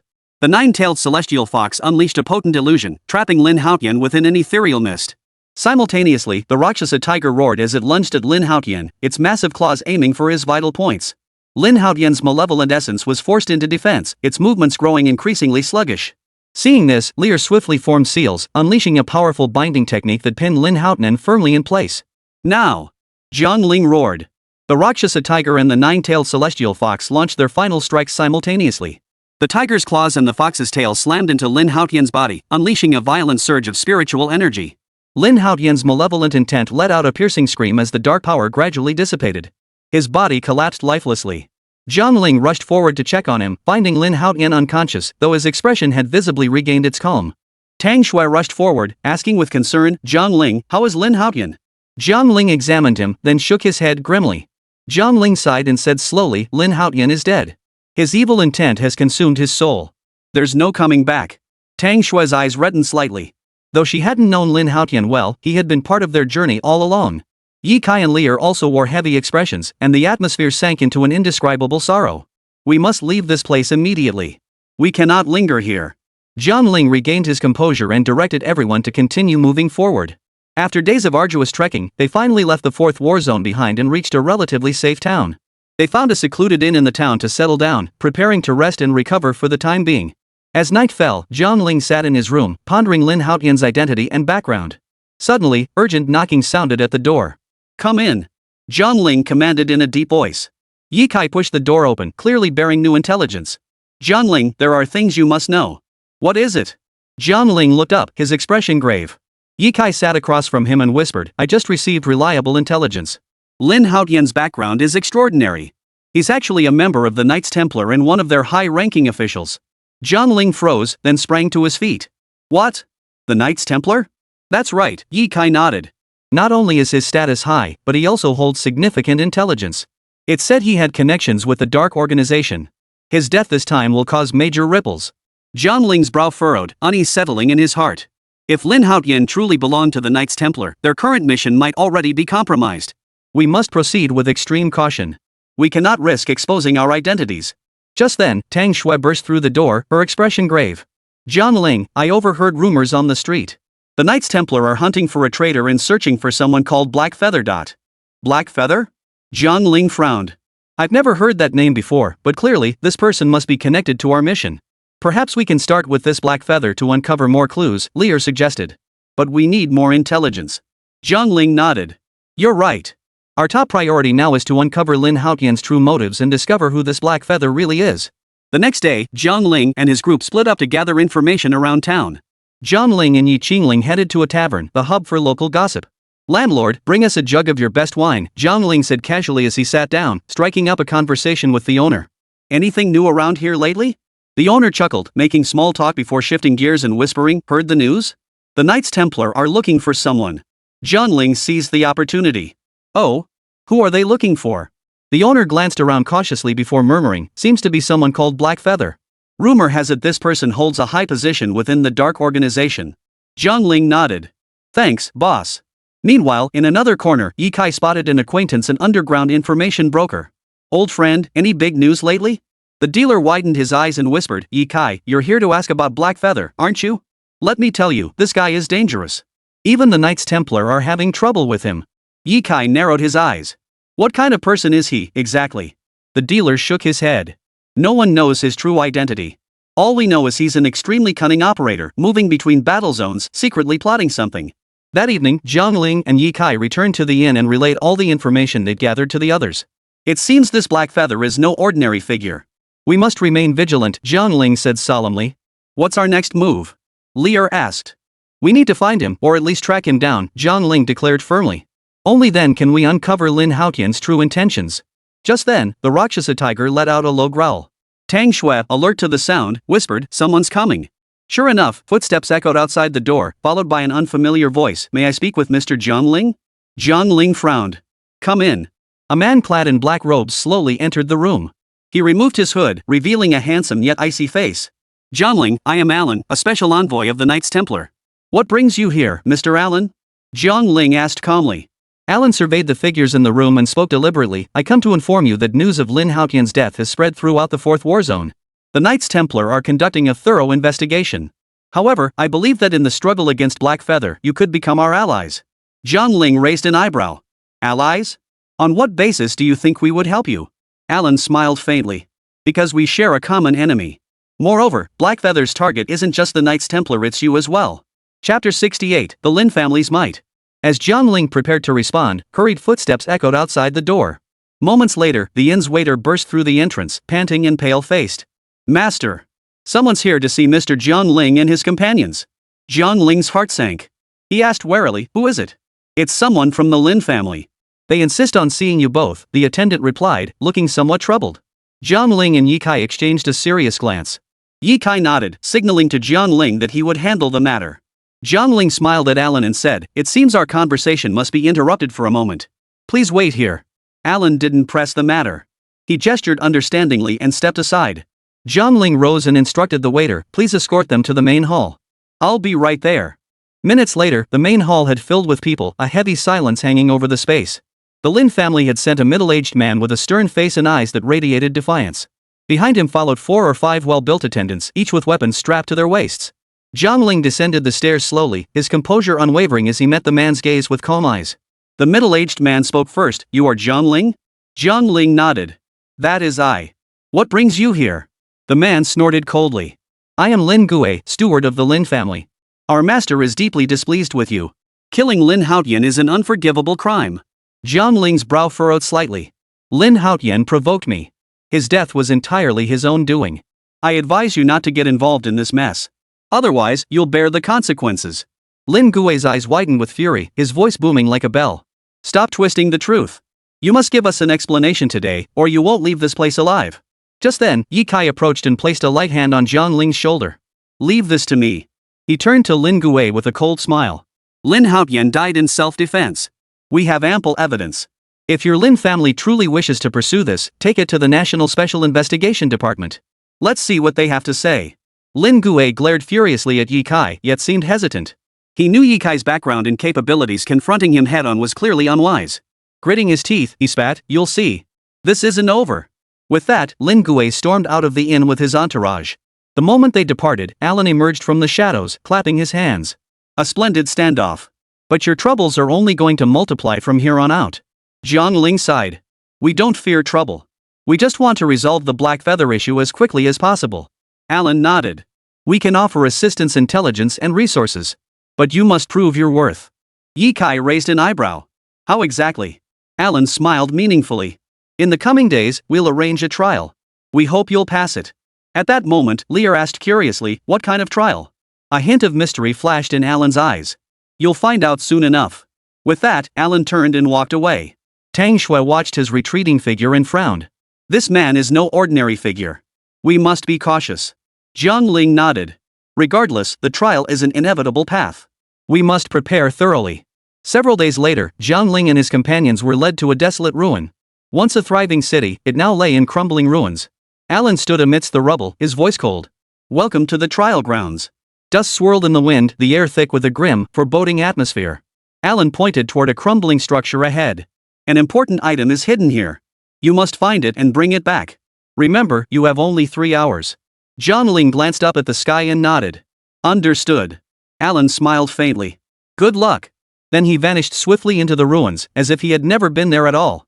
Jiang Ling, Ye Kai, Lear, and Tang Shui exchanged glances, each nodding to signal readiness. Move out. Jiang Ling gave the decisive order, and the team sprang into action. As they delved deeper into the ruins, the four keenly sensed the atmosphere growing increasingly tense. Suddenly, a mechanical puppet leapt from the rubble and lunged at them. Enemy attack. Ye Kai shouted.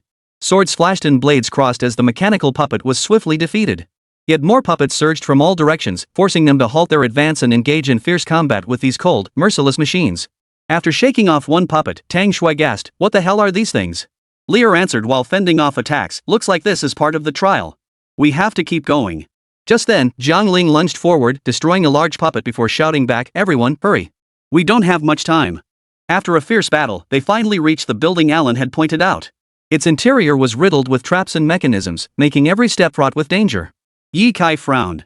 "Looks like we'll need to keep outsmarting and outmaneuvering them." Jiang Ling encouraged them, "Don't forget, we've come this far.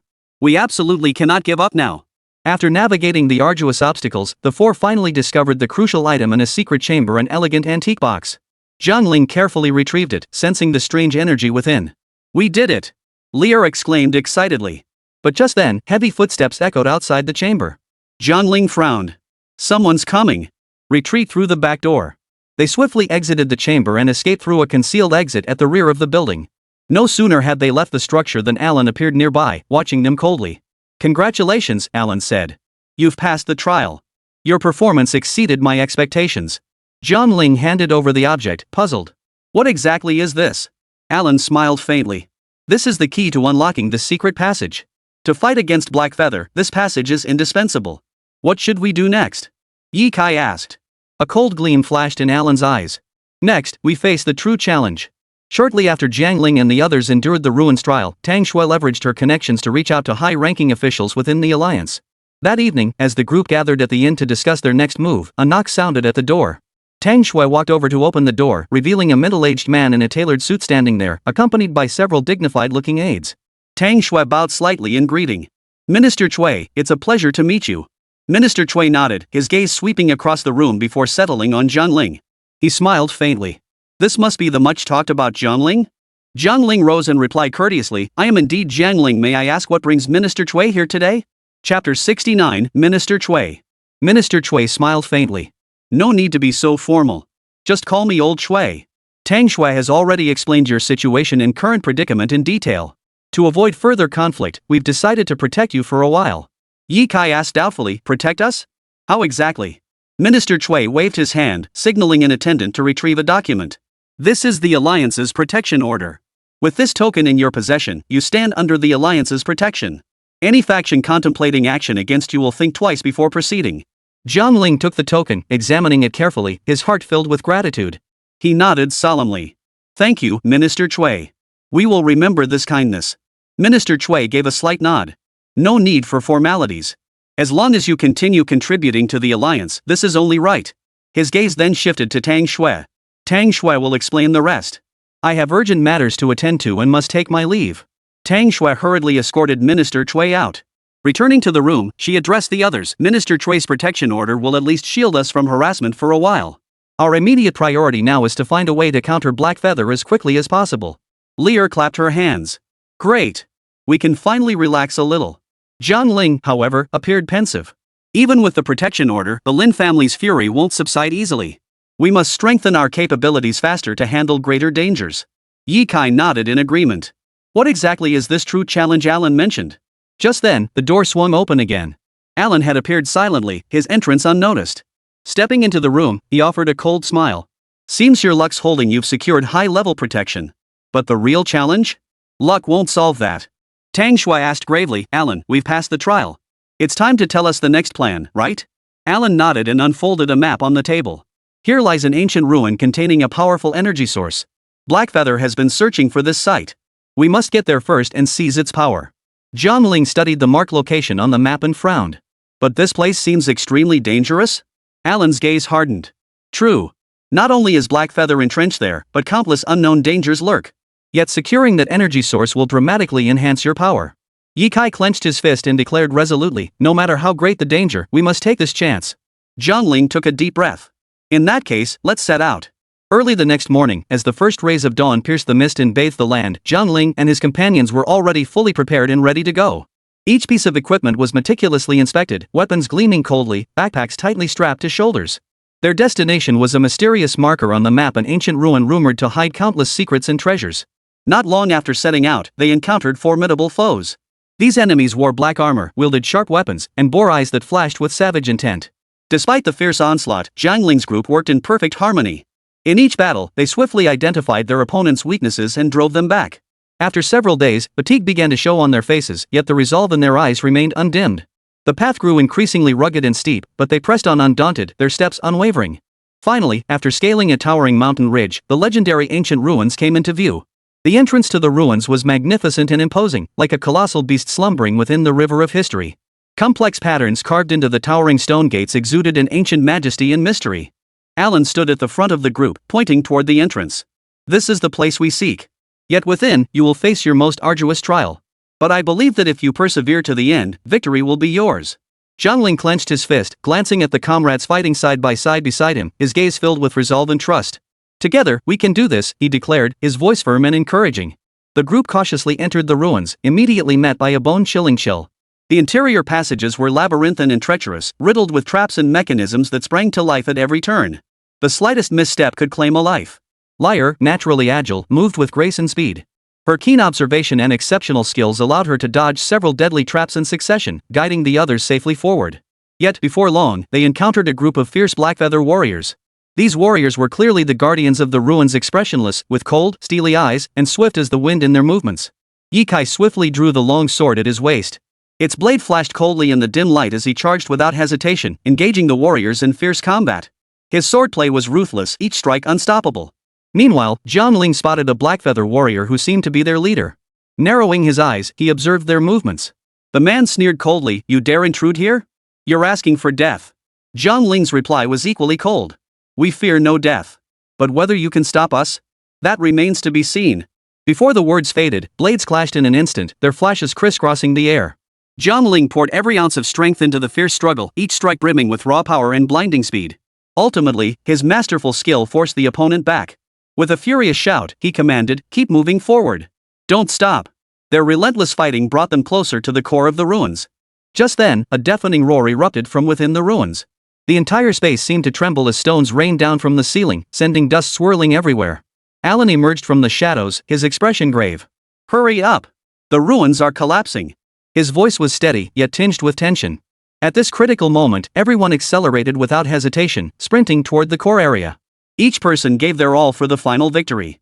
They charged desperately toward the core area and finally secured the glowing energy source just as the ruins were about to collapse. Tang Shui exclaimed excitedly, "We did it! We finally got it!" Suddenly, applause echoed from the shadows. Lin Gui slowly approached with his men. "Congratulations! But I suppose you'll have to share the secret of this ruin with us, won't you?" Jiang Ling's heart sank. "Lin Gui, you haven't given up after all." Lin Gui sneered coldly, "Of course not. The Lin family never gives up easily. And this time, we're fully prepared. You won't escape even if you grew wings." Alan calmly analyzed their options. "Don't panic. This is just the final obstacle. Once we break through, we'll succeed." Lear tugged at Jiang Ling's sleeve, her voice trembling with anxiety. "Then what do we do?" Ye Kai gripped his weapon tightly, glaring at Lin Gui. "Is there truly no way out?" Chapter 70, Joining. At that moment, Jiang Ling took a deep breath, looked at Lin Gui, and said solemnly, "Lin Gui, if you don't want to bring about your own destruction, it's still not too late to back down now." The moment Jiang Ling finished speaking, the cold sneer on Lin Gui's face grew more pronounced. "Jiang Ling, you really are naive. In the Lin family, we never abandon our endeavors midway." Jiang Ling clenched his fists, his eyes burning with resolve. "In that case, let our strength speak for itself." Just then, Tang Shui caught sight of a faintly visible mechanism in the corner of her eye, an ancient stone pillar engraved with mysterious runes. Her heart skipped a beat as she instantly realized this might be their only hope for escape. Without hesitation, she sprinted toward it, her long legs pounding urgently across the ancient floor tiles. The instant her hand touched it, she felt the cold metal surface. Simultaneously, a powerful vibration surged from deep within the mechanism. As the intricate device activated, in that instant, a blinding light erupted, piercing through clouds and shattering stone, as brilliant as daylight itself. The radiance swiftly spread, enveloping the entire core area of the ruins like sacred celestial fire descended to earth. Lin Gui and the others were forced to shut their eyes by the sudden blinding light, their eyelids still faintly sensing its astonishing intensity. Jiang Ling and his companions seized this rare opportunity, retreating backward without hesitation. The blinding light granted them a brief window to breathe, their hearts racing as they moved with seamless coordination. Alan led the group in swift action, having already mapped out their escape route in his mind. They discovered a hidden passage concealed by thick undergrowth. Narrow and winding, it seemed untouched by human feet for ages, but they had no time to ponder such details, only to push forward with all their might. Escaping the crumbling stone walls, they sprinted onward, still hearing the dull rumble of collapsing ruins behind them. The air thickened with the scent of dust and earth, while the surrounding scenery blurred into indistinct shapes amid their frantic dash. Every nerve was stretched to breaking point, each momentary hesitation a potential sentence to burial beneath endless ruins. Finally, as they burst out of this deep, ancient, terrifying place, the landscape opened up before them. A dense, tranquil forest unfolded before them. Sunlight filtered through the canopy, casting dappled patterns on the forest floor. They halted abruptly, gasping for breath as sweat trickled down their cheeks. Hearts still pounded wildly, but they had escaped immediate peril. In this verdant forest, they found a moment to rest. Exchanging glances, their eyes brimmed with relief at having survived and renewed hope for the future. Jiang Ling gasped, "Alan, what should we do next?" Alan stared at the energy source, his gaze unwavering. "Next, we must find a safe place to use this energy source to enhance your abilities. Only then can we truly stand against the Lin family." The others nodded in agreement. Just then, Lear suddenly pointed toward the distance, her eyes wide. "Look! There's a cave over there." They swiftly entered the cave, which was both secluded and spacious, perfect for cultivation. After arranging sentries, Alan placed the energy source at the center and instructed Jiang Ling and the others to sit in a circle and begin absorbing its power. Time flew by. Jiang Ling felt the power within him surge rapidly, as if every cell had been activated, growing stronger than ever before. The same transformation occurred in Ye Kai, Tang Shui, and Lear. Their expressions grew solemn yet hopeful as they continued absorbing the energy. While they trained with all their might, Lin Gui did not give up. Instead, he tracked their whereabouts through various means. Hours later, Jiang Ling opened his eyes first, his gaze sparkling like a starry sky. Rising to his feet, he felt completely renewed. "How does everyone feel?" Ye Kai swung his twin blades, their edges now glowing with a faint blue light. "It's incredible. I've never felt this powerful before." Lear leapt into the air, spinning gracefully several times before landing with perfect balance. "It feels like my entire body has become several times lighter." Tang Shui marveled, "The power of this energy source is truly extraordinary. Now we have complete confidence to face the Lin family." However, no sooner had the words left her mouth than the sound of hurried footsteps echoed from outside the cave. A dark voice declared, "You won't escape." Jiang Ling recognized the voice as Lin Gui's. He walked to the cave entrance and coldly addressed Lin Gui standing outside. "It seems fate has brought us together once more." The black-feathered warriors surrounding Lin Gui stood on high alert, poised to strike at any moment. Lin Gui sneered, "Since you had the audacity to steal the energy source, don't expect to leave here alive today." Jiang Ling took a deep breath and glanced back at his comrades. "Everyone, prepare for battle." Instantly, a fierce battle erupted. Unlike previous encounters, Jiang Ling and his group had grown significantly stronger. Their techniques were sharp and relentless, their rhythm tight and relentless, quickly forcing Lin Gui and his men into a defensive position. A sudden strike knocked several black feather warriors back. Jiang Ling leapt forward, swinging his blade straight at Lin Gui. But Lin Gui, clearly prepared, parried the attack and snorted coldly, "You have grown stronger, but it's still not enough." The two became locked in a fierce struggle, blades flashing and clashing as the ground cracked beneath them. Meanwhile, Tang Shui, Ye Kai, and Lear were locked in their own battles with other black feather warriors, the clamor of combat echoing relentlessly. The battle raged on for a long time. Finally, Lin Gui was overwhelmed by Jiang Ling's relentless attacks, blood trickling from the corner of his mouth. Refusing to accept defeat, Lin Gui roared furiously, "Do you think defeating me will save you from the Lin family's pursuit? You are destined to be annihilated by us." Jiang Ling's gaze burned like fire. "As long as I draw breath, I will not let you succeed." Just as Jiang Ling prepared to deliver the final blow to Lin Gui, the sky suddenly stirred. A squad of high-ranking alliance operatives descended upon the scene, led by none other than Minister Cui. His expression was stern as he commanded, "Everyone, ceasefire." Minister Cui approached Jiang Ling and said solemnly, "Jiang Ling, your actions have earned my respect. However, per alliance directives, you will now join the special department, where you will shoulder greater responsibilities." Jiang Ling looked taken aback. "Special division?" Minister Cui nodded. "Precisely. Given your potential and contributions, the Alliance has decided to incorporate you into our high-level division. You will gain greater power and resources, but you will also bear heavier responsibilities." Seeing this, Lin Gui knew victory was impossible today. He coldly spat out a threat, "Jiang Ling, you got lucky this time, but the Lin family won't let this go." With that, he led the remaining men in a hasty retreat. Minister Cui surveyed the mess on the ground before turning to Jiang Ling and the others. "Now, follow me back to headquarters. A new mission awaits you." Jiang Ling paused briefly before nodding resolutely. "Understood, Minister Cui. We accept the new challenge." Chapter 71, Living Up to Expectations. Jiang Ling and the others followed Minister Cui through the grand entrance of the Alliance headquarters. The building was magnificent and imposing, radiating an aura of mystery and solemnity. The interior decor was simple yet exquisite, every detail showcasing a fusion of cutting-edge technology and ancient culture. They were led into a spacious conference room whose walls were adorned with portraits of legendary heroes, radiating an overwhelming sense of honor. At the center of the conference table sat a massive crystal sphere, seemingly imbued with boundless energy. Minister Chui stood before the crystal sphere and declared, "From this day forward, you will become members of our alliance's special division. This marks a new beginning. I trust you will live up to our expectations." As soon as he finished, a tall, stern-faced man entered. Dressed in a black uniform, his eyes gleamed with the sharp intensity of a hawk. Minister Chui introduced, "This is Jiang Ling's older brother, Yi Lingfeng. He will be your new team leader." Jiang Ling's heart tightened. He had heard of Yi Lingfeng's reputation. Legend had it he was the alliance's most promising young commander, rich in combat experience and decorated with glorious achievements. Yet, facing this future superior, Jiang Ling dared not take him lightly. Yi Lingfeng swept a cold gaze around the room, sending a chill through the new recruits. He approached Jiang Ling, scrutinizing him from head to toe. His tone was laced with challenge. "You're Jiang Ling? I hear you're quite capable. I wonder if you're truly up to this demanding task." Jiang Ling met Yi Lingfeng's gaze without flinching. "Rest assured, Captain. I will prove my worth through action." Yi Lingfeng scoffed coldly. "Prove yourself? Fine. Then let me see what you're made of." He turned to Minister Chui. "Minister Chui, I'd like to assess these new recruits' actual capabilities first. Can we arrange some tests?" Minister Chui nodded. "Certainly. It's a necessary procedure." Shortly after, Jiang Ling and the others were led to a simulated training ground. It was a vast virtual space, as if they had entered a completely realistic alternate world, with complex and ever-changing surroundings. Yi Lingfeng stood nearby, remote control in hand. With a press of a button, countless phantom enemies materialized instantly. "This is your first test, survive against these phantoms." Jiang Ling straightened his posture, took a deep breath, and declared, "Brothers, prepare for battle." At his command, everyone sprang into action. Ye Kai's twin blades flashed, their sharp glints slicing through the phantoms before him. Tang Shui moved with the grace of a swallow, her long sword tracing beautiful arcs through the air. Leer danced with fluid agility, her lithe form darting through the enemy ranks like a ghost. Jiang Ling showed no weakness either, pushing his newly mastered energy techniques to their limits. Each punch and kick carried lightning-fast speed and devastating force, sending enemies tumbling. Yi Lingfeng stood at a distance, calmly observing each fighter's performance. He nodded, a flicker of approval in his eyes, yet his words remained unsparing. "Not bad, but this is only the beginning." After the test concluded, Jiang Ling and the others gasped for breath, yet their faces bore proud smiles. They encouraged one another, their mutual understanding deepening.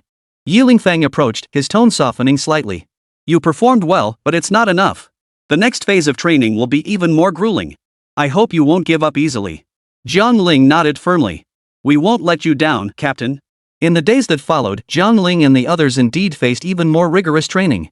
Yi Lingfeng constantly set various challenges for them, testing not only their combat prowess but also their strategic thinking and teamwork.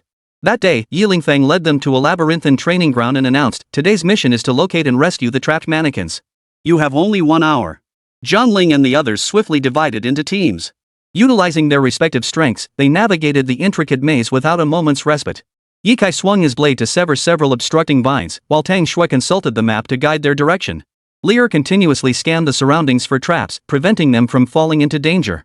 Finally, in the last few minutes, they located the dummy and successfully rescued it. Yi Lingfeng watched their seamless teamwork, nodding with a hint of satisfaction. "Today's mission was well executed, but you still need to keep pushing yourselves," Yi Lingfeng said, his tone slightly softer than before.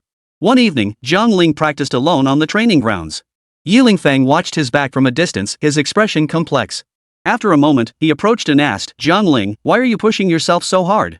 Jiang Ling lifted his eyes to meet Yi Lingfeng's gaze and answered with unwavering resolve, "To protect those I care about, to become stronger. Only then can I stand against the Lin family's threats." Yi Lingfeng fell silent for a moment before saying, "I hope you know what you're doing.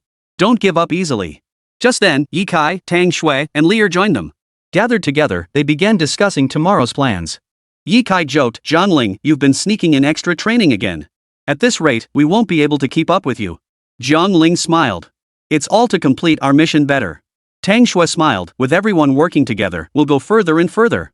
Yi Lingfeng looked at this group of energetic young people and silently resolved to stop being overly strict with them. Instead, he would genuinely help them grow. Just then, the sound of hurried footsteps echoed through the air. A messenger from the Alliance ran over, panting heavily. "Captain, there's an urgent mission requiring your immediate departure." Jiang Ling and the others rose to their feet. Yi Lingfeng frowned and asked, "What kind of mission?" The messenger replied, "According to the latest intelligence, an elite force from the Lin family is closing in on one of our crucial strongholds. We must intercept them immediately. Jiang Ling clenched his fist, his gaze unwavering. Captain, when do we depart? Yi Lingfeng turned, swung open the conference room door, and addressed the group, assemble immediately. Prepare to depart. Jiang Ling and the others swiftly assembled and departed as directed. They deployed their defenses along the front lines with tense yet orderly precision as the enemy's assault loomed. However, this mission involved more than mere combat. A complex web of challenges awaited their resolution. Just as Jiang Ling and his team prepared to confront the Lin family forces, a luxurious airship slowly docked beside them. The door opened, revealing a tall, imposing young man. Clad in silver-white battle armor, his piercing gaze set him apart. Yi Lingfeng frowned and asked coldly, "Who are you?" "This is our alliance's defensive line. Unauthorized personnel are not permitted to enter." The young man smiled faintly, speaking calmly, "I am Kong Jun of the Kong family, here specifically to see Miss Yi Qingling." Hearing that name, Jiang Ling's heart skipped a beat, and he immediately turned to look at Yi Lingfeng. Yi Lingfeng's expression also grew solemn, clearly recognizing Kong Jun's reputation. Kong Jun paid no heed to the stares directed at him and continued, "Our Kong family has always held the alliance in the highest regard. We come today to express our sincerity and hope to explore opportunities for cooperation." Chapter 72, Alliance Through Marriage. At that moment, Yi Qingling approached from the side, her expression calm as she asked, "Kong Jun, what brings you here?" Kong Jun bowed his head slightly and replied politely, "Miss Qingling, I came specifically to see you and to convey the Kong family's intentions. We hope to further solidify the relationship between our two families through a marriage alliance." Yi Qingling's expression flickered briefly before regaining its composure. "Mr. Kong Jun, matters are not as straightforward as you imagine. Our alliance has its own mission and responsibilities. Personal affairs cannot compromise our overarching strategy." Kong Jun maintained his smile. "Miss Qingling, rest assured. The Kong family is fully committed to supporting all alliance operations, including this mission against the Lin family." Yi Lingfeng interjected, "We'll consider your support, but the marriage alliance requires a joint decision from the Yi family and alliance leadership. It's not something you can decide unilaterally." Kong Jun nodded. "Of course. We're merely expressing our intent. The specifics still require discussion." Jiang Ling stood silently by, though discontent stirred within him. He could see Kong Jun's pursuit of Yi Qingling was sincere, yet he couldn't accept this arrangement. Yi Qingling glanced at Jiang Ling, her own feelings complex. She knew of his affection for her, yet personal emotions seemed insignificant in the face of family and alliance interests. Suddenly, the sound of fierce combat erupted in the distance. The Lin family's forces had already breached the defensive line. Yi Lingfeng immediately ordered, "Everyone prepare for battle. Mr. Kong Jun, please step back. It's too dangerous here now." Kong Jun smiled faintly. "No need to worry. I'll lend a hand too." Jiang Ling and the others swiftly entered combat mode. Within moments, flames erupted everywhere as blades and swords clashed in a whirlwind of steel. Kong Jun stood to the side, waving his hands. A dazzling energy circle abruptly expanded outward, instantly repelling the enemies who had charged to the front lines. His strength was truly extraordinary. Jiang Ling showed no sign of weakness either. He met the enemy's onslaught head-on, swinging his fists in perfect coordination with Ye Kai, Tang Shui, and Lear, repelling wave after wave of attacking foes. The battle raged fiercely, but with the Alliance and Kong Jun working together, the Lin family's forces gradually found themselves at a disadvantage. Seeing the situation stabilize, Yi Lingfeng nodded to Kong Jun, "Thank you for your assistance." Kong Jun smiled. "This is just a token of the Kong family's goodwill toward the Alliance. No need to thank us, Captain Yi." After the battle concluded, Jiang Ling and the others returned to camp, all looking visibly exhausted. Ye Kai patted Jiang Ling on the shoulder. "We did well today. Not only did we hold off the Lin family, but we also gained the Kong family's support." Tang Shui smiled and added, "Exactly. With the Kong family's backing, our odds of victory have greatly improved." Lear turned to Yi Qingling and asked tentatively, "Sister Qingling, what do you think of Mr. Kong Jun?" Yi Qingling sighed softly. "Kong Jun is truly an exceptional man. But the matter of a marriage alliance isn't something I can decide alone." Jiang Ling felt a mix of emotions upon hearing this. He silently walked to the side and began organizing his equipment, his mind already pondering the path ahead. Just then, Kong Jun approached with a smile. "Miss Qingling, our mission against the Lin family is halfway accomplished, but greater coordination lies ahead. I hope our two families can unite our efforts to defeat the Lin swiftly." Yi Qingling nodded. "Mr. Kong Jun, I will report your proposal to the higher-ups." Kong Jun turned to Jiang Ling with a smile. "Brother Jiang Ling, your performance earlier was also outstanding. I hope we have the chance to fight side by side." Jiang Ling replied calmly, "Thank you for the compliment, Mr. Kong. When it comes to opposing the Lin family, I will give it my all." Kong Jun nodded with satisfaction before adding, "Then let us look forward to the day of victory together." At that moment, Yi Lingfeng approached and addressed the group, "All right, everyone take a break. Tomorrow brings an even more arduous task." Jiang Ling stood at the front of the formation, his gaze fixed resolutely on the distance. Captain, we're ready. Whatever mission lies ahead, we'll give it our all. Yi Lingfeng nodded. Excellent. Jiang Ling, I need you to lead the team tomorrow. I trust you'll accomplish it successfully. Jiang Ling answered resolutely, rest assured, Captain. I will not let you down. Night fell, and the Alliance camp descended into silence. Except for the sentries on watch, everyone else was conserving their strength for tomorrow's battle. Inside his tent, Jiang Ling tossed and turned, unable to sleep. The scene of Kong Jun proposing to Yi Qingling kept replaying in his mind, leaving him with a complex mix of emotions. Just as he forced himself to close his eyes, soft footsteps sounded outside the tent. Jiang Ling instantly grew alert, his hand reaching for the dagger resting beside his pillow. Jiang Ling, it's me, came a familiar voice Yi Qingling's. Jiang Ling relaxed, walked to the tent entrance, and lifted the curtain. Moonlight bathed Yi Qingling's face, making her appear exceptionally gentle. Qingling, what is it?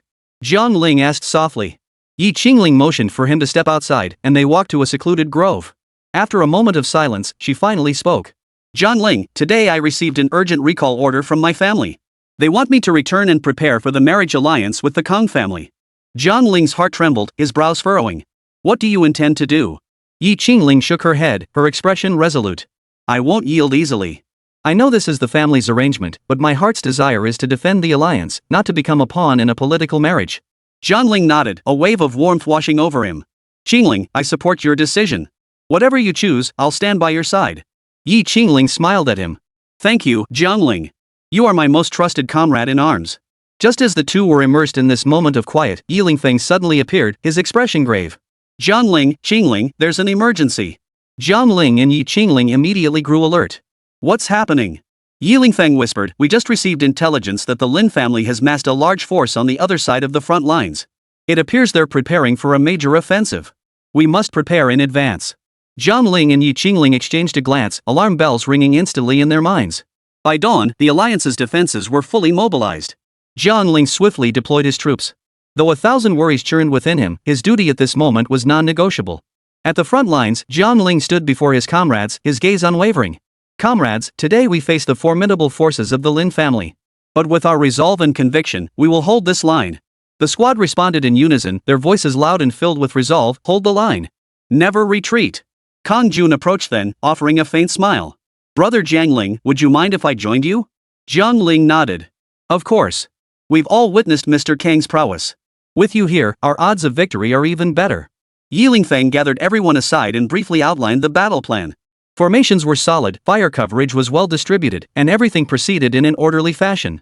Just as the battle was about to commence, Yi Qingling suddenly stepped before Yi Lingfeng. Taking a deep breath, she declared, Captain, I need to step away for a moment. Yi Lingfeng froze, looking utterly stunned. Qingling, this is the critical moment of the battle. Where are you going? Yi Qingling replied firmly, the family has recalled me. I must return. But rest assured, I'll be back as soon as possible. Chapter 73, Yi Qingling's departure.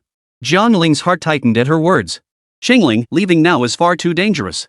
Yi Qingling offered a faint smile. Jiang Ling, you must hold the line for me. I believe you can do it. She turned and nodded to Kong Jun. Mr. Kong Jun, I hope you will continue to support the alliance. Kong Jun smiled and nodded. Of course.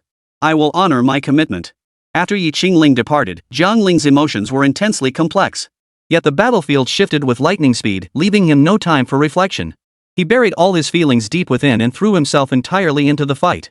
The battle raged fiercely as expected, with wave after wave of Lin family troops assaulting the alliance's defenses. Jiang Ling led his men in tenacious resistance, defending every inch of ground with blood. Kong Jun also demonstrated extraordinary combat prowess, his energy aura darting relentlessly among the enemy ranks, repelling them wave after wave. He and Jiang Ling exchanged glances from time to time, their understanding implicit. Suddenly, an elite unit of the Lin family broke through the defenses, charging straight toward Jiang Ling's position. Jiang Ling roared with fury and led his men to meet the onslaught head-on. Amidst flashing blades and whirling swords, Jiang Ling and Kong Jun fought side by side, repeatedly thwarting the enemy's assaults. Yet the relentless waves of foes only intensified the pressure. Just as the battle reached its most intense moment, a familiar figure appeared at the edge of the battlefield. Jiang Ling, hold on. It was Yi Qingling, who had rushed back with a small elite squad. A glint of hope flashed in Jiang Ling's eyes. Qingling, let's go together. The battle raged for the entire morning. Finally, through their desperate resistance, the Lin family's forces were utterly repelled. Yi Lingfeng surveyed the field strewn with corpses and the exhausted warriors, his expression grave. Well done. We held the line today, but this is only the beginning. Kong Jun approached with a smile. Everyone has worked hard. This victory belongs to all of us. Yi Qingling nodded. Mr. Kong Jun, thank you. Kong Jun smiled. It is the duty of the Kong family. Jiang Ling remained silent. He knew the hardest days lay ahead. With Yi Qingling's return came renewed pressure on the family. He would need to work even harder to safeguard her future and that of the alliance. Just then, Yi Lingfeng stepped before Jiang Ling and Yi Qingling. Jiang Ling, Qingling, I have a mission for you. Jiang Ling and Yi Qingling asked in unison, what mission? Yi Lingfeng spoke slowly, we need a new strategic base. You two will lead the advance reconnaissance to ensure its safety. Jiang Ling and Yi Qingling exchanged a glance. Jiang Ling replied firmly, understood. We will complete the mission. Kong Jun smiled at Jiang Ling. Brother Jiang Ling, I hope to accompany you this time. Jiang Ling nodded. Then let's depart together. Night fell, and the alliance camp settled into quiet once more. Smoke curled gently from the campfires, filling the air with the faint scent of wood. Jiang Ling sat by the flames, watching their flickering dance. Yi Qingling busied herself nearby, organizing equipment, her face bearing a weary yet resolute expression. Suddenly, an alliance scout rushed over, his expression tense. Lord Jiangling, urgent military intelligence. Jiang Ling sprang to his feet. Speak. The scout caught his breath. An enemy squad has infiltrated our defenses. We must counterattack immediately. Kong Jun and Yi Qingling quickly gathered around. Upon hearing the news, their expressions grew even more grave. It seems we can't wait any longer. We must act immediately, Kong Jun declared firmly. Jiang Ling nodded, his gaze sharp. Let's go. We'll meet the enemy head-on. They swiftly assembled an elite squad and advanced silently toward the direction the enemy had infiltrated. The forest under the night sky felt eerily quiet, broken only by the occasional rustle of leaves. Jiang Ling and his team moved cautiously, using the faint moonlight to guide their way. Suddenly, a dark figure flashed between the trees. Jiang Ling's eyes narrowed sharply as he gripped his tang sword tightly. The enemy is here. Prepare for battle. The enemy figures were indistinct in the moonlight, but their intent was clear as they swiftly closed in on Jiang Ling's squad. Jiang Ling, ambush on the left flank. Yi Qingling's keen senses detected the threat and she issued a swift warning. Jiang Ling reacted swiftly, leading his men to shift formation and confront the attackers on the left flank. A fierce melee erupted instantly, blades flashing and sparks flying. Kong Jun's combat prowess shone brilliantly in that moment. He darted nimbly among the foes, each strike precise and deadly. Jiang Ling refused to be outdone, his tang sword dancing like a silver dragon in his grasp as he repelled enemy after enemy. Qingling, watch your right flank. Kong Jun shouted a warning. A flash of cool determination lit Yi Qingling's eyes as she swiftly countered the attack from the right, her twin blades weaving a storm of slashing arcs. The battle raged on for a long while until the enemy's assault was finally broken. Jiang Ling and his team stood amidst the scattered corpses and broken branches, panting heavily, yet their eyes shone with the pride of victory. Well done, everyone. We've succeeded, Jiang Ling said with a smile. Yi Qingling wiped the sweat from her forehead, a satisfied smile touching her lips. Yes, we did it. Kong Jun nodded. This is only the beginning. More challenges lie ahead. Several days later, following their mission directives, Jiang Ling and Yi Qingling led their squad deep behind enemy lines to scout a new strategic base. Jiang Ling, this location is surrounded by mountains. Once established as a base, it will significantly enhance our defensive capabilities, Yi Qingling said, pointing to a spot on the map. Jiang Ling studied it closely, a flicker of excitement in his eyes. You're right. This is indeed an ideal location. However, just as they prepared to return and report, an enemy squad suddenly appeared before them. Jiang Ling and Yi Qingling immediately grew alert, swiftly deploying defenses. Looks like they've detected our movements. We must return immediately, Jiang Ling whispered. Yi Qingling nodded. Let's go. We can't waste time here. They retreated swiftly, but the enemy pursued relentlessly, making combat inevitable. Jiang Ling and Yi Qingling fought fiercely with all their strength. Just then, a figure leapt out of the shadows, wielding a long sword to block the enemy's attack. Sorry I'm late, said Xiao Chun, one of Jiang Ling's followers, who had arrived just in time with a squad of reinforcements. Gratitude flashed in Jiang Ling's eyes. Xiao Chun, you've arrived just in time. Xiao Chen smiled faintly. Lord Jiang Ling, let us confront the enemy together. With Xiao Chen and his men's assistance, the enemy's offensive gradually faltered and was ultimately crushed. Jiang Ling and Yi Qingling finally returned to the alliance camp. Yi Lingfeng rushed over upon hearing the news, grasping Jiang Ling's hand. Jiang Ling, Qingling, you've worked hard. Jiang Ling smiled faintly. It's our duty. The base location has been confirmed. We can begin construction now. Yi Lingfeng nodded with satisfaction. Excellent. Next, we need to recruit more talent to strengthen our forces. Jiang Ling nodded. Exactly. I already have some plans in mind. Over the following days, Jiang Ling utilized the system rewards a series of cultivation techniques and skills to cultivate talent within the camp. He imparted core cultivation methods to his most trusted followers, personally guiding their practice. Lear, Yi Qingling, Xiao Chun, and others rapidly increased their strength under his guidance, forming a formidable elite combat unit. Chapter 74, Homecoming. Jiang Ling and Yi Qingling walked home together, trees swaying gently in the breeze along the path. Though they had just endured a fierce battle, the present tranquility offered them a moment of respite. Qingling, this is my first time coming home with you. I'm a little nervous, Jiang Ling said with a smile, his eyes holding unwavering resolve. Yi Qingling smiled softly. Don't worry. My grandfather may be strict, but he's a reasonable man. As long as you make a good impression, he'll approve of you. Rest assured, I won't let you down. Jiang Ling squeezed Yi Qingling's hand, silently vowing to himself. They finally arrived at the Yi family mansion, a simple yet imposing structure that spoke of the family's long history and formidable power. Servants had been waiting at the gate and immediately approached upon seeing Yi Qingling. Miss, the master has been waiting in the main hall for quite some time, the servants said respectfully. Yi Qingling nodded, motioning for Jiang Ling to follow her inside. They traversed a long corridor before coming to a heavy wooden door. Taking a deep breath, Yi Qingling pushed it open, and the grand hall's interior came into view. A tall, silver-haired man sat upright in the seat of honor, his eyes sharp and piercing. He was none other than the patriarch of the Yi family, Yi Zhenyuan. Flanking him on either side were several core members of the Yi family, their expressions varied, some filled with curiosity, others tinged with a hint of disdain. Grandfather, patriarch, esteemed elders, this is Jiang Ling, Yi Qingling introduced calmly yet firmly. Jiang Ling stepped forward and bowed with clasped hands. Greetings, patriarch, esteemed elders. Yi Zhenyuan narrowed his eyes slightly, scrutinizing Jiang Ling from head to toe. After a moment, he spoke slowly, Jiang Ling, I hear you've been performing well in the alliance lately, bringing us valuable intelligence and victories. Thank you for your praise, but I've only done my best, Jiang Ling replied modestly, his gaze unwavering. Uncle Yi Tianhua, standing nearby, snorted coldly. A few victories alone won't earn our recognition. That's not enough. Jiang Ling knew this was a test, and he faced it calmly. I'd like to hear the details. In that case, why not let the younger generation step forward for a contest? Let us see just how much skill you possess, Uncle Yi Tianming proposed, a hint of cunning flashing in his eyes. Yi Qingling was about to protest when Jiang Ling gently pulled her back. He gave her a reassuring glance before addressing Yi Zhenyuan, please instruct us, old master. Yi Zhenyuan nodded, clapped his hands, and called out, Xiaoyi, Xiaoer, you two step forward. At his command, two young men rose from the back row. They were Yi Zhenyuan's grandsons, the finest among the younger generation of the Yi family. The brothers were tall and imposing, their bearing clearly honed by rigorous training. Xiaoyi, Xiaoer, this is Jiang Ling.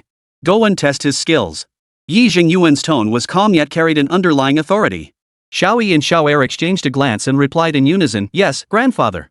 Jiang Ling smiled faintly and stepped into the center of the room. Go ahead. Xiaoyi struck first, launching a fierce punch straight at Jiang Ling's face. Unfazed, Jiang Ling sidestepped the attack and countered swiftly. The two clashed rapidly, their fists and feet meeting with a series of sharp whistles cutting through the air. Xiaoer soon joined the fray. The brothers' coordination was flawless, their assault growing increasingly fierce.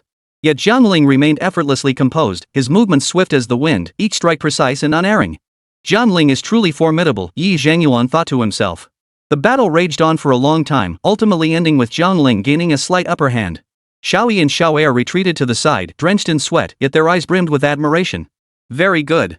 To have fought Xiaoyi and Xiaoer to this extent, your strength is not to be underestimated. Yi Zhenyuan finally revealed a look of satisfaction. Jiang Ling bowed his hands in gratitude. Thank you for your praise, grandfather. Yi Qingling exhaled deeply, stepping beside Jiang Ling with a gentle smile. Grandfather, are you satisfied now? Jiang Ling does possess some skill, but the road ahead is long. I hope you won't let Qingling down, Yi Zhenyuan said earnestly. Jiang Ling nodded solemnly. Please rest assured, grandfather. I will protect Qingling and face every challenge alongside her. Yi Zhenyuan nodded with satisfaction. Very well. That concludes today's proceedings. Everyone, you may disperse. The crowd began leaving the hall. Jiang Ling and Yi Qingling also bid farewell to Yi Zhenyuan, preparing to retire for the night. Just then, Yi Zhenyuan suddenly called out to Jiang Ling, wait a moment. Jiang Ling turned back, looking at the old man with confusion. Old master, is there anything else you need? Yi Zhenyuan looked at him deeply and said, Jiang Ling, how do you think we should respond to external threats moving forward? Jiang Ling pondered for a moment before replying, by cultivating more talent, strengthening internal unity, maintaining vigilance, and continuously enhancing our capabilities. Yi Zhenyuan nodded. Well said. I hope you can make it happen. Yes, grandfather, Jiang Ling answered firmly. Jiang Ling and Yi Qingling slowly exited the hall. The afterglow of the setting sun bathed them in a beautiful radiance. Yi Qingling smiled as she slipped her arm through his. You handled yourself well today. I believe grandfather has recognized your worth. Jiang Ling smiled.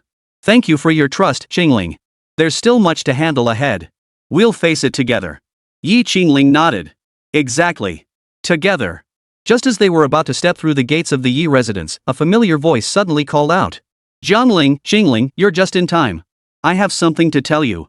Jiang Ling and Jiang Ling turned to see a stern-faced middle-aged man approaching, none other than Yi Tianming, the Yi family's third uncle. Uncle Tianming, what is it? Jiang Ling inquired. Yi Tianming's expression was grave. The Qin family has arrived. They brought a token of their marriage proposal and claimed to have important matters to discuss with you. Jiang Ling's brows furrowed slightly, a vague unease stirring within her. She glanced at Jiang Ling, who nodded in understanding. Together, they turned back toward the main hall. Upon entering the hall, envoys from the Qin family were already waiting. Leading them was a burly man with a stern countenance, none other than the Qin family's prodigy, Qin Hao. Several attendants followed behind him, each radiating an imposing presence. Miss Yi, I've long admired your reputation, Qin Hao said with a faint smile, though his eyes betrayed an unmistakable hostility. Jiang Ling responded calmly, Young Master Qin, what brings you here? Qin Hao stated bluntly, I have come today to formally propose marriage to the Yi family. The declaration sent shockwaves through the hall, plunging it into sudden silence. Jiang Ling felt a surge of anger welling up inside him, but he forced himself to suppress it, standing firmly beside Jiang Ling to show his unwavering support. Yi Zhangyuan also returned. He glanced at Qin Hao and said in a deep voice, Young Master Qin, matters of marriage require discussion between our elders. What is this important matter you mentioned? Chapter 75, Qin Hao. Qin Hao raised the token in his hand, a gleaming jade pendant engraved with the Qin family crest. This is a token passed down through generations of the Qin family, representing our family's sincerity toward the Yi family. Additionally, there is an urgent matter I must convey. Rumors circulate of an alien race invading. We must unite to defend against them. Yi Zhengyuan's expression darkened upon hearing this. He understood the gravity of the situation. Foreign tribes invading? Is there concrete evidence? Qin Hao nodded. According to our intelligence, the invaders have gathered forces along the northwestern frontier. Their momentum is fierce, and they may launch an attack at any moment. Jiang Ling pondered calmly before speaking up, Young Master Qin, while the invasion is indeed critical, the marriage proposal can be discussed later. We should now focus our efforts on confronting this external threat together. A flicker crossed Qin Hao's eyes as the corners of his mouth lifted slightly. Jiang Ling, your suggestion is sound. However, I also hope Miss Yi can give me a clear answer. This is crucial for our cooperation. Jiang Ling felt Jiang Ling's hand gently clasp hers, drawing strength from his resolute gaze. She spoke clearly, Prince Qin, forgive my frankness, but I already have someone in my heart. I cannot accept your proposal. The tension in the hall thickened instantly. Qin Hao's expression darkened. Jiang Ling, it seems you are the one Miss Yi has chosen. In that case, let us settle this once and for all to see who is more worthy of protecting her. Jiang Ling narrowed his eyes, showing no sign of retreat. Since young Master Qin wishes it, I shall see this through to the end. The two swiftly moved to the center of the courtyard as onlookers gathered around. Qin Hao drew his sword coldly. Jiang Ling, use all your strength. Otherwise, you won't stand a chance. Jiang Ling smiled calmly, drawing his own weapon. I accept your challenge. The battle erupted instantly. Qin Hao launched a swift offensive, his swordplay fierce and deadly, each strike concealing lethal intent. Jiang Ling countered with softness, overcoming hardness, deftly evading the attacks while seeking an opening to strike back. Suddenly, Qin Hao unleashed his full power, slashing toward Jiang Ling with a single stroke. Jiang Ling narrowly avoided the blow, dodging swiftly while simultaneously summoning his heaven-tier beast, the Rakshasa Tiger. The Rakshasa Tiger roared and lunged fiercely at Qin Hao. Caught off guard, Qin Hao was forced to stumble back several steps. He was horrified to discover the sheer power of this beast. Rakshasa Tiger, lend me your strength. Jiang Ling commanded. The Rakshasa Tiger charged toward Qin Hao like a black lightning bolt, its speed overwhelming. Qin Hao fought back with all his might, yet he was steadily pushed back. Sweat drenched his face as he realized he could not overcome this beast. Finally, Qin Hao was forced to concede defeat. His face twisted with reluctance as he declared, Jiang Ling, you win today. But I won't give up. We'll settle this once and for all in the future. Jiang Ling recalled the Rakshasa Tiger and calmly turned to Qin Hao. I'll be ready anytime. Yi Zhangyuan nodded with satisfaction, then walked over to Jiang Ling and Jiang Ling. Jiang Ling, you've once again proven your strength. Next, we must urgently discuss how to counter the alien invasion. Though defeated, Qin Hao maintained his composure, bowing his hands and saying, Old Master Yi, I urge we discuss our united resistance without delay. Yi Zhangyuan nodded. Of course. This is our immediate priority. Young Master Qin, since matters are settled, please return to your residence first. We will contact you shortly. Qin Hao nodded reluctantly and departed the Yi family estate with his retinue. Jiang Ling and Jiang Ling walked side by side once more. They knew the challenges ahead remained daunting, but they were willing to face them together. Just as Jiang Ling and Jiang Ling were about to discuss their next move, hurried footsteps echoed from outside. A Yi family guard burst in, panting heavily, his face ashen. Report! The beasts have breached the defenses of the 4th battle zone and are rapidly advancing toward the 5th battle zone. The expressions of everyone in the hall changed abruptly. Yi Qingling frowned and turned to Yi Zhengyuan. Grandfather, we must act immediately. We cannot allow the beasts to continue their invasion. Yi Zhengyuan nodded, his expression grave. Prepare all forces. We're heading to the 5th battle zone immediately to reinforce. Jiang Ling and Yi Qingling exchanged a glance and nodded simultaneously. They knew this was the moment to defend their homeland. There could be no retreat. The forces assembled swiftly. Led by Yi Zhengyuan, Yi Qingling, and Jiang Ling at the forefront, they charged toward the 5th war zone. Along the way, all manner of alien beasts rampaged unchecked, the landscape littered with battle scars and collapsed structures. When they reached the 5th war zone, the sight that met their eyes sent a chill through every heart. The area had been reduced to ruins, with countless beasts rampaging over the debris while the surviving humans fought a desperate battle. Everyone, hold your positions. Yi Zhengyuan commanded loudly, deploying the clan's strongest members to key locations to swiftly form a solid defensive line. Jiang Ling gripped his long sword tightly, his face set with determination as he stared ahead. Qingling, let's go together. Yi Qingling nodded, her long sword in hand, moving nimbly beside Jiang Ling. Fighting in tandem, they became an unstoppable force, cutting down beasts wherever they went. You two be careful. Don't leave my sight. Yi Zhengyuan's gaze was piercing as he kept a constant watch on their movements. Suddenly, a massive flame beast lunged at them, its movements agile and its speed astonishing. Jiang Ling immediately swung his blade to meet the attack, but the beast's power far exceeded his expectations. He was knocked back several steps, nearly losing his footing. Jiang Ling! Yi Qingling cried out, swiftly darting behind the beast to thrust her sword at its weak spot. Yet the fire beast reacted with equal speed, lashing out with its tail in a sweeping blow that nearly sent Yi Qingling flying. Damn it! Jiang Ling gritted his teeth, summoning his resolve once more. He knew he had to give everything he had. He leapt into the air, unleashing a powerful slash, engaging the beast in a fierce clash. Yi Qingling, using her agile footwork, continuously harassed the beast, creating openings for Jiang Ling. Their seamless coordination gradually turned the tide in their favor. Finally, in a flawless combination, Jiang Ling's blade struck down, landing directly on the beast's vital spot. The flame beast roared in agony and collapsed with a thunderous crash. Well done! Yi Qingling exclaimed with a smile, wiping the sweat from her forehead. Just as they paused to catch their breath, a thunderous rumble erupted.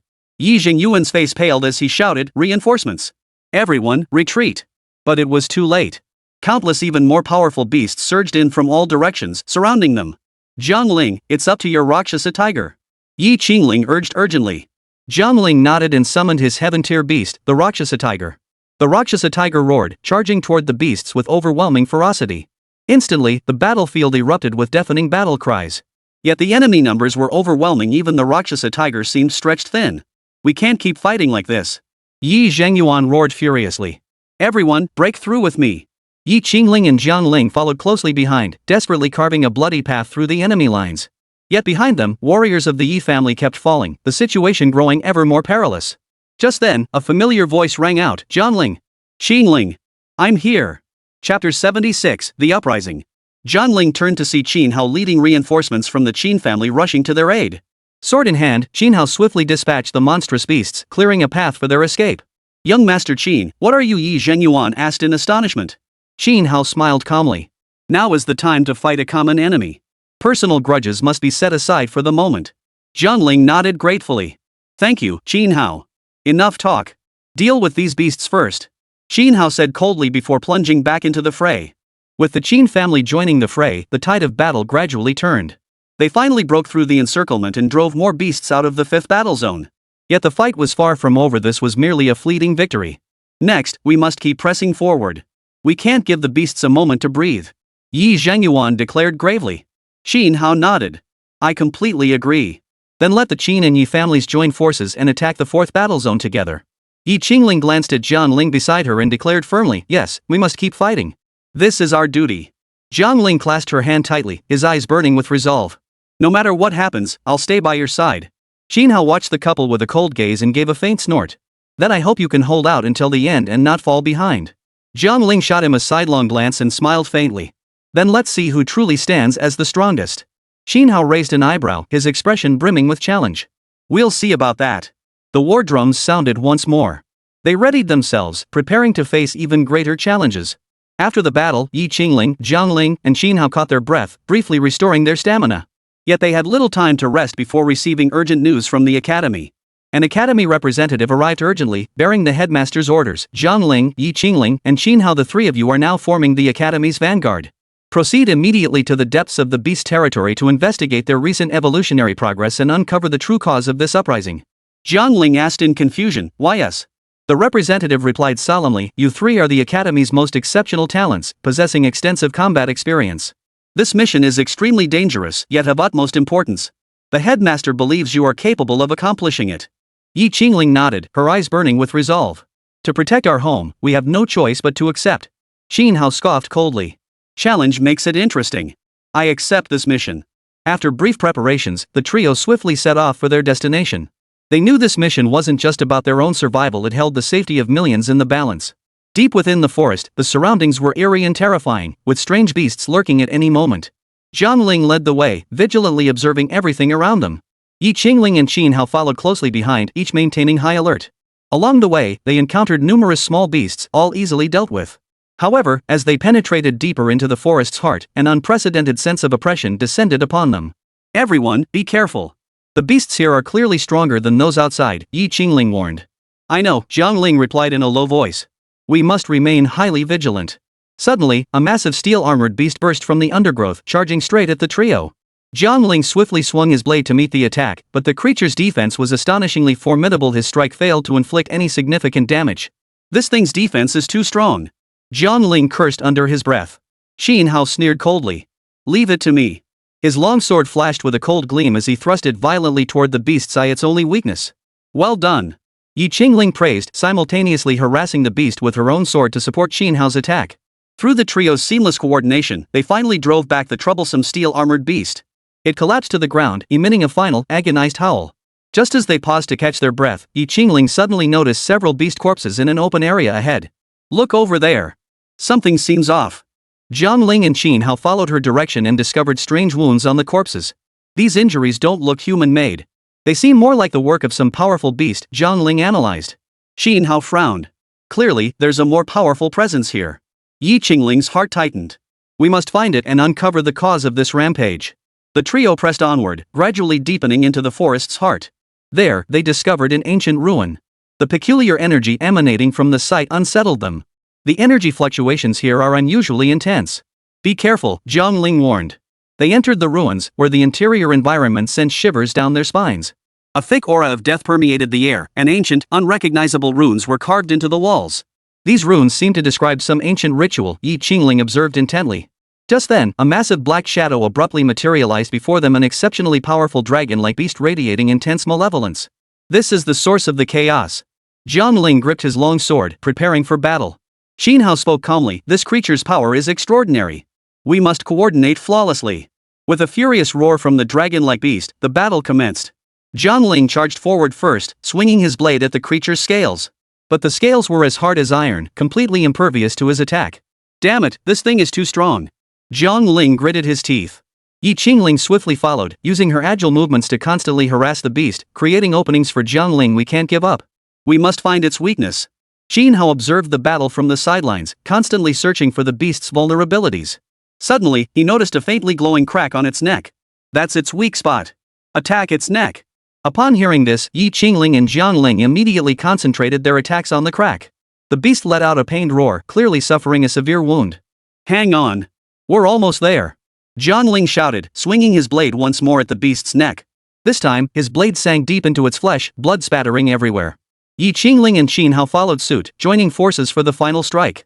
Finally, the colossal dragon-like beast let out a piercing howl and crashed to the ground. We did it! Jiang Ling gasped, panting heavily. Yi Qingling and Qin Hao exchanged relieved smiles, though they knew this was only the beginning. These runes, and this beast, there must be deeper secrets behind them, Yi Qingling said, frowning. Chapter 77, Third Battle Zone. Jiang Ling nodded. We must report what we found here to the academy. More people need to investigate. Qin Hao patted Jiang Ling on the shoulder. Looks like you're not completely useless after all. Jiang Ling gave a wry smile. Same goes for you. That said, this collaboration went surprisingly smoothly. Yi Qingling offered a faint smile. I hope we can fight side by side again someday. Jiang Ling nodded earnestly. Of course. As long as you're here, I won't back down. They quickly departed the ruins and returned to the academy. Upon learning they had slain the dragon-like beast, the principal immediately convened an emergency meeting. It was decided to dispatch more elite soldiers and specialists to the ruins for a thorough investigation of the runes and energy fluctuations there. After a brief rest, Jiang Ling, Jiang Ling, and Qin Hao were ordered once more to the heart of the fourth war zone, where the situation was even more critical. Rumors claimed a far more powerful beast was rampaging there, nearly collapsing the local defenses. Reinforcements were urgently needed. En route to the fourth war zone, the trio remained silent, each contemplating their next course of action. Upon reaching the zone's edge, they found the battlefield ravaged by fierce combat. Many warriors had lost their fighting capacity, and the air thickened with the heavy stench of blood. The situation here is worse than we imagined, Jiang Ling remarked with a frown. Jiang Ling looked ahead. We must locate the enemy swiftly and eliminate them. Otherwise, the defenses here will collapse completely. Qin Hao nodded in agreement. Let's move. Time is running out. The trio forged through dense undergrowth, pushing deep into the heart of the fourth battle zone. Soon, they encountered a massive, ferocious beast that was savagely attacking any creature that came near. Everyone, be careful. This creature's power far exceeds any other beast we've encountered before, Jiang Ling warned. The beast abruptly twisted its massive form, its eyes blazing with savagery and cruelty. Like two dancing flames, they locked onto the three figures before them, their bloodthirsty glints seeming to foretell the impending storm of carnage. Without warning, it launched its attack with thunderous force. Its speed was like lightning streaking through the night, catching them completely off guard. Time itself seemed to freeze in that instant. Qin Hao reacted with lightning reflexes, instinctively drawing the long sword at his waist. With a flash of steel, he danced through the beast's torrential assault with almost graceful agility. Yet, whenever the sword tip touched the creature's thick, scaled body, it only left a trail of feeble sparks, unable to inflict even the slightest damage. Beside him, Jiang Ling moved with the grace of a forest sprite. Utilizing her extraordinary speed and agility, she relentlessly harassed the colossal beast, buying precious counterattack opportunities for Jiang Ling and Qin Hao. Despite their seamless coordination and relentless assault, the beast seemed a born war machine. Its immense power rendered their efforts insignificant, their strikes merely rippling its surface. At this rate, we'll exhaust ourselves. Jiang Ling's voice carried urgency as her brows furrowed, a flicker of anxiety in her eyes. Jiang Ling fell silent for a moment, a glint of insight flashing in his deep eyes as a plan formed. Why don't we try combining our efforts? Concentrate all our power into a single point and strike at its weak spot. Excellent idea. Qin Hao agreed without hesitation, his eyes radiating determination and resolve. After a brief, tense discussion, the trio swiftly adjusted their tactics. Jiang Ling and Qin Hao used their weapon advantages to draw the beast's attention, while Jiang Ling prowled the surroundings like a cheetah, searching for that decisive opening. The battle intensified, the air thick with the dull clang of metal and flesh colliding, until Jiang Ling's startled cry broke the stalemate. There! A tiny crack in its abdomen. Jiang Ling's voice cut through the battlefield's chaos, ringing clear in every ear. Jiang Ling and Qin Hao understood instantly. Almost simultaneously, their weapons transformed into two flashes of cold steel, piercing with pinpoint accuracy toward that insignificant fissure. The beast let out a deafening wail, a wail that wove together agony and fury, signaling that this unprecedented assault had struck its vital point. Keep up the pressure. Don't let up. Jiang Ling shouted hoarsely, channeling every ounce of strength into each swing of his blade, determined to instill that unyielding resolve in his comrades. Qin Hao, with his cool head and precise swordsmanship, executed each strike as if meticulously calculated. His blade plunged deep into the fragile fissure, drawing out tendrils of crimson. Jiang Ling, like a guardian angel, deftly evaded the beast's counterattacks while providing the most steadfast support for her two comrades. Finally, after countless brushes with death, the beast let out a final, despairing howl. Its massive form crashed to the ground, dust billowing as the battle came to an end. We did it! Jiang Ling gasped, her face radiant with indescribable joy and relief. Jiang Ling and Qin Hao exchanged a knowing smile, one that held both the satisfaction of victory and a vigilant eye toward the future. They understood this was merely a small triumph on a long journey. We must return to base immediately and report everything that happened here, Jiang Ling declared with unwavering resolve. They understood that new challenges awaited them. Jiang Ling nodded. Yes. That beast was extremely dangerous. If there are more like it, it would be terrifying. They swiftly returned to base with the survivors from the combat zone. After hearing their report, the headmaster immediately assembled an elite squad to conduct further investigations in the third combat zone. Just then, an academy representative rushed in, his expression grave. Bad news. The third battle zone has also detected anomalies. We suspect an even more powerful aberration has appeared. What? The third combat zone? Jiang Ling exclaimed. It seems our mission isn't over yet, Jiang Ling sighed. Qin Hao gripped his long sword, his eyes flashing with resolve. Then let's go. We'll face the challenge once more. Without a moment's hesitation, the trio prepared their gear and set off for the third battle zone. At a makeshift camp along the way, they encountered a familiar face like Quan, the commander in charge of the third battle zone's defenses. Jiang Ling, Yi Qingling, Xinhao, you've arrived. Lai Quan's expression eased slightly upon seeing them. The situation is extremely dire. We need your assistance. What exactly is happening? Yi Qingling asked impatiently. Lai Quan sighed heavily. We've discovered an unknown beast in the core area of the third battle zone. Its power far exceeds our expectations, and it has already destroyed numerous defensive structures. Understood. We'll move out immediately, Jiang Ling declared decisively. This enemy is undoubtedly more formidable. Be cautious, Lai Quan cautioned. The trio entered the third war zone, where chaos reigned and battle scars littered the landscape. Soon, they sensed an overwhelmingly potent aura. A dragon-like beast stood towering at the center of the battlefield, gazing down upon them. Prepare for battle. Jiang Ling shouted. Xinhao drew his sword, coldly fixing the dragon-like beast before him with his gaze. This time, don't lose to me. Chapter 78, The Lin Family's Assault. The dragon-like beast let out a deep, ominous roar, its entire body shrouded in an ill-omened aura. Jiang Ling, Yi Qingling, and Xinhao knew this enemy was no ordinary foe. They exchanged glances, nodded to each other, and swiftly engaged in battle. Suddenly, a dark shadow streaked across the distance. Several black-clad assassins appeared like ghostly apparitions, clearly targeting Jiang Ling. The Lin family. Xinhao's expression turned cold as he swiftly positioned himself in front of Jiang Ling. Coming to cause trouble at a time like this? Really, Jiang Ling frowned, tightening his grip on the long sword in his hand. Don't get distracted. Now is not the time to engage them, Yi Qingling warned, her short sword already gleaming with pale blue light as it met the assassin's attack. Did you think we'd let you go? Sneered the Lin family leader, his twin blades flashing with deadly intent as he lunged at Jiang Ling. Jiang Ling parried with his blade while inwardly assessing the situation. These assassins were formidable, and combined with the threat of the beast, their predicament was perilous. Meanwhile, the dragon-like beast showed no sign of halting its assault due to the Lin family assassins. Its massive claws lashed forward, forcing Xinhao to engage once more. The dragon's power and speed were beyond imagination. Each strike felt like a thunderous blow to Xinhao. This can't go on. We must find a way to shake off these assassins, Jiang Ling shouted. I'll cover you. Focus on the beast. Yi Qingling declared firmly. Alright, we're counting on you. Jiang Ling and Xinhao answered simultaneously. Yi Qingling leapt gracefully, her short swords tracing elegant arcs as she intercepted the Lin family assassins one by one. Jiang Ling and Xinhao concentrated all their efforts on the dragon-like beast. The dragon roared furiously, spewing scorching flames from its maw. Jiang Ling and Xinhao dodged with all their might, yet still felt the searing heat. Jiang Ling swung his blade at the dragon's claws, attempting to weaken its attack.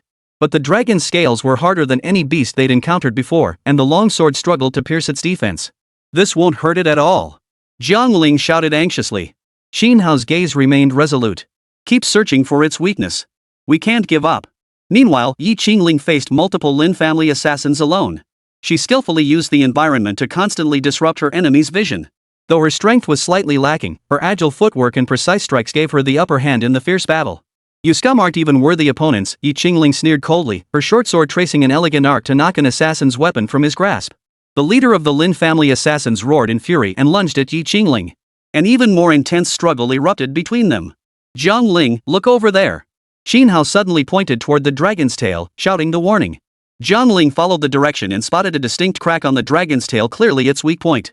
I see. We must focus our attacks there. Jiang Ling instantly grasped Xinhao's meaning. As if sensing their intent, the dragon lashed its tail violently, attempting to knock them back. Yet Jiang Ling and Xinhao moved in perfect coordination, dodging and counterattacking with seamless precision. Yi Qingling, we need your help. Jiang Ling shouted. Hearing the call, Yi Qingling swiftly shook off several clinging assassins and leapt gracefully toward the dragon's tail. The nine-tailed celestial fox materialized, piercing precisely into the dragon's wound and sending a spray of blood flying.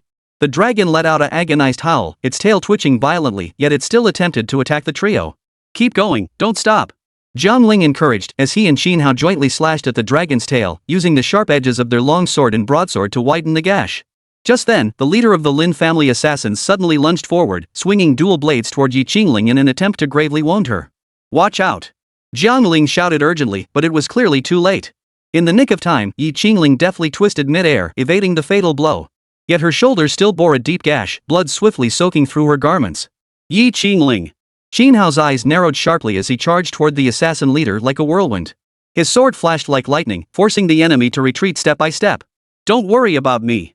Keep attacking the dragon. Yi Qingling gritted her teeth against the pain, continuing to thrust her sword into the dragon's fissure. The dragon could hold on no longer. The crack in its tail finally ripped open completely under the combined assault of the three. With a final agonized roar, its massive body crashed to the ground, smashing a huge crater into the earth. We did it! Jiang Ling gasped, a relieved smile spreading across his face. But before they could catch their breath, the Lin family assassins closed in once more, clearly unwilling to let them off so easily. Damn the Lin family! Xin Hao roared furiously. We must leave immediately or face even greater danger, Jiang Ling analyzed calmly, swiftly scanning the surroundings for an escape route. Yi Qingling clutched her wounded shoulder and nodded firmly. Let's go. We can't waste time here. Seizing the moment, they broke through the encirclement, but the Lin family assassins pursued relentlessly. The trio darted through the ruins, desperately trying to shake off their pursuers. Suddenly, a figure darted out of the shadows, blocking their path. Jiang Ling focused his gaze and recognized another elite assassin from the Lin family, Lin Zihao. Jiang Ling, none of you will escape this time. Lin Zihao sneered coldly, his spear pointed directly at them. Lin Zihao. Jiang Ling's expression darkened instantly. He knew the man's prowess was formidable. Xin Hao and Yi Qingling instantly grew alert as well. The trio formed a defensive circle, their gazes fixed coldly on Lin Zihao. You think you can still escape? Lin Zihao sneered. Today is your doom. Jiang Ling gripped his long sword tightly, his eyes flashing with stubborn resolve. Then bring it on. Let's see who the true strong one is. Xin Hao shifted slightly to the side, ready to strike at any moment. No matter what, we won't just sit here and wait for death. A faint smile touched Yi Qingling's lips. Since escape is impossible, we'll fight to the end. Lin Zihao sneered coldly. Then I'll grant your wish. Before his words faded, Lin Zihao's spear thrust forward with blinding speed, a razor-sharp glint streaking toward Jiang Ling's chest. Jiang Ling instinctively sidestepped, his long sword parrying Lin Zihao's lethal strike. Amidst the dazzling flash of steel, the clang of metal against metal echoed throughout the area. The attack was temporarily halted, but Lin Zihao pressed forward relentlessly, leaving Jiang Ling no chance to catch his breath. A figure suddenly materialized in the fray, swift as the wind. Lin Zihao sensed the disturbance behind him and turned his head slightly, only to find a graceful woman already standing between him and Jiang Ling, none other than Tang Shui, Jiang Ling's former squad leader. Chapter 79, Tang Shui's Arrival. Tang Shui. Jiang Ling exclaimed, his voice filled with surprise and excitement. Tang Shui calmly surveyed the three bloodied figures before fixing her gaze on Lin Zihao. You Lin family members are relentless, aren't you? Oomph. Tang Shui, do you really think you can save them all by yourself? Lin Zihao sneered, his spear pointing lightly as if issuing orders to subordinates. You can try, Tang Shui replied with a faint smile. Before her words faded, she was already locked in combat with Lin Zihao. Their battle erupted like a violent storm, instantly engulfing the surroundings in a swirling haze of dust and debris. Each of Tang Shui's strikes was razor-sharp and precise, clearly aimed at buying time rather than securing victory. Jiang Ling, you two get out of here. Tang Shui shouted. Tang Shui, I can't leave you behind. Jiang Ling responded urgently. He understood her intent, yet his heart refused to accept such sacrifice. No more talk. Protect the others. That's an order. Tang Shui's voice carried an unyielding resolve. Yi Qingling and Xin Hao also grasped the gravity of the situation. They tugged at Jiang Ling's sleeves in unison. We must respect her decision. Otherwise, everyone's efforts will be wasted. Jiang Ling gritted his teeth and nodded. He cast one last, loving glance at Tang Shui before swiftly departing the battlefield with Yi Qingling and Xin Hao. The remaining assassins in the woods attempted to pursue, but Tang Shui intercepted them all. Don't even think about getting past me. Today, you'll have to step over my dead body. Tang Shui stood like an impenetrable fortress, showing no sign of retreat even against enemies vastly outnumbering her. Lin Zihao sneered coldly, then I'll grant your wish. His spear, like a dragon, lunged fiercely toward Tang Shui once more. Meanwhile, Jiang Ling, Yi Qingling, and Xin Hao scrambled desperately through the ruins. Their pace quickened as a growing sense of urgency gripped their hearts. The exit is up ahead. Hurry! Yi Qingling gasped. Suddenly, Xin Hao halted and turned to watch Tang Shui still locked in fierce combat in the distance. We can't just leave like this, Captain Tang. Xin Hao, this is no time for impulsive actions, Jiang Ling said sternly. Tang Shui is buying us time. We can't let him down. Yi Qingling nodded in agreement. We have more important things to do. Don't let Captain Tang's sacrifice be in vain. Xin Hao eventually caught up with the others. They finally found a concealed passageway, temporarily escaping the pursuer's sight. What should we do next? Yi Qingling asked anxiously. Jiang Ling frowned, took a deep breath, and answered resolutely, we must expose the Lin family's conspiracy and find evidence to reveal it to the world. Xin Hao fixed his resolute gaze on Jiang Ling. We will succeed. We draw strength from Captain Tang's sacrifice. The three exchanged glances, silently vowing to each other. Just then, a deafening explosion echoed from the distance. Tang Shui and Lin Zihao's battle had clearly reached its most intense moment. Damn it, we can't hesitate any longer. Jiang Ling gritted his teeth. We must act immediately. They darted through the city's ruins, searching for any possible clues or support. Yet, as soon as they rounded a corner, they suddenly spotted another squad of Lin family assassins advancing toward them. "Looks like the Lin family is dead set on killing us," Jiang Ling sneered, tightening her grip on the dagger in her hand. "Exactly. "But we won't give up that easily," Jiang Ling's eyes sharpened. Prepare for battle." Suddenly, a familiar voice echoed from above. "Did you really think you could escape?" The group looked up in shock to see Lin Zihao already hovering above them, having clearly disposed of Tang Shui. Though somewhat disheveled, he wore a triumphant smile. Jiang Ling's heart sank to his feet, yet he showed no trace of fear. Instead, his resolve hardened. "Even if it means death, we'll make you pay." Lin Zihao sneered coldly, his spear once again pointing directly at Jiang Ling. "Then come. Let me see how much strength you have left." Flames of vengeance burned in Jiang Ling's eyes. Gritting his teeth against the pain in his shoulder, he addressed Jiang Ling and Xinhao. "We cannot fall here. Tang Shui's sacrifice must not be in vain. We must infiltrate the beast's lair, uncover their weakness, and end this once and for all." "Into the lion's den?" Xinhao frowned, then nodded resolutely. "If it means revenge, I'm with you." Jiang Ling gripped her short sword tightly, her eyes reflecting unwavering resolve. "Me too. No matter the hardship, we face it together." The trio swiftly devised a plan, leveraging their familiarity with the terrain to evade the Lin family's pursuit as they stealthily advanced deeper into the third war zone. Along the way, they noticed the beast's activities growing increasingly frequent, the air thick with an unsettling tension. "Seems we're getting close to the beast's lair," Jiang Ling murmured, his sharp gaze scanning the surroundings. "Let's hope we find the key to ending this," Jiang Ling murmured softly, her fingers lightly tracing the hilt of her short sword as she prepared for battle at any moment. After traversing a dense forest, they arrived at the entrance of a massive cavern. Inside, utter darkness reigned, broken only by the occasional low growl that hinted at unknown dangers lurking within. "This is the place," Xinhao murmured, his sword tip lightly touching the ground as if sensing the earth's pulse. Jiang Ling took a deep breath and stepped into the cavern first, followed closely by Jiang Ling and Xinhao. Dim light filled the dimly lit interior, forcing them to rely on their torches for illumination. Each step was taken with utmost caution, fearing they might disturb whatever creatures lurked within. As they ventured deeper, the cave gradually widened, revealing a vast subterranean chamber before them. At its center lay a vast magma lake, its surface dotted with peculiar rocks that emitted a faint blue glow, illuminating the entire chamber. On the opposite side of the lake, a colossal beast, its entire body covered in dark red scales, lay coiled in silence. Its eyes burned like torches, coldly observing them. "That is the king beast," Jiang Ling murmured, feeling the oppressive aura emanating from the creature. "How do we deal with it?" Jiang Ling asked nervously, having never encountered such a terrifying creature before. "We can't confront it head-on," Xinhao said after a moment of thought. "We must find its weakness, just like before." As they debated their strategy, the beast suddenly opened its massive jaws, unleashing a deafening roar that made the entire cave tremble. Instantly, countless smaller beasts surged in from all directions, clearly summoned by the colossal creature. "Prepare for battle," Jiang Ling shouted. The three quickly formed a circle, standing back to back, ready to face the impending challenge. Chapter 80, Lear appears. Before Jiang Ling's words faded, a crisp jingle of bells echoed through the cavern. Accompanied by the sound, a silver streak of light streaked through the darkness like a meteor, hurtling straight toward the smaller beasts. Wherever the light touched, the beasts collapsed to the ground, reduced to ash. "Lear?" Xinhao cried out in disbelief, recognizing that familiar fighting style. The light coalesced into a graceful figure, a woman clad in a silver and white gown, her hair cascading like a waterfall, a vermilion mole adorning her forehead. It was none other than Lear, the beast princess. She wielded a gem-encrusted whip, her eyes reflecting both tenderness and unwavering resolve. "It's me. Jiang Ling, Xinhao, Jiang Ling, what are you doing here?" Lear's gaze swept over the three, finally resting on Jiang Ling's wounds as her brows furrowed slightly. "It's a long story. Lear, what brings you here?" Jiang Ling was equally surprised, yet his eyes brimmed with gratitude at this unexpected reinforcement. Lear chuckled softly, the tinkling of bells ringing out once more, sounding particularly melodious. "This is the domain of the king beast. As one of the beast clan, it is my duty to protect this land.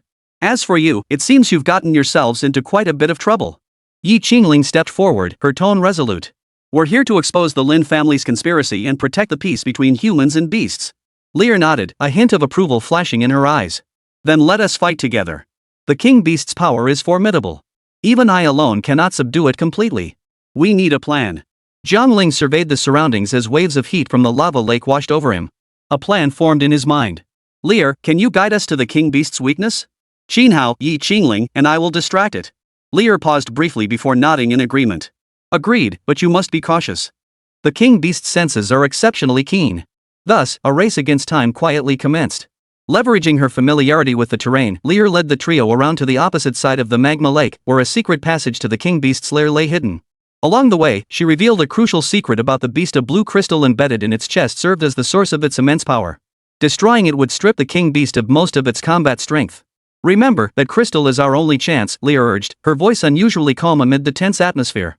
As they neared the beast's lair, Jiang Ling, Qin Hao, and Yi Ling exchanged determined glances before spreading out to seek their openings. Leah, leveraging her speed advantage, continuously harassed the beast to draw its attention. Now! Jiang Ling seized the moment, leaping forward with his sword aimed directly at the blue crystal embedded in the beast's chest. Almost simultaneously, Qin Hao and Yi Ling launched attacks from both flanks, pinning down the beast's movements. The king beast roared furiously, its massive body swaying violently, causing the lava beneath it to boil. Yet, under Lear's constant disruption, it remained unable to pinpoint the trio's exact locations. Hold on, we're almost there. Jiang Ling gritted his teeth, the sword tip mere inches from the crystal. At this critical moment, the beast let out an agonized roar. The blue crystal on its chest cracked under Jiang Ling's powerful strike, its light beginning to dim. We did it! Yi Ling shouted excitedly.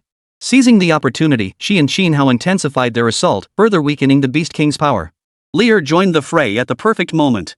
Her whip, as agile as a serpent, coiled precisely around the beast's limbs, restricting its movement. We did it! Jiang Ling gasped, watching the gradually weakened King Beast with an unprecedented sense of accomplishment surging through him. But the battle isn't over yet, Lear warned, pointing deep into the cavern where more strange beasts surged toward them, driven by some unknown force. We can't fall here. Qin Hao gripped his sword hilt, his gaze unwavering. Together, until the end, Yi Ling added. The three stood back to back with Lear, preparing to face the next challenge. Whatever the future holds, at least in this moment, we are each other's support, Jiang Ling murmured softly. His voice echoed through the cavern, carrying an inexplicable warmth. Yes, until the very last moment, Lear responded. The bell chimed once more, this time, not merely a battle cry, but a melody of hope, bursting forth as the most dazzling light in the darkness. Lear's expression grew solemn, a complex emotion flickering in her eyes. Jiang Ling, Qin Hao, Yi Ling, I must tell you an unsettling truth. This third battle zone, once a paradise for us beasts, has now become a testing ground for humans. Most of the beasts you see here have been implanted with artificial genetic sequences. Their actions are no longer bound by natural laws, instead, they become weapons in the hands of certain individuals. What? Yi Ling's shock gave way to fury. This is utterly. Yes, utterly cruel, Liar continued. These mutated beasts may have gained strength, but they've lost their very selves, becoming mindless killing machines. My power feels so insignificant in this situation. Qin Hao clenched his fists, his brow set with resolve. Then, Liar, we cannot retreat. Now that we know the truth, we must stop this. We must restore freedom to the beasts and protect innocent humans from their harm. You're right, Jiang Ling nodded in agreement. Though his wounds ached, the fire within him burned even brighter. Lear, can you lead us to the human base conducting these experiments? Only by tackling the root cause can we truly end this tragedy. Lear pondered for a moment before finally nodding. I can try. But that place is heavily guarded and filled with unknown dangers. We must be extremely cautious. The four quickly devised an action plan, deciding that Lear would lead the way. Utilizing her speed and familiarity with the terrain, they would avoid direct conflict and infiltrate the core area of the human base. As night fell, they moved silently through the dense forest under the moonlight and cover of shadows, each step fraught with uncertainty and peril. The entrance is ahead, Lear whispered softly. Before them lay a concealed cave, its mouth cleverly camouflaged, virtually impossible to spot without her guidance. Faint light seeped from within, revealing complex mechanical structures and bustling figures. We'll split up, Jiang Ling murmured. He and Qin Hao formed one team, while Yi Ling and Lear formed another. The two groups would enter from different directions to minimize the risk of detection. Deep within the base, they witnessed scene after scene that sent chills down their spines. In the laboratory, exotic beasts were confined in cramped cages, their bodies connected to various instruments as they struggled in agony. Researchers recorded data with cold indifference, as if those lives were nothing more than cold numbers to them. Chapter 81, The Experiment. This is too much. Yi Ling clenched her jaw, tears glistening in her eyes. She couldn't bear the sight before her. We must find the control center immediately and shut down all experimental equipment, Lear analyzed calmly. Using her affinity with the creatures, she quietly soothed a mutated beast on the verge of losing control, clearing a path for them. Finally, they reached the heart of the base, the control room. Inside, a middle-aged man in a white lab coat stood before a massive display screen, monitoring the entire experiment's progress. So you're the mastermind behind all this? Jiang Ling stepped forward, drawing his sword, its blade gleaming coldly. The man slowly turned, a cold smile playing on his lips. Oh? I didn't expect a hybrid of beast and human to make it this far. But it's too late. My experiment is nearly complete. End your madness. Qin Hao roared, launching an attack alongside Jiang Ling. Lear and Yi Ling covered their flanks, guarding against any possible ambush. Battle erupted in the confined space, a flurry of lightning and fire as metal and magic clashed in chaotic fury. Yet, just as they were about to subdue the scientist, an unexpected voice echoed through the room. "Cease your actions, or I will activate the self-destruct sequence. Everything here, including you, will be obliterated." The four exchanged stunned glances as the air froze. Lear stepped forward, her voice calm and resolute. "Tell me how to stop this self-destruct sequence." "We can negotiate." "Negotiate?" the scientist sneered. "Do you really think I'd trust beasts and rebellious humans?" The screen suddenly illuminated, revealing a lavishly decorated conference room. Several dignitaries in ornate attire and a few leaders of diverse alien species were communicating via holographic projection. Their expressions ranged from stern to cunning, every gesture radiating undeniable authority. "See? This is the real chessboard."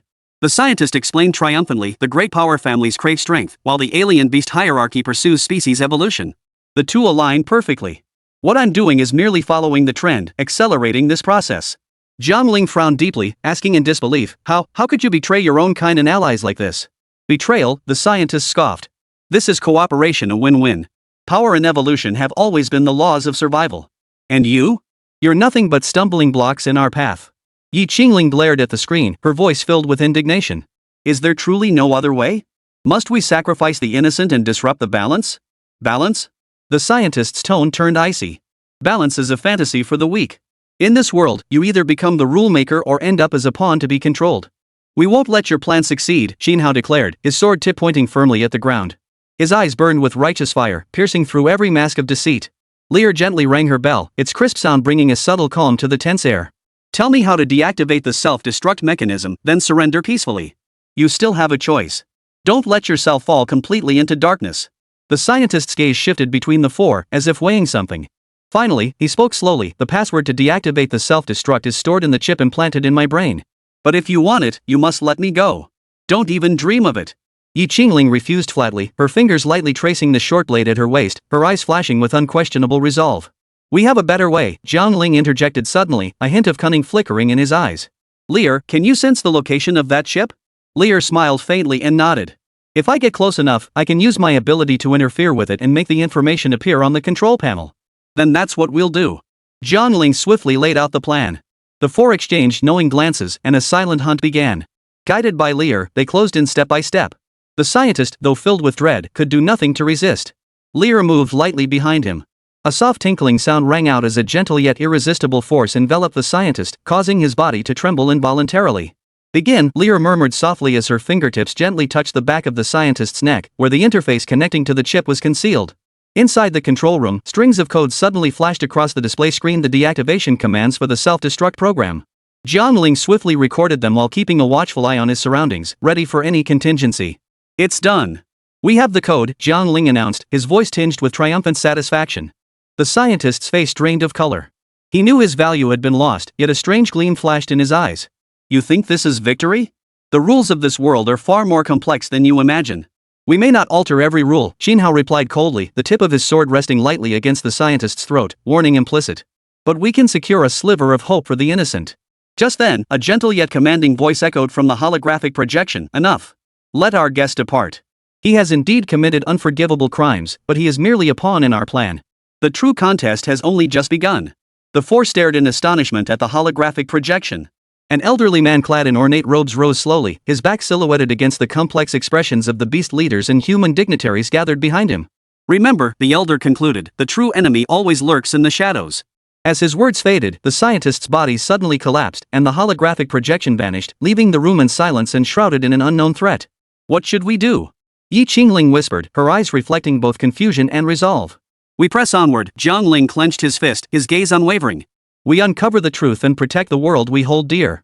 No matter how treacherous the path ahead, we cannot falter." Lear smiled softly, and the tinkling of bells rang out again, clear and pleasant. "Then let us join hands and become the pieces that shatter this chessboard. Whatever the future holds, at least in this moment, we are together." Yi Qingling's voice echoed through the empty base, carrying warmth and strength, adding the first glimmer of hope to this unknown adventure. "Their motives are crystal clear." Xinhao stared intently at the data on the console. The dense, tangled codes seemed to whisper tales of one tragic life after another. They exploit the beasts to sow panic, then reap the benefits amidst the chaos. "We can't let them succeed," Jiang Ling declared gravely, his eyes burning with resolve. "We must expose everything here to the world, revealing the true faces of these so-called dignitaries." Lear surveyed the surroundings, contemplating their next move. First, we must ensure the safe transfer of these experimental records. This evidence alone is enough to expose their conspiracy. Jiang nodded in agreement, then frowned. But the data is massive. How can we take it all without drawing attention? Chapter 82, Escape. I have an idea, Lear murmured softly, her gaze settling on a portable data transmission device tucked in the corner of the control room. If I can hack into their system, perhaps I can remotely transfer the data directly to a secure location. Good idea, but you'll need time, and we're running short. Jiang Ling scanned the surroundings, ensuring no details were overlooked. Xinhao and I will buy you as much time as possible. Jiang, assist Liar. If anything goes wrong, notify us immediately. With roles assigned, Lear swiftly began her task. Her fingers danced across the keyboard, silver light flickering across the screen like a silent battle. Jiang stood guard nearby, alert to every possible sound. The transfer has begun, but it's slower than I anticipated, Lear frowned, the ringing chime sounding intermittently, as if urging the data flow. We'll buy time. Jiang Ling and Xinhao exchanged a knowing glance. Acting in perfect sync, they split up, one to set up makeshift traps, the other to create chaos within the base, drawing away any potential patrols. Time ticked by, the tension in the control room thick enough to cut with a knife. Jiang glanced at Lear, noticing beads of sweat on her forehead, yet her gaze remained focused and unwavering. Almost. Lear murmured as the data transmission progress bar inched upward. Each incremental advance felt like lighting a lantern in the darkness. We have visitors, Xinhao's voice suddenly crackled over the communicator, tinged with urgency. At least 2 armed squads are heading toward the control room. They're moving fast. Lear, we're running out of time, Jiang Ling's voice followed immediately, his tone carrying an undeniable urgency. Lear took a deep breath, focused her mind, and applied pressure with her fingertips. The bell's ringing intensified abruptly, and the data transmission speed miraculously accelerated. It worked. All the data has been transmitted. Let's go. The 4 quickly gathered their gear, ready to leave, when the sound of chaotic footsteps and muffled voices reached them from outside the door. The pursuers were clearly within earshot. No time left. Prepare to fight, Jiang Ling ordered in a low voice, simultaneously signaling Lear and Jiang to retreat deeper into the control room, using the limited space for defense. The door was violently pushed open, and a squad of fully armed soldiers poured in. The leader, his gaze sharp and piercing, was clearly a well-trained warrior. Drop your weapons. You are surrounded. Surrounded? Xinhao sneered coldly, his sword tip flickering with a calm, composed air. Seems your master can't wait to meet us. Enough talk. The leader clearly lacked patience. At his command, the soldiers swiftly spread out, forming a tight circle with their weapons trained on the 4 inside the control room. Just as tensions reached a breaking point, a familiar voice crackled over the communicator, tinged with amusement, "Let them go. I have more important matters to discuss with them." The soldiers froze, exchanging glances before reluctantly obeying the order, slowly parting to form a passage. "We'll meet again," the lead soldier remarked with lingering meaning before leading his men out of the control room. "Let's go. We'll uncover the final mystery of this game." Jiang Ling sheathed his sword, his gaze fixed firmly on Lear, Jiang, and the silent Xinhao standing nearby. The 4 navigated the winding corridors, evading several patrols along the way, until they reached the base's exit. The night remained deep and dark, the sky dotted with stars that seemed to guide their path. "Stay close," Lear whispered. Her bells jingled softly as silver light swirled around them, cloaking them in invisibility. Guided by her, the group blended silently into the night, stealthily moving toward the dense forest beyond the base. "Lear, that voice you mentioned earlier, who was it?" Jiang asked as they walked, her curiosity fully piqued. A complex expression flashed across Lear's face. "That was someone who shouldn't be here. His presence means things are far more complicated than we imagined. Whoever it is, a direct confrontation is better than facing hidden dangers." Xinhao gripped his sword hilt tightly, his tone resolute. "As long as we stand united, nothing is insurmountable." Jiang Ling nodded in agreement. "Exactly. Our top priority now is to leave this place and make our findings public. After that, whoever it is, they must face justice." Moonlight filtered through the dense forest, casting patchy shadows. The 4 moved swiftly, using the natural cover to their advantage. Lear's familiarity with this land was astonishing. She could pinpoint even the most hidden paths with precision, as if the spirit of the forest itself was guiding them. "There's a concealed exit up ahead. We can leave the base through there." Lear halted, pointing toward a hole hidden by dense vegetation. Just as they prepared to enter the opening, a series of hurried footsteps suddenly echoed from behind. Immediately after, a familiar voice drifted through the night wind. "Think you can just leave? Not so fast." Turning, they saw the scientist in the white lab coat approaching them slowly, a cold smile playing on his lips. In his hand was a small remote control, its red light flashing ominously. "I've already modified the self-destruct sequence," the scientist declared smugly. "It's now linked to this remote in my hand. If you want to live, hand over the data." You're playing with fire, Jiang Ling warned in a deep voice, his eyes burning with both fury and calculated calm as he sought a countermeasure. Lear gently shook her bell, its chime ringing crisply through the night air. She murmured softly, "Don't forget, you're trapped here. There's no escape." The scientist's expression flickered briefly before hardening into composure. "I have my escape route. Unlike you, I won't be captured without a fight. We won't let you succeed." Yi Qingling stepped forward, her tone unwavering, her eyes flashing with defiant resolve. Just as the standoff reached a stalemate, an unexpected turn of events shattered the tension. A colossal beast descended from the heavens, crashing to the ground with a thunderous impact that shook the earth itself. It was Liar's mount, the Silver Moon Beast. Its silvery white fur shimmered eerily under the moonlight, its eyes blazing like torches, radiating an aura of unyielding authority. "Lear, mount up," Jiang Ling murmured, a flicker of delight crossing his eyes. Lear understood instantly. With a swift leap, she landed lightly on the Silver Moon Beast's broad back and extended her hand to the scientist. "Come. This is our best chance to leave." Xin Hao and Yi Qingling exchanged a glance and followed Lear without hesitation, leaping onto the Silver Moon Beast. Jiang Ling was the last to mount. Before stepping onto the beast's back, he fixed the scientist with a cold, piercing stare. "You have two choices, come with us or stay here and die." The scientist hesitated for a moment before finally tossing the remote control aside, choosing the hope of survival. The Silver Moon Beast let out a long howl, its hooves leaving the ground as it shot out of the dense forest like an arrow released from its bowstring, galloping toward freedom and light. Behind them, the muffled explosions of the base echoed faintly, a resounding answer they left behind for the dark world. "We're safe now," Lear murmured softly, gazing at the distant horizon turning pale. "But the battle has only just begun," Jiang Ling replied, his eyes reflecting both exhaustion and resolve.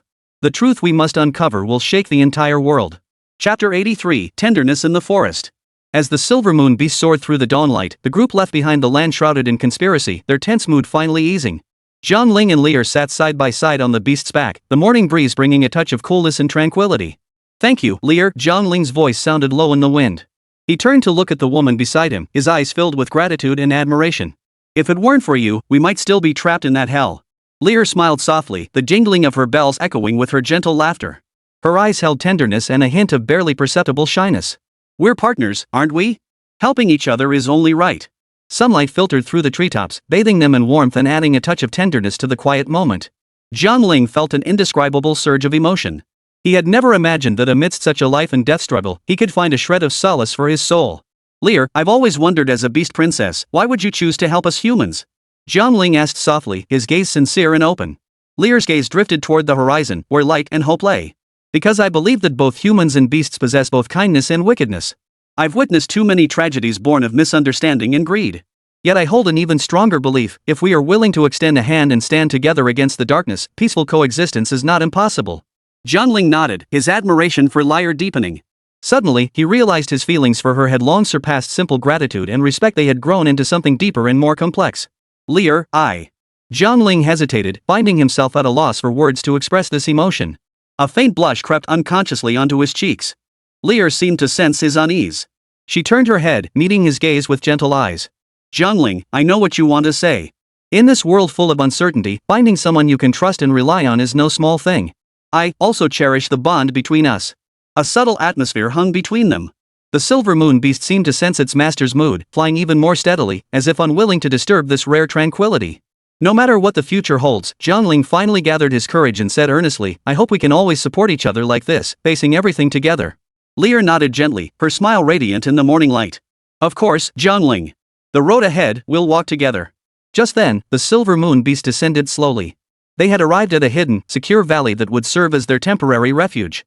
The four dismounted, found a comfortable spot to rest briefly, and prepared their next plan. "Now we need to figure out how to make those documents public," Xin Hao said as he organized their gear, his eyes brimming with anticipation for what lay ahead. Yi Qingling nodded in agreement. "Yes, that evidence is enough to expose those powerful figures' true colors, but how to disseminate it is the problem." Lear scanned the surroundings, her gaze settling on a sparse grove of trees. "I have an idea. We could utilize the unique abilities of the beasts, like the messenger birds. They can swiftly traverse both human and beast territories, delivering messages to every corner." Jiang Ling's eyes lit up. "That's brilliant. Messenger birds won't arouse suspicion and can evade surveillance effectively." Then it settled, Yi Qingling clapped her hands, her eyes flashing with determination. "We won't just expose the truth, we'll awaken more people.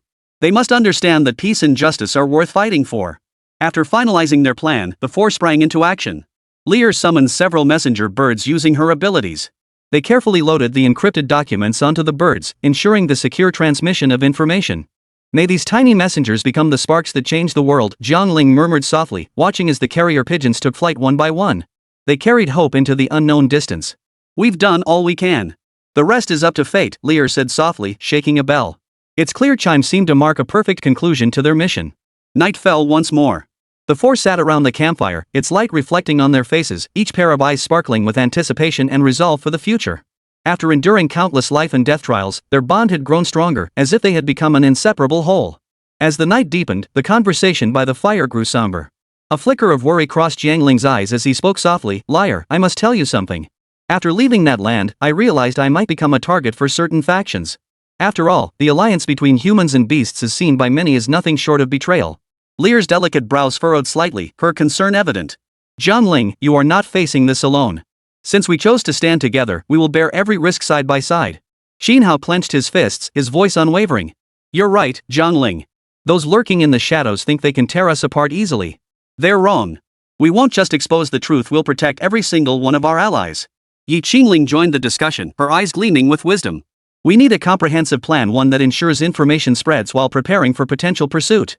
Lear, are there any beasts among your kin skilled in concealment and defense? Perhaps we could enlist their aid." Lear pondered for a moment before nodding. "My clan does indeed have such beasts. I'll try to contact them. At the same time, we must heighten our own vigilance and not give the enemy any opening."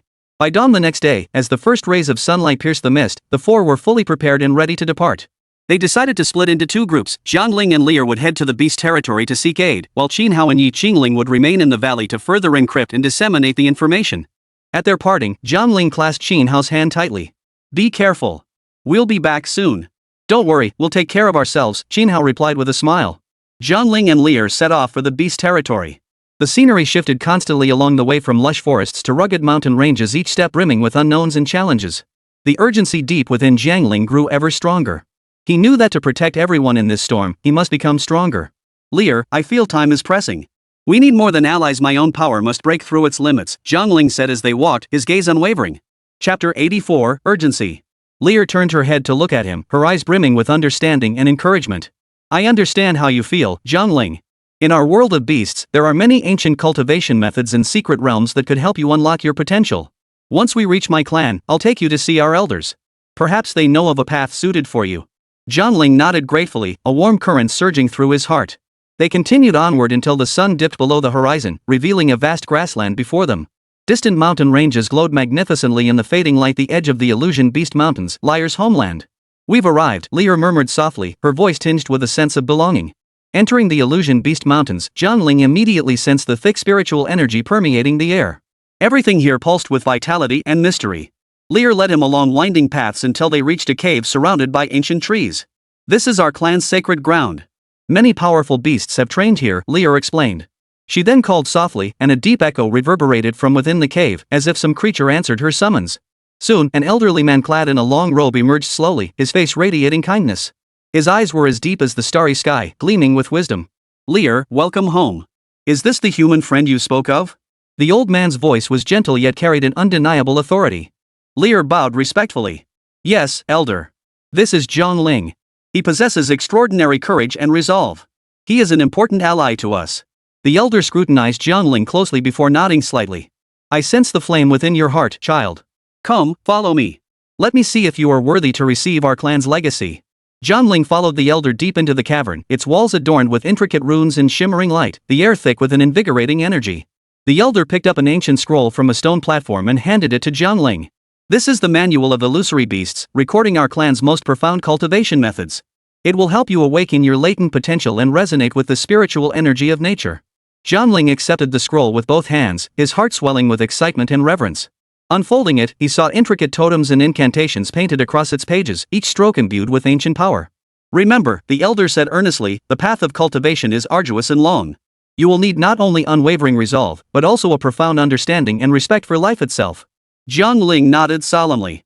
He knew the path ahead would be far from smooth, but he was prepared to face every challenge.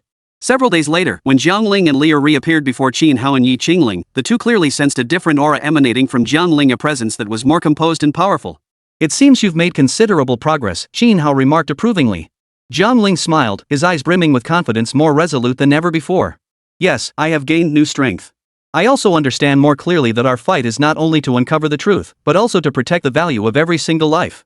As night fell once more, the four gathered around the campfire. This time, their conversation no longer revolved around worry and fear, but instead brimmed with boundless hope of the future and an unwavering resolve to prevail. No matter how rugged the path ahead may be, as long as our hearts are united, there is no obstacle we cannot overcome. Jiang Ling's words echoed through the night sky, his eyes gleaming with an unprecedented radiance. Lear gently shook her bell, its crisp chime intertwining with the crackling of the fire, as if heralding the prelude to the impending change. As night deepened, the atmosphere around the campfire grew animated with a new topic. Lear's eyes sparkled with excitement and anticipation. Jiang Ling, I've heard that hidden in the heart of the Phantom Beast Mountains lies an ancient and mysterious place, the Forest of Opportunity. It's said to hold a super opportunity capable of altering one's destiny. If you gain its recognition, your power will undergo a qualitative leap. Xin Hao and Yi Qingling couldn't help but show surprise at this revelation. Clearly, the news was equally shocking to them. The Forest of Destiny? That's a legendary place. They say only the chosen can enter, Xin Hao murmured. Yes, and the path to the Forest of Opportunity is fraught with danger. Not only are there powerful beasts guarding it, but also all manner of natural trials, Lear explained, her voice tinged with both anticipation and concern. Yi Qingling patted Jiang Ling's shoulder encouragingly. If there's a chance, it's worth trying. We'll all support you from behind and prepare everything you need. The next morning, as the first pale light touched the horizon, Jiang Ling and Lear set out on their journey to find the Forest of Opportunity. They traversed deep, shadowy gorges and crossed raging rivers, each step filled with uncertainty and challenge. Lyre, relying on her familiarity with the terrain, guided Jiang Ling past one peril after another. Jiang Ling, the entrance to the Forest of Opportunity lies ahead. But whether you can truly enter depends on your destiny, Lear said, pointing to a seemingly ordinary dense forest up ahead, her voice tinged with mystery. As they stepped into the forest, the light around them gradually dimmed, and an ancient, sacred aura filled the air. Suddenly, a deep growl echoed through the air. A massive shadow emerged slowly from the undergrowth, none other than the Shadow Panther, an extremely rare guardian beast of the Phantom Beast Mountains. Wisdom flickered in the Shadow Panther's eyes as it fixed its gaze on Jiang Ling, as if scrutinizing something. This is the guardian of the Forest of Opportunity. Only by passing its test will you earn the right to enter, Lear whispered softly. Jiang Ling drew a deep breath and stepped forward slowly, his gaze meeting the Shadow Panther's with unwavering resolve. I respect your existence and understand your duty. I come here solely to seek an opportunity for growth, with no ill intent. His voice was calm and sincere. The Shadow Leopard seemed to understand his words. After carefully sensing the aura of the Rakshasa Tiger, it let out a low growl and vanished in a flash into the dense jungle. Immediately, the surroundings began to shift. Trees twisted and grew, forming a bizarre, otherworldly passageway. We passed the trial, Lear exclaimed joyfully, pulling Jiang Ling into the strange passageway. At the passage's end lay a forest aglow with radiant light. Each tree emitted a soft glow, and the air was thick with the potent essence of life. Jiang Ling could sense that every inch of soil and every breath of air here held boundless opportunities and possibilities. This is the Forest of Opportunity. Find the chance that belongs to you, and let it guide your path, Lear whispered softly, stepping aside to give Jiang Ling space to explore alone. As Jiang Ling stepped into this wondrous realm, his pace slowed involuntarily. His gaze scanned the surroundings, searching for that unique opportunity destined for him within the radiant forest. Just as he was immersed in the thrill of discovery, the ground suddenly trembled. Accompanied by a deafening roar, a colossal ape, the Pango giant ape covered in blue fur, stood before him. The Pango giant ape's presence felt like a moving mountain. Its eyes held both majesty and a hint of curiosity as it stared at the uninvited guest before it. Jiang Ling's heart sank. He realized this was likely another trial bestowed upon him by the Forest of Opportunity. Chapter 85, The Pango Giant Ape. Lear, what is this? Jiang Ling turned to look at Lear, only to find her equally stunned. Clearly, even as the princess of the Beast Clan, she had never anticipated encountering such an existence as the Pango Giant Ape here.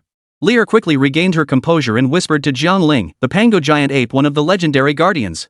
It represents the pinnacle of strength. It seems that to seize this opportunity, you must first prove your worth. Jiang Ling drew a deep breath, long and resolute, as if declaring to himself, and perhaps to this unjust fate, escape never solves problems. Only by standing bravely and facing the challenge head-on might there be a sliver of chance to win the favor and recognition of that elusive, fated opportunity. He slowly closed his eyes. In the stillness, only the echo of his own heartbeat could be heard, the most primal pulse of life, the prelude to gathering strength. He began to focus his mind, casting aside all distractions. Like an old monk in deep meditation, the entire world seemed to freeze in that moment. Within this stillness, a warm and powerful light silently surged from Jiang Ling's body, like the first rays of dawn piercing through the darkness of night. Within the glow, the shadowy form of a Rakshasa tiger gradually coalesced. Its physique was robust and powerful, its fur as dark as night, black and gold. Its eyes blazed like two burning flames, radiating a fierce yet undeniably intelligent aura. As the light condensed, the phantom grew increasingly tangible, ultimately materializing into an undeniable presence. It stood majestically beside Jiang Ling, poised to face the impending storm. Rakshasa Tiger, are you ready? Jiang Ling's voice was soft yet carried an unquestionable resolve. Between him and the Rakshasa Tiger, words were unnecessary. A single glance, a fleeting connection of spirit, conveyed all the trust and understanding they shared. Rakshasa Tiger let out a deep, resonant roar. There was no fear in its voice, only unconditional trust in its master and an unwavering resolve to protect him at all costs. Then, its form solidified from the void. Its massive body stood shoulder to shoulder with Jiang Ling, like two immovable mountains facing the terrifying colossus ahead, the Pango giant ape. Battle was imminent. The Pango giant ape's arms were thick as ancient trees. A single swing sent howling winds rippling through the air, as if the very atmosphere itself was being torn apart by its sheer force. Its colossal fist, carrying the force of 1,000 thunderbolts, hurtled straight toward the Rakshasa Tiger. Yet the Rakshasa Tiger moved with ghostly agility, dodging the deadly blow in the blink of an eye. Simultaneously, it opened its gaping maw, unleashing a deafening roar, a primal cry filled with untamed ferocity and indomitable will. Under the sunlight, the Rakshasa Tiger's claws and fangs glinted with a cold, icy light. Each counterattack was swift and precise, radiating a primal beauty of raw power. The battle raged fiercely and brutally, each collision seeming like a clash of primordial forces between heaven and earth. Trees trembled violently under their impact, leaves falling like rain, blanketing the battlefield. Jiang Ling watched from the sidelines, his gaze sharp as a torch, fixed intently on every shift in the battle. His heart was filled with both tension and anticipation. Simultaneously, he continuously channeled the newly awakened power within his body, preparing to offer the Rakshasa Tiger the most steadfast support at the critical moment.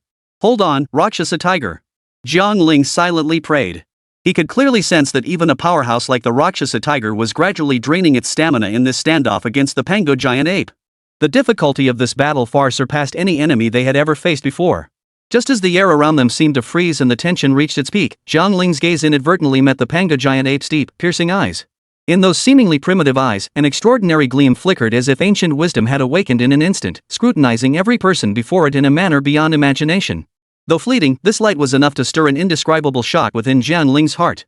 His nerves tightened involuntarily as an unprecedented thought dawned in his mind like the first light of dawn. Jiang Ling realized profoundly that they faced not merely a colossal, terrifyingly powerful creature, but an adversary possessing its own thoughts and judgment. On this land shrouded in ancient power, Jiang Ling felt his heartbeat silently synchronize with the earth's pulse, as if the entire world held its breath awaiting the outcome of this confrontation. Rakshasa Tiger, stand back. Jiang Ling commanded suddenly, stepping forward as he met the Pango giant ape's gaze without flinching. Pango giant ape, I respect your power, but we are not enemies. I came here seeking the strength to protect those I hold dear. If you recognize my resolve, grant me a chance. Surprisingly, upon hearing Jiang Ling's words, slowly lowered its raised fist. Its deep, piercing eyes seemed to see into the soul, scrutinizing every cell within Jiang Ling. After a moment, the Pango giant ape let out a deep, resonant roar. It turned and walked deep into the forest, its massive form gradually disappearing into the shifting light and shadow, leaving only stillness behind. It's gone? Lear asked in astonishment, clearly shaken by the scene. Jiang Ling nodded, his heart surging with an indescribable emotion. I believe we've passed the final test. The Pango giant ape was testing my resolve and courage. Just then, a particularly dazzling beam of light pierced the forest, drawing Jiang Ling and the Rakshasa Tiger closer. At its center, a fruit shimmering with multicolored light floated serenely, the very gift bestowed upon him by the forest of opportunity. Jiang Ling reached out and took the fruit. An instant surge of warm, powerful energy flooded his body. He felt a subtle transformation occurring within his soul and flesh, as if the entire world had suddenly become clearer before his eyes. We've succeeded. Jiang Ling turned to look at Lear, his eyes gleaming with an unprecedented radiance. Lear smiled, the tinkling of her bells sounding especially melodious in that moment. Yes, Jiang Ling, you have grown stronger. From now on, no matter what challenges we face, we will fear nothing. Just as Jiang Ling and Lear were basking in the joy of victory, a sharp whistle cut through the sky. A messenger bird stumbled in, landing on Jiang Ling's shoulder, feathers scattered from its wings, looking utterly exhausted. Bad news, it's an urgent message. Lear instantly recognized the markings on the carrier bird, which matched the emergency signal they had arranged earlier. Chapter 86, Undercurrents. Jiang Ling swiftly untied the secret letter from the bird's leg. Unfolding it, his expression darkened instantly. Qin Hao and Yi Qingling are in danger. We must return immediately. Without pausing to rest, the pair immediately turned around and raced back at full speed. Along the way, Jiang Ling relayed the message's contents to Lear. It turned out that while spreading evidence, they had inadvertently exposed their whereabouts, drawing the pursuit of an unknown force. We must hurry. Time is critical, Lear urged the Silver Moon Beast to accelerate, her heart filled with anxiety. Xin Hao and Yi Qingling were not only comrades in arms but also dear friends. She could not bear to lose either of them. In the night, the silver moon beast streaked across the sky like a meteor, hurtling straight toward the valley. When they arrived, the camp lay in utter ruin. Flames still flickered, and the air thickened with the acrid scent of scorched earth. Xin Hao! Yi Qingling! Jiang Ling shouted, a sense of foreboding rising in his heart. Here! A faint voice emerged from the ruins. Yi Qingling struggled to crawl out from beneath a pile of rubble, her body covered in scrapes and looking extremely weak. Yi Qingling, how are you? Lear rushed forward to support her, her concern evident. We were attacked. Xin Hao! Yi Qingling's words trailed off as tears streamed down her face. What happened to Xin Hao? Jiang Ling's heart sank as he urgently pressed for answers. He was surrounded by enemies while covering my retreat. Yi Qingling's voice choked, tears blurring her vision. We're going to find him, Jiang Ling declared with unwavering resolve. He refused to accept the loss of his comrade, and he would not let Xin Hao's sacrifice be in vain. Lear nodded and immediately summoned her beast to sense the surrounding aura, attempting to track Xin Hao's location. Moments later, she pointed northeast. There's a strong energy fluctuation over there. That might be where Xin Hao is. The trio rushed toward the indicated direction. Along the way, Jiang Ling silently prayed for Xin Hao's safety. Upon reaching their destination, the scene before them was terrifying. Xin Hao stood alone, locked in combat with several black-clad figures. Though severely wounded, his gaze remained resolute and unyielding. Jiang Ling, Lear, you're here. Xin Hao relaxed slightly at the sight of reinforcements, but his vigilance returned as he scanned the surroundings. Be careful, these are all elite fighters from the Shadow Organization. Xin Hao, hold on. Jiang Ling roared, joining Liar in the fray. The Rakshasa Tiger and the beast's Liar summon joined the battle, instantly turning the tide. The battle raged fiercely. Jiang Ling unleashed his newly acquired power to its fullest, each strike carrying earth-shattering force. Lear, wielding her cunning, orchestrated the beasts into intricate coordination, gradually dismantling the enemy's assault. It's over! Jiang Ling roared, unleashing a thunderous punch that sent the last black-clad figure flying. The battle finally came to an end. Xin Hao, are you alright? Jiang Ling rushed forward to check his injuries, his heart filled with self-reproach. Had he not returned in time, the consequences would have been unimaginable. Xin Hao forced a smile. I'm fine. Just a scare. But this time, it's all thanks to you and Lear. We're partners. We should stand together through thick and thin, Lear added gently. The tinkling of her bells sounded especially melodious in the night breeze, as if celebrating their victory. Now, we must make the remaining evidence public as soon as possible. We can't let the Shadow Organization evade justice any longer, Yi Qingling declared firmly, her eyes flashing with unwavering resolve. Exactly. And we must uncover the mastermind behind the Shadow Organization, eradicate this cancer once and for all. Jiang Ling clenched his fist, his voice carrying unwavering resolve. Under the night sky, the four sat huddled around the campfire. Though physically and mentally exhausted, their eyes burned with an unyielding fighting spirit. Through this series of events, their bonds had grown stronger, and their conviction to pursue justice and peace had only deepened. No matter how many trials and tribulations lie ahead, as long as we stand together, no obstacle is insurmountable.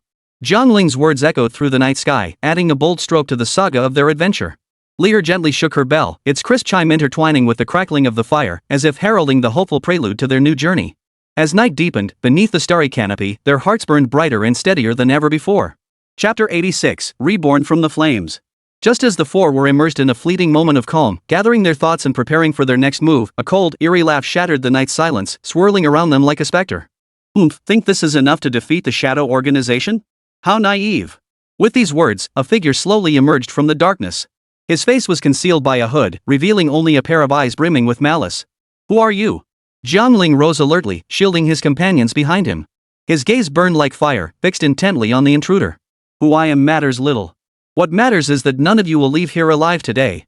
The voice was low and threatening. Simultaneously, more black-clad figures surged from all directions, closing in to encircle them completely. Faced with this sudden crisis, Yi Qingling and Xin Hao instantly entered combat readiness. Yet the overwhelming pressure of being surrounded on all sides weighed heavily upon them. Just as the situation reached a critical juncture, Lear's expression suddenly grew intensely grave. She closed her eyes, as if listening intently to something. Moments later, she opened them, her eyes flashing with a resolute light. Jiang Ling, this time, I may need to assist with my true form. A barely perceptible tremor tinged Lear's voice, yet it was overwhelmingly resolute. Lear, you. Jiang Ling's heart tightened. He understood what this meant. Lear was about to unleash her true power as the Beast Princess, an ancient and formidable legacy that came with immense risk. There's no time for hesitation. We must protect everyone. Lear spoke softly, then closed her eyes and focused her mind. A dazzling radiance erupted from her entire body. Within the light, her form gradually shifted, transforming into a colossal and magnificent creature, the ancient phoenix.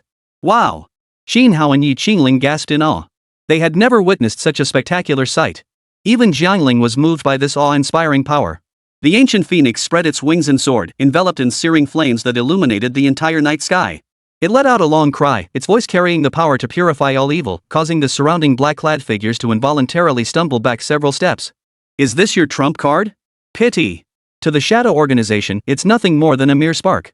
The mysterious figure sneered coldly, then waved his hand. More shadow assassins surged from the darkness, pouncing toward the phoenix. Chapter 87, The Ace. Battle erupted once more, but this time, Lear's ancient phoenix form displayed overwhelming power. Flames danced like living creatures, devouring every enemy that approached, leaving scorched earth in their wake. Jiang Ling, Xin Hao, and Yi Qingling seized the opportunity to counterattack, their efforts synergizing with the phoenix's might to form an impenetrable defense.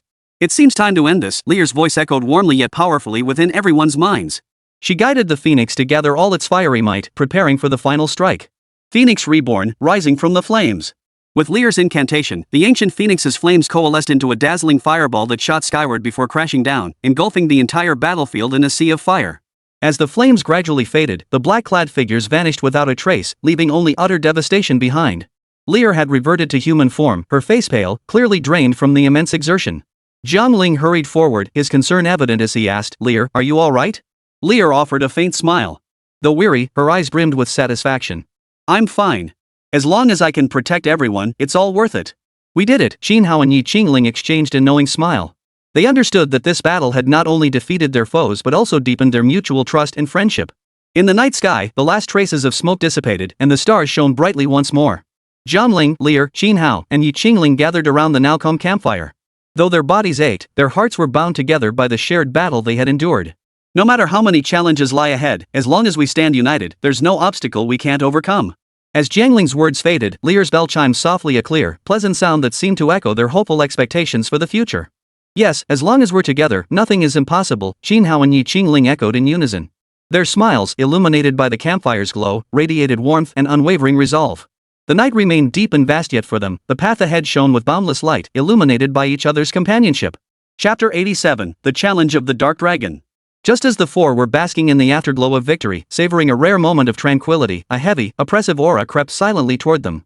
It felt as though the night itself had been imbued with life, quietly closing in on them. Truly an impressive spectacle. The ancient phoenix, what a glorious bloodline. A deep, commanding voice echoed through the night sky, followed by a faint tremor beneath their feet, as if some colossal creature was drawing near. Jiang Ling and the others sprang to their feet, scanning their surroundings with heightened vigilance. Not far away, the earth split open, and a colossal creature with jet-black scales slowly rose. Its eyes resembled abysses, glowing with an eerie crimson light, none other than the legendary Dark Dragon. "What are you? How dare you disturb our peace?" Xin Hao roared, gripping his weapon tightly, ready to fight at any moment. The Dark Dragon emitted a low, resonant laugh that made the leaves rustle. "Who am I?" "I am the true power behind the Shadow Organization and your greatest trial today. I come here for one purpose only, to devour that beast princess and claim her unparalleled power." Lear's face paled, but she quickly regained her composure. "You want to devour me? Then ask my companions if they'll agree." "Companions? What a laughable notion. In this world, power is everything." "However, since you insist, I shall grant you a choice," the Dark Dragon spoke slowly, his tone tinged with amusement. "If any one of you can withstand my attacks for the duration of a stick of incense, I shall depart of my own accord." "How does that sound?" Faced with this seemingly fair proposal, Jiang Ling, Xin Hao, and Yi Qingling exchanged glances. They knew this was not merely a test of individual strength, but also a test of teamwork. "Agreed. I'll take it." Jiang Ling stepped forward, his gaze unwavering as the newly acquired power surged within him, yearning to be unleashed. The battle erupted instantly. Jiang Ling clashed with the Dark Dragon in the night sky, each collision accompanied by thunderous roars and bursts of sparks. Yet as time wore on, Jiang Ling gradually felt his strength waning. The Dark Dragon's power far exceeded his expectations. "Jiang Ling, let me take over." Xin Hao immediately stepped in, using his agility and skill to maneuver against the Dark Dragon, buying precious time. "My turn." Yi Qingling refused to be outdone. Harnessing her mastery of natural elements, she laid trap after trap, attempting to restrict the Dark Dragon's movements. Yet the Dark Dragon seemed to anticipate their strategies, effortlessly deflecting every attack. It even shifted from defense to offense, closing in relentlessly. Just as the incense stick neared its end and despair threatened to overwhelm them, Lear suddenly spoke up, "Wait. This is an unfair fight. We refuse to continue." The Dark Dragon sneered coldly, "Refuse? Do you think you have a choice? No, we do. Lear's voice was unwavering. True strength doesn't come solely from individual power, but from the connection of hearts and the trust between companions. Watch closely, this is my answer. As the ancient, mystical contract symbol slowly blossomed, an invisible bond seemed to form between Lear and Jiang Ling, tightly entwining two once distant hearts. This pact transcended the constraints of words, a resonance deep within their souls that merged their wills like rivers flowing into the sea. As Lear chanted softly yet resolutely, her fingertips seemed to come alive, radiating a dazzling light as warm and hopeful as the rising sun. When this radiance gently touched Jiang Ling's broad palm, a tender yet potent vortex of energy formed silently at their point of contact. Like spring rain nourishing parched earth, a wave of warmth instantly surged through Jiang Ling's entire body. Jiang Ling felt an unprecedented surge of power coursing through his body, the pure, potent vitality and conviction unique to Lear, princess of the Beast Clan. This power not only fortified his physique but also erected an unbreakable barrier within his spirit. Facing the impending storm, his eyes now flashed with an unshakable resolve and courage he had never known before. Bathed in this radiance, Jiang Ling seemed reshaped. His posture grew more upright, his gaze sharp as an eagle's, and his entire being radiated a subtle, sacred glow, a direct manifestation of Lear's unconditional trust and support. As he soared into the air once more, confronting the hideous, terrifying dark dragon. His presence was unlike any before. He resembled a war god descended from the heavens, with even the winds and clouds of the world seeming to part before him, crowning him with their reverence. Chapter 88, The Pact. Feel it. This mighty power that transcends racial boundaries, connecting heart to heart. Jiang Ling's declaration echoed across the heavens. Accompanied by thunderous reverberations, his fists became messengers of wind and lightning. Each strike channeled the fury of natural forces, igniting a breathtaking clash with the colossal dark dragon. Though Lear remained in the rear, through their invisible mental bond, she continuously channeled her own power toward Jiang Ling, ensuring this combined force was unleashed without reservation. In this clash between light and darkness, the scales gradually tipped toward the forces of light. For the first time, the dark dragon's eyes, once the source of terror for countless creatures, flashed with disbelief and panic. Its colossal form appeared minuscule amidst the interwoven assault of flames and lightning. Each collision of energy made the surrounding air tremble, as if space itself quaked under the weight of this epic confrontation.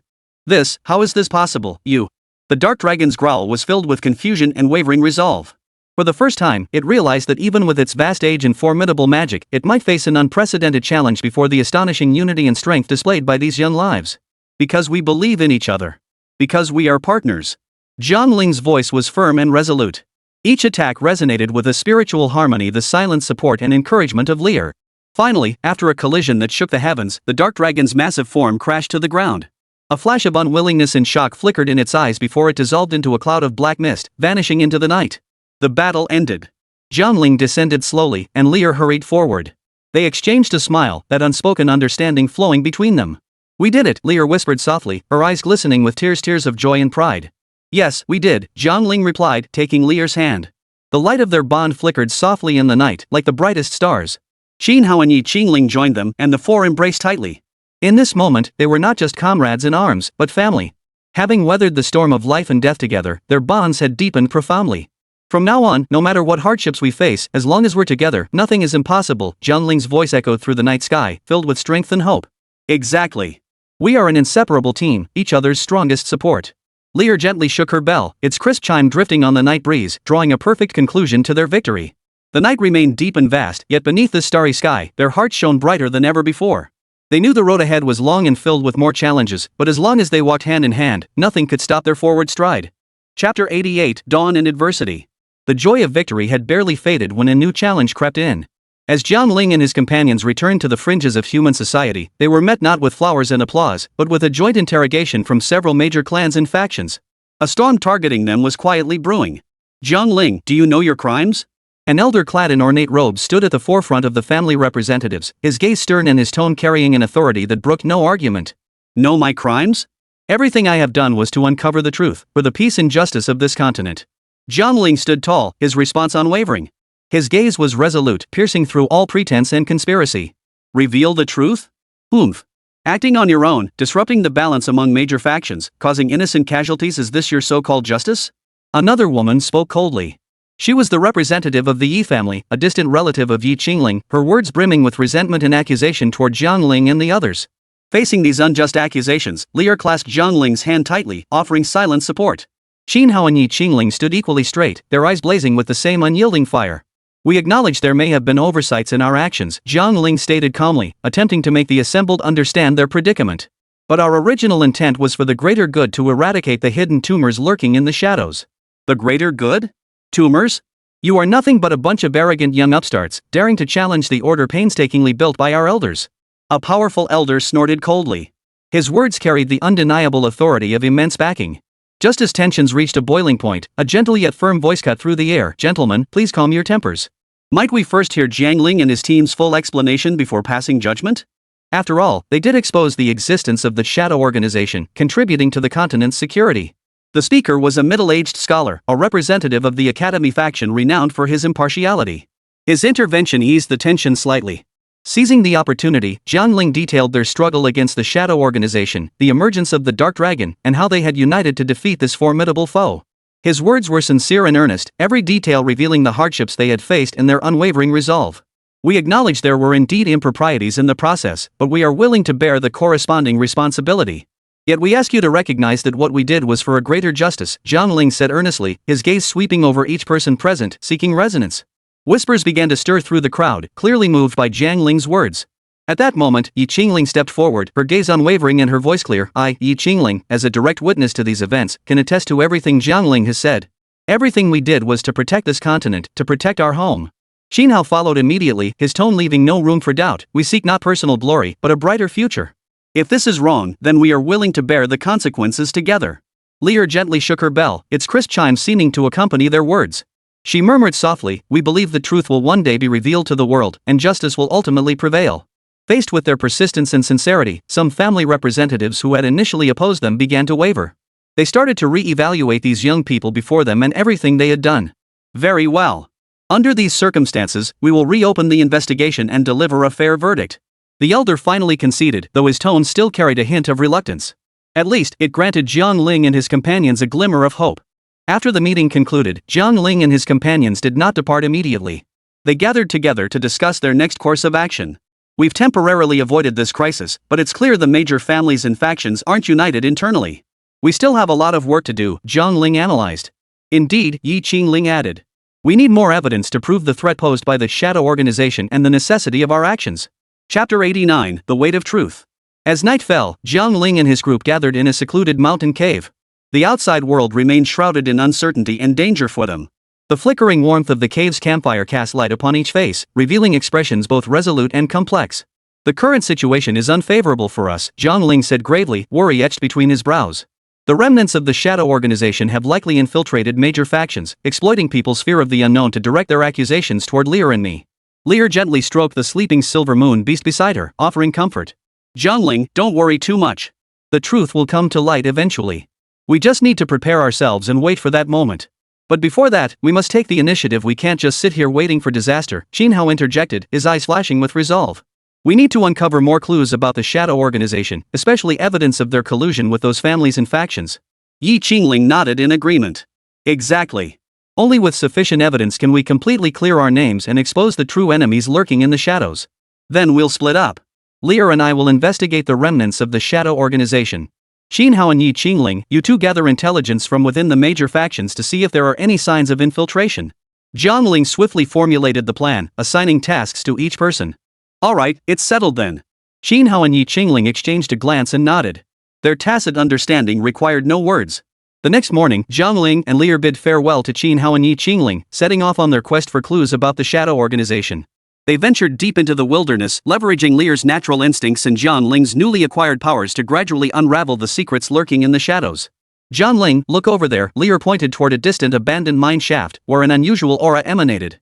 Approaching cautiously, they discovered remnants of the Shadow Organization lurking inside, plotting a new operation. Using the intelligence they overheard, they followed the trail, gradually unraveling the intricate web of connections between the Shadow Organization and certain family factions. Meanwhile, Xin Hao and Yi Qingling disguised themselves as traveling martial artists, moving between major cities and family territories. Leveraging Yi Qingling's family connections and Xin Hao's sharp wit, they gathered crucial intelligence confirming secret deals between high-ranking family members and the Shadow Organization. Days later, the four converged at their designated meeting point to share their findings. Gathered around the campfire, their gazes held both the weight of uncovering the truth and the hope for what lay ahead. We've discovered it, Jiang Ling's voice was low but resolute. The Shadow Organization's audacity stems from the covert backing of several major clans. Now is the time to expose all of this. But how can we convince everyone of the authenticity of this evidence? After all, our current situation isn't exactly promising, Yi Qingling voiced the practical challenge. Lear gently shook her bell, her eyes sparkling with wisdom. We can exploit the conflicts between major factions. Leak this evidence separately to those families and groups already suspicious of the Shadow Organization. This will sow discord within their ranks, creating an opening for us to demand a public debate. Excellent idea. This way, we can expose the truth while minimizing direct conflict, Xinhao agreed. Thus, following the plan, they began their operation. Leveraging their respective strengths and advantages, they anonymously delivered the meticulously compiled evidence to key figures. As expected, the evidence rippled through the calm waters like stones cast into a lake, sparking waves of division and doubt within the major factions. Finally, on a moonlit night with few stars, a public debate involving several major families and factions was held within an ancient castle. Jiang Ling, Lear, Xinhao, and Yi Qingling stood before everyone as core witnesses. Facing the sea of skeptical and scrutinizing eyes, Jiang Ling took a deep breath and spoke slowly. We stand here today not for personal glory, but for the future of this continent. What we hold in our hands is the truth about the Shadow Organization and its backers. We implore you all to listen to our words with impartial hearts. As the debate deepened, they systematically presented their meticulously prepared evidence. Each piece struck like a heavy hammer, resonating deeply within every person present. The atmosphere of the debate gradually shifted from initial skepticism to shock and reflection. We admit that we were once too blind, deceived by the illusion of peace. But today, we stand ready to join forces with all who dare to confront the darkness. Jiang Ling's words rang out with conviction, earning the approval of many present. As the debate drew to a close, an elderly sage rose to his feet. A revered elder among the major clans, he spoke slowly. Today's events have shown us the responsibility and courage of the younger generation. Perhaps it is time for us elders to set aside our prejudices and re-examine this world. The debate concluded with a formal apology to Jiang Ling and his companions, along with a comprehensive investigation into the Shadow Organization and its mastermind. Though the road ahead remained long and fraught with challenges, they had at least succeeded in tearing open a corner of the darkness, allowing light to shine upon this land. Late into the night, Jiang Ling, Lear, Xinhao, and Yi Qingling walked side by side on the road back, their hearts filled with an unprecedented sense of ease and hope. It may only be the first step, Lear murmured softly, her bell tinkling gently in the night breeze, as if celebrating their triumph. But at least we've proven our innocence and paved the way for justice. Lear murmured softly, her bells tinkling gently in the night breeze, as if celebrating their victory. Yes. Greater challenges lie ahead, but I believe that as long as we stand together, nothing is impossible. Jiang Ling clenched his fist, his voice firm, his eyes sparkling with boundless anticipation for the future. Beneath the night sky, the silhouettes of the four were illuminated by moonlight. They knew their story had only just begun. No sooner had Jiang Ling finished speaking than the night stillness was shattered by the sound of hurried footsteps. Several familiar figures emerged from the shadows. In the moonlight, their faces gradually came into focus, former comrades in arms, alongside many more righteous souls moved by their deeds, willing to lend a helping hand. Jiang Ling, we're here. The leader was a tall, burly man whose deep, resonant voice belonged to none other than their former comrade, Rinhua. We heard about the debate. How could we stand idly by? No matter what, we've always got your back. Chapter 90, Reinforcements arrive. And us too. A diverse crowd in colorful attire gathered around. Among them were common folk once aided by Jiang Ling, young martial artists discontented with the status quo, and even representatives from minor clans. Their presence transformed this night from one of solitude into one of solidarity. A flicker of emotion crossed Yi Qingling's eyes as she murmured softly, "It seems we are not alone." Having so many people willing to believe in us and support us is more powerful than any force. Xinhao surveyed the crowd, a barely perceptible smile curving his lips. Indeed. When the will of the people converges, it becomes unstoppable. With everyone's backing, those enemies lurking in the shadows should start trembling. Lear stepped into the center of the crowd, gently shaking the bell in her hand. Its crisp chime echoed through the night sky, carrying an almost magical quality that filled every person present with an indescribable sense of inspiration and unity. Thank you all. This trust and support are our most precious treasure. Let us join hands and face the challenges ahead together. In that moment, their hearts beat as one. A force called conviction quietly took root among them, as if even the starry sky itself was moved. Now, we need to formulate a more detailed plan. Jiang Ling's voice rang out again as he surveyed the crowd, his gaze unwavering. We must unite these scattered forces into an unstoppable force that strikes directly at the heart of the Shadow Organization. The discussion stretched into the night. Around the campfire, each person actively contributed their ideas and strength. They resolved to pursue two paths, deepening their investigation to uncover more concrete evidence, while simultaneously strengthening their training and cooperation to enhance their collective strength, preparing for any imminent conflict. We must not only uncover the truth but also protect ourselves and those around us, Yi Qingling emphasized, her gaze blending tenderness with resolve. We will make those enemies lurking in the shadows understand, justice may be delayed, but it will prevail. No conspiracy can halt the dawn of light. You're right, Lei Nua said, slapping Jiang Ling's shoulder firmly. We are warriors, but above all, we are guardians. For the future of this continent, for the innocent people, we swear to defend this hard-won peace and justice with our lives. Night deepened as the discussion concluded. The group dispersed, each preparing to greet the new day. Jiang Ling, Lear, Jinhao, and Yi Qingling stood by the campfire, watching the fading crowd. Their hearts surged with an unprecedented resolve and hope. Tomorrow will be a new day, Jiang Ling murmured softly, his eyes sparkling with boundless anticipation for what lay ahead. Lear smiled softly, gently swaying the bell in her hand, its pleasant chime filling the air. Yes, and a day filled with hope. With you all here, I fear nothing. Then let us greet each dawn together, until light fully illuminates this land, Jinhao declared with unwavering resolve. He turned to Yi Qingling, and they shared a knowing smile, no words needed, for everything was understood. The night breeze stirred gently as the campfire gradually died down. Yet upon this land, a flame called hope blazed fiercely within each heart, illuminating the path ahead. No matter how arduous the path ahead, as long as we stand together, no obstacle is insurmountable. Yi Qingling's voice was gentle yet resolute, drawing a perfect close to their late-night gathering. The four stood shoulder to shoulder, gazing toward the distant horizon where dawn was breaking, their hearts filled with boundless anticipation for what lay ahead. As night receded, the first rays of sunlight pierced the clouds, bathing the earth in light. Jiang Ling and his companions set out into the dawn, embarking on a new journey. They knew well that the struggle against the Shadow Organization was far from over. The true battle had only just begun. Disperse and fight independently, that's our best strategy for now. Jiang Ling announced his plan during breakfast. We need to gradually strengthen our forces without drawing the enemy's attention. Reino, you will lead a group to continue investigating the Shadow Organization's activities in depth. Yi Qingling, leverage your family's resources to secretly contact clans and factions willing to support us. Lear and I will focus on spreading the truth among the people, awakening more minds. Understood. Reno nodded, his eyes flashing with a hunger for battle. We'll approach the truth like shadows, silent and unseen. Yi Qingling affirmed, I'll proceed with caution, ensuring every step is secure and reliable. Family ties are intricate, but there will always be those willing to stand for justice. Lear stroked the silver moon beast gently, her voice soft. We'll also sow seeds of hope among the people, letting them know that light never truly leaves, it simply requires our collective effort to pursue it. Jinhao added, I'll assist Yi Qingling while leveraging my connections to gather more intelligence on the Shadow Organization. We must guard against open attacks, but be even more vigilant against hidden threats. Thus, Jiang Ling's team scattered like seeds across every corner of the continent, waiting quietly to take root and sprout. They operated independently yet remained interconnected, weaving an invisible network that silently resisted the encroaching darkness. Time flew by like a white horse passing through a crack. Months passed, and Jiang Ling and the others made significant progress in their respective fields. Renault's squad uncovered multiple secret bases of the Shadow Organization and successfully dismantled several minor conspiracies. Yi Qingling and Jinhao, through skillful diplomacy, united several small and medium-sized families into a loose yet effective alliance. Lear and Jiang Ling had established heroic reputations among the common folk, their stories inspiring more and more people to join this battle between light and darkness. Yet, just as everything seemed to be going smoothly, a more covert and powerful force began stirring in the shadows, attempting to crush this budding resistance in its infancy.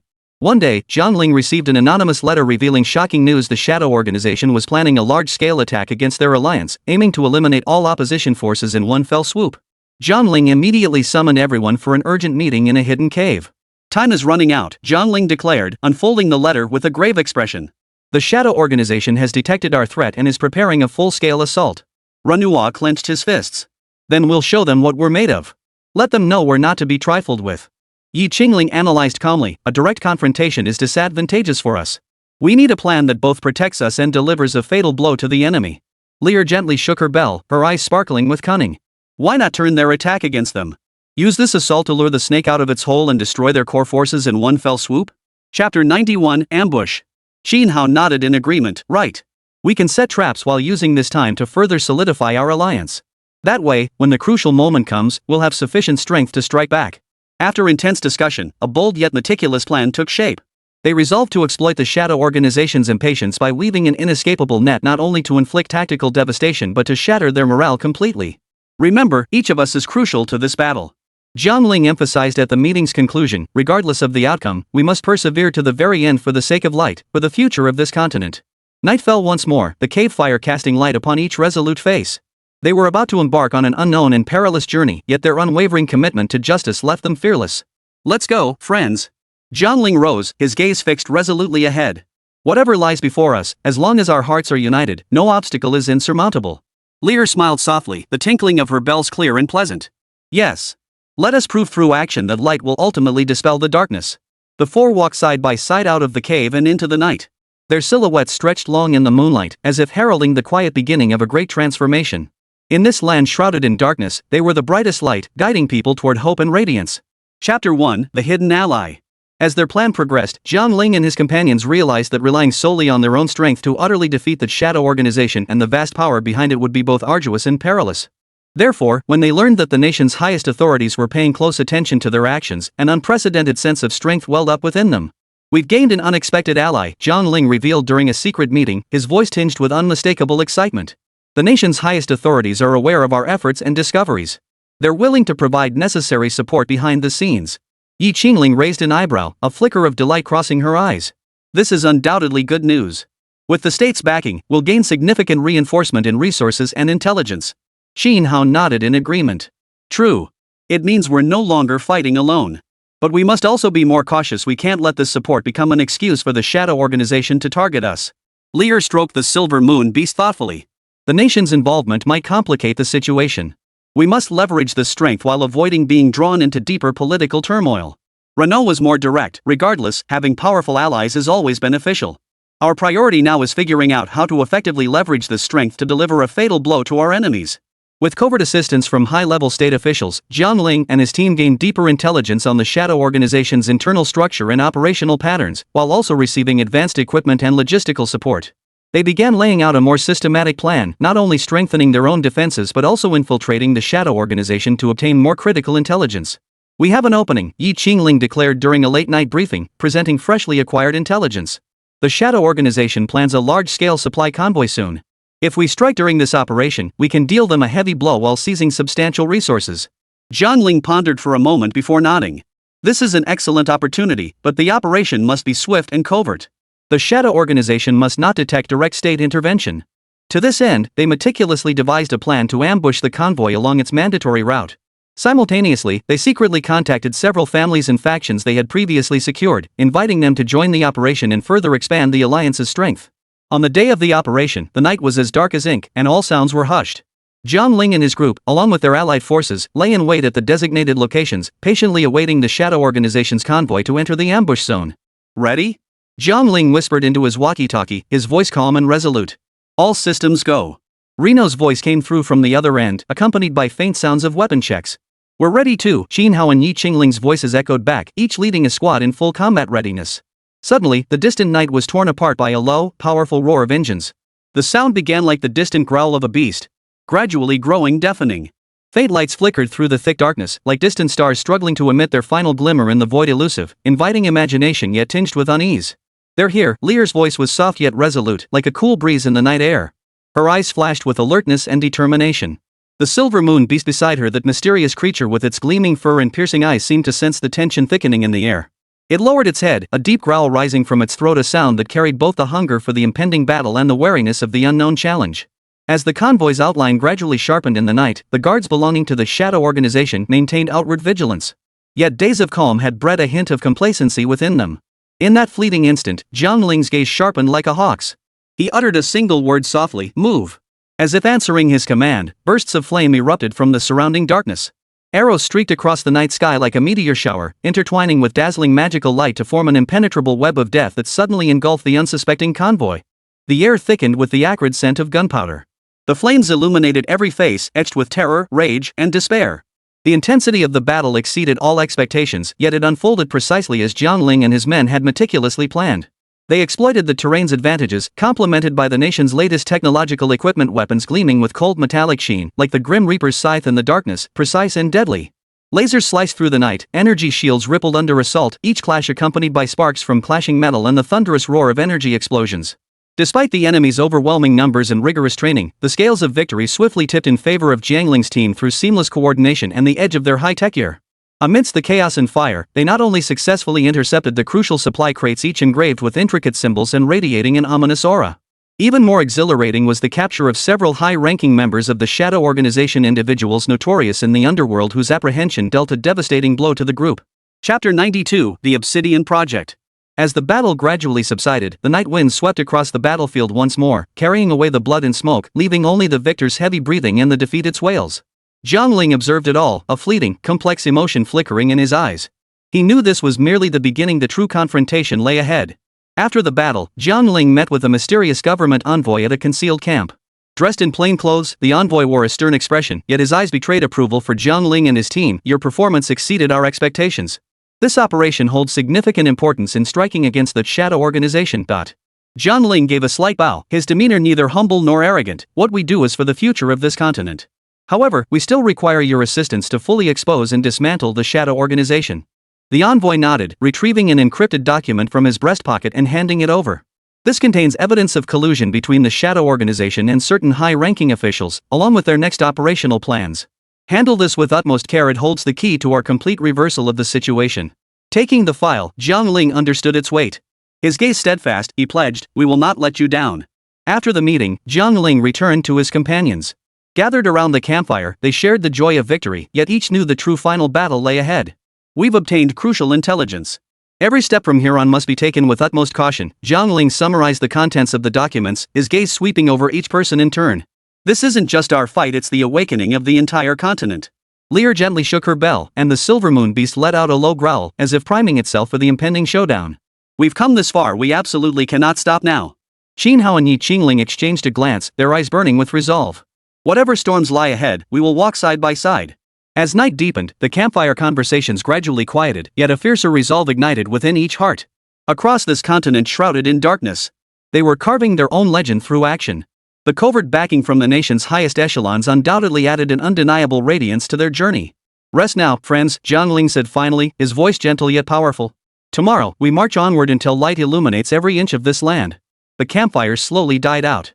The night sky sparkled with stars, as if foretelling the impending end of darkness before dawn. And they were the first rays of dawn piercing the night. With the integration of new allies and state resources, Jiang Ling's contingent grew steadily, becoming an undeniable force stirring waves across the continent's turbulent currents. To fully expose the true nature of the Shadow Organization, they resolved to divide their forces, investigating from multiple angles to gather more critical evidence. We must be meticulous, leaving no clue unexamined, Jiang Ling emphasized during a strategy meeting. Each of us has a specific task. We must piece together all fragments of truth like a puzzle. Renault led a lean team deep behind enemy lines. Disguised as merchants, they infiltrated Shadow Organization-controlled territories, gathering intelligence through various channels in pursuit of the group's true command center. We're dancing on the edge of a knife, but for victory, this risk is nothing, Renault murmured during a covert transmission, his eyes gleaming with the adventurer's distinctive spark. Yi Qingling and Qin Hao, meanwhile, leveraged dual resources from their family and the Jinfu to dismantle the Shadow Organization's alliances from within. Navigating between major factions with cunning and strategy, they exposed high-ranking officials colluding with the Shadow Organization, gradually eroding its power base. The game of power is often decided in the shadows, Yi Qingling murmured to Qin Hao. Her wrists moved with practiced ease as she dispatched one confidential letter after another, each carrying critical intelligence to shift the balance of power. Lear and Jiang Ling continued their grassroots work, spreading the truth to stir the people's resistance while secretly building a network of ordinary citizens as informants. Though these ordinary people possessed little individual strength, their sheer numbers and deep love for their homeland became an indispensable force in this struggle. Everyone can be a messenger of light, Lear declared at a rally, her words resonating through the crowd as the clang of her bell stirred waves of solidarity. Over time, the efforts of all parties coalesced into a powerful torrent. Fragments of truth began to assemble, revealing shocking scenes that gradually surfaced.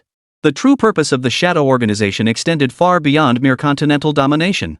Behind them seemed to lurk a grander conspiracy involving ancient legends, lost treasures, and mysterious forces potent enough to overturn the world order. This is a battle for survival, Jiang Ling declared gravely during a late-night emergency meeting. We must stop them, or the consequences will be unimaginable. Just as preparations for the final counterattack were underway, an unexpected report arrived. The Shadow Organization had apparently sensed the impending danger. They were planning an unprecedented, large-scale operation, aiming to execute a scheme capable of altering the continent's fate before their true nature was fully exposed. We have no time left, Qin Hao frowned, his fingers swiftly tracing the map as he mapped out the final route.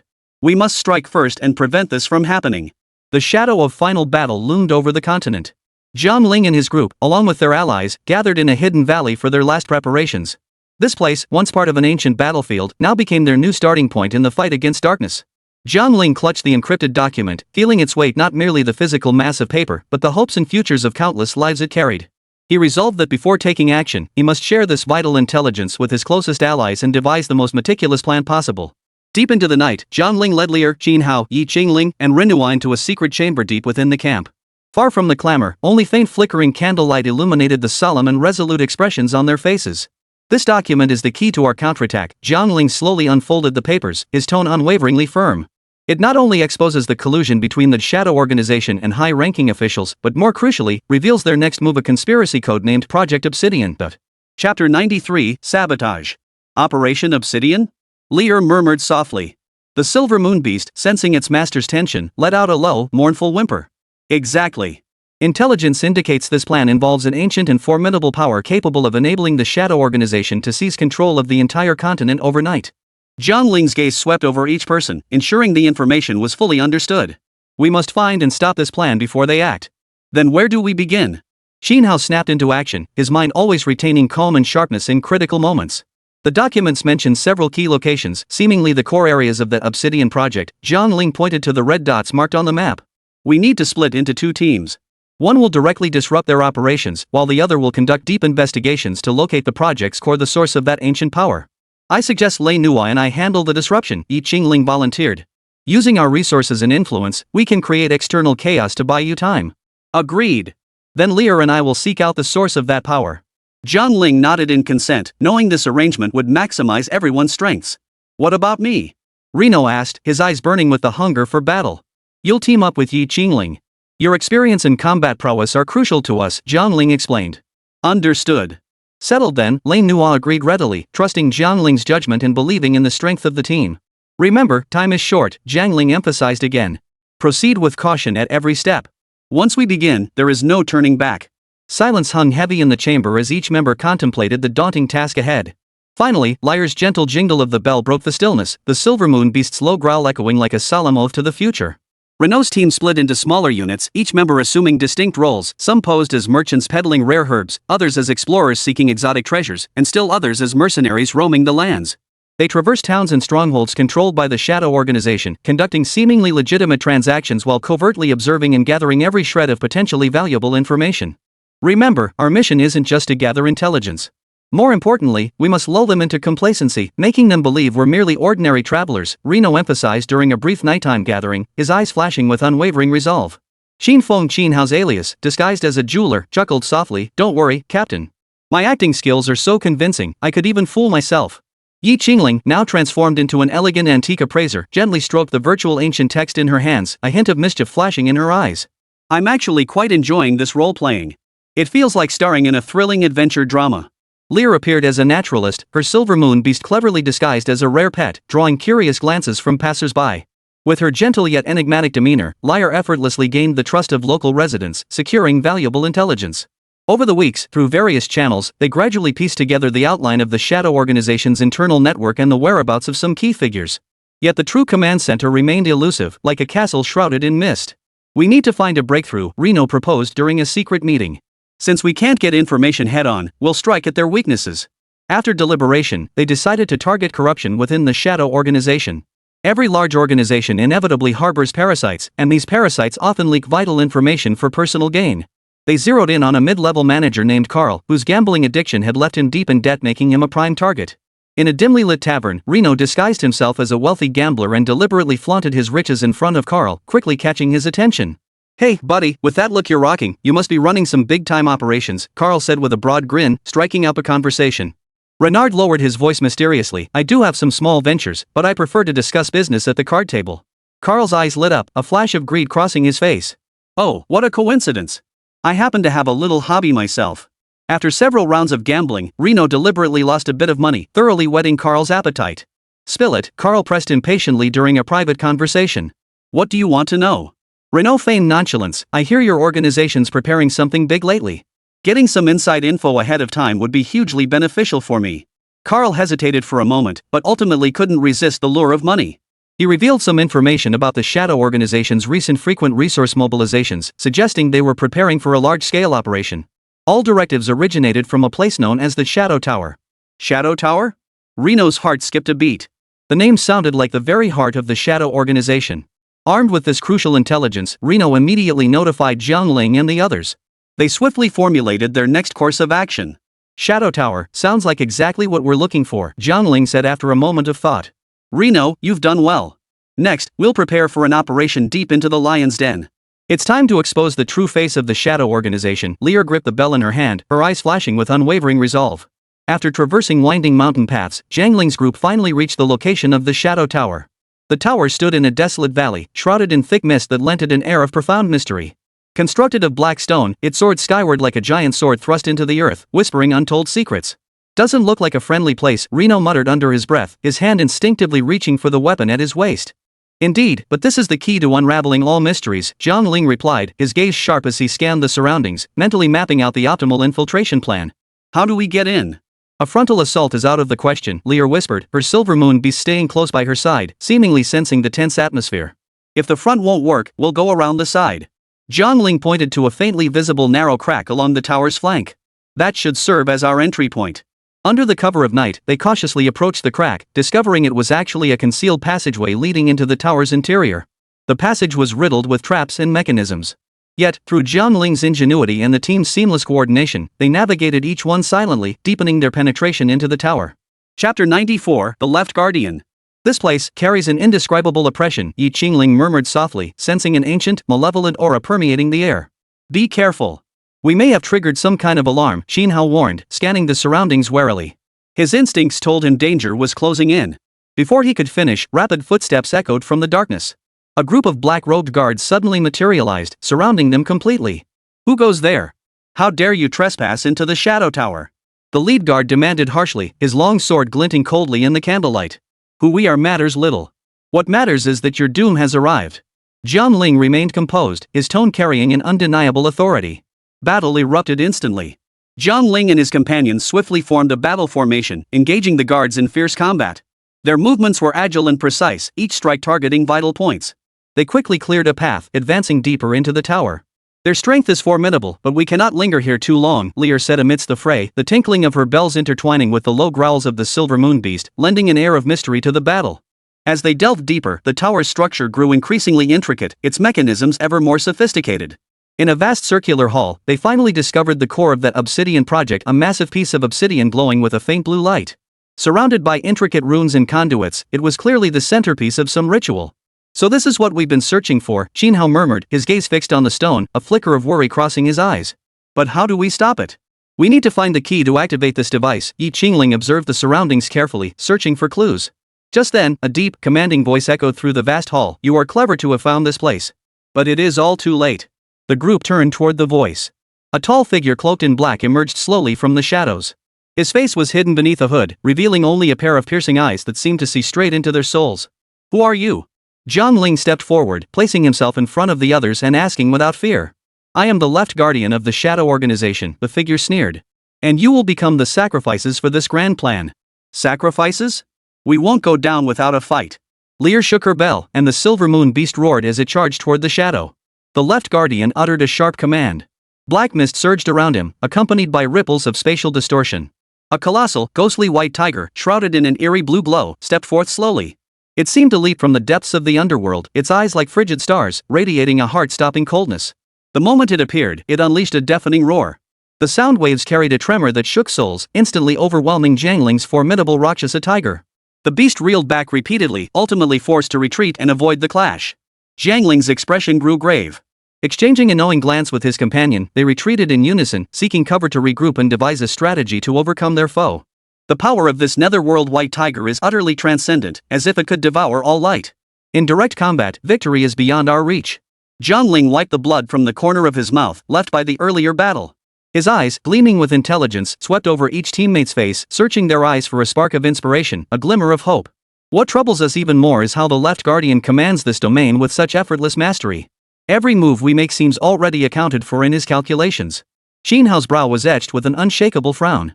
He knew well that under such overwhelming suppression, even the slightest misstep could spell total defeat. Lear gently stroked the silver moon beast beside her, its coat shimmering with silver light.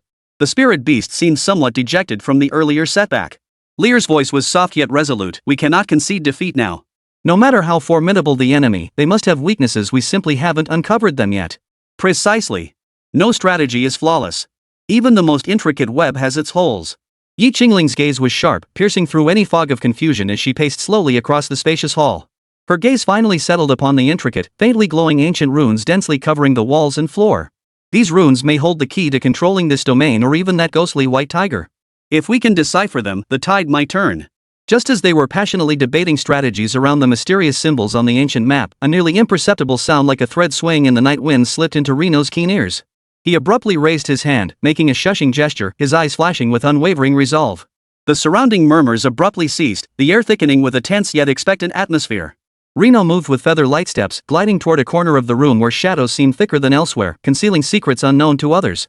There's a switch here. Reno's voice was low and thick with unchecked excitement as his fingers lightly touched a seemingly ordinary stone tile. Ancient patterns were faintly carved into the stone, seeming out of place with its surroundings. Looks like it could affect the flow of those runes. His eyes shone with the light of discovery, as if he already foresaw the turning point this find would bring. Alright, we'll split up. Jiang Ling made the decision swiftly, his voice calm and decisive, a crucial quality in this critical moment. Time trickled away like sand in an hourglass, each grain precious. They had no time to waste. Reno and I will handle this mechanism. Proceed with utmost caution. Lear, Qinhao, Yi Qingling, the three of you use your speed and agility to stall the left guardian and his netherworld white tiger, buying us precious time. At Jiang Ling's command, the group sprang into action without hesitation. Jiang Ling and Renua held their breath, their fingers lightly touching different parts of the mechanism. Each attempt felt like unraveling a millennia-old puzzle. Under their control, the runes shifted slowly, as if ancient incantations were being rewoven, releasing a faint yet hopeful glow. Meanwhile, on the other side, Lear, Qinhao, and Yi Qingling faced the left guardian and his ferocious netherworld white tiger in a breathtaking battle. A cold smile played on the left guardian's lips, seemingly dismissive of their petty schemes. Do you truly believe these trivial tricks can stop us? His voice echoed through the vast space, dripping with arrogant disdain. Meanwhile, the netherworld white tiger charged like a silver bolt of lightning. Each pounce sent subtle tremors through the air, its razor-sharp claws and fangs tearing through the atmosphere, leaving behind phantom cracks that showcased its earth-shattering power. Chapter 95, The Lu family arrives. Your resistance merely delays the inevitable, the left guardian snorted coldly. With a flick of his sleeve, more black mist surged forth, attempting to engulf the three completely. Delay is also a tactic, Lear murmured with a faint smile. The bell's chime grew more urgent, and the silver moon beast's assault intensified. Each leap precisely disrupted the yin-yang white tiger's rhythm, creating openings for Qinhao and Yi Qingling. Moreover, we never fight alone. As Yi Qingling finished speaking, she exchanged a glance with Qinhao. Simultaneously leaping left and right like dazzling twin stars, their swords and daggers traced crisscrossing trajectories through the air, closing in on the left guardian. The left guardian's form flickered, effortlessly evading both strikes. Yet for the first time, his expression turned grave. He realized that these opponents before him possessed not only extraordinary strength, but also an unmeasurable willpower and teamwork. You truly have impressed me, the left guardian's voice carried a hint of genuine respect for the first time. But the scales of victory will never tip in your favor. At that moment, faint mechanical whirring emanated from Jiang Ling and Renua's position. As the glow of ancient runes abruptly shifted, the atmosphere within the entire hall seemed to undergo a subtle transformation. It's too late. The plan has already begun. Panic flickered in the left guardian's voice for the first time as he realized he had underestimated his opponent's capabilities. So what if it's activated? We exist to make the impossible possible. Jiang Ling's voice emerged from the shadows as he and Renaud materialized. Behind them, the disturbed stone slab had fully embedded itself into the wall. The surrounding runic currents reversed, and the blue light emanating from the netherworld white tiger began to flicker unsteadily. No! What have you done? Roared the left guardian, struggling to regain control only to find the familiar energy feedback now chaotic and disordered. What we did matters little. What matters is that your plan ends here. Jiang Ling advanced steadily, his gaze piercing as his sword glinted coldly in the candlelight. You. The left guardian tried to speak, but was cut off by a sudden surge of energy. Deprived of its stable energy supply, the netherworld white tiger grew frantic and restless. Its deafening roar shook the entire hall. Now, let us end this. Lear's bell chimes intertwined with the silver moon beast's roar, forming an invisible force that propelled the battle toward its climax. Qinhao and Yi Qingling seized the moment to launch their final assault. Their attacks pierced the darkness like the first light of dawn, striking the left guardian's vital points. Seeing the dire situation, the left guardian attempted to retreat, but it was too late. Amidst a flurry of light and shadow, he was cornered. With a final, unwilling roar, he vanished into the protective barrier of the netherworld white tiger, leaving only a pool of black mist and fading runes behind. Did we succeed? Lear gasped, her gaze darting among her companions for confirmation. Jiang Ling bent down to examine the crystal core left on the ground. Though its blue glow had dimmed, it still radiated an alluring pulse of power. A thought struck him. He picked up the crystal core and looked toward the Rakshasa Tiger, who stood nearby, slightly weary yet still alert. Rakshasa Tiger, this is your reward. He slowly extended the crystal core toward the Rakshasa Tiger. The Rakshasa Tiger seemed to sense something. It growled softly, sniffed the crystal core, then swallowed it whole without hesitation. Instantly, a faint blue light blossomed from within the beast. It roared in agony, its limbs thrashing against the ground as if undergoing a transformation. The group gathered nervously around it. Lear gently shook her bell, attempting to soothe the turbulent energy. As time passed, the Rakshasa Tiger's roar gradually subsided. When the light faded, its eyes held a new depth and mystery unlike before. It worked! The Rakshasa seems to have gained new power, Jinhao exclaimed in awe, having never witnessed such a strange transformation. The power of the netherworld, ancient and formidable, Jiang Ling mused. This might be our new weapon against the Shadow Organization. But now is not the time for discussion. We must leave immediately before complications arise, Renault cautioned, his gaze sweeping the surroundings, ever vigilant for potential pursuers. Jiang Ling nodded in agreement. They quickly gathered their gear and prepared to withdraw. Before leaving, he glanced back at the massive obsidian slab, silently vowing to utterly destroy the Shadow Organization and prevent any force threatening the continent's peace from rising again. Let's go. We still have much to accomplish, Jiang Ling declared with unwavering resolve. Leading his team, he retreated step by step along the concealed passage they had taken to enter, exiting the Shadow Tower. The night remained deep and dark, yet a fire burned within each of them, a hunger for victory and an unwavering belief in a brighter future. They knew this battle was merely a small victory in a long journey. Greater challenges still lay ahead. Where do we go next? Lear asked softly, the silver moon beast standing quietly beside her, seemingly awaiting the answer too. Back to camp, Jiang Ling replied, his gaze piercing the night as if already seeing the path ahead. We need to consolidate intelligence and formulate our next plan. And we must help Luocha adapt to its new power. It will be our trump card. And after that? Jinhao pressed, his eyes flickering with both anticipation and apprehension. After that? Jiang Ling smiled faintly, his expression radiating boundless courage and resolve. After that, we will strike at the heart of the matter, unveil the final veil of the Shadow Organization, and let light shine into every corner. You're right. No matter how difficult the path ahead, we'll walk it together. Jiang Ling echoed, her voice firm and warm, like the brightest star in the night sky. Together, until the final victory, Reno added, his fist clenched, warrior's resolve flashing in his eyes. It seemed trouble always followed like a shadow, relentlessly pursuing, impossible to evade. A wry smile tugged at Jiang Ling's lips, a blend of resignation and resolve. His gaze, sharp as a falcon's, pierced the thin morning mist, sweeping over the unwelcome guests, the Lu family's entourage. The Lu family's leader wore an ornate brocade robe, its intricate patterns woven with gold and silver threads shimmering in the faint dawnlight, a testament to his master's nobility and arrogance. Behind him marched a squad of disciplined retainers, their steps perfectly synchronized. Clad uniformly in sleek black attire, their expressionless faces radiated the cold ruthlessness of professional assassins. Even more striking were the fiery wolves that accompanied them. Their coats blazed with a fiery crimson, like flowing lava, their eyes flashing with a hunger for battle and a bloodthirsty gleam.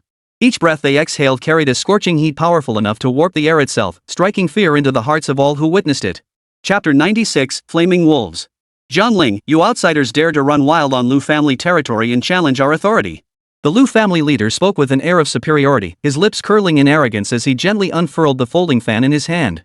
That seemingly casual gesture stirred a subtle ripple in the air currents, an invisible aura of pressure spreading silently, making the surrounding atmosphere feel heavier.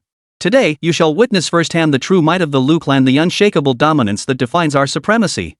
Facing the provocation, Jiang Ling maintained a rare composure and calmness. Her voice was clear and resolute, as if it could pierce through all illusions. Lu family head, we harbor no hostile intent. Yet your clandestine collusion with the Shadow Organization has severely threatened our very existence and convictions. This crosses a line no one can tolerate. Boundary? The Lu family head erupted in a wild, derisive laugh, his voice dripping with contempt and scorn. Young lady, you are truly naive. In this turbulent age, so-called boundaries are nothing but self-comfort for the weak. Here, power, only absolute power, is the sole standard that determines and measures everything.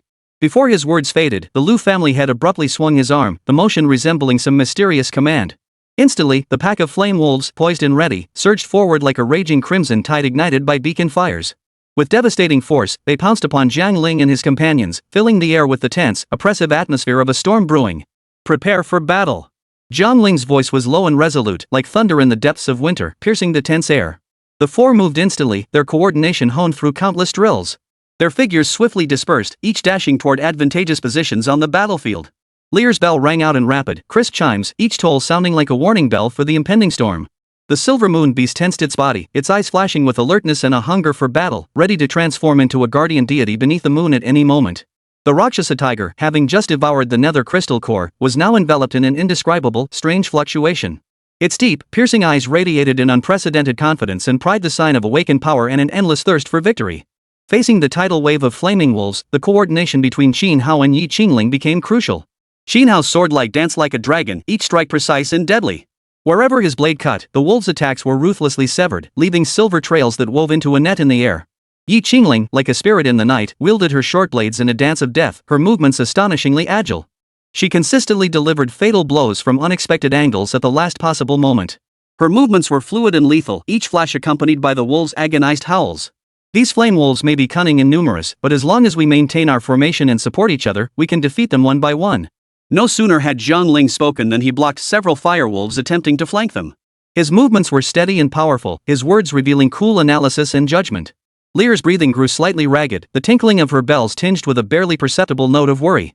But if we keep fighting like this, our stamina and spiritual energy will gradually deplete. Renua frowned deeply, his gaze sweeping the wolf pack in search of a breakthrough. Lyre is right. We must find a more effective strategy to break this stalemate. Just as everyone was at a loss, the Rakshasa Tiger suddenly let out a deafening roar. The sound carried an oppressive force that seemed to emanate from the depths of the netherworld. With the roar, the nether energy within the Rakshasa Tiger seemed to find an outlet. Its fur glowed with mysterious blue halos under the shadowy light. Then, like a meteor, it plunged into the heart of the flaming wolf pack. Empowered by its newly acquired nether energy, the Rakshasa Tiger moved with effortless grace among the wolves. Each swipe of its claws unleashed a torrent of nether force, sending the flame wolves tumbling like scarecrows in a wheat field. The air thickened with the wails of despair. Rakshasa Tiger, well done. Xinhao's cheers brimmed with excitement and inspiration. This display of power acted like a shot of adrenaline, instantly igniting everyone's fighting spirit. Under the Rakshasa Tiger's lead, the group's assault grew fiercer, and the previously stalemated battle began to show signs of turning in their favor. In the distance, the Lu family head watched in disbelief as his flame wolf pack suffered unprecedented devastation, their retreat becoming unstoppable. Shock and resentment etched his face as he inwardly marveled, how could a mere beast undergo such a transformation in such a short time, displaying power capable of overturning the entire battle? This outcome far exceeded all his expectations, filling him with deep apprehension about the battle's conclusion. Lu family head, cease this now. Your actions will inevitably face the punishment they deserve. Jiang Ling advanced step by step, his sword tip pointing at the ground, yet radiating a bone-chilling aura. You'll pay for this. The Lu family won't let this rest. Gritting his teeth, the Lu family head spat out a threat before fleeing in panic with his remaining retainers and the wounded flame wolf. With the Lu family's retreat, the others weren't saints either. They immediately headed to the Lu residence, intent on cutting off the root of the problem. They found the Lu family gates tightly shut. The Rakshasa Tiger seemed to sense danger, pacing restlessly at the entrance. Something's off, Jiang Ling murmured, a barely perceptible furrow of worry creasing his brow. His gaze, sharp as an eagle's, fixed intently on the Lu family gate, ordinary in appearance, yet radiating an eerie aura. Even the Rakshasa Tiger now seemed restless, occasionally growling softly and pawing at the ground. All signs pointed to secrets lurking behind the gates, far from the calm surface. Rakshasa Tiger's reaction suggests there might be an ambush inside. He added, narrowing his eyes as if to pierce through every hidden detail. The doors stood tightly shut, not even a sliver of light escaping through the cracks. The silence was so profound one could hear their own heartbeat. The mansion felt like a shell forgotten by time. It stood in stark contrast to the vibrant scenes of the Lu household he remembered, brightly lit and bustling with guests. We cannot act rashly. We must proceed with caution. Yi Qingling's voice was clear and calm, like mountain spring water cutting through the tense air. Her eyes shone with keen intelligence, missing not the slightest movement, every minute change within her perception. Lear gently shook the bell in her hand, a delicate, petite silver chime that emitted a melodious and mysterious tune with each sway of her wrist. Accompanied by the chime, a massive silver moon beast slowly followed. Its eyes flashed with a knowing light mirroring Lear's, as if an indescribable bond existed between them. Chapter 97, Secrets of the Netherworld. The tinkling of the bell intertwined with the beast's roar, creating a strange harmony. They attempted to touch the secrets behind that door through this unique method. Yet the only response was an echo fading into the air, tinged with a touch of loneliness. Let me try. Renua's steady voice broke the brief silence. He strode forward and pulled an unassuming metal sphere from his robe. The sphere's surface was engraved with intricate patterns, emitting a faint metallic sheen. With a gentle toss, the sphere touched the ground. Instantly, as if guided by an invisible force, it shattered into countless minuscule mechanical insects. They slipped silently through the door's crevice, like a silent army of scouts, beginning their meticulous exploration of the Lu family's inner sanctum. The tension in the air was palpable, stretching the nerves of everyone present. Time seemed to freeze in that moment, each passing second tugging at their frayed nerves. Renault's eyes were fixed on a tiny device in his hand, the terminal receiving feedback from the mechanical bugs. Finally, his pupils contracted slightly, as if receiving a crucial signal. The place is riddled with traps and mechanisms. His voice thick with gravity. And... Reno's words abruptly halted, his expression turning grim. There's a powerful energy source deep within the Lu family compound. The sensation of that power is strikingly similar to the nether force we encountered before. At these words, a chill ran through everyone present. That unknown, formidable power undoubtedly cast an even darker shadow over this expedition. It seems the secrets hidden within the Lu family run far deeper than we imagined. Jiang Ling said solemnly. He knew well that once they crossed this threshold, they would face challenges unlike any they had encountered before. Then what are we waiting for? We've come this far, there's no turning back now. Xin Hao gripped his sword hilt tightly, his eyes blazing with the fire of battle. For him, no matter what lay ahead, be it mountains of blades or seas of fire, he would press on to the end. Very well. In that case, we must proceed with even greater caution. Jiang Ling nodded in agreement before assigning roles to the others. Reino, you handle long-range support and intelligence gathering. Lear, your bell chimes can disrupt enemy judgment, buying us crucial time in critical moments. Yi Qingling, your speed is our best weapon for breaking through. As for me, I'll draw as much fire as possible to clear a safe path for everyone. With roles assigned, the four took their positions. The Rakshasa Tiger seemed to sense the impending battle, its ghostly blue glow intensifying. It let out a low growl, as if rallying its own spirit. Move out. Jiang Ling gave the order, and Renault maneuvered the mechanical insect ahead to clear a relatively safe path for them. As the door creaked open with cautious care, a musty, chilling air swept over them, as if foretelling the unknown darkness they were about to enter. Beyond the door lay a labyrinthine maze. The walls lining the corridors were hung with an array of weapons and armor, each radiating a faint aura of bloodshed that instilled an oppressive feeling. The powerful energy source seemed to lie at the very heart of the labyrinth, drawing them deeper step by step. Be cautious. Every inch of ground here could conceal traps, Yi Qingling whispered as a ghostly figure, darting through the dim corridors to scout the path ahead. Under the cover of the quiet night, everything should have been silent. Yet suddenly, a series of hurried, heavy footsteps thundered like a clap of thunder. It tore through the surrounding stillness, making every molecule in the air seem to tremble. The uninvited guests were a group of black-clad guards. Like specters, they surged from the shadows. Beneath their masks, their eyes flashed not with the panic one might expect when facing unknown creatures, but with an icy, bone-chilling resolve and murderous intent. They were the Lu family's Iron Guards warriors embodying both loyalty and ruthlessness. Poof. The Lu family's minions dare show their faces at this very moment? Have they grown tired of living, deliberately coming here to meet their end? A cold, disdainful sneer curled the corners of Qin Hao's mouth. His long sword seemed to respond to his master's intent. In an instant, it blazed with dazzling light. Sword shadows danced through the air, each strike and slash targeting vital points with deadly precision. Like a dance of death, it wove crimson trails through the crowd, effortlessly carving a path to freedom. Amidst the fierce battle, a crisp, melodious chime echoed faintly, the mysterious bell in Lear's hand taking effect. The bell's sound carried an indescribable magic, clear yet tinged with a hint of chaos. It quietly seeped into the consciousness of the black-clad guards, slowing their movements and clouding their eyes with confusion. This provided Qin Hao's group with a precious moment to catch their breath and prepare a counterattack. Confirmed. The energy source we seek is hidden within that chamber. Ranua's voice crackled clearly through the communicator, cool and resolute. Simultaneously, the tiny mechanical bugs he remotely controlled navigated the intricate architecture, ultimately revealing a cleverly concealed entrance to a secret chamber. From within, a relentless surge of powerful, heart-stopping energy fluctuations emanated. Attention all, target acquired. The chamber is our objective. Full speed ahead, no hesitation. Team leader Jiang Ling's voice thundered like a battle drum, igniting the resolve within each member.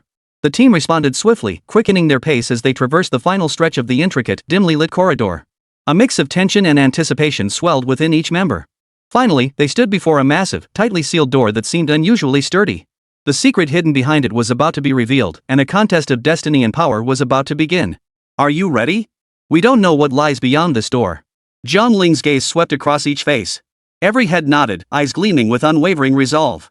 3, 2, 1 push. At Jiang Ling's command, the four pushed the heavy door open together. An even more potent wave of shadowy energy surged forth, nearly suffocating them. In the center of the room, a massive crystal sphere hung suspended in midair, radiating a deep blue glow, the very source of that energy. Beneath the crystal sphere, Lu, the family head, stood before it, his hands pressed tightly against the crystal sphere. A mad, mesmerized grin spread across his face. Welcome to my sanctuary, you insignificant creatures. Are you prepared to embrace true power? Lu's voice echoed through the chamber with an eerie resonance. Head of the Lu family, in your pursuit of this power, you have colluded with the Shadow Organization and sacrificed the innocent. Your sins are beyond description, Jiang Ling said coldly, his sword poised for action. Sins? Ha! In this world, power is everything. With it, I shall become the true ruler. Lu Jiazhu roared with maniacal laughter. His body began to be enveloped by shadowy energy, his form gradually warping as power surged violently within him. Then let us see, is your twisted power truly formidable, or do our conviction and unity prevail? Xin Hao roared, charging forward first, his sword tip aimed directly at the Lu family head's heart. Chapter 98, Madness. Stop, Lu family head. Jiang Ling's cry pierced the trembling chaos like the first light of dawn, his voice carrying an unignorable mix of resolve and grave concern. He knew well that once this ancient, violent force spiraled completely out of control, the consequences would be far more than mere disaster. It could shatter the foundation and glory the Lu family had painstakingly built over centuries, reducing everything to nothingness. Enveloped by the shadowy power, the figure of the Lu family patriarch grew hazy and eerie, no longer resembling a mortal form but a dark shadow poised to devour everything. His laughter carried a near-maddened sense of liberation and arrogance. Honor? Legacy? Ha! Those are nothing but gilded shackles binding the weak. In this world, only power is the sole truth. Mastering this power, I, the Lu family patriarch, shall transcend life and death, rise above all creation, and become the true sovereign. You are mistaken, Lu family head. Yi Qingling's words flowed like mountain spring water, cool, clear, and piercing through the fog of madness. True strength does not stem from conquering and plundering the outside world, but from the unyielding conviction deep within one's heart and the unbreakable trust between comrades. These are the true forces that sustain us, allowing us to find light even in the darkness. As she finished speaking, Yi Qingling's form seemed to merge with the night, transforming into the swiftest soul of a black panther, or a shadowy figure drifting in the breeze, elusive and impossible to grasp. The short blade in her hand traced sharp, precise silver arcs through the dim light, targeting the minute, fragile gaps in the Lu family head's protective barrier. She aimed to strike with lightning speed, interrupting the ritual that was about to touch upon the forbidden realm. Yet the Lu family patriarch's defenses far exceeded all expectations. The shield forged from the power of the netherworld stood like an impenetrable barrier beneath the abyss, effortlessly deflecting Yi Qingling's storm-like assault. But seemed to possess a life of its own, channeling the opponent's force to unleash surging waves of countering energy. This counterforce compelled Yi Qingling to unleash her transcendent footwork. In a life-or-death instant, her form retreated like a ghostly apparition, deftly evading the lethal backlash energy and averting the fate of being consumed by it. Foolish! How could you mortals possibly comprehend the true essence and boundless allure behind this power? The Lu family head's laughter brimmed with contempt and arrogance. The power surging through his hands grew ever more turbulent, like raging waves in an ocean. The entire enclosed space trembled under the crushing pressure of this force. Cracks spread across the ancient stone walls. A palpable heaviness and oppression filled the air, as if time and space itself had frozen. Just as the crisis reached its peak and despair threatened to consume everything, Lear gently shook the bell in her hand. Its clear, melodious chime pierced the darkness like heavenly music, creating a mysterious resonance with the deep, drawn-out roar of the silver moon beast in the distance. This resonant force invisibly wove a spiritual protective net, slowly dispelling the suffocating oppression around them and bringing a rare sense of ease and tranquility to the space. Within the bell's chime lay gentle comfort and an unyielding hope. It seemed to tell everyone that even in the face of boundless darkness and formidable foes, as long as the light within their hearts remained unquenched, the spark of hope would never be extinguished. At this critical moment, the Rakshasa Tiger, which had been silently observing, suddenly let out a deafening roar that echoed through the heavens. With this roar, the netherworld power within the Rakshasa Tiger seemed awakened by some mysterious force, beginning to resonate subtly with the surging power of the Lu family head. A previously unseen intelligence flashed in the Rakshasa Tiger's eyes. In that instant, it seemed to grasp the key to countering this terrifying force. Rakshasa Tiger, what do you sense? Jiang Ling keenly detected the beast's unusual state, a glimmer of hope rising within him. The Rakshasa Tiger let out a low growl, signaling for everyone to draw near. Guided by the beast, Jiang Ling and the others formed a tight formation around the crystal ball. Their individual powers converged in that instant, coalescing into a formidable counterforce. Together, we resist this twisted force. Jiang Ling commanded in a deep voice. United in purpose, they channeled their spiritual energies into a single focal point, the connection between the Lu family head and the crystal sphere. As their energies merged, a warm, pure light radiated from their center, starkly contrasting with the twisted, shadowy power emanating from the Lu family head. The two forces collided in the air, sending ripples of energy across the room, transforming the space into a battlefield where two extreme powers clashed. Impossible! You insignificant ants, how could you possibly possess the strength to oppose me? Panic crept into the Lu family head's voice for the first time as he felt his control begin to waver. Because we believe that justice and light will ultimately dispel the darkness. Xin Hao's sword tip channeled the collective conviction of all present, transforming into a brilliant beam of light that shot directly toward the connection point between Lu Jiazhu and the crystal orb. Under the impact of that light, Lu Jiazhu's form shook violently. His link to the netherworld power began to dissolve. The ghostly blue glow within the crystal ball gradually dimmed, eventually shattering into millions of specks of light that dispersed into the air. No Lu Jiazhu's agonized scream echoed through the chamber. With the netherworld power gone, he collapsed to the floor, his eyes filled with bitter resentment and terror. Ha! Do you truly believe this is enough to defeat me? How naive! Struggling to his feet, Lu Jiazhu wore a savage grin. His gaze swept over every person present, finally settling on the shattered crystal ball. Very well then. Let us see whether your convictions are stronger, or if the ancient power of the cosmos, the fury of space itself, prevails.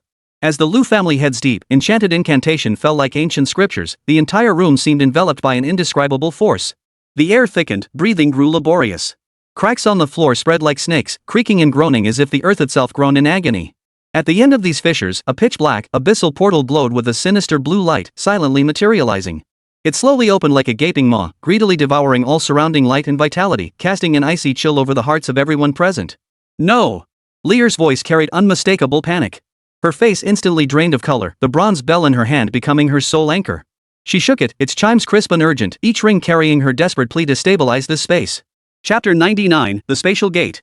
Yet, though the bell's ring was clear and piercing, it seemed utterly insignificant against the powerful pull of the spatial gate, like a candle flame in a storm, ready to be extinguished at any moment. Jiang Ling reacted swiftly and decisively, his voice unwavering against the howling wind. We must stop him, or all will face endless darkness and unknown terror. With that, he commanded a swarm of tiny yet intricate mechanical insects. These silver creatures hummed as they carried his meticulously designed interference program, bravely flying toward the edge of the spatial gate, attempting to locate and disrupt the delicate structures maintaining its stability. Xin Hao's brows furrowed deeply, forming a pronounced V-shape. His eyes held both resolve and worry. As a seasoned warrior, he understood what stepping into that unknown space truly meant. It was almost equivalent to bidding farewell to the world forever. His form flickered like an arrow released from its string. His sword drew from its scabbard, its tip pointing directly at the Lu family head. His voice was cold and unwavering. Lu family head, you are courting death, and you will drag the innocent into an abyss of eternal ruin. The Lu family head's laughter echoed through the room, filled with madness and despair. His body was enveloped in a dark purple light emanating from the underworld, his final struggle, his most desperate gamble. He had sacrificed his own life to forcibly bind his soul to the spatial gate, attempting to accelerate its opening. His twisted face was twisted into a grimace of savagery and reckless ferocity. We cannot let him succeed. Yi Qingling's voice was soft yet carried an unwavering resolve. Her eyes flashed with determination and defiance, the dagger in her hand as sharp as her will, poised for a final stand. In that moment, she gripped Jiang Ling's arm tightly. Her bright eyes held not only resolve but also profound concern for her companion. Jiang Ling, don't go alone. Her tone carried commanding resolve, yet it was also filled with warmth and reluctance. We face this together. Whatever the outcome, life or death, we stand shoulder to shoulder. This resolve shone like a beacon, illuminating the fear and unease within every heart present. Jiang Ling turned back, meeting Yi Qingling's resolute gaze. A complex surge of emotion welled up within him, too profound for words. He knew full well that taking this step might mean parting forever, but he understood even more clearly that if they couldn't stop the Lu family head in time, everyone would face utter destruction. He gently patted Yi Qingling's hand and offered her a reassuring smile. Qingling, protect everyone. This is our last chance. The words barely left his lips when Jiang Ling suddenly pulled free from Yi Qingling's grasp. With a mighty leap, he plunged headlong toward the slowly opening, pitch-black portal. His figure traced a resolute arc through the air, like the brightest star in the night sky, plunging without hesitation into the unknown abyss. Jiang Ling! Yi Qingling cried hoarsely, yet without hesitation, she followed in his wake, charging toward the all-consuming portal. In her eyes, having chosen to fight side by side, they must face whatever lay ahead, life or death together. Stop! You're courting death! Lu, the family head, watched the scene unfold. A flicker of shock crossed his face before being replaced by madness. He intensified his control over the spatial gate, attempting to accelerate its devouring speed, to trap the two forever within that endless void. After a violent tremor, the spatial gate suddenly blazed with intense light before abruptly contracting, as if forcibly shut by an invisible force. As the light faded, Lu's figure staggered. His eyes widened in disbelief as he stared at the ground, now calm and still. Where was the trace of the spatial gate? How is this possible? Lu's voice trembled. He felt an unprecedented panic. That force powerful enough to tear space apart had simply been neutralized? Lear's bell now rang with even greater clarity, her eyes flickering with an unusual light. Though she couldn't precisely sense Jiang Ling and Yi Qingling's condition, that faint connection told her they were still alive. But, where had they gone? Jiang Ling, Yi Qingling, where are they? Xin Hao sheathed his sword, his voice thick with worry. His gaze swept the empty room, searching for any clue. They're fine. I can sense it. Lear murmured softly, her gaze fixed on the shattered crystal ball as inexplicable emotions stirred within her. The spatial gate has closed, but it seems they were transported elsewhere. Somewhere else? Xin Hao's eyes held both worry and curiosity as he seemed to sense something in his own way. We must find them. Lear's words carried unwavering resolve. She looked at the Rakshasa Tiger, whose intelligent eyes seemed to agree with her decision. Rakshasa Tiger, can you sense their direction? The Rakshasa Tiger let out a low growl, its nostrils twitching slightly as if catching faint traces in the air. Moments later, it turned its head toward a corner of the room. There, an inconspicuous stone slab trembled faintly under the lingering aftereffects of the netherworld power, emanating an unusual aura. There, Lear detected sharply.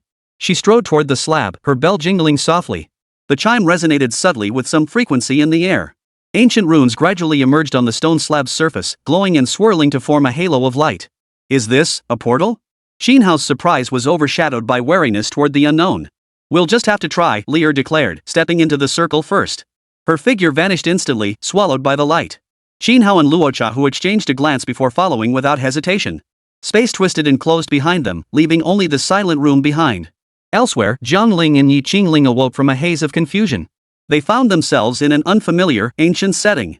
Massive stone pillars supported a vaulted ceiling carved with long-lost totems. At the center lay an open plaza, surrounded by scattered fragments of bizarre mechanical contraptions. Clearly, this was the remnant of some ancient civilization. Where are we? Qingling surveyed the surroundings, her voice tinged with confusion. Jiang Ling massaged his temples, trying to gather his thoughts. Looks like we've been transported to an unknown place. Lear and the others should be able to track us down. For now, let's explore. We might find clues about this space.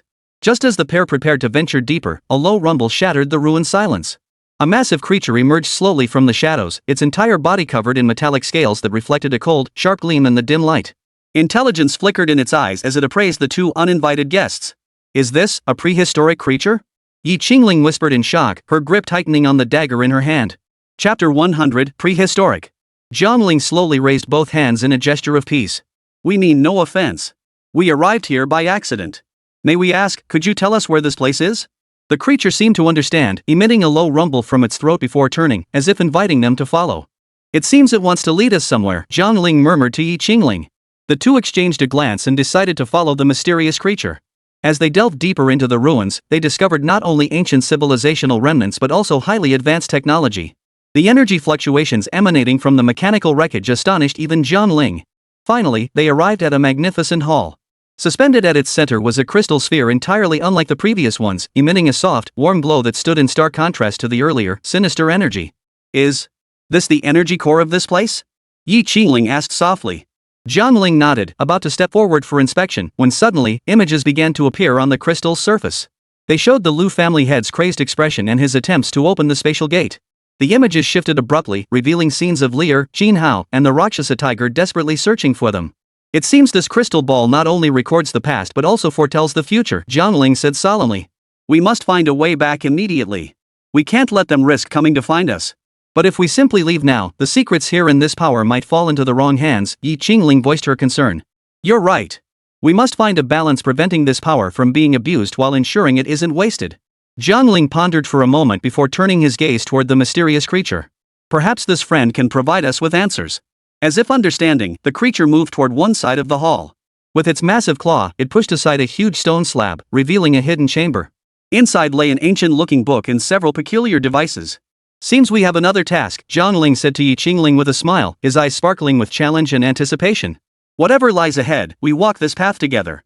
Qingling replied. They exchanged a knowing smile, then stepped hand in hand into the chamber, determined to unravel the secrets of this ancient ruin while seeking the key to returning to their world.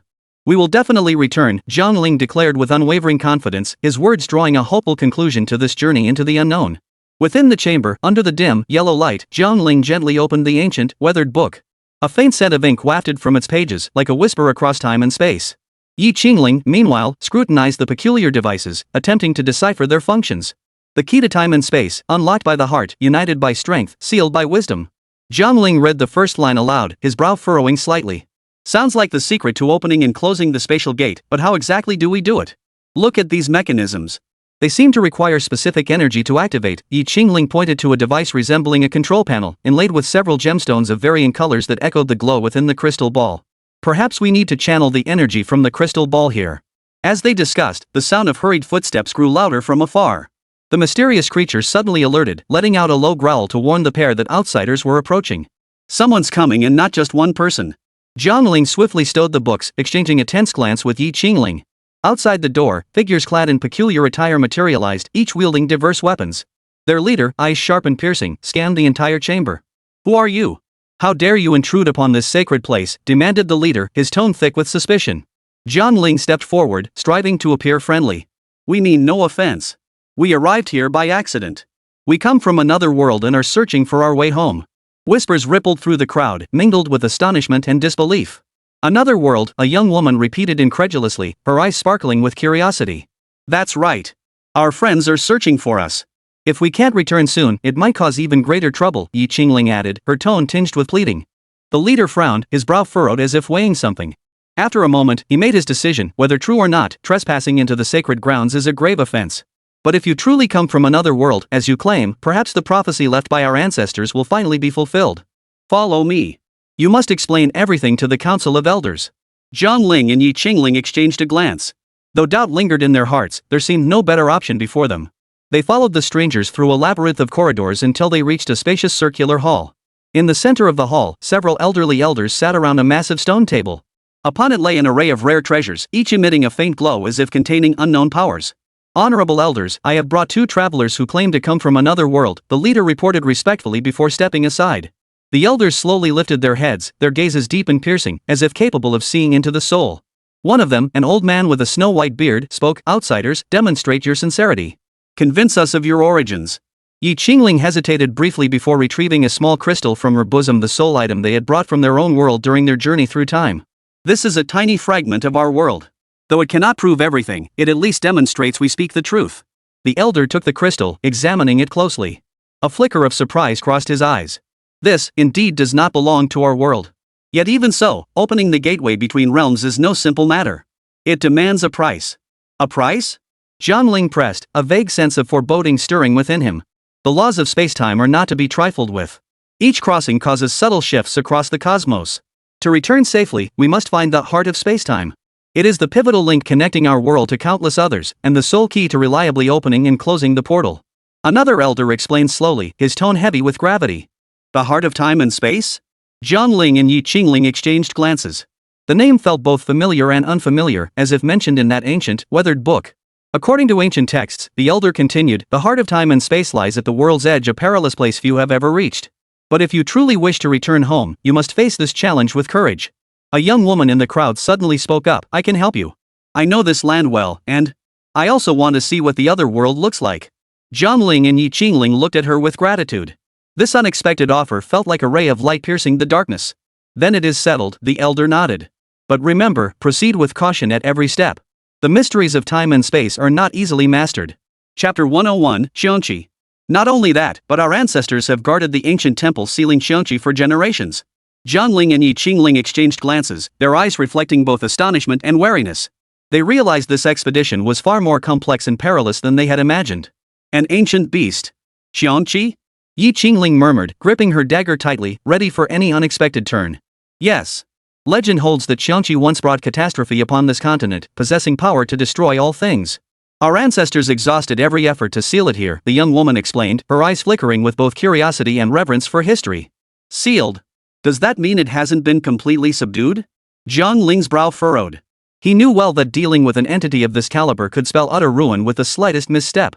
The seal is strong, but time is relentless. There will come a day when it weakens, the elder sighed. That is why we have been searching for a permanent solution. Perhaps your arrival is fate itself. Jiang Ling and Jiang Ling were caught off guard by this sudden responsibility, but thinking of Lear, Jinhao, and the Rakshasa Tiger anxiously waiting in the outside world, they knew they must find a way home no matter what while doing their utmost to help this world's inhabitants avert the looming threat. We are willing to try, but we need your help and guidance, Jiang Ling replied calmly, his eyes reflecting unwavering resolve. Very well. We shall provide all necessary knowledge and resources. The elder nodded, then instructed the young woman, Lena, you know the ruins well. You shall lead them to the sealed site. This will also serve as a test for you. Lena accepted readily, her eyes sparkling with eager anticipation. Turning to Jiang Ling and Jiang Ling, she whispered, follow me. Along the way, I'll tell you everything about the Xiongqi. The trio embarked on their journey to the sealed land, navigating countless traps and ancient guardians along the way. Every step was fraught with uncertainty and peril. Drawing on her deep knowledge of the ruins, Lena skillfully guided them past many deadly obstacles. Xiongqi is called a ferocious beast not only because of its power but also because it can manipulate the negative emotions within people's hearts, driving them to slaughter one another, Lena explained as they walked. Therefore, maintaining inner peace and steadfastness is crucial.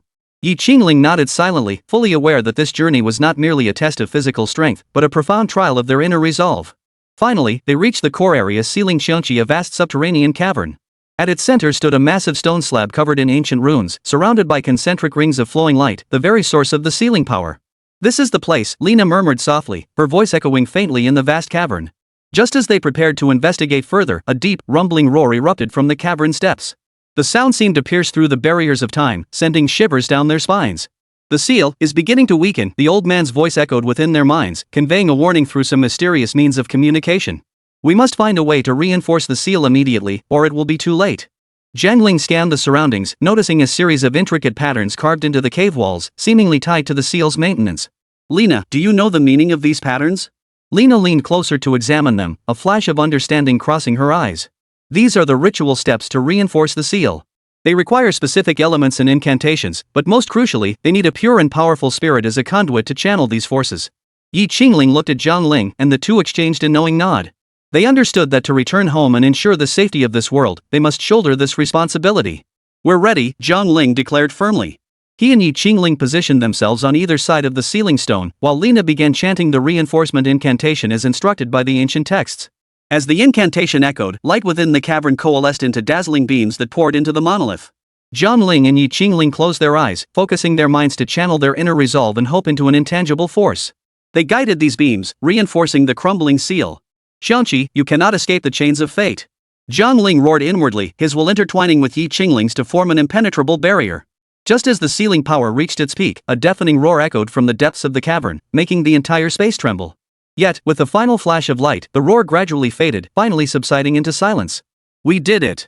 Lena gasped, her face radiant with disbelieving joy. Jiang Ling and Yi Qingling slowly opened their eyes. The light on the sealing stone grew steadier, and the air around them seemed to become fresher. They exchanged a smile, exhausted, yet filled with a profound sense of accomplishment. "We've not only found a clue to return home, but also protected this world," Yi Qingling murmured softly, her voice brimming with tenderness and resolve. "Yes, but our journey isn't over yet." Jiang Ling tightened his grip on Yi Qingling's hand. "Now, let's find the heart of time and space, return to our world, and tell Lear and the others we did it." The trio set off on their return journey, hearts brimming with renewed hope and resolve. Throughout this extraordinary adventure, they had not only discovered themselves but also witnessed the power of courage and sacrifice, and the wondrous connections between different worlds. Just as the trio basked in the joy of victory, preparing to leave the sealed realm, a sudden wave of dark energy engulfed the entire cavern. The air thickened with an oppressive, malevolent aura. Jiang Ling and Yi Qingling scanned their surroundings with heightened alertness, noticing an eerie black mist rising from the surface of the ancient rune-covered stone. Something seemed to be struggling to break free from within the seal. "Oh no! The Qiangqi is using its last strength to tempt us." Lena's expression darkened as she urgently warned. "Jiang Ling, be careful. It will exploit your fear, anger, or desire." Yi Qingling clasped Jiang Ling's hand tightly, her eyes reflecting both concern and encouragement as she tried to build a mental barrier for him with her own strength. Jiang Ling took a deep breath, striving to steady his emotions. He knew that at this moment, even the slightest wavering could give the Qiangqi an opening to break free. "I understand, Yi Qingling. We must trust each other, and more importantly, trust the light within our hearts." Just then, a low, seductive voice echoed in their minds, coiling around every thought like a venomous snake. "Jiang Ling, do you crave power? I can grant you strength beyond imagination, make you the master of this world. Even help you find your way home." Chapter 102, Temptation. Jiang Ling's pupils contracted slightly. The voice seemed to touch the deepest longing within his heart. But he quickly realized this was Qiangqi's trickery and responded firmly, "True power does not come from external gifts, but from inner perseverance and conviction. I will not be tempted by you. Foolish human. Then let me see if your conviction can withstand the onslaught of despair." A hint of irritation tinged Qiangqi's voice as black mist coalesced into form, conjuring a colossal shadow hand that surged toward Jiang Ling. Yi Qingling, seeing this, swiftly positioned herself in front of Jiang Ling. Her short blade glowed brightly as she swung at the shadow hand. "Xiangqi, don't you dare touch a single hair on his head." Simultaneously, Lena chanted her incantation. Ancient light gathered once more, forming a protective barrier that enveloped the three of them, shielding them from Qiangqi's assault.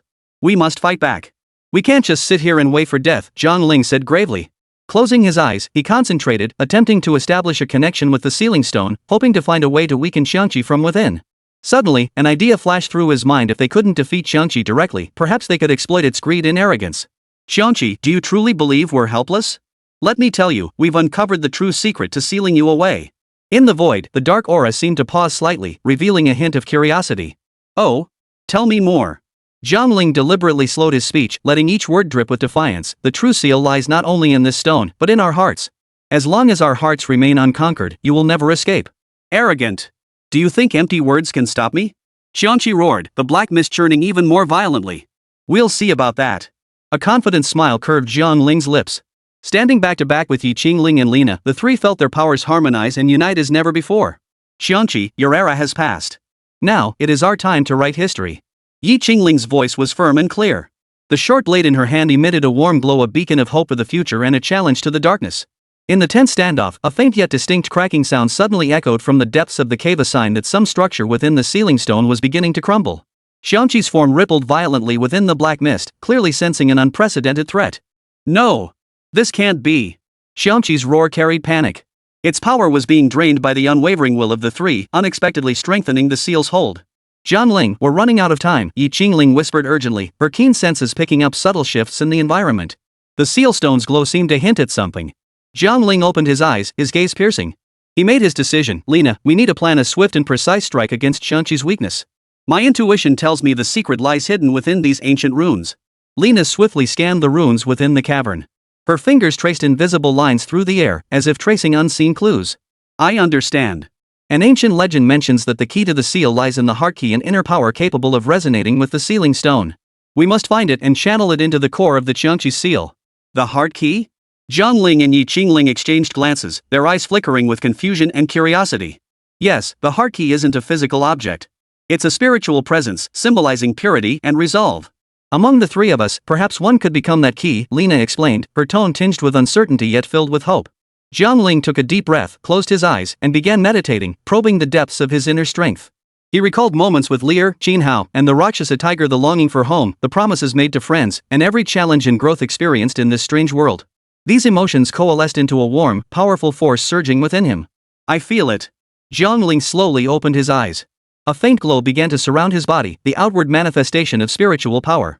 Each of us could be the key of the heart. We just need to merge our beliefs and strength together. Hearing this, Jiang Ling and Lina closed their eyes in concentration, each tapping into their own inner strength. Whether it was the pursuit of knowledge, the steadfast defense of justice, or the yearning for freedom, all became the wellspring of their power. Together, direct our power toward the sealing stone. Jiang Ling commanded. Simultaneously, the three extended their hands forward, palms facing each other, forming a triangular energy matrix. Light surged from their bodies, coalescing into a brilliant pillar that shot straight toward the sealing stone. The runes on the stone seemed to activate, blazing with light that resonated with the power channeled by the trio. As the energy poured in, the black mist shrouding the monolith began to dissipate, and the Qianqi's roar gradually weakened. No! I won't be sealed again. Qianqi's roar carried despair, yet its struggles now seemed futile. The moment the light reached its peak, the entire cave trembled, then all fell silent. Qianqi's voice vanished, the black mist completely dissipated, leaving only tranquility and light. We succeeded? Jiang Ling asked incredulously, her voice trembling slightly. Jiang Ling and Lina exchanged a smile, one of relief and joy after enduring such hardship. Yes, we did it, Jiang Ling replied softly, his eyes sparkling with boundless anticipation for the future. But this is only the beginning, Lina added. We still need to find the heart of time and space to complete our mission. Exactly, Jiang Ling nodded. But for now, we have reason to celebrate. This battle has strengthened our conviction, no matter the hardship, as long as we stand united, no challenge is insurmountable. The three supported each other as they emerged from the cave, greeted by a bright sky and warm sunlight. Behind them, the sealed land returned to its former tranquility, as if silently witnessing the birth of this legend. You're right, Jiang Ling agreed with a smile, her expression tinged with mischief. After celebrating, we'll continue our quest to find the heart of time and space. But I have a suggestion. Since we've proven the power of teamwork, why not invite Lina to join us? Together, we can face the challenges ahead. At these words, a flicker of delight crossed Lina's eyes before she nodded solemnly. I accept. Fighting alongside you has been an experience unlike any I've known. Moreover, I wish to witness the moment you find your way home with my own eyes. Chapter 103, The Heart of Time and Space. It's settled then. Jiang Ling clapped his hands. An indescribable bond of trust and understanding flowed between the three. Now, let's leave this place and return to the village to share this good news. I'm sure Lear, Jin Hao, and Luo Cha will be overjoyed to hear we've sealed the Qianqi. They traversed the now quiet cave with cautious steps, each stride feeling unusually light, as if a heavy burden had been lifted. Along the way, the once deadly traps and mechanisms no longer seemed so terrifying to them.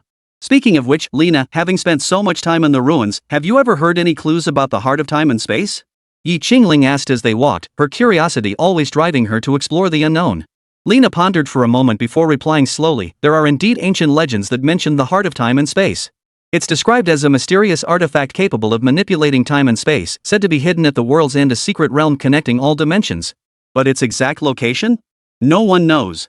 The edge of the world, a secret realm, sounds like another grand adventure. Jiang Ling gave a wry smile, yet his eyes sparkled with eager anticipation. Regardless, as long as there's a glimmer of hope, we can't give up. Exactly. And as the saying goes, the brave fear no danger, their ambitions span the four corners of the earth. Yi Qingling winked playfully, her optimism infecting everyone present. Ha! Well said. Then let's be true heroes and uncover the secrets of the heart of time and space. Jiang Ling's hearty laughter echoed through the cavern, infusing their unknown journey with boldness and anticipation. When they returned to the village, they were greeted by the villagers' enthusiastic cheers and grateful gazes. Lear, Jin Hao, and Luo Cha, who were especially overcome with emotion. They embraced the returning heroes tightly, listening intently as they recounted the harrowing tale of sealing the Qiangqi. As night fell, a bonfire blazed in the village center. People gathered around, sharing food and stories. Jiang Ling, Yi Qingling, and Lina sat by the flames, their tale becoming the most moving chapter of the evening. So, next, we must seek the heart of time and space. Jiang Ling gazed at the dancing flames, his eyes sparkling with anticipation for the future. This isn't just our journey, it's to protect this world, to ensure a disaster like Qiangqi never happens again. We stand with you. Wherever your path leads, this place will always be your home, the elder's voice carried through the crowd, filled with deep affection and unwavering trust. Thank you all. Yi Qingling rose to her feet, her voice gentle yet resolute. We'll carry your blessings forward with courage. This journey will become the most precious memory of our lives. Then, Jiang Ling rose as well, gazing at the brightest star in the night sky. Let us set out for that unknown realm, seek the heart of time and space, and begin a new chapter. As soon as Jiang Ling finished speaking, a brief silence fell over the gathering. Everyone was moved by this grand vision. Yi Qingling's eyes flashed with contemplation as she murmured softly, if that's truly the case, then everything we've done might not just be about returning home. It could be about the balance and future between two worlds. Lina nodded, her expression growing unusually serious. I did discover some vague records within the ruins. They mention that in ancient times, the two worlds once communicated, and the heart of time and space was the key to that bridge. Not only can it open doors to different worlds, but it also holds the secret to maintaining the order of the universe. It seems our mission is more daunting than we imagined. Jiang Ling clenched his fist, his gaze unwavering. But no matter what, we must uncover the truth. Only by solving all the mysteries can we ensure peace between the two worlds. The night breeze whispered softly as the conversation by the campfire deepened. The three engaged in a heated discussion about the ruins, the heart of time and space, and the connection between the two worlds. Lear, Jin Hao, and the Rakshasa Tiger joined in, each perspective adding fresh insights to the expedition. We must prepare thoroughly. Jin Hao rubbed his chin, his expression grave. This time, our adversary isn't merely a single monstrous beast, it may involve the mysteries of both worlds. Knowledge and equipment we can't afford to be lacking in either. And we must find a way into that secret realm, Lear added, her eyes sparkling with curiosity and longing for the unknown. If it truly connects different dimensions as legend says, the entrance must be deeply hidden. Perhaps it requires a special key or specific conditions. The Rakshasa Tiger nodded silently beside them. Though it couldn't speak, its piercing eyes brimmed with trust and support for its companions. The discussion stretched into the late hours, only ending as the campfire died down. Reluctantly, the group dispersed. Jiang Ling, Yi Qingling, and Lina gathered together, gazing up at the star-filled sky, their hearts filled with both anticipation and unease for the adventure ahead. Tomorrow, we begin gathering every possible clue and formulating a detailed plan. Jiang Ling broke the silence, his voice resolute. Whatever lies ahead, we face it together. Together, Yi Qingling and Lina echoed in unison, their hands clasped tightly as if silently pledging a shared vow. By the way, Lina, did you find any specific clues related to the origins of human civilization in the ruins? Yi Qingling suddenly recalled their earlier conversation and turned to ask Lina. Lina pondered for a moment before replying slowly. There were indeed mentions of ancient rituals and totems connected to early human beliefs and worship. It said these rituals were once used to communicate between two worlds, seeking power and wisdom. If we can trace the origins of these rituals, we might uncover more information about the heart of time and space. Then that's where we'll start. Jiang Ling rose to his feet, gazing up at the starry sky with a determined gleam in his eyes. Tomorrow, we won't just prepare for the next leg of our journey, we'll also delve deeply into these ancient rituals to uncover the secrets behind them. Agreed. It's settled then. Yi Qingling rose as well, her gaze meeting Jiang Ling and Lina's. An unspoken bond formed between the three. No matter how treacherous the path ahead, as long as we stand together, nothing is impossible. As night deepened, the starlight stretched their silhouettes, making them appear both insignificant and monumental. They were about to embark on a grand journey bridging past and future, spanning two worlds. And on this tranquil night, a simple exchange marked the beginning of their adventure.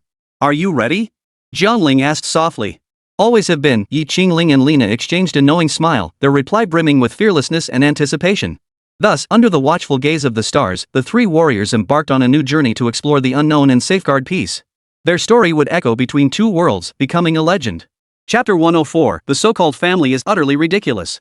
Jiang Ling, after spending time with you, I have to admit I genuinely think you're a decent person. Jiang Ling was deep in thought about what to do next when he suddenly heard Lena's voice beside him. He froze in place. Lena, when you say I seem like a decent person, what exactly do you mean by decent? Jiang Ling instinctively glanced at Jiang Ling beside him, but she wasn't looking at him at all. It seemed she wouldn't speak up for him either. He'd have to handle this alone. Lena watched the panic in Jiang Ling's eyes and frowned in confusion. I'm complimenting you right now, so why don't you look the slightest bit pleased? Lena said, beginning to doubt herself. I'm not unhappy. It's just that your words took me by surprise. So, Lena, besides complimenting me, is there anything else you wish to say? After composing himself, Jiang Ling looked back at Lena, his eyes seeming to hold a hint of tenderness. Lena met his gaze and spoke without hesitation. Jiang Ling, I wish to form a contract with you. You are powerful and kind. If we could contract, I believe it would be good news for both of us, a mutually beneficial arrangement. What do you think? At her words, a flicker of surprise crossed Jiang Ling's eyes. Though he had anticipated something like this, when Lena actually voiced it, he couldn't help but feel surprised. Are you certain you wish to contract with me? I'm hardly the most accomplished beastmaster. Besides, if you truly seek a powerful individual to contract with, Jiang Ling by my side is the strongest I know.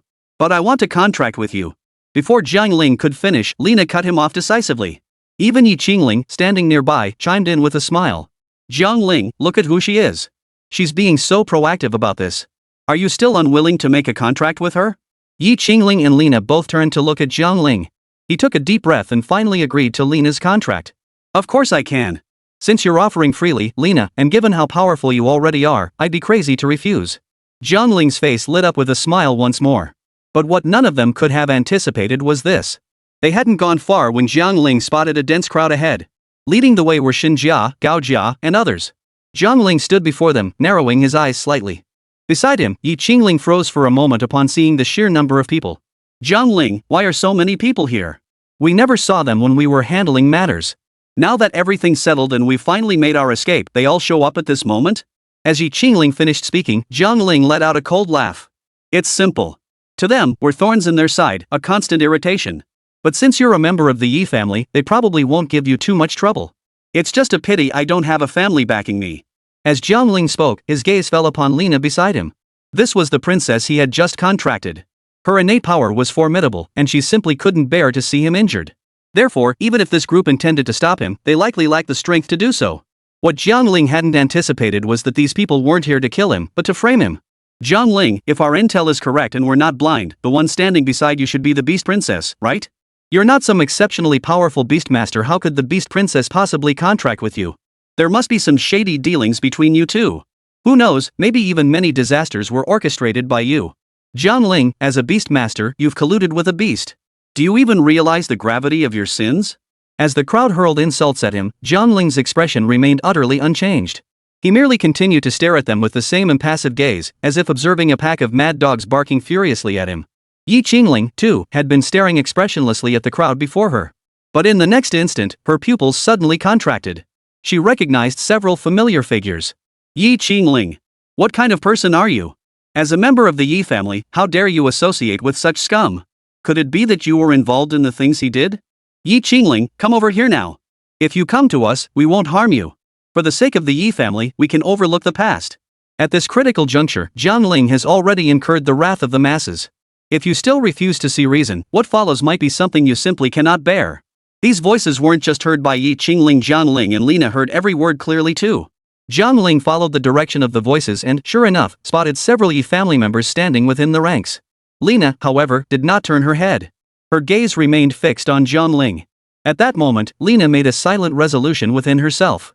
If this group did not attack Jiang Ling, she would absolutely not kill innocent people indiscriminately. But if they insisted on attacking Jiang Ling, then she certainly couldn't be blamed. At this thought, Lena's eyes darkened. Jiang Ling, standing beside her, was the first to sense the shift in her mood. Lena, hold your fire for now. They likely don't have the guts to fight us. After all, even if they don't know your strength, they know their own limitations. As he spoke, a mocking smile tugged at the corners of Jiang Ling's mouth. I won't be leaving with you. All this time, I've been by Jiang Ling's side. I know exactly what kind of person he is and what he does on a daily basis. You speak so nobly, as if you're all righteous and virtuous, but when disaster strikes, you're the first to run. You so-called families are nothing but a cover for aiding and abetting tyranny. When you can't accomplish something yourselves, you try to drag others willing to act into your filth. Do you truly believe we humans are unworthy of survival? Yi Qingling stared at the crowd before her, took a deep breath, and then shouted at them. Had these words come from Jiang Ling, they would have fiercely refuted them and made him pay dearly at any cost. But these words came from Yi Qingling herself. They had no idea how to counter her. Chapter 105, A Bunch of Spineless Cowards. The Yi family held considerable prestige, and Yi Qingling was someone they needed to protect at all costs. No matter what happened, they would never allow anything to befall Yi Qingling. Jiang Ling could clearly see that after Yi Qingling shouted those words at them, most were seething with anger. Yet despite this, they couldn't find a single word to curse her with. If you want to fight, then come at me. If you don't, then get back to whatever you were doing and stop standing here getting in the way. Yi Qingling looked at them, momentarily at a loss for words before continuing. This time, however, her voice was much quieter. After all, these people might not heed her words. All Yi Qingling could do was try to instill fear in them and get them to leave. Jiang Ling slowly walked to Yi Qingling's side. Before he could speak, someone else spoke up from ahead. Jiang Ling, Yi Qingling is standing beside you now. We won't touch you after all, there's a risk of collateral damage. So this time, consider yourself lucky. Had Yi Qingling not been here, today would have been your death day. But mark our words, we'll make sure everyone knows what you've done. When you become a pariah everyone wants to hunt down, don't blame us for not warning you. Jiang Ling, we've exhausted every possible argument, both reasonable and unreasonable. If you remain stubbornly obstinate, we can no longer spare you. The men at the front shouted at Jiang Ling, but he only responded with a cold sneer.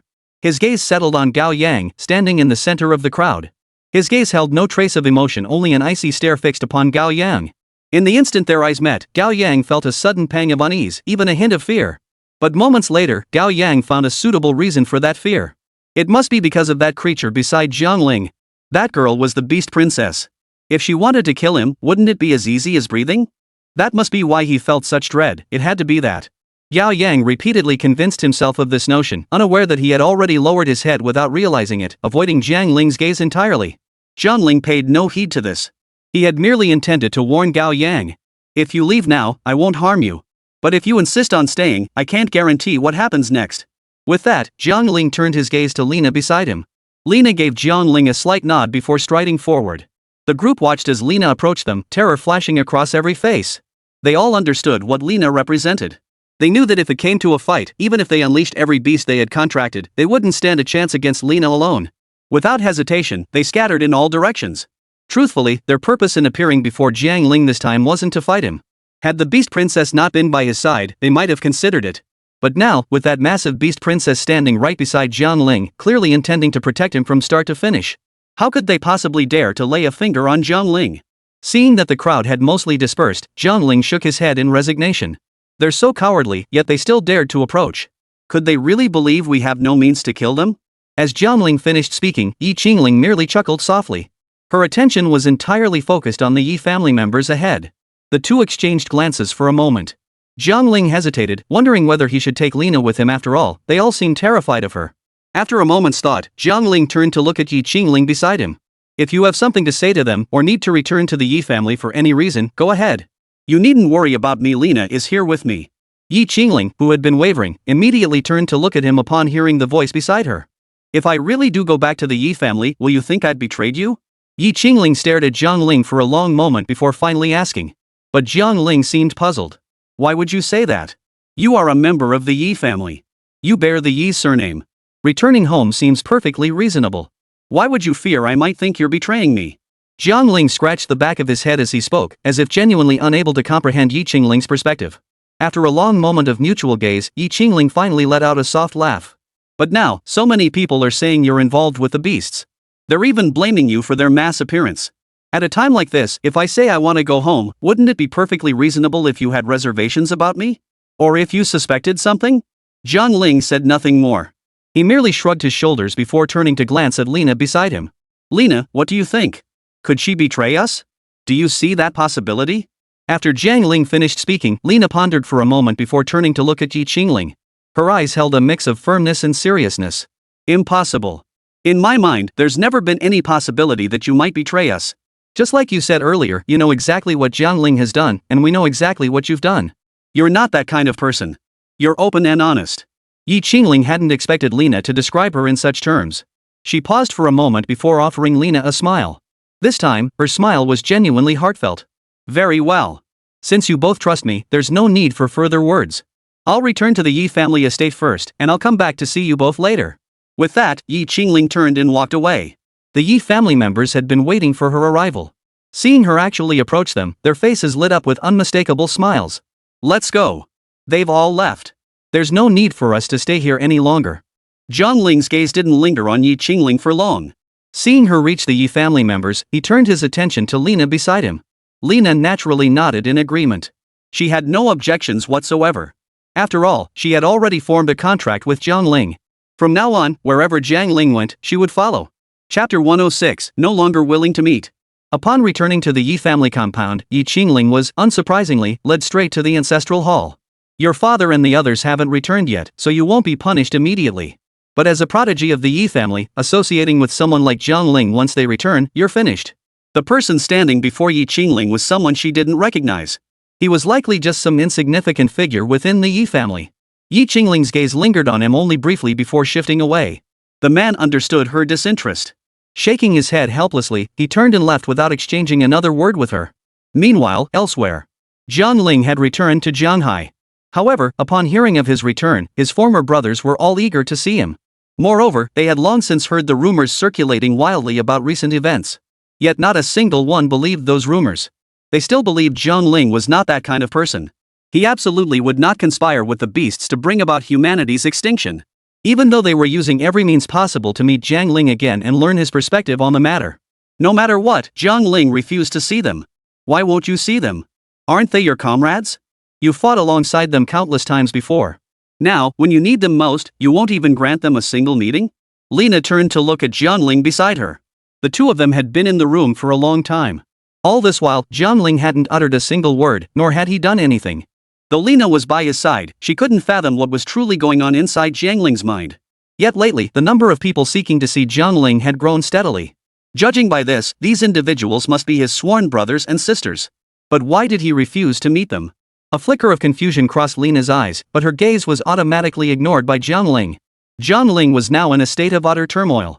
He never imagined that after finally escaping danger, what he would face now would be rumors and the threats brought by those so-called human factions. Although Jiang Ling hadn't left his quarters once since the incident, he knew all too well what dangers awaited him if he ever mustered the courage to step outside. Those people, whether the Shin family, the Lin family, or any other clan. Under their relentless propaganda, he had likely become a target everyone wanted to strike down. He didn't want to sink to such a fate, but for the moment, Jiang Ling couldn't see any other way forward. As for his former teammates, his brothers, Jiang Ling certainly didn't want them to be dragged down into a situation where everyone wanted to beat him up just because of him. Taking a deep breath, Jiang Ling turned to look at Lina beside him, about to say something, when a knock suddenly sounded at the door. "Brother Jiang, please let us in. We've been here several times already." "Yeah, Brother Jiang, we all trust you completely. We wouldn't believe a single word those guys say." "Brother Jiang, if you won't let us in, how can we possibly help you? We've been through so much together. Are you really going to push us away over just this one thing?" "Brother Jiang, we're brothers. This is unnecessary, isn't it?" Listening to the voices outside, Jiang Ling remained silent for a long moment. His gaze remained fixed on the door, yet no matter what the people outside said, he showed no intention of getting up to open it. Lina sensed the pain in Jiang Ling's heart. After a moment's hesitation, she rose and walked toward him. "Why don't we just let them in? They've been waiting at the door for so long. Do you really want them to stay out there forever? After all, these men are your brothers too. All the bonds you shared before, can you just cast them aside like that?" Lina spoke slowly to Jiang Ling. What neither of them could have anticipated was that the person outside seemed to have heard Lina's voice as well. "Brother Jiang, we heard that Beast Princess's voice. Is she in your room right now, Brother Jiang? Brother Jiang, open the door. Come out. Whether you're trying to protect her or have some other plan, just come out and let's talk this out, okay?" The knocking outside grew louder. Jiang Ling began to worry that at any moment, they might simply smash the door open. But the people outside understood. If Jiang Ling truly refused to see them, there was nothing they could do but comply with his wishes. After what felt like an eternity, the knocking grew weary. Taking a deep breath, they finally decided to turn and leave. But before they had gone far, they heard Jiang Ling's voice behind them. "You needn't come looking for me anymore. It's best we keep our distance for now." Hearing the voice behind them, each of them swiftly turned to look back. Yet immediately afterward, they saw that the door behind them remained firmly shut. Jiang Ling clearly had no intention of stepping outside. Yet the voice was so close it was obvious Jiang Ling must be standing right at the doorway, speaking to them. The group exchanged glances, about to speak, when Jiang Ling spoke again. You needn't concern yourselves with this matter, nor with how outsiders judge it or how they curse me. At this point, everyone is speaking ill of me, yet you still choose to believe in me. That alone brings me immense comfort. It seems my judgment of people is indeed sound. I've always considered you my best friends, my brothers. Looking back now, that belief has never been disproven. But things are different now. I'm a pariah everyone wants to see gone. If you keep associating with me, your lives won't get any better. So for now, don't come looking for me. Pretend we've never met. Act like we've fallen out completely. You shouldn't keep hanging out together either. If those people decide to act, they'll catch all of you in one net. I'll find a way to negotiate with them and confront them later, but for now, this isn't your concern. All of you, leave. Don't come back. Chapter 107, Alone is Enough. After Jiang Ling finished speaking, the room fell completely silent. What does Brother Jiang mean by this? Does he want us all to leave and let him take on those families alone? Brother Jiang is just trying to protect us. But it's hard to say what we should think about his approach. After all, he's never done anything to harm us before, right? That's true, but who knows if Brother Jiang really has a plan this time? This situation can't be compared to anything we've faced before. As they spoke, their heads suddenly dropped. They all understood that in the past, no matter what Jiang Ling undertook, he always had absolute confidence. Even if not absolute, his confidence never dipped below 50%. With their support, Jiang Ling had never tasted defeat. But this time, he actually intended to confront that group alone. If that was truly the case, no one could predict what might happen to Jiang Ling. Even after following him for so long, they couldn't tell if he had any confidence this time. Forget it. We've been with Brother Jiang for so long, don't you all know what kind of man he is? Exactly. Brother Jiang has always protected us. We can't possibly doubt him over this matter, can we? Trust Brother Jiang, he must have everything under control. He's sending us away just to keep us safe. Who knows what Brother Jiang plans to do next? The group tried to reassure themselves, and soon enough, their spirits soared once more. But Brother Jiang did make one valid point. It's best for our group not to stick together. After all, being constantly together is bound to attract attention.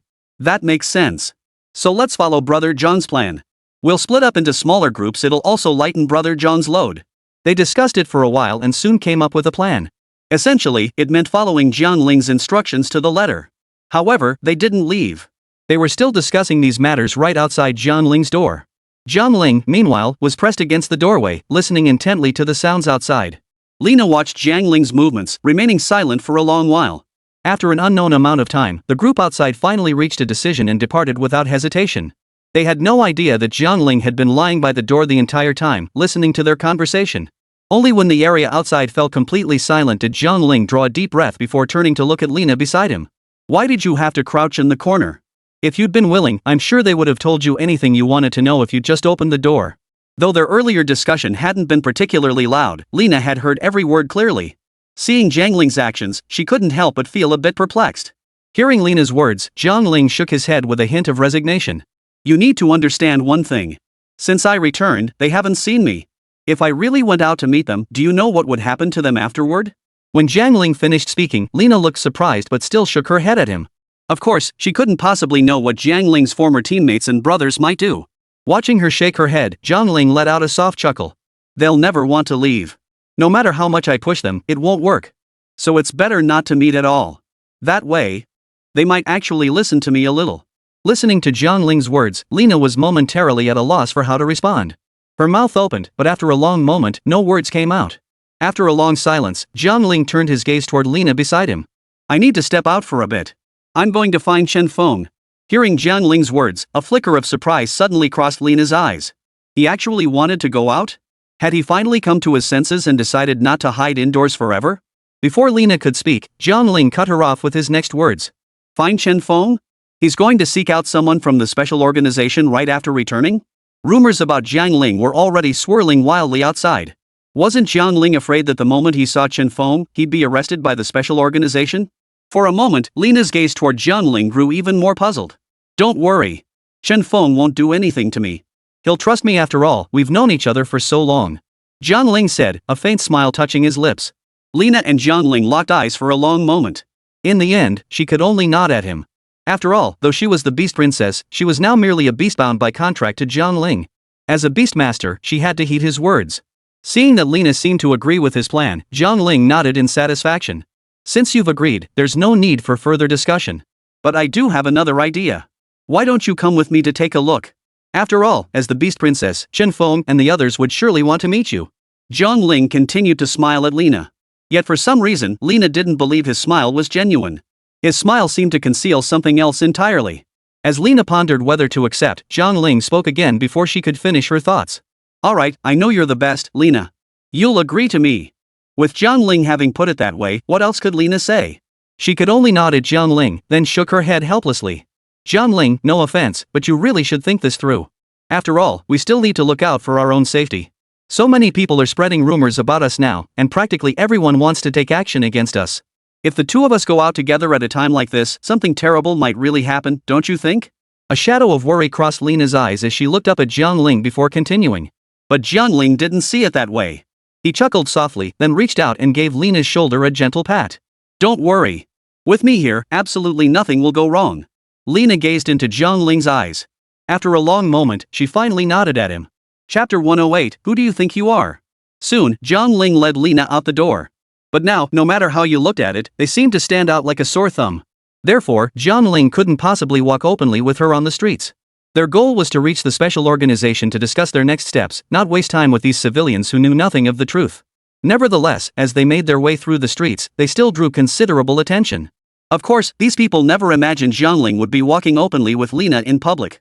In their minds, Jiang Ling would have hidden Lena away long ago. There was no way he'd be walking down the street as if no one else existed. Yet they never imagined Jiang Ling would actually stroll around town with Lena in plain sight. That said, they weren't aimlessly wandering the streets, they had a purpose.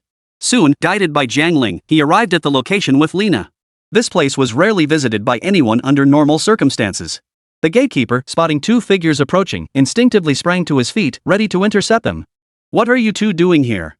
Sneaking around like this? Do you even know what goes on inside? How many heads do you think you have to lose? Hearing the guard's voice, Jiang Ling slowly lifted his head to look. Recognizing the man before him, Jiang Ling let out a light chuckle. Brother Chen, it's me. Jiang Ling. You haven't forgotten me already, have you? Jiang Ling addressed him, his tone brimming with familiarity. But the other man merely looked him up and down. After a long moment, he finally spoke. Jiang Ling, it's not that your brother Chen won't let you in. It's just, you must have heard the rumors lately. No one dares to keep in touch with you anymore. So many factions are watching you. Anyone who tries to get close to you is asking for trouble. You wouldn't want our special department to end up in the same predicament, would you?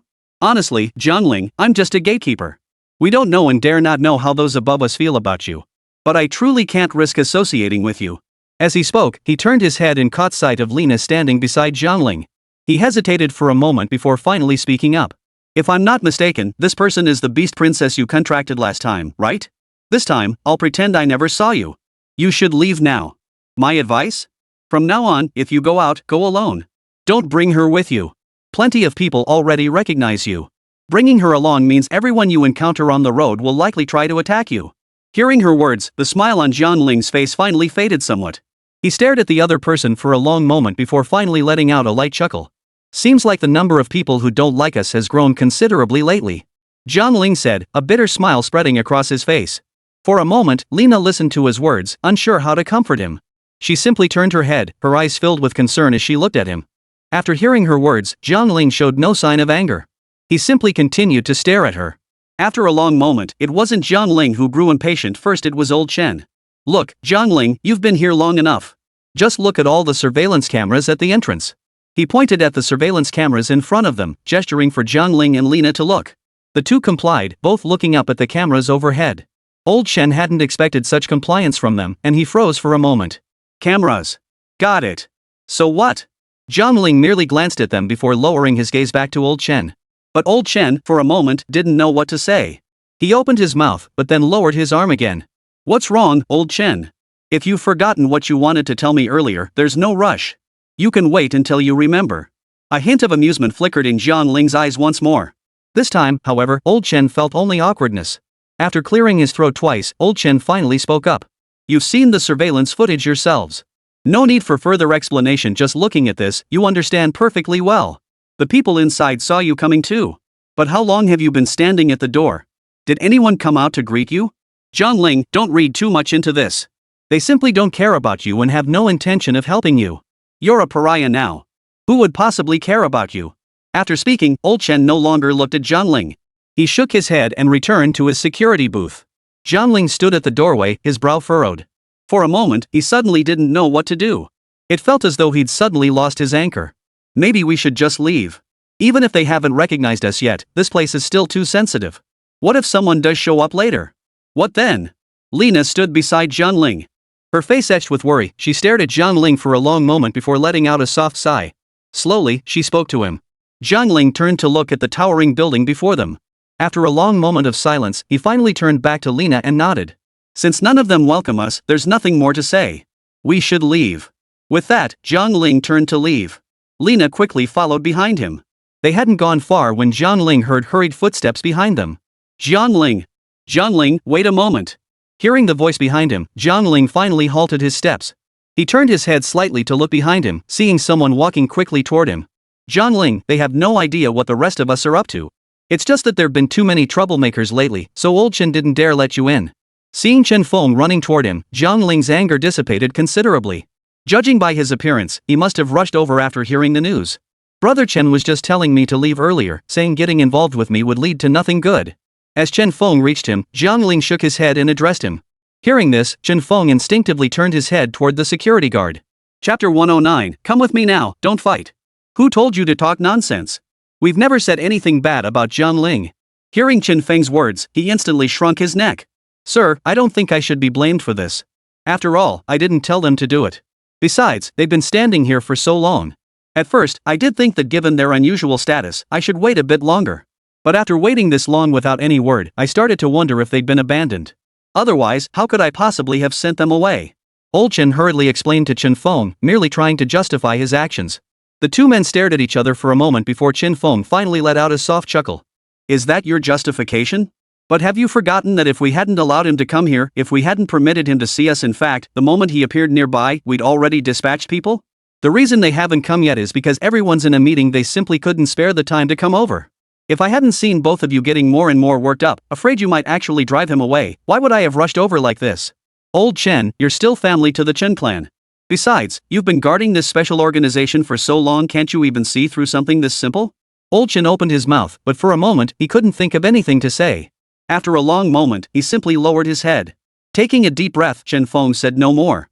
Instead, he quickly turned his gaze toward Jiang Ling and Lena. His gaze merely flicked over Lena before settling firmly back on Jiang Ling. But Jiang Ling, what exactly happened here? While our special organization does trust you, you really ought to give us an explanation for this matter, don't you? The higher-ups are nearly driven mad over this matter. You really ought to give them some explanation, don't you think? Hearing Chen Feng's words beside him, Jiang Ling could only shake his head helplessly. To be honest, I don't even know how to explain this situation. After all, every accusation pinned on me is a completely unfounded charge. My conscience is clear, and I have no idea how to defend myself. If you believe me, then explaining these matters is straightforward. But if even you don't trust me, then I really have nothing more to say. With that, Jiang Ling shook his head in resignation before turning his gaze to Lena beside him. Faced with Chen Feng's sudden appearance, Lena felt a flicker of panic. Yet she knew Jiang Ling would never harm her, and by extension, the person he brought with him certainly wouldn't either. Therefore, Lena didn't leave. When Chen Feng looked at her, she stared right back at him. Never mind. Jiang Ling, come with me first. There are indeed matters we need to discuss. With that, Chen Feng reached out his hand, intending to pull Jiang Ling away. But Jiang Ling abruptly shook off Chen Feng's hand. Jiang Ling, I advise you not to be ungrateful. We've finally managed to get inside. Do you really want to start an argument right at the door? The security guard watched Jiang Ling's reaction with surprise, then instinctively spoke up. Before Jiang Ling could respond, however, they suddenly heard commotion erupting nearby. Hurry up! I really saw Jiang Ling today. He went to that special organization. Looks like they're connected after all. I told you. I specifically asked those special organization people last time. They clearly said it was absolutely impossible that Jiang Ling had never been there. But now, doesn't that just prove them wrong? How can the special organization still treat Jiang Ling as one of their own? What era is this? Can he really help us? It's shocking enough that he hasn't killed us yet. Listening to the voices behind them, the group knew these people were closing in. Moreover, judging by their words, it wasn't hard to deduce. This group was undoubtedly filled with rage toward Jiang Ling. For a moment, Jiang Ling felt utterly dejected. The rumors they've heard are nothing but lies spread by those so-called noble families to smear my name. But how could these ordinary people actually believe what they're saying? Chen Feng glanced at the surveillance feed from the guardhouse. Those people were only 2 blocks away now. Because those families wield power and influence, and their fists are strong, that's why people heed their words. But Jiang Ling, they're about to break through any second. If you don't hurry and leave with me now, you'll soon face their wrath. By then, they might even tear you to pieces. Hearing Chen Feng's words, Jiang Ling sucked in a sharp breath. He knew Chen Feng wasn't bluffing. If that group spotted him, no one could predict what would happen next. For a moment, Jiang Ling swallowed hard, then turned to follow Chen Feng away. At that moment, Lena turned her gaze to Jiang Ling beside her. If you can't stand the sight of them, I can eliminate them for you. Make sure they never dare lay a finger on you again. No matter how many come, my answer remains the same. Chen Feng was about to leave, but upon hearing Lena's words, he instinctively turned to look at Jiang Ling beside him. Bro, if she's always like this, how are you ever going to control her? I don't know what exactly happened, or if she'll even listen to you, but you'd better come with me now. If we stay here any longer, I can't guarantee what might happen. Chen Feng's tone turned serious instantly. He spoke coldly to Jiang Ling, his gaze occasionally drifting toward Lena beside them. Lena frowned slightly, yet when she met Jiang Ling's gaze, she found herself nodding involuntarily. I understand. I won't make a move. Lena obediently lowered her head, and the two followed Chen Feng as he walked away. Barely 2 minutes after their departure, old Chen spotted a group approaching from the distance. Did you let Jiang Ling in? You promised at the start that you absolutely wouldn't let Jiang Ling in. Why did you let him in now? No matter what you say, we're seeing Jiang Ling today. Chapter 110. Hello, I am Xinyu. The crowd outside the gate was in an uproar, shouting loudly toward the interior. However, Jiang Ling and Lena had already been led away from the entrance by Lin Feng long ago. As soon as they turned the corner, Jiang Ling breathed a sigh of relief. Thank goodness we got out fast. Who knows what might have happened otherwise? Jiang Ling said, turning to look at Chen Feng beside him. He was about to say something else, but Chen Feng waved him off. Alright, bro. You're already in. No need to be so formal with me. We both know exactly where things stand, don't we? Besides, even if they really did surround us, what exactly were you planning to do? You weren't seriously thinking of taking on all of them, were you? Jiang Ling instinctively opened his mouth to protest, but before he could speak, Chen Feng cut him off. Today, I advise you to be cooperative. Because of your situation, our top leader has personally arrived. I'll take you to meet him shortly. What happens between you afterward is uncertain, but remember this, under no circumstances should you argue with the top leader. After all, he's the big boss. If your words displease him, he'll certainly find ways to make you change your mind, not the other way around. I can't guarantee what will happen once he arrives. All I can say is he won't hand you two over, nor will he kill you. After Chen Feng finished speaking, Jiang Ling shook his head helplessly. Brother Chen, you say that, but let's be honest, even if something does happen later, what can we really do about it? I've already joined your special organization. Whatever happens next, I doubt I'll ever have the ability to escape this place. Jiang Ling looked at Chen Feng, his eyes seeming to hold both resignation and a hint of resentment. But when Chen Feng blinked and looked again, he saw nothing of the sort. Still, Chen Feng understood that even if Jiang Ling truly harbored resentment toward the special organization, it was entirely understandable. After all, Jiang Ling's predicament stemmed not from anything else, but precisely from the betrayal of so many people. But if he hadn't made such a splash from the start, he probably wouldn't have been targeted by so many. For a moment, Chen Feng felt nothing but helplessness. Nevertheless, since the person had come, Chen Feng still needed to take Jiang Ling to meet the senior leader. The only catch was that even Chen Feng didn't know the identity of this high-ranking official. Everyone addressed him as boss, yet no one knew his name or position and no one dared to ask. After all, the aura emanating from him was overwhelmingly powerful. Uttering a single word that displeased him could mean meeting one's end on the spot. With that thought, Chen Feng swiftly turned his gaze to Jiang Ling beside him. There's one more thing I need to tell you in advance. When you meet the top leader, be extremely careful with your words. Only speak if he asks you a question. But if the big boss asks nothing, you absolutely must not speak out of turn. Jiang Ling listened to Chen Feng's words before turning his head slightly to look at him. He rarely saw Chen Feng adopt such an attitude. It was as if that person were someone they absolutely couldn't afford to provoke. At that thought, Jiang Ling couldn't help but chuckle softly. Don't worry. I know no one in this world who could kill me. Besides, even if they really wanted to take action against me, what could they possibly do? As he spoke, Jiang Ling turned his head slightly to glance at Lena behind him. After a moment, he let out a soft chuckle. Don't forget, the one following me is the Beast Princess. Even if Lena weren't with me, I still have other beasts. Do you really think some high-ranking official I've never even met could kill me? Seeing the smile on Jiang Ling's face, Chen Feng knew that no matter how much he tried to persuade him, he probably wouldn't listen. Shaking his head, he decided against further argument and simply led Jiang Ling toward the building in the rear courtyard. Soon, they arrived outside an office on the third floor. Chen Feng approached cautiously and knocked lightly on the door. After a moment, a voice came from inside. Come in. Jiang Ling was taken aback by the voice. Because the voice inside clearly belonged to a woman. A woman, the one they called the big boss, the one rumored to be absolutely untouchable. For a moment, Jiang Ling's puzzled gaze fell upon Chen Feng beside him. But before Chen Feng could speak, Lena behind him had already noticed his expression. The person inside is indeed formidable. Though I haven't seen her yet, her aura has already spread out. If possible, it's best not to engage them. Lena spoke slowly to Jiang Ling. Listening to Lena's words, Jiang Ling finally stopped saying anything else. He knew full well that if anyone else had said this to him, he would likely have dismissed it with a laugh, paying it no mind whatsoever. But the one speaking these words to him wasn't just anyone, it was the Beast Princess he had already contracted with. Lena's judgment was absolutely genuine. Realizing this, Jiang Ling couldn't help but take a deep breath before taking 2 steps back. Before he could speak, the figure inside the room spoke again. You're already here. Are you really not even going to step inside? Jiang Ling froze. There were no surveillance cameras anywhere nearby, and the door before him was firmly shut. How did the other person know he had taken a step back? Before Jiang Ling could figure it out, Chen Feng beside him had already placed a hand on his shoulder. Alright, brother. I already told you this big shot is extremely powerful. Don't provoke him. Come on, whatever we need to discuss, we'll do it inside. With a slight push from Chen Feng's hand, the door swung open, and he led Jiang Ling inside. The moment they entered, Jiang Ling turned to survey the scene. A woman sat on the sofa, dressed in the distinctive uniform of a special organization. Hearing the entrance open, she finally looked up. After staring at Jiang Ling for a moment, she smiled. Hello. You can call me Xingyu. Hearing her words, Jiang Ling froze instantly. Are you a member of the Shin family? Xingyu shook her head repeatedly. Of course not. I said Shin, not Shin. What does the Shin family even amount to? Would they dare claim any connection to me? Chapter 111, The Big Boss? Doesn't seem special. Seeing the disdain in the woman's eyes, Jiang Ling instantly understood.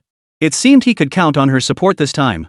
Even without knowing her exact status, her stance was crystal clear: she couldn't stand the Shin family, or rather, all those messy, powerful clans.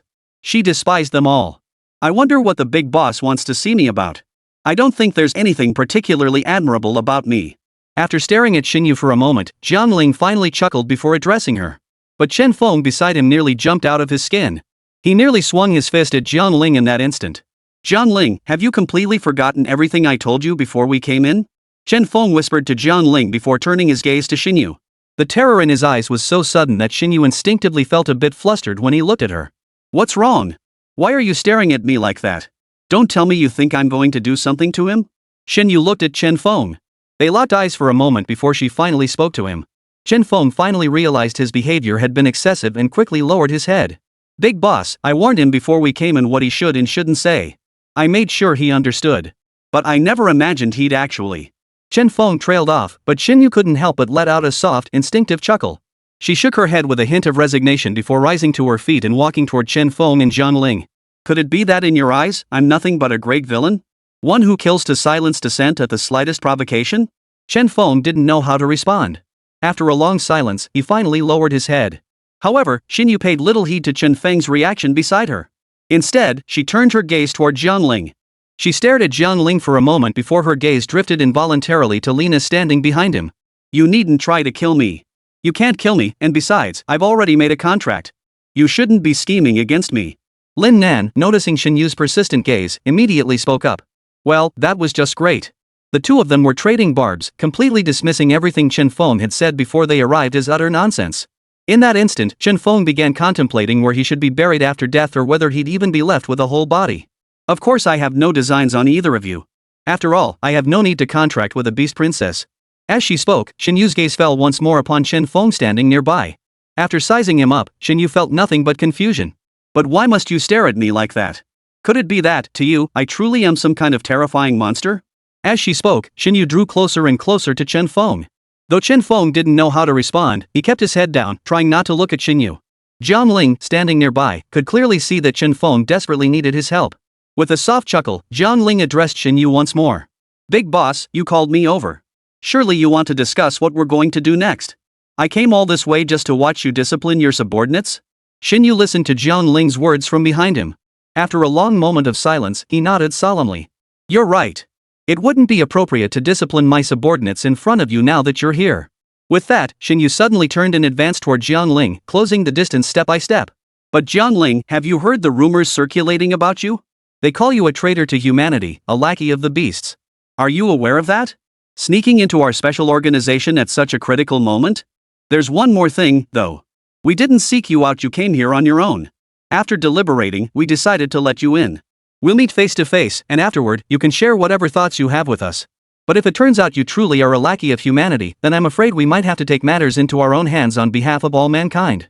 The gaze Xinyu cast upon Jiang Ling suddenly held no trace of emotion. It was as if she were merely staring at a stone. After a long moment of mutual stare, Jiang Ling finally grasped the meaning behind Xinyu's expression.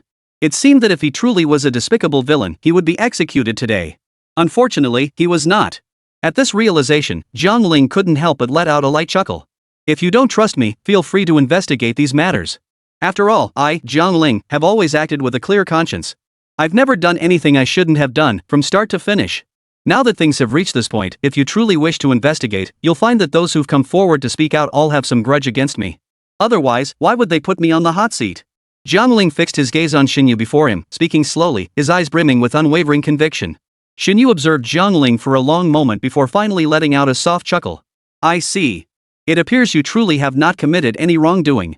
With that, Xinyu waved her hand toward Jiang Ling, gesturing for him to take a seat on the nearby stool. Jiang Ling instantly relaxed at the gesture. Jiang Ling understood perfectly well. From the moment he entered, Xinyu hadn't spoken to him not because of anything else, but because she had been observing him all along. Now that she finally deemed him acceptable, she allowed him to sit down. Conversely, if he'd been dismissed after just a few words, the outcome would have been all too clear. Being kicked out by Xinyu would likely lead to only one outcome. That is, he would no longer be under the protection of the special organization. What would happen to him after that was anyone's guess. Realizing this, Jiang Ling finally let out a silent sigh of relief. So tell me, what exactly do you want by coming here? You can't be planning to do something to us, can you? Our special organization doesn't seem to have anything particularly appealing to you, does it? Shang Yue spoke, drawing closer to Jiang Ling. She had assumed this proximity would make Jiang Ling feel uneasy. But to her surprise, Jiang Ling showed not a trace of unease. He merely stared back at her with calm composure. Chapter 112, I won't stop you. After a long moment of mutual gaze, Xinyu found it rather dull and sat back down. Spit it out.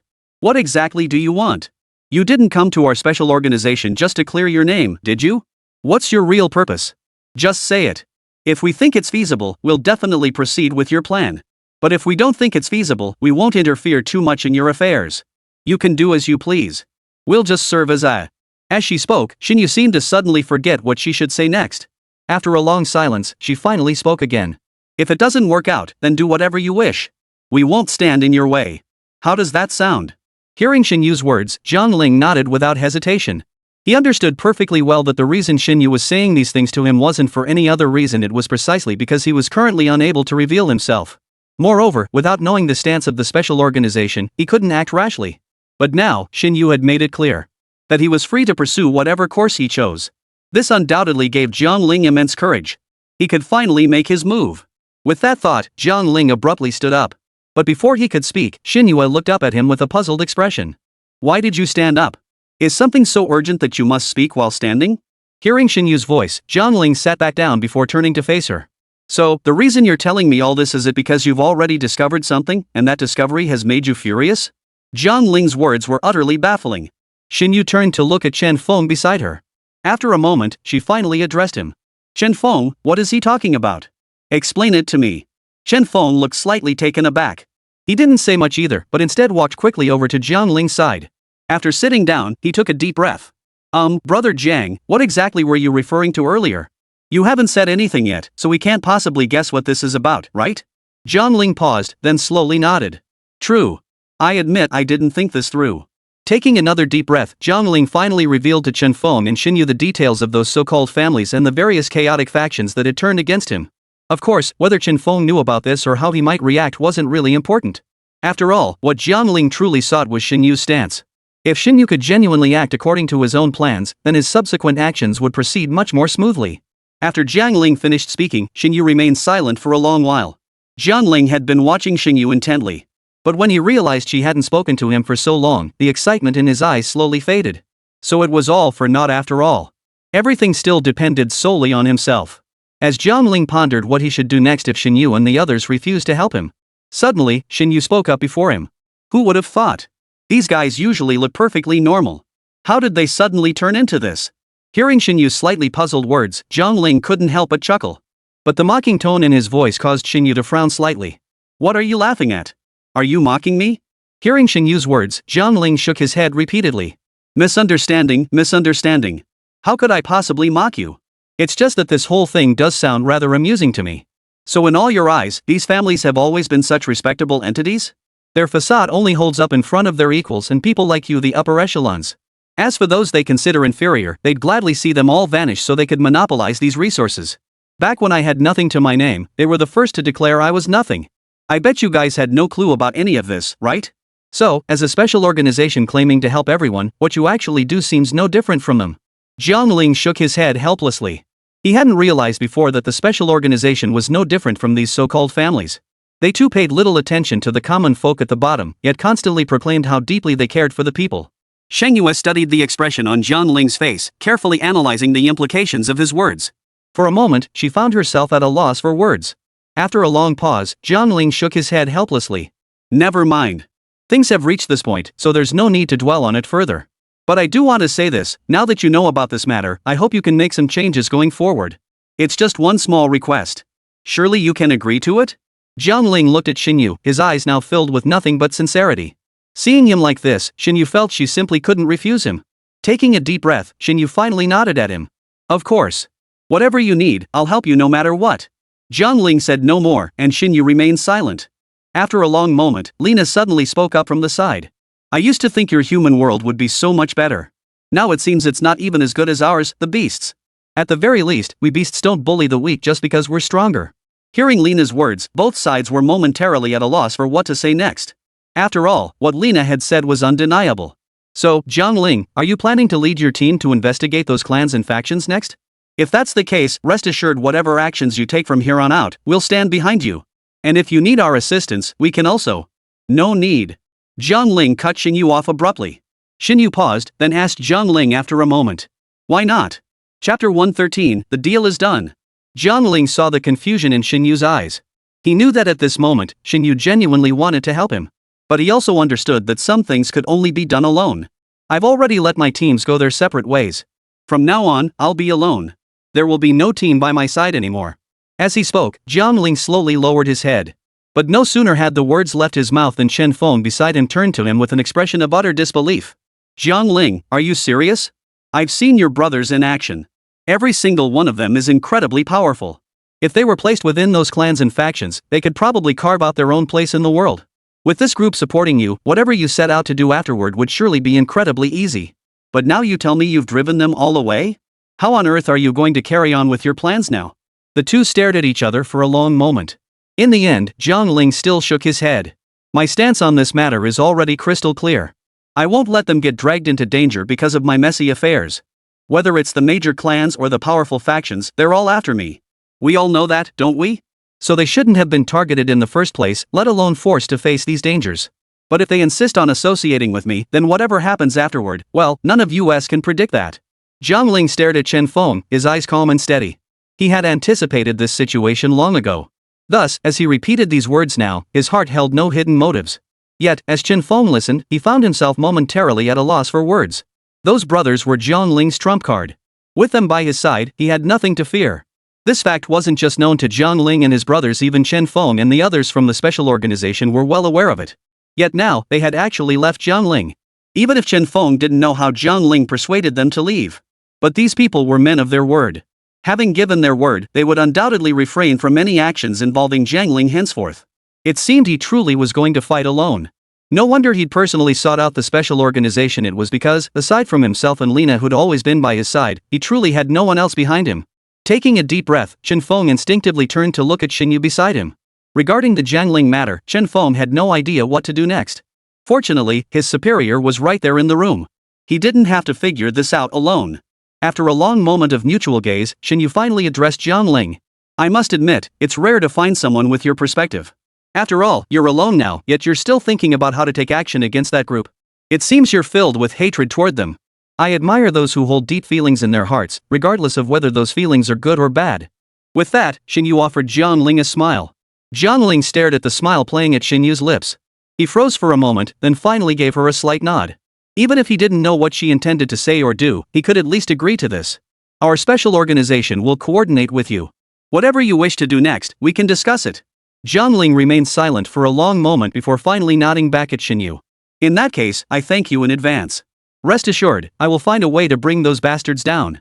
Having occupied high positions for so long, they're bound to have some hidden secrets. But no matter how hidden, the day of reckoning will come. I'll find a way to uncover what they've done and expose it to the world. Originally, I came here hoping that after telling you about this matter, you wouldn't stop me. I never imagined you'd agree outright and even offer to help me. A faint smile touched Jiang Ling's lips as he spoke. After exchanging a long, silent gaze, Shinyu said no more and turned his attention to Lina standing beside Jiang Ling. Under Shinyu's gaze, Lina instinctively took 2 steps back. It was clear that Lina was feeling somewhat flustered inside. You needn't fear me. We're both women, I certainly wouldn't harm you. But you've made a contract with that stinking man, Jiang Ling. Haven't you considered how you'll refuse him if he ever tries to take advantage of you? Hearing Xinyue's words, Lina shook her head at her without hesitation. Impossible. I know exactly what kind of person Jiang Ling is. He would never do anything improper. Xinyu didn't press further. She merely shrugged at Lina before turning her gaze to Jiang Ling beside her. Whatever you plan to do, you have a woman by your side now. You need to consider whether trouble might arise before acting. It's best not to let her get hurt. Hearing Shinonom's warning, Jiang Ling instinctively turned to look at Lina behind him. After staring at her for a moment, he shook his head. Big boss, you're overthinking this. With Lina's abilities, how could anyone possibly hurt her? Seeing Jiang Ling's unwavering confidence, Xinyu momentarily lost her words. She sighed helplessly, then turned her gaze toward Chen Feng. See our guests out. We've covered everything we needed to discuss today. Chen Feng promptly stood up. Jiang Ling didn't linger either, rising and heading straight for the door. Before long, Chen Feng had escorted Jiang Ling and Lina to the back door. The front entrance is far too crowded, and hardly anyone knows about this back door. It'll be safer for you to leave this way. Chen Feng explained to Jiang Ling. Jiang Ling nodded and prepared to turn away. But the next second, Chen Feng reached out and grabbed Jiang Ling's arm. But brother, there's one more thing I need to tell you. Hearing the urgency in Chen Feng's voice, Jiang Ling turned his head slightly. No matter what happens, you must protect yourself. Don't get involved in anything too complicated, I'm afraid you won't be able to handle it. Chapter 114, Yi Qingling sneaks out. Jiang Ling didn't say much. He just gave Chen Feng a smile. Don't worry. In this world, there have always been plenty of people who want me dead. But what I'm saying is, no matter what, they'll never be able to touch me. Quite the opposite, I won't die by their hands. Instead, I'll only get stronger. Do you believe me? Chen Feng remained silent, his gaze fixed on Jiang Ling before him. After a long moment, he shook his head helplessly at Jiang Ling. Whether I believe you or not doesn't really matter. As long as you think this is fine, that's enough, isn't it? Hearing this, Jiang Ling said nothing. He merely shrugged his shoulders. Then he turned his gaze to Lina beside him. What about you, Lina? You believe me, right? Lina nodded at Jiang Ling without hesitation. Of course. I trust you unconditionally. Only then did Jiang Ling turn his gaze toward Chen Feng, a hint of amusement still lingering in his eyes. But Chen Feng pretended not to see it. Lina trusts you, what does that have to do with me, Chen Feng? Jiang Ling didn't seem to mind. He merely chuckled softly before leading Lina away. Chen Feng stared at their retreating figures. After a long moment, he shook his head with a hint of resignation. He had no idea what Jiang Ling's next move would be, but he couldn't help feeling that Jiang Ling had endured far too much along this journey. But the moment Chen Feng turned his head, he spotted Xinyu standing behind him. When had she appeared? Did people of her caliber move without a sound? Chen Feng murmured inwardly before composing his expression and turning to Xinyu. Big boss, when did you arrive? Is there something else you forgot to mention? Should I call Jiang Ling back? Xinyu turned her head slightly at the sound of Chen Feng's voice beside her. After staring at him for a moment, Xinyu shook her head slightly. No need. Regarding matters concerning him, if you're capable of assisting, do so directly. If you can't help, come find me. I will support him. With that, Xinyu turned and walked away without a moment's hesitation. Watching her hurried retreat, Chen Feng felt utterly baffled. But soon, he stopped dwelling on it. After all, whatever these high-ranking officials wanted to do seemed to have little to do with him anyway. Meanwhile, Jiang Ling, accompanied by Lina, had been dodging and weaving their way back to their residence.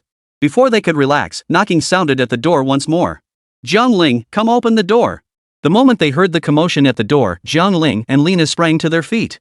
They both saw terror in each other's eyes. What's going on? What's that noise outside? Does anyone else know where we are? Lina turned to stare at Jiang Ling, her eyes filled with surprise as she asked. Jiang Ling took a deep breath and shook his head at Lin Nan.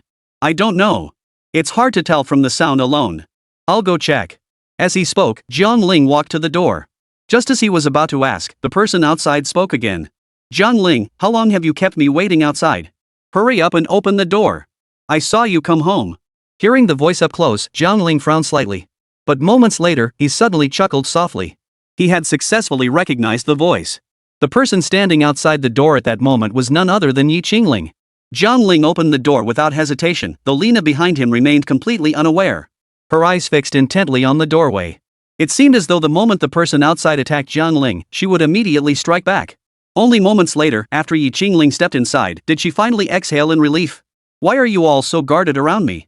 Do you really think I'd harm you? Look at the bond we share, how could I possibly harm you? Jiang Ling had just stepped inside when she noticed the caution on Lina's face beside her. She smiled at both of them as she spoke. However, Jiang Ling and Lina exchanged a glance, yet neither of them spoke. Jiang Ling merely waited until Jiang Ling entered before swiftly closing the door in front of him. What's going on? Why the rush? Did you do something you shouldn't have? Jiang Ling watched Jiang Ling's actions and asked her with growing confusion. But hearing Jiang Ling's question, Jiang Ling felt a twinge of confusion herself. You came all the way from outside, didn't you hear anyone cursing at me? They made it all the way to my doorstep, you didn't hear what they were saying? Jiang Ling shook her head. I snuck out of the house. I avoided crowded places the whole way. But Jiang Ling, from the way you're talking, it sounds like something happened that I don't know about? Hurry up and tell me what happened. Jiang Ling sighed helplessly. He finally pulled Jiang Ling down to sit on the sofa before slowly opening up and telling her everything. After a long moment, Jiang Ling drew a deep breath, her eyes blazing with fury. Those people. Don't they know what kind of person you are? How dare they speak of you like that? Seeing the fury in Jiang Ling's eyes, Jiang Ling gave a light chuckle. Rest assured, I've never made a single mistake in my work. I've already contacted the special organization. As for how this matter unfolds from here, trust me, nothing will go wrong. Jiang Ling gazed at Jiang Ling as he spoke slowly. Jiang Ling remained silent for a long moment before finally nodding. I understand, but this matter remains extremely dangerous. Whatever you decide to do next, you must protect yourself. Hearing this, Jiang Ling nodded repeatedly. Rest assured. I'm the type who values my life above all else. I wouldn't throw caution to the wind. Seeing the smile on Jiang Ling's face, Jiang Ling remained silent for a moment before finally nodding lightly. She trusted Jiang Ling implicitly. No matter what Jiang Ling said to her, she would believe him.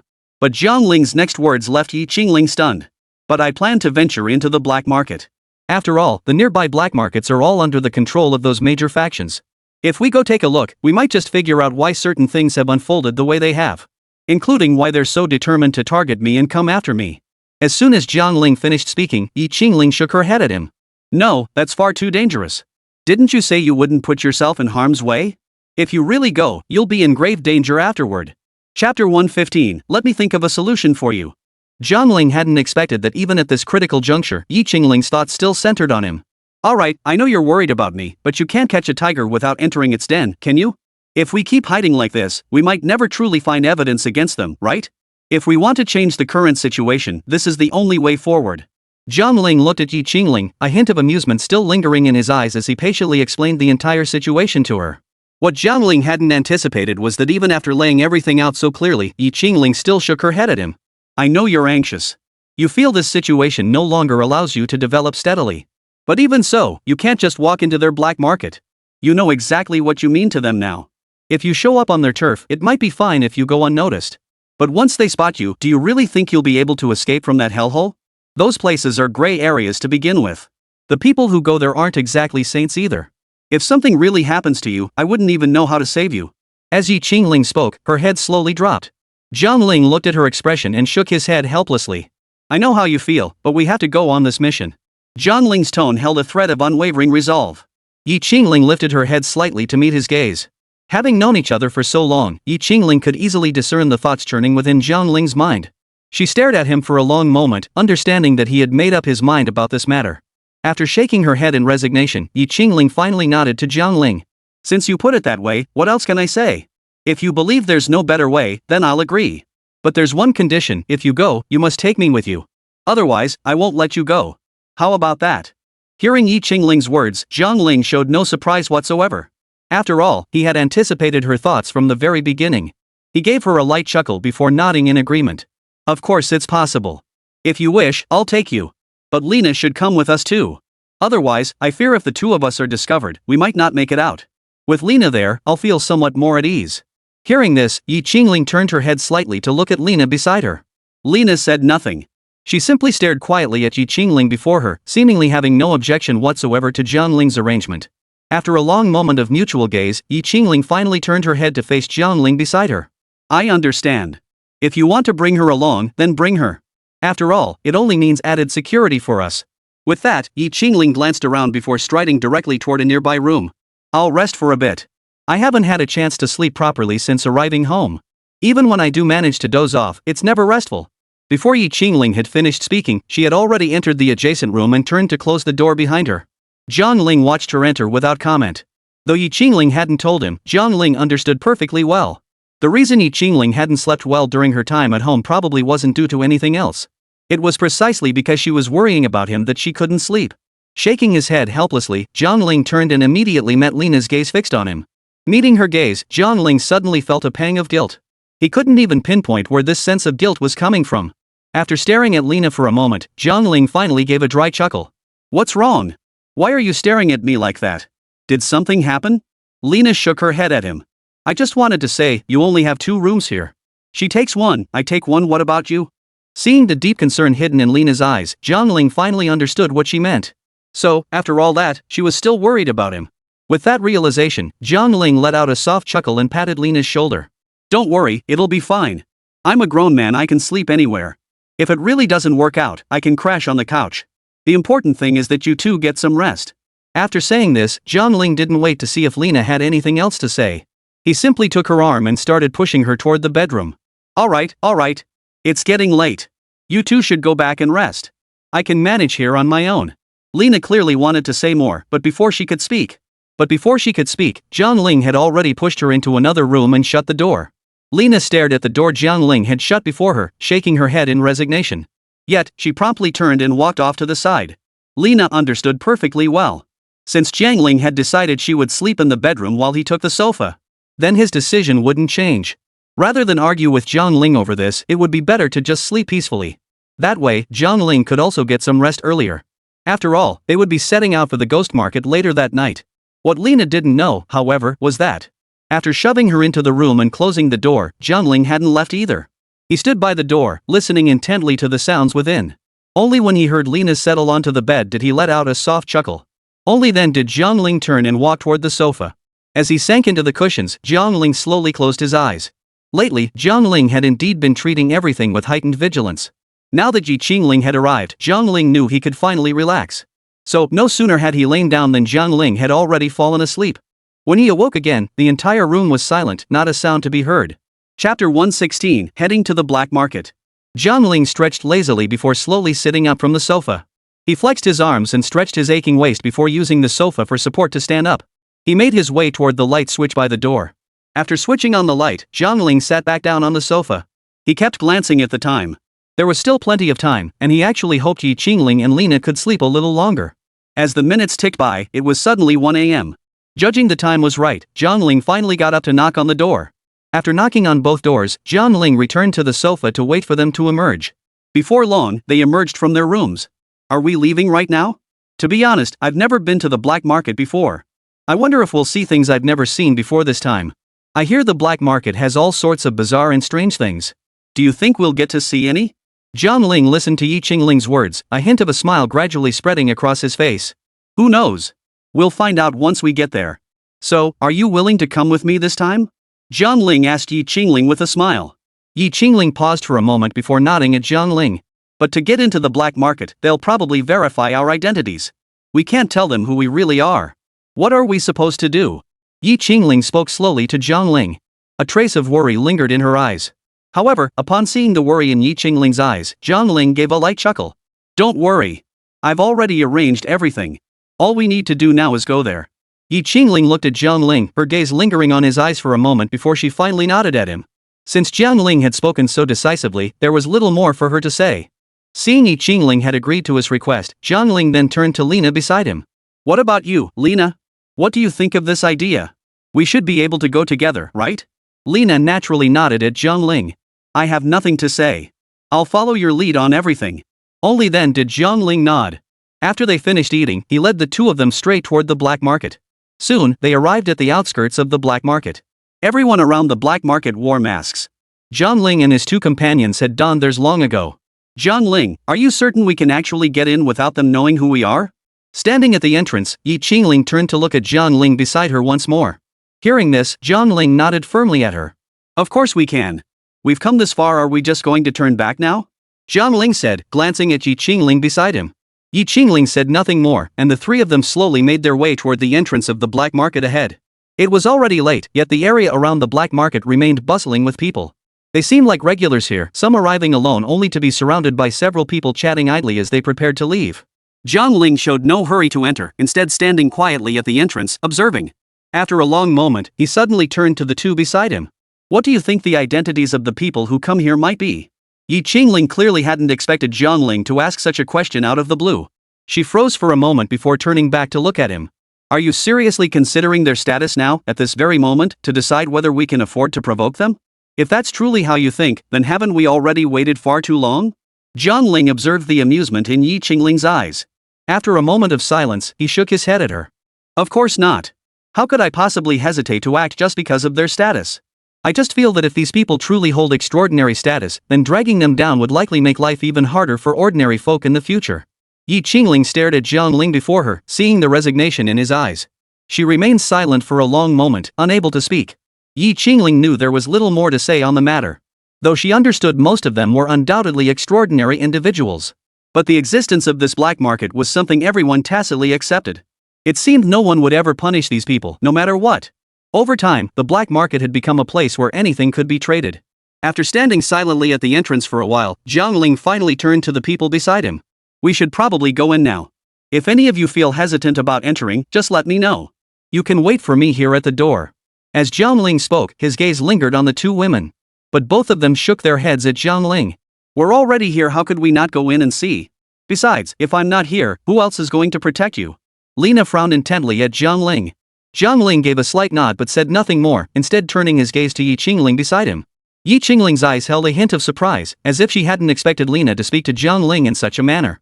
Still, she refused to be outdone by Lina. Without hesitation, she turned to Jiang Ling beside her. Me too. Even though I'm from the Yi family, my family has never allowed me to come to places like the black market. It took me a lot to get here, so I absolutely have to go inside and see for myself. Hearing their words, Jiang Ling realized that no matter what he said, it seemed impossible to stop the two of them. Shaking his head helplessly, Jiang Ling finally gave a nod. He then led the two of them toward the main gate ahead. However, once they reached the entrance, they were stopped by the security guard stationed there. What are you lot doing here? You look like strangers around here. The guard eyed the trio, sizing them up as he spoke slowly. Hearing this, Jiang Ling couldn't help but find it amusing. Everyone's wearing masks. How exactly are you supposed to tell who's familiar and who's not? The guard said nothing more, merely staring silently at the people before him. Buddy, you might not recognize us, but you recognize an invitation, right? Jiang Ling pulled an invitation from his pocket and handed it to the security guard. Chapter 117, Backbiting. The security guard visibly froze for a moment before lowering his gaze to the invitation in his hand. Black market invitations were made from special materials, making counterfeiting extremely difficult. After a quick glance, the guard looked back up at the three men. His gaze swept over their faces before he returned the invitation to Jiang Ling. Gentlemen, I must apologize for my mistake. Here is your invitation back. With that, the guard allowed the trio to enter. Jiang Ling chuckled softly, then turned to the two behind him, waving the invitation in his hand. Though both women looked at Jiang Ling with a hint of surprise in their eyes, they understood this was not the place for conversation. Unspoken agreement fell upon them, and they chose silence. The trio proceeded unimpeded into the black market. Glancing around, Jiang Ling immediately spotted the group that had led the attacks against her. Come on, let's get closer and see what they're actually saying. Jiang Ling lowered his voice and spoke slowly to the two beside him. The other two had already spotted the figures nearby. After all, when they had first emerged last time, these very individuals had been standing before them in the crowd, the ones who had led the charge. They recognized them instantly. As the trio crept closer, they gradually caught the words being exchanged. Unsurprisingly, what they discussed was indeed related to Jiang Ling. You tell me, after what he went through this time, isn't that little bastard as good as dead? You're not just stating the obvious? The whole world wants him dead now. How could he possibly evade everyone hunting him down? But honestly, your move was pretty dirty. If you'd thought of this earlier, you never would have let the kid grow into this mess. We did let him grow this powerful, but so what? In the end, he's still our defeated foe, isn't he? Ha ha, fair point. Listening to the voices beside him, Jiang Ling couldn't help but frown. Beside him, Jiang Ling and Lin Nan also flashed a hint of displeasure upon hearing these words. These people had driven Jiang Ling to his current predicament, yet they still dared to speak behind his back like this. For a moment, Jiang Ling felt this was utterly unfair to Jiang Ling. But when she turned to look at Jiang Ling, she saw not a trace of displeasure on his face. To Jiang Ling, it seemed as though none of this mattered at all. Aren't you angry? After staring at Jiang Ling's profile for a long moment, Jiang Ling finally asked him slowly. Only then did Jiang Ling turn his head in surprise to look at Jiang Ling beside him, his eyes filled with confusion. Why should I be angry? Is this really something worth getting upset over for you? They've disliked me for ages anyway. Let them talk. It doesn't hurt me in the slightest. What can they do? Seeing the nonchalant look on Jiang Ling's face, Jiang Ling fell silent. True enough. It was merely gossip behind his back.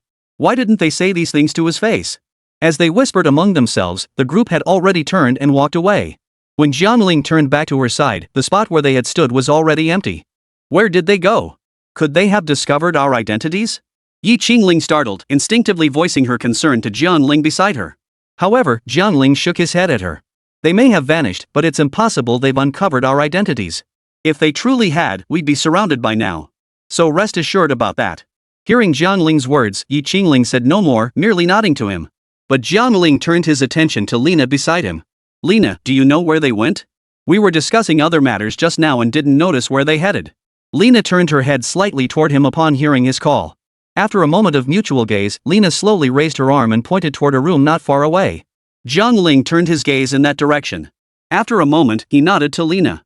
He then turned his head, scanning the surroundings. Before long, he walked toward another corner. What are you off to do now? Can't you just stay put in a strange place like this? Watching Jiang Ling walk away, Lina looked slightly surprised before speaking to him. It's not that I'm restless, he replied. It's just that if I can't get into that room, I fear this trip will have been for nothing. With that, Jiang Ling slipped straight into the room tucked away in the corner. Jiang Ling and Lina watched Jiang Ling's bold move, momentarily at a loss for words. After a long moment, they finally snapped back to reality. Lina turned her head slightly to look at Jiang Ling beside her. Has he always been like this? He seems so at ease, but he's actually quite reckless.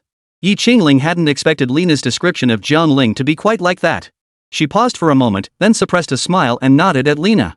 Now that you mention it, you're probably right. That Jiang Ling, he always seems to pull off any task, but when you really look at what he does, you realize he just gets things done through sheer recklessness. But you have to admit, even with his recklessness, he always gets things done. That's his kind of skill, I suppose. With that, Jiang Ling shook her head helplessly. Lina fell silent and turned her gaze toward the room ahead. Moments later, Jiang Ling emerged, now dressed in a different set of clothes. This outfit was none other than the black cloak worn by patrolmen in the black market. What are you planning to do? Infiltrate enemy lines in disguise? Jiang Ling stared at Jiang Ling's appearance before her, instinctively pausing in surprise for a moment. Only then did Jiang Ling nod toward Jiang Ling. Of course. Besides this method, I can't think of any other way to infiltrate the enemy's inner circle. Or do you have another plan? Chapter 118, just wait patiently. Hearing Jiang Ling's words, Jiang Ling naturally shook her head at him. How could she possibly know any method to infiltrate the black market? Lina, standing nearby, stared at Jiang Ling for a long moment before turning her gaze involuntarily toward Jiang Ling beside her. A flicker of hesitation flickered in her eyes, but after a moment's pause, she finally addressed Jiang Ling. Actually, I don't think there's anything wrong with Jiang Ling's idea. After all, for us, it seems like there's no other way besides this one. It may not look ideal, but it's the best option available to us right now. Lina spoke slowly to Jiang Ling. But how could Jiang Ling not understand the meaning behind Lina's words? She wished things could be that simple, but reality was far from straightforward. She drew a deep breath, but before she could speak, another security guard suddenly approached from the side. You? The man spoke as he walked toward them at a measured pace. Jiang Ling spotted him and hurried over. What's the order, boss? Need some hands somewhere? The man didn't say much, merely walking up to Jiang Ling. He glanced down at the badge on Jiang Ling's uniform before letting out a soft chuckle. A blank badge. You're new here, aren't you? Hearing the words, Jiang Ling instinctively looked down at the badge on his chest. This tag was none other than the one Jiang Ling had deliberately picked out earlier after flipping through the pile, fearing he might give himself away. If he had used a badge with a registered number, he couldn't guarantee that someone nearby wouldn't recognize the owner of that number. To ensure his safety, Jiang Ling still felt it was better to use a blank tag. But he hadn't expected this person to show up so quickly. To be honest, I am new here. Everything seemed fine at first, but when I actually arrived, the guy who was supposed to guide me vanished. So I honestly had no idea where to go. I just waited around here, ready to head over if anyone needed help. The man listened to Jiang Ling's explanation and accepted his story without a moment's hesitation. After all, Jiang Ling had researched most of the black market's operations before arriving. As long as he knew enough, he wasn't worried about getting into trouble. Alright, since you don't know what to do anyway, and I happen to need someone, you can come with me. As soon as the man finished speaking, Jiang Ling followed without a second thought. Soon, Jiang Ling found himself at the door of a private room. Most people here have numbers assigned to them. Someone like you, a complete newbie with no number, is actually quite rare. But there's no choice. Lately, there's been an influx of people from above. If we can't assemble everyone on short notice, we won't be able to accommodate them all. Oh, by the way, I'm 13. If you need anything later, you can come find me. I may not be one of the top 5, but at least in some areas, I have some say. Jiang Ling had assumed this person would simply escort him to his destination and then leave. But he hadn't expected the other to say all this to him. For a moment, the look in Jiang Ling's eyes toward the man shifted subtly. It seemed that while this black market was disliked by some and many believed it shouldn't exist in this world, but in the eyes of certain individuals, its existence ultimately held its own significance. For instance, not everyone within it was inherently corrupt. Realizing this, Jiang Ling finally gave the other a light chuckle. I understand, brother 13. If I ever need anything in the future, I'll definitely come to you. I hope you won't think me a bother then. A hint of amusement flickered in Jiang Ling's eyes as he looked at him. However, Shirsan said nothing more. He merely nodded to Jiang Ling before instinctively turning and walking away in the opposite direction. Jiang Ling understood perfectly well. He was likely the person in charge of this area. Besides settling me in, he had many others to attend to. Soon, Jiang Ling could no longer see him. Only then did Jiang Ling breathe a sigh of relief. Had that man lingered here, it would have made Jiang Ling's upcoming actions exceedingly inconvenient. Meanwhile, on the other side, although Lina and Yi Qingling hadn't come over, they too had been keeping a close watch on Jiang Ling's direction. They understood that, given Jiang Ling's temperament, it was highly unlikely anything major would happen. But in a place where danger lurked around every corner, they couldn't help but worry about him. If you're truly worried, why don't we two find a way to sneak over and check on him? After a moment, Lina finally turned to look at Yi Qingling beside her. She slowly voiced her thoughts to Yi Qingling. What Lina hadn't anticipated was Yi Qingling immediately shaking her head at her. Jiang Ling has managed to infiltrate the place with great difficulty. If something unexpected happens to us now, his plan might be compromised. It's best for us to stay put and wait for him to come out. Hearing Yi Qingling's words, Lina didn't say much more. After all, it was merely a suggestion. Since Yi Qingling didn't want to go in with her, so be it. Lina said no more, merely turning her head slightly toward Jiang Ling's location. Before long, Yi Qingling sat down on a nearby stool. You're being so careless. Be careful, someone might show up later. If they check our identities and Jiang Ling isn't here, what will we do then? As Lina finished speaking, Yi Qingling shook her head helplessly. They're all busy today. Didn't you hear what that person said when he came to call Jiang Ling away? I doubt any of them will have time to come over. Seeing the smile on Yi Qingling's face, Lina knew she couldn't persuade her. She sighed and shook her head, choosing to say no more. What neither of them could have anticipated was that someone would soon appear here. And they spotted Yi Qingling and Lina immediately, swiftly making their way toward them. Lina spotted their figures from afar, and a sense of danger immediately gripped her heart. Chapter 119, Turning Danger into Safety. Yi Qingling, someone's coming. Looks like they're after us. Lina stared at the approaching figures for a moment before immediately turning to look at Yi Qingling beside her. Yi Qingling, of course, was aware of the approaching figures. But she also knew she absolutely couldn't rashly engage this group in combat. Otherwise, she might very well ruin Jiang Ling's plan. Therefore, neither of them uttered a word, remaining perfectly still in their seats. You two, what are you doing here? And haven't I seen you before? The leader slowly approached Yi Qingling and Lina. He stared at them for a long moment before suddenly chuckling softly. Then he addressed them. Lina turned to look at Yi Qingling beside her. Though she remained silent, the caution in her eyes had reached its peak. I'm asking you a question. Why aren't you answering? Are you feeling guilty? Seeing their silence, the man grew impatient and pressed on. Just as Lina debated whether to act, Jiang Ling's voice suddenly rang out beside them. 15th brother, these two are my friends. I'm new here and just wanted to bring them out to see the sights. I hope you won't chase them away. The moment they heard Jiang Ling's voice, Yi Qingling and Lina both whipped their heads around, their eyes brimming with excitement. 15th brother, I was brought here by 13th brother. I was patrolling nearby earlier and didn't have time to attend to them. Originally, the man had been sizing Jiang Ling up with a cautious gaze. But when he heard Jiang Ling mention 13, the wariness in his eyes faded considerably. He then nodded toward Jiang Ling. Since you were brought by 13, you should know the basic rules. I won't report this incident, but you should know what you can and cannot do. Understood, understood. Thanks a lot, 15th brother. After seeing the man off, Jiang Ling finally exhaled in relief and sat down beside Yi Qingling. How's it going? Any progress? Did those people suspect you? Yi Qingling turned her head slightly to look at Jiang Ling beside her before asking him slowly. Jiang Ling hummed in acknowledgement but offered no further explanation. Instead, he stood up once more, his gaze shifting between Yi Qingling and Lina beside him. That simple MHM, however, caught Yi Qingling off guard. What's with the whom? Is that your answer to my question or not? Jiang Ling remained silent, but Lena spoke up first. We're in a place like this now. Discussing these matters might not be appropriate. Why don't we talk about it after we leave here? Hearing the voice behind her, Ling fell silent for a moment before finally nodding in agreement. Moments later, Jiang Ling led them out of the black market. As they reached the entrance, the guards at the gate were still exchanging greetings with Jiang Ling. Only after they had walked a considerable distance did Jiang Ling let out a soft sigh before removing his black cloak. What's going on? How long were you even gone? Did someone recognize you? Hearing Ling's voice beside him, Jiang Ling shook his head helplessly. If my identity had truly been exposed, none of us would be here right now. Ling pondered this. It seemed logical enough, but if Jiang Ling hadn't been exposed, what else could have caused this? As she turned to look at Jiang Ling, she saw the deep worry etched across his face. After a moment's thought, she decided not to press further, merely shaking her head helplessly. Soon, Jiang Ling led them back to their home. I'm going out. You two stay home and guard the place. I have the key with me. If anyone knocks, don't open the door no matter who it is. Actually, let me rephrase that: no matter who it is, don't open the door at all. As soon as Jiang Ling finished speaking, he turned to leave. What he hadn't anticipated was that the moment he stood at the doorway, Ling and Lena swiftly gathered behind him. Where are you going? Why aren't you taking us with you? Could it be that you think we're just a burden to you? Ling was the first to speak up. Though Lena beside her didn't voice such words, the look in her eyes as she gazed at Jiang Ling was equally filled with question. Jiang Ling shook his head helplessly. He had anticipated they would want to leave with him, so he had already prepared how to explain the situation to them. With a light chuckle, Jiang Ling finally spoke. It's simple. Think about it: if all of us leave here, who will be left behind? What if this place gets wiped out? I certainly don't want to come back after everything's done only to find my home wiped out. As he spoke, Jiang Ling shook his head again, as if the thought truly pained him. Hearing Jiang Ling's words, Ling and Lena exchanged glances.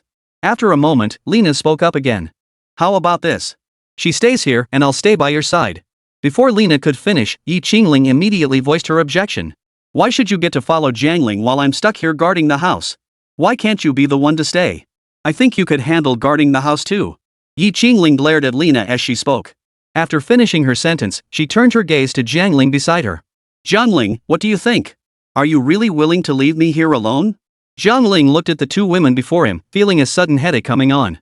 Taking a deep breath, he shook his head with a hint of resignation. Forget it. You both know my next mission could be dangerous, so it's best neither of you comes alone. Besides, with both of you staying behind, Lena, you can help protect Ling. I'll assign you that task. The rest is none of your concern. The special organization will protect me. Don't worry. I'll be back before long. With that, Jiang Ling turned and walked away without hesitation. Watching his retreating figure, Ling and Lena remained silent for a long moment. They knew that once Jiang Ling made up his mind, there was no changing it. Their earlier attempt had merely been a test, and reality had proven it futile. The two sighed softly, saying nothing more as they sat down together on the sofa. Do you think he'll be in danger? I wasn't with him. How would I know? Chapter 120, Why are you guarding the door? Ling and Lena sat on the sofa, exchanging only a few words before falling silent. They both knew full well there was simply nothing left to discuss between them. Rather than this awkward small talk, it would be better to say nothing at all. Both of them came to this realization and fell silent, sitting there without another word. But Jiang Ling remained completely unaware of any of this. Moments later, Jiang Ling appeared at the entrance of the special organization. After what happened last time, this time Jiang Ling deliberately disguised himself before arriving at the special organization's entrance. Even though it was quite late, several people were still sitting at the entrance. Judging by their appearance, they seemed to have been waiting there for quite some time. Staring at them, Jiang Ling raised his eyebrows in surprise. It seemed they were all waiting for him. Jiang Ling shook his head with a hint of resignation. So much time had passed, yet not a single one of them had managed to catch him. Could they really still believe he possessed such ability? However, despite his thoughts, Jiang Ling did nothing. Instead, he simply took a detour to the back entrance. He had assumed he'd need to find a way to enter through the back door, but to his surprise, as soon as he approached the rear entrance, he spotted a familiar figure not far away. The moment he spotted the other person, Jiang Ling's eyes flickered. He then swiftly made his way toward Chen Feng. Chen Feng, what's going on here? Why are you guarding the door? Is this your big boss's new assignment for you? Jiang Ling hadn't even reached Chen Feng's side before he spoke up. Admittedly, his words did sting Chen Feng a bit. Mind your own business. Anyway, this isn't your order, so it's none of your concern. What brings you here? Are you here to request personnel from our special organization? But most of our people have already been requested elsewhere. We're barely managing our own affairs now. I'm afraid we don't have time to deal with your matters. Hearing Chen Feng's words and observing his actions, Jiang Ling could only shake his head in resignation. So this was why Chen Feng was guarding the gate here, not because he'd made some mistake, nor because their big boss wanted him to lead the charge for some mission. It was simply because they were short-handed? Realizing this, Jiang Ling froze in surprise. But Chen Feng, with so many of you here, how could there possibly be a shortage of manpower? Where did you assign all the others? Chen Feng remained silent at Jiang Ling's question. Just as he was about to say something else, Jiang Ling suddenly shifted his gaze behind Chen Feng. Big boss, what's this about? Did you know I was coming and decided to play the victim card in advance? Hearing Jiang Ling's words, Chen Feng knew Shen Yu had arrived behind him. He decided to remain silent, stepping aside slowly to make room for the two of them. Jiang Ling, your words are rather unnecessary. Why would we need to play the victim? It's simply that a temporary miscalculation in our decision-making has left most people unable to return for the time being. But this isn't a major issue for us. It's merely a temporary shortage of personnel, which doesn't affect our daily operations or missions. Jiang Ling, what brings you here today? Shen Yu wore a smile as she looked at Jiang Ling. After explaining the current situation of her special organization, she finally addressed him. Jiang Ling could tell they weren't all on missions, nor did he know if they truly couldn't return. But one thing was certain, they wouldn't borrow from their own people. Shaking his head helplessly, Jiang Ling finally let out a laugh. I recall the big boss promising last time that they'd find a way to help me, no matter the cost. So why, when I come back now, won't the big boss even lend me a few people? There's no connection between these two matters. And what I'm saying is, it's fine that you want to borrow personnel, but first of all, we don't have anyone to lend you, do we? Shen Yu's smile remained fixed on her face as she spoke slowly to Jiang Ling. Yet the moment her words fell, the light in Jiang Ling's eyes shifted.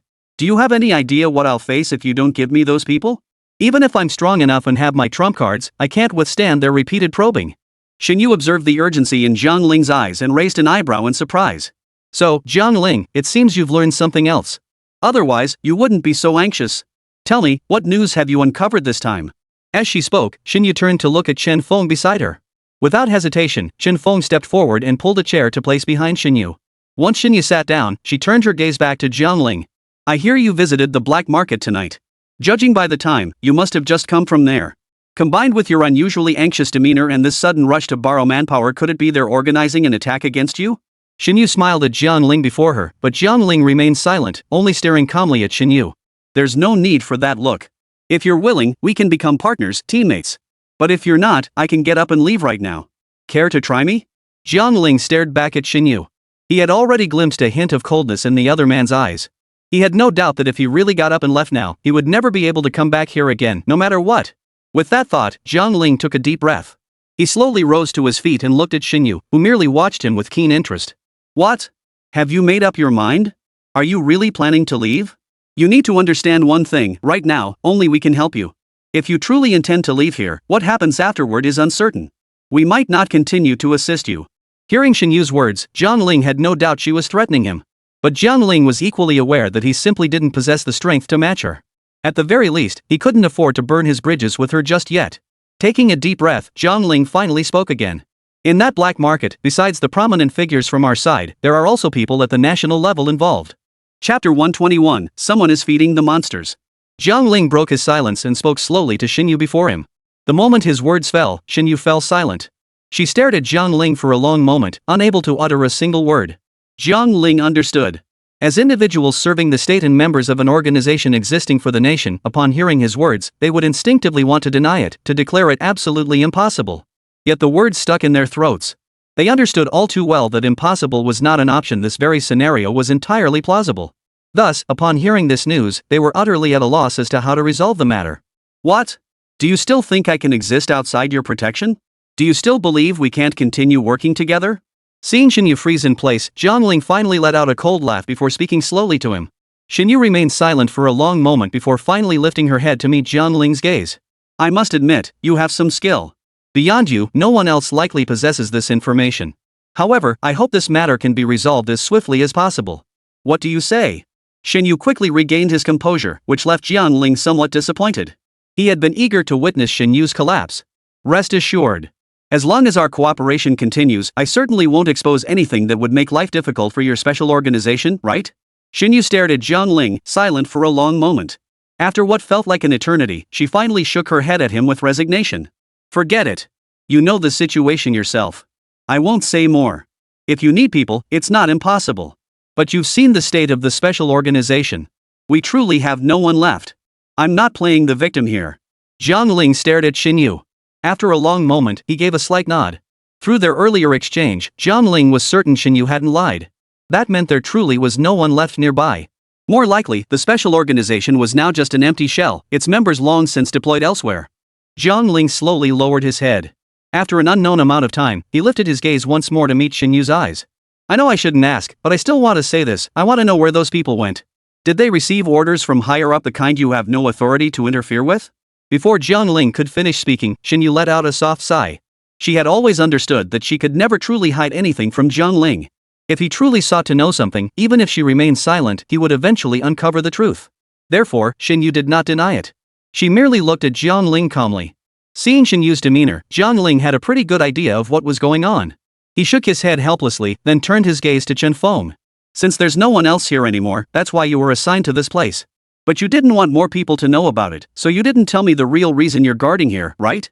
As Jiang Ling finished speaking, Chen Feng shook his head helplessly. I shouldn't have told you in the first place. You certainly shouldn't have known about this. Now that you do, wouldn't we have to kill you to silence you? As Chen Feng finished speaking, Jiang Ling let out a soft chuckle. Killing me probably isn't necessary. But don't you wonder what happened to those who left? Could they ever return? As Jiang Ling spoke, Xinyu shook her head at him. Truthfully, we undergo this kind of upheaval periodically. That's why our special organization is always recruiting new members, something you should be aware of. Yet despite our constant hiring, we can't keep pace with the rate at which they vanish or perish. By now, the special organization has barely any members left.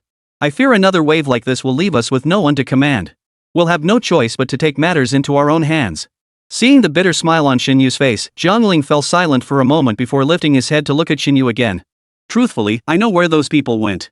The reason I came seeking reinforcements in the dead of night was precisely to confirm this matter.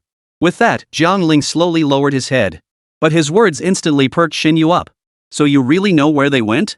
And those higher-ups you saw, did they tell you about this matter? But they're already at that level of status, what use are they? Xinyu murmured to herself, unaware that Jiang Ling had also turned his gaze toward their building in the distance. Even Chen Feng beside him sensed that something felt off about the atmosphere. He took a deep breath before slowly stepping beside Jiang Ling. Brother, if you truly know their whereabouts, you should tell us. After all, we're about to face a separation soon, one where we won't even know where each other is headed. That's something no one would find easy to accept. Hearing Chen Feng's words, Jiang Ling shook his head helplessly. It's simple. They were all sent to feed the monstrous beast. As for who owns that beast, I don't know. They didn't say. I only witnessed the scene and heard the words spoken. You mean there's a beast that eats people, owned by someone higher up, and that beast is currently on the black market? Xinyu froze for a moment before blurting out the question in shock. Jiang Ling nodded. The next second, Xinyu turned to leave. Seeing Xinyu's movement, Jiang Ling hurriedly spoke up to stop her. There's no need to rush to the black market. Even if you went now, it would be pointless. They only bring the beast there to feed on people. Once it's done eating, they'll leave. Jiang Ling's voice rang out again, bringing Xinyu back to her senses. But the next moment, she turned to face Jiang Ling. But how do you know these people are from our special organization? Did you recognize any familiar faces? Jiang Ling hesitated for a moment before shaking his head. It's just that they were saying how the special organization has been struggling to supply people lately, so they've had to use their own employees instead. And each time, the numbers keep growing. I can't be certain, but I thought I'd come ask you guys anyway. Chapter 122, the implications run deep. Let's investigate first. Xinyu remained silent for a long while, unable to continue speaking.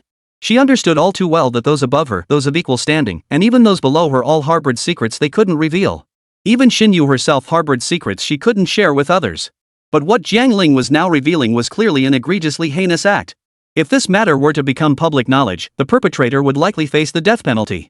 Precisely because she knew this, Xinyu now stared intently at Jiang Ling before her, remaining silent for a long while. Yet though Xinyu remained silent, Jiang Ling could read her thoughts in her eyes. Jiang Ling understood that Xinyu was reluctant to get involved in this matter. After all, the consequences of this incident were likely far beyond their control. Taking a deep breath, Jiang Ling finally looked back at Xinyu. Of course, if you don't want to get involved in this matter, I won't force you. After all, from the very beginning, they weren't targeting you, they were targeting me. If my actions were to drag you into this mess as well, that would indeed be inappropriate. Jiang Ling stared at Xinyu. After his words fell, Xinyu let out a light chuckle. Jiang Ling, do you really think we're that kind of people? That we'd immediately start plotting our escape at the first sign of danger? Xinyu looked at Jiang Ling as she spoke slowly. But Jiang Ling didn't say another word. He just stared silently at Xinyu, remaining silent. Alright, this matter is indeed too far-reaching. I can't really help you with it. After all, if the higher-ups get angry because of me, it'll be difficult for me to even survive within the special organization. Shan Yue turned her head slightly, gazing into the distance. Though Jiang Ling didn't know what she was looking at, he didn't ask. I've said everything I came here to say. There's nothing else. I'll take my leave. With that, Jiang Ling turned and walked away without a moment's hesitation. Only when she heard Jiang Ling's voice behind her did Shan Yue turn her head slightly to look at him. But by then, Jiang Ling had already turned and walked away. Though Shan Yue looked, all she could see was his retreating back. She stared at his retreating figure for a long moment, unable to utter a word. Even Chen Feng couldn't bear to watch any longer. Big boss, if what Jiang Ling said is true, doesn't that also prove there's likely a mole within our special organization? If that's the case, we'd better root out this mole sooner rather than later. Otherwise, who knows what else might happen in the future. Hearing Chen Feng's voice behind her, Shan Yue finally turned her head slightly. She stared at Chen Feng for a long moment before letting out a soft chuckle. Indeed, your conjecture is entirely sound. So, who do you think the mole within our special organization might be? Among everyone present here, who has been here the longest? Shan Yue looked at Chen Feng, her smiling expression causing him to relax momentarily. Chen Feng lowered his head to ponder the matter. But moments later, he abruptly turned to face Shan Yue, his eyes filled with utter shock. Not the big boss? Are you suspecting me? Hearing Chen Feng's words and seeing the shock in his eyes, Shan Yue merely smiled, not uttering a single word. After a long moment of mutual gaze, Chen Feng suddenly shook his head at Shan Yue. No. It can't be like that. After all, big boss, you seem to trust me the most here. Though Chen Feng spoke these words, his face betrayed no trace of trust. On the contrary, his heart was now filled with urgency. He had no idea what Shan Yue truly thought of him, so he could only tentatively broach the subject. Shan Yue said nothing more, merely sitting down slowly on a nearby stool before turning her head to look at him. Her gaze toward Chen Feng carried a hint of scrutiny. Go ahead. What are your thoughts on this matter? Chen Feng hadn't expected Shan Yue to ask for his opinion. He froze for a moment before hurriedly responding. Madam Director, to be honest, I don't know if this is true or not, and I have no idea who's behind it. But if it is true, I think we should look into it, right? After all, it involves too many parties, and the nature of it is truly appalling. Chen Feng stopped there, choosing not to elaborate further. Shan Yue understood perfectly what Chen Feng meant to say. Since he chose not to elaborate, she didn't press the matter further. So what do you think? Could Jiang Ling actually eliminate those so-called factions? After all, they do seem to have gone too far. What's your take? Shan Yue spoke, turning her gaze back to Chen Feng. This time, however, Chen Feng remained silent. They both knew Jiang Ling's current situation was dire. Otherwise, he wouldn't have been driven to seek help from such a special organization. But beyond that, Jiang Ling remained silent. How could they possibly know what he was truly thinking? Forget it. We'll discuss these matters when Jiang Ling returns next time. That's all for today. Chen Feng, compile a list of those who've disappeared from the special organization recently. If things are truly as Jiang Ling described, then this group of missing individuals must share some common characteristics. As she spoke, Shan Yue narrowed her eyes slightly. Chen Feng nodded in agreement and promptly departed. Meanwhile, Jiang Ling remained utterly unaware of the far-reaching consequences his offhand remarks would later unleash. The following evening, Jiang Ling, Yi Qingling, and Lina returned to the black market. This time, however, Jiang Ling decided to have the other two cloak themselves in black robes as well. After all, Jiang Ling had seen it for himself. For some reason, they seemed to be constantly recruiting new members lately. Since that was the case, why not seize this opportunity to bring Yi Qingling and Lina in as well? After Jiang Ling shared his plan with them, both agreed without hesitation. Jiang Ling, I knew there'd come a time when you'd need us. Rest assured, leave this to us. We won't blow our cover. Yi Qingling spoke slowly after Jiang Ling finished, a faint smile playing at the corners of her mouth. Chapter 123, Majority Rules, My Rules. They all understood that if they truly donned the black robes and infiltrated that black market, what awaited them afterward might not be mere danger, it could very well be deadly. Yet they voiced no objections whatsoever, continuing to support Jiang Ling as always. This left Jiang Ling momentarily speechless. He simply stared at the two before him, unable to utter a word for a long while. Yet even without words, both women understood his stance. Let's go. It's about time. We should prepare to depart. After staring at Jiang Ling for a while, Yi Qingling finally let out a soft laugh before addressing him. Jiang Ling nodded slightly, rising to his feet. His gaze instinctively turned to Lina beside him. But Lina was also staring at Jiang Ling. After a moment, Jiang Ling shook his head. We haven't even eaten yet. Why the rush to go to the black market? Did you discover something? With that, Jiang Ling sat back down, beginning to ponder what to eat. But Yi Qingling wasn't about to give Jiang Ling that chance. Alright. We just need to eat, right? We'll be near the black market soon. There are so many food stalls nearby, we can just pick one at random.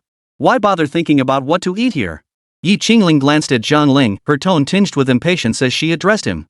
After all, Yi Qingling knew full well that if her family found out about her current actions, they'd likely come to take her away immediately. At that point, who knew if Jiang Ling would even say a word in her defense? With that thought, Yi Qingling shook her head helplessly. However, upon hearing her words, Jiang Ling shook his head in refusal. I know it must be stifling for you to stay cooped up at home eating meals all day. But if we go out now and someone discovers our true identities, we'll become targets everyone wants to hunt down. Jiang Ling stared intently at Yi Qingling, hoping his words would sway her. Yi Qingling remained silent for a long moment before finally lifting her head to look at Lena beside her. As for Lena, she certainly hadn't expected Yi Qingling to glance at her while Jiang Ling was speaking. Did Yi Qingling want to know her thoughts? Lena pondered this internally, but before she could voice her question, Yi Qingling spoke. Lena, do you think it's better for us to eat at home, or should we go out to eat? Yi Qingling's eyes sparkled as she looked at Lena, seemingly eager for her answer. But Lena turned her gaze to Jiang Ling beside her instead. After staring at him for a moment, she finally spoke slowly. I'll follow whatever Jiang Ling says. If he says we should eat at home, I'll stay home with him. If he says we should go out to eat, I'll go out with him. Lena finished her sentence and turned to smile at Jiang Ling beside her. Though Jiang Ling said nothing, he gave a slight nod before turning his gaze to Yi Qingling beside him. So, things have come to this. What do you think? There are 3 of us. You want to go out to eat, but Lena and I both want to stay home. Shouldn't the minority defer to the majority? Yi Qingling studied the expression on Jiang Ling's face. After a long moment, she could only shake her head helplessly. Fine. Since you've both made up your minds, what else can I say?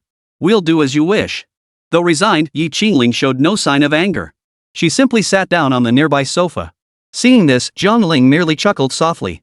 Without another word, he turned and headed toward the kitchen. Before long, Jiang Ling reappeared. He hadn't prepared anything particularly complicated. After all, they were all waiting to head out, and making something too elaborate would have wasted too much time. After the 3 finished eating, Jiang Ling finally turned to Yi Qingling and Lena. I already informed the special organization about the black market yesterday. What they'll do next remains uncertain. But I want to emphasize that no matter what happens, I still hope you'll stay vigilant. At the very least, ensure your own safety. Jiang Ling's expression turned serious as he broached the subject. Yi Qingling and Lena said nothing further, merely nodding to Jiang Ling. Understood. You can rest assured about this matter. If anything unfavorable comes our way, we won't get involved. Hearing Yi Qingling's words, Jiang Ling finally nodded. He had to admit that he still harbored concerns about bringing the 2 of them along on this black market mission. But he also understood that, at this moment, he had virtually no one else he could rely on. So no matter what, he needed their help. Taking a deep breath, Jiang Ling turned his gaze toward the door beside him. He knew deep down that once they left today, even he couldn't predict when or if he would return. If things went smoothly, perhaps nothing would happen today. But if they didn't, Jiang Ling knew very well that he, Yi Qingling, and Lena might all be captured by the black market gang. He glanced briefly at the 2 beside him, saying nothing, yet his emotions were already evident to them. Don't worry. This isn't a difficult task for us. As long as we work together, we'll succeed. Besides, I'm still a member of the Yi family. No matter who those black market people are, they must know my status. Even if we did something and they found out later, it wouldn't be a big deal. After all, they wouldn't risk antagonizing the Yi family over this. Seeing the confidence on Yi Qingling's face, Jiang Ling finally nodded slightly. He knew full well that Yi Qingling had always possessed this kind of confidence. It was just something he himself lacked. She had the entire Yi family as her trump card, her safeguard. No matter how outrageous her actions, the Yi family would shield her. But as for himself and Lena... At this thought, Jiang Ling's eyes dimmed slightly. He turned to look at Lena beside him, remaining silent for a long moment. Don't worry. I'll protect you. As long as I'm alive, you won't be harmed. Seeing the smile in Lena's eyes, Jiang Ling said nothing, merely nodding slightly. After that, the 3 of them tidied up all the trash in the room. Standing at the doorway, Jiang Ling turned to glance one last time at the room before him, then closed the door. Chapter 124, Sudden Unexpected Event. Before long, Jiang Ling led the 2 to the entrance of the black market. This time, however, Jiang Ling had already donned a black cloak before reaching the entrance. The 2 beside him still lacked cloaks, but they too wore masks. Shortly after entering, the trio encountered a cloaked figure approaching them head-on. The number on his robe was 3. The moment he saw the figure, Jiang Ling instantly heightened his vigilance. He knew that the top 5 ranked cloaked figures never appeared here under normal circumstances. If they truly showed up, it meant the black market was about to make a major move today. Jiang Ling tried to lead the 2 beside him away, but the figure had already spotted him. You! The blank one, come here.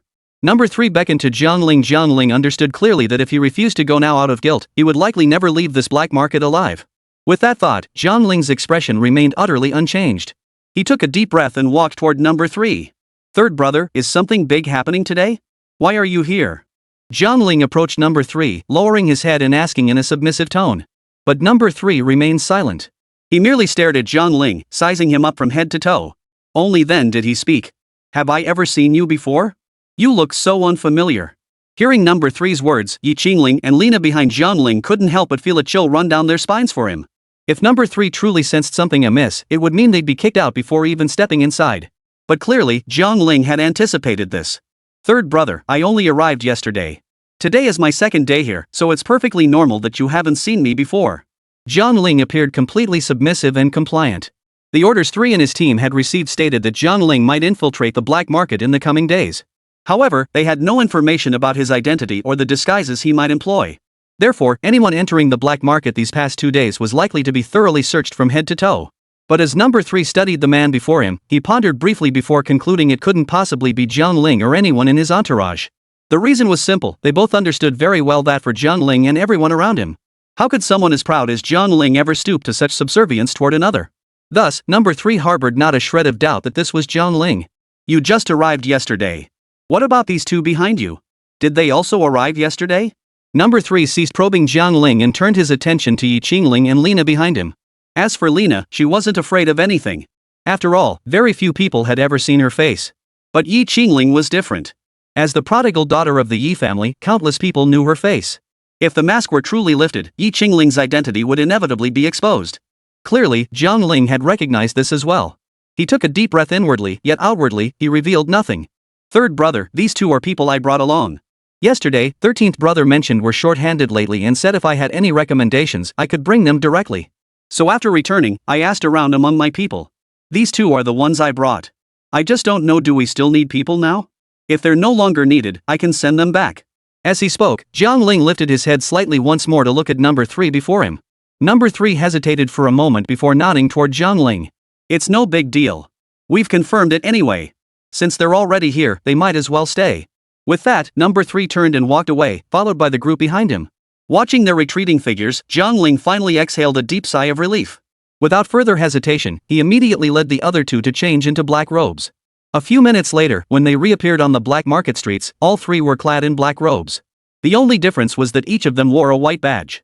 The black market seems short-handed lately, which is why they didn't bother checking our identities. After all, who we really are doesn't matter to them, all they care about is whether we can bring them profit. As he spoke, Jiang Ling began introducing everything around them to the two. This included the meaning behind the numbers on those black-robed figures. After a while, Jiang Ling finally finished his explanation. Ling and Lina nodded slightly. They had been listening intently to Jiang Ling's explanation all along. After all, for them now, knowing more equated to having more means to protect their lives. Soon, Jiang Ling had guided them through every street in the black market. Yesterday, using his black-robed identity, Jiang Ling had already gained a rough understanding of the black market's layout, including the locations of those hidden areas no one dared reveal. Jiang Ling halted before a black gate, then turned to face the two women behind him. The man who uses people to feed the monstrous beast is here.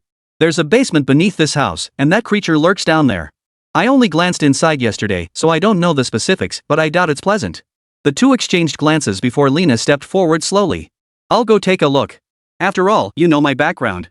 Even if that beast is ferocious and attacks anyone it sees, under the suppression of my bloodline, it won't dare do anything too extreme to me. Observing the expression on Lina's face, Jiang Ling hesitated for a moment before finally nodding to her. Alright, you handle that sector then. There's apparently another auction at the black market tonight, but I'm not sure if our status will get us inside. More likely, we'll just be stationed outside for security. So if we can't get in, it's no big deal. There'll be very few guards here then, and we can take the chance to deal with that beast. Jiang Ling had already meticulously planned everything, including backup plans for every possible scenario. Second, third, even fourth contingency plans were all mapped out. Thus, the two women following behind Jiang Ling felt no worry, let alone fear. Chapter 125, Deliberate Sabotage? With everything settled, Jiang Ling said no more. He merely nodded to the two before swiftly turning and departing. Watching Jiang Ling disappear behind them, the two women said nothing, merely exchanging a glance. So, what do you think about this? Following Jiang Ling's lead is inherently difficult. If you're unwilling, you can always leave. Ling turned to stare at Lina before speaking slowly. Lina certainly hadn't expected Ling to bring this up at such a moment. Lina raised an eyebrow slightly, staring at Ling for a moment before letting out a resigned laugh. I've already made a pact with Jiang Ling. Do you seriously think I'd abandon him now? Of course not. Yi Qingling heard her words but said nothing, merely shrugging her shoulders. Meanwhile, Jiang Ling had arrived near the auction venue. Tonight's auction was indeed taking place, though Jiang Ling remained unaware of what items would be up for bid. Standing at the entrance, he soon saw crowds streaming inside. However, due to Jiang Ling's extreme discretion at present, no one noticed him at all. Jiang Ling silently watched each person entering the venue, mentally noting their identities. Simultaneously, he made up his mind, once he escaped his current predicament, he would seek them out and demand justice. That is, if they were still alive by then. After an unknown amount of time, the flow of people finally began to thin. White card, stop standing around here. We don't need you here anymore. Go inside and help out. Just as Jiang Ling was pondering his next move, a voice suddenly called out to him from the side. Hearing the voice, Jiang Ling quickly turned his head. Someone was beckoning him inside, but the distance between them made it impossible for Jiang Ling to make out the number on the person's uniform. But Jiang Ling didn't dwell on it. He simply strode toward the main entrance. The moment he entered, the blinding light stung his eyes. A beam of light from above the lobby shone directly at the doorway, its purpose unclear. The white glare pierced Jiang Ling's eyes, leaving him momentarily unable to turn away. Just then, a figure suddenly flashed out from his side. White card. I know you're new here, but how dare you just walk right in through the main gate? Don't you realize a bunch of people saw you just now? Before Jiang Ling could react, just as he was about to strike out, a voice rang in his ear. Hearing this, Jiang Ling slowly lowered his raised arm. It was clear the other person had pulled him aside for his own good. Realizing this, Jiang Ling took a deep breath and turned his head slightly. The man was also clad in black robes. Jiang Ling lowered his gaze slightly, but the dim lighting in the area made it impossible to discern the numbers on the badge pinned to the man's chest. Yet the man seemed to read Jiang Ling's thoughts. He chuckled softly before speaking. White badge, you want to know my number? Let me tell you, the only reason I saved you this time is because I felt sorry for you coming alone, without even someone to bring you. Not that I'm prying, but I'm just curious, did the person who brought you here die? As he listened, Jiang Ling finally made out the number on the man's badge. Number 72. Jiang Ling breathed a sigh of relief. Since it wasn't one of the top numbers, it shouldn't be a problem. Jiang Ling felt a little more at ease. Number 72, have you been here long? Instead of answering the questions he'd just asked, Jiang Ling continued addressing number 72.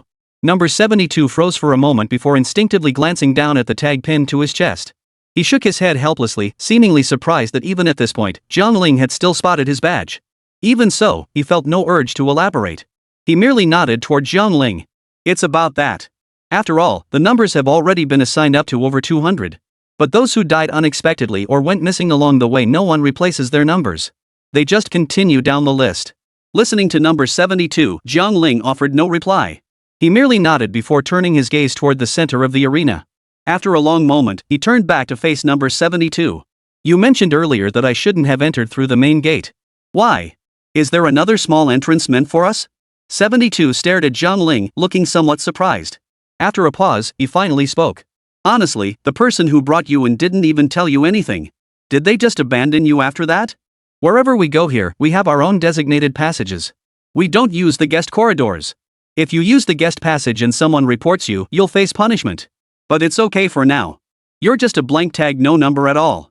You don't have to worry about that yet. Still, don't think this blank tag is some kind of get-out-of-jail-free card. Number 72's gaze toward Jiang Ling was filled with genuine concern. It was clear he truly feared Jiang Ling might end up dying here in confusion. Yet, after hearing number 72's words, a sharp gleam flashed in Jiang Ling's eyes. That man had clearly instructed him to enter, yet he hadn't mentioned using their designated passageway. Therefore, Jiang Ling now sensed something was off about that man. Yet he couldn't quite put his finger on what it was. Taking a deep breath, Jiang Ling turned his gaze toward number 72 before him. This time, however, his gaze held a distinct shift. 72, thank you for this. But honestly, no one ever taught me any of this before. I only arrived yesterday, so I'm still unfamiliar with many things. Could you help guide me? Though Jiang Ling was smiling, his face was hidden behind a mask, so number 72 couldn't see the expression. Nevertheless, upon hearing Jiang Ling's words, he nodded in agreement. Of course. It's no trouble at all. You can follow me from now on. Chapter 126, Becoming a Junior Apprentice? Number 72 agreed readily, though not out of any particular reason. It was simply that taking on another newcomer posed no harm to him. To put it another way, it was because number 72 had been in the black market for so long, watching his companions bring in batch after batch of new recruits. But since number 72 appeared somewhat carefree in every aspect, as a result, people rarely sought him out. So over time, he hadn't taken a single rookie under his wing. Naturally, after so long, he felt a bit itchy to do so. Now that he'd encountered Jiang Ling, a complete novice who knew nothing, number 72 naturally wanted to find every possible way to bring him along. But Jiang Ling's mind was elsewhere. He wondered what number 72 would do once he discovered his true identity. Lost in this thought, Jiang Ling failed to notice the look in number 72's eyes. When Jiang Ling finally snapped back to reality, he turned his head and locked eyes with number 72. Why are you staring at me like that? It's as if I've done something wrong. Startled by number 72's intense gaze, Jiang Ling blurted out in surprise. Number 72 gave Jiang Ling a light chuckle before speaking to him slowly. To be honest, I actually think that if I were to mentor you, your future development would surpass mine. Number 72 wasn't wearing a mask at the moment, so Jiang Ling could see his face clearly. He looked remarkably young. Though Jiang Ling didn't ask, he sensed number 72 must be younger than himself. Yet at such a young age, he had already arrived here and was working for the black market. For a moment, Jiang Ling didn't know what to say. He stared at number 72 for a long moment. The man frowned slightly, perhaps sensing something off about his gaze. Why are you staring at me like that? Do you take issue with what I said? Number 72 asked Jiang Ling with puzzlement. Only then did Jiang Ling offer an awkward smile. He hadn't realized his thoughts had been written all over his face. Nothing much, really. It's just that you seem younger than me, and I couldn't help but wonder why you started working here so early. Jiang Ling said, offering number 72 a smile. Number 72 clearly hadn't expected that after staring at him for so long, Jiang Ling would say something like that. For a moment, he didn't know how to respond. So that's all it was? I thought you might take issue with what I said earlier. Seems I misjudged you.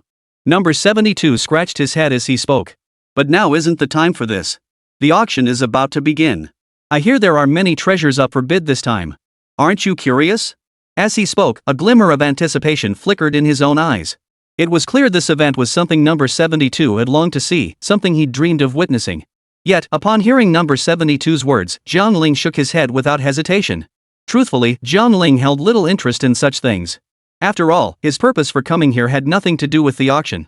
Still, if this auction truly lived up to number 72's description, Jiang Ling felt it might be worth seeing. Seeing Jiang Ling shake his head at him, number 72 sighed helplessly. Typical greenhorn, you don't even know the value of this auction. But it's fine.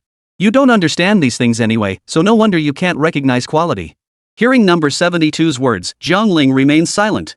He saw no need to explain his thoughts to others. But aren't you going to put on a mask? You plan to go out like this?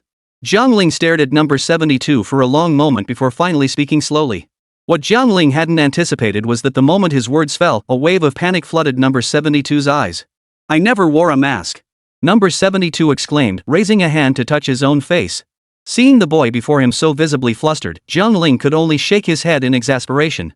Relax. When you pulled me over just now, you were wearing the mask. You only took it off after returning. I thought you deliberately did that to show me your true face. I never imagined you'd simply forgotten about it. Jiang Ling said to number 72 with a smile. Number 72 froze for a moment before pulling the mask from the side and placing it over his face. It's fine. We're already so familiar with each other anyway. The mask is off, so it's off. But since I've taken mine off, it's only fair. Aren't you going to show me what you look like beneath yours? Jiang Ling listened to his words and shook his head without hesitation. That won't be necessary. After all, I'm still just a rookie. Honestly, it's not even certain if I'll be able to stay here. If I really took off my mask for you, wouldn't we recognize each other outside later? That doesn't seem quite right. Hearing Jiang Ling's words, for some reason, number 72 found them somewhat reasonable. After a moment of silence, he nodded. But before he could utter another word, a voice rang out from the auction podium nearby. Welcome, everyone, to today's auction. I trust everyone here knows what treasures await at today's auction. Rest assured, our auction follows the highest bidder principle, absolutely no under-the-table deals. Hearing the voice from the auction podium, a flicker of excitement instantly crossed the eyes of Lot 72. But Jiang Ling's face showed no trace of a smile. He remained silent, his gaze fixed on the podium before him. He might be content to watch the stage from this corner, but number 72 beside him had other ideas. Come on, let's go. Today, I'll show you the world, kid. We're heading up to the stage. Anyway, everyone here today is just on patrol, no one's going to say anything to us. Number 72 spoke as he grabbed Jiang Ling and pulled him toward the exit. Jiang Ling tried to resist, but caught off guard, he was yanked right out by number 72. Chapter 127, nice guy, just a bit stupid. Jiang Ling had always believed that as long as he didn't want something, no one could force it upon him. But once number 72 actually dragged him out, Jiang Ling instantly realized just how strong this guy was. If only he could be on our side. But the thought barely formed before Jiang Ling shook his head. This guy had been operating in the black market for so long. He couldn't possibly take him along. Who knows? He might become a hidden threat within his own circle someday. Number 72 dragged Jiang Ling toward the seating area, but upon looking around, he realized there wasn't a single empty seat in sight. After a long moment of searching, he turned back to Jiang Ling with a resigned look. Sorry, bro. Before I came out, I thought there'd be seats nearby. This is the most remote spot in the whole venue. How come even here is packed today? Number 72 muttered to Jiang Ling, but Jiang Ling was no longer paying attention to him. His gaze was fixed entirely on the central platform. What on earth could be up for auction today to have them all so excited? His gaze fixed on the stage, Jiang Ling began to ponder.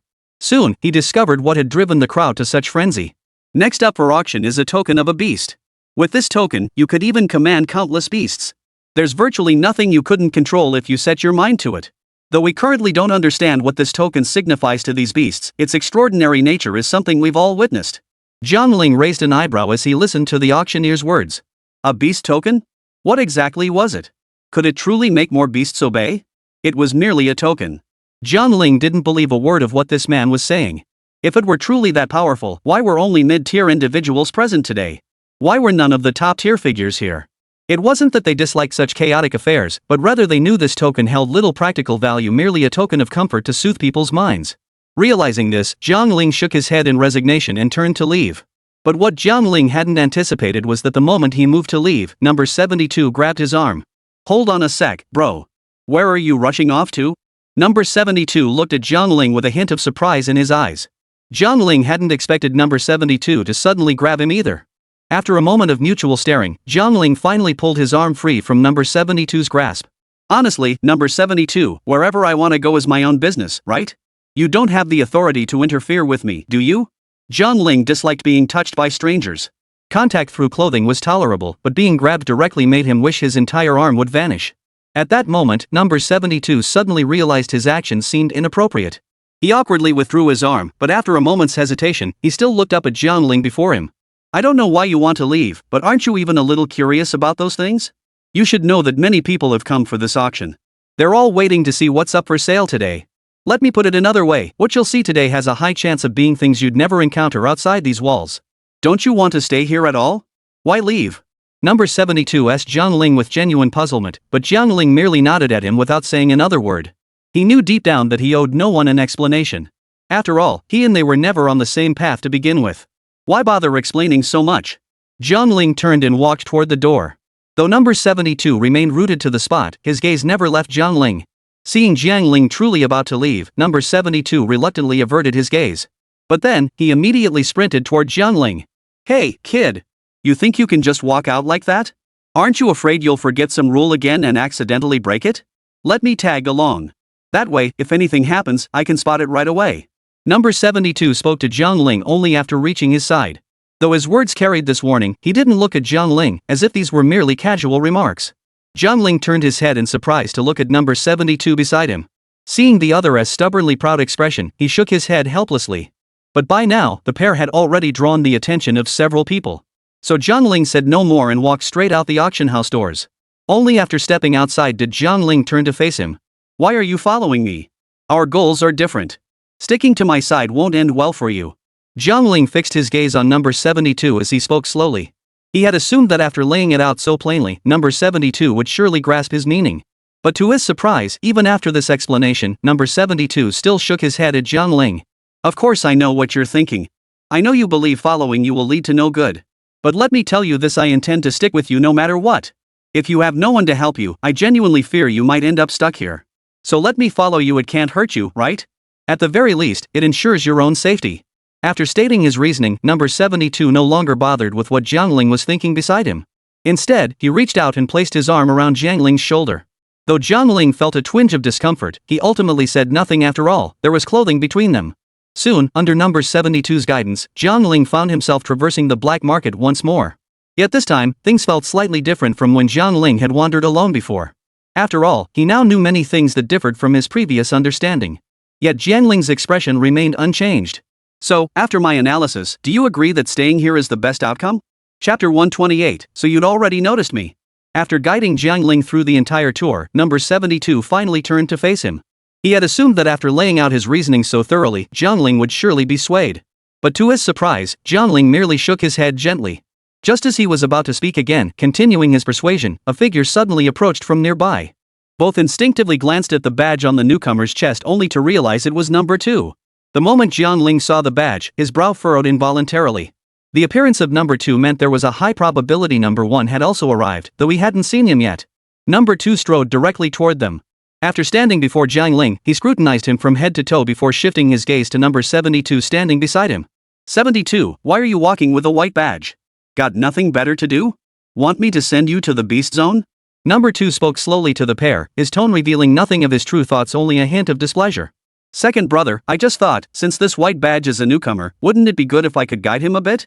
Number 72 forced a smile at number 2, but after staring at him for a moment, number 2 only gave a cold chuckle. Then he turned his gaze back to Jiang Ling. White card, come with me. I need to discuss something with you. Jiang Ling was taken aback.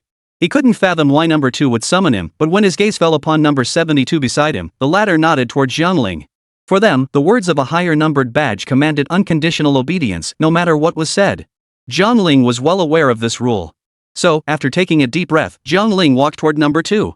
Soon, number 2 led Jiang Ling to a secluded spot.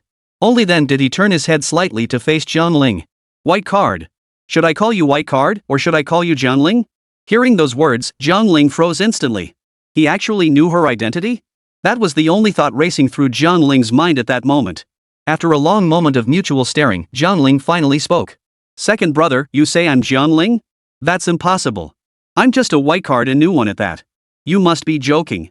Jiang Ling retorted to number 2, but number 2 merely snorted coldly.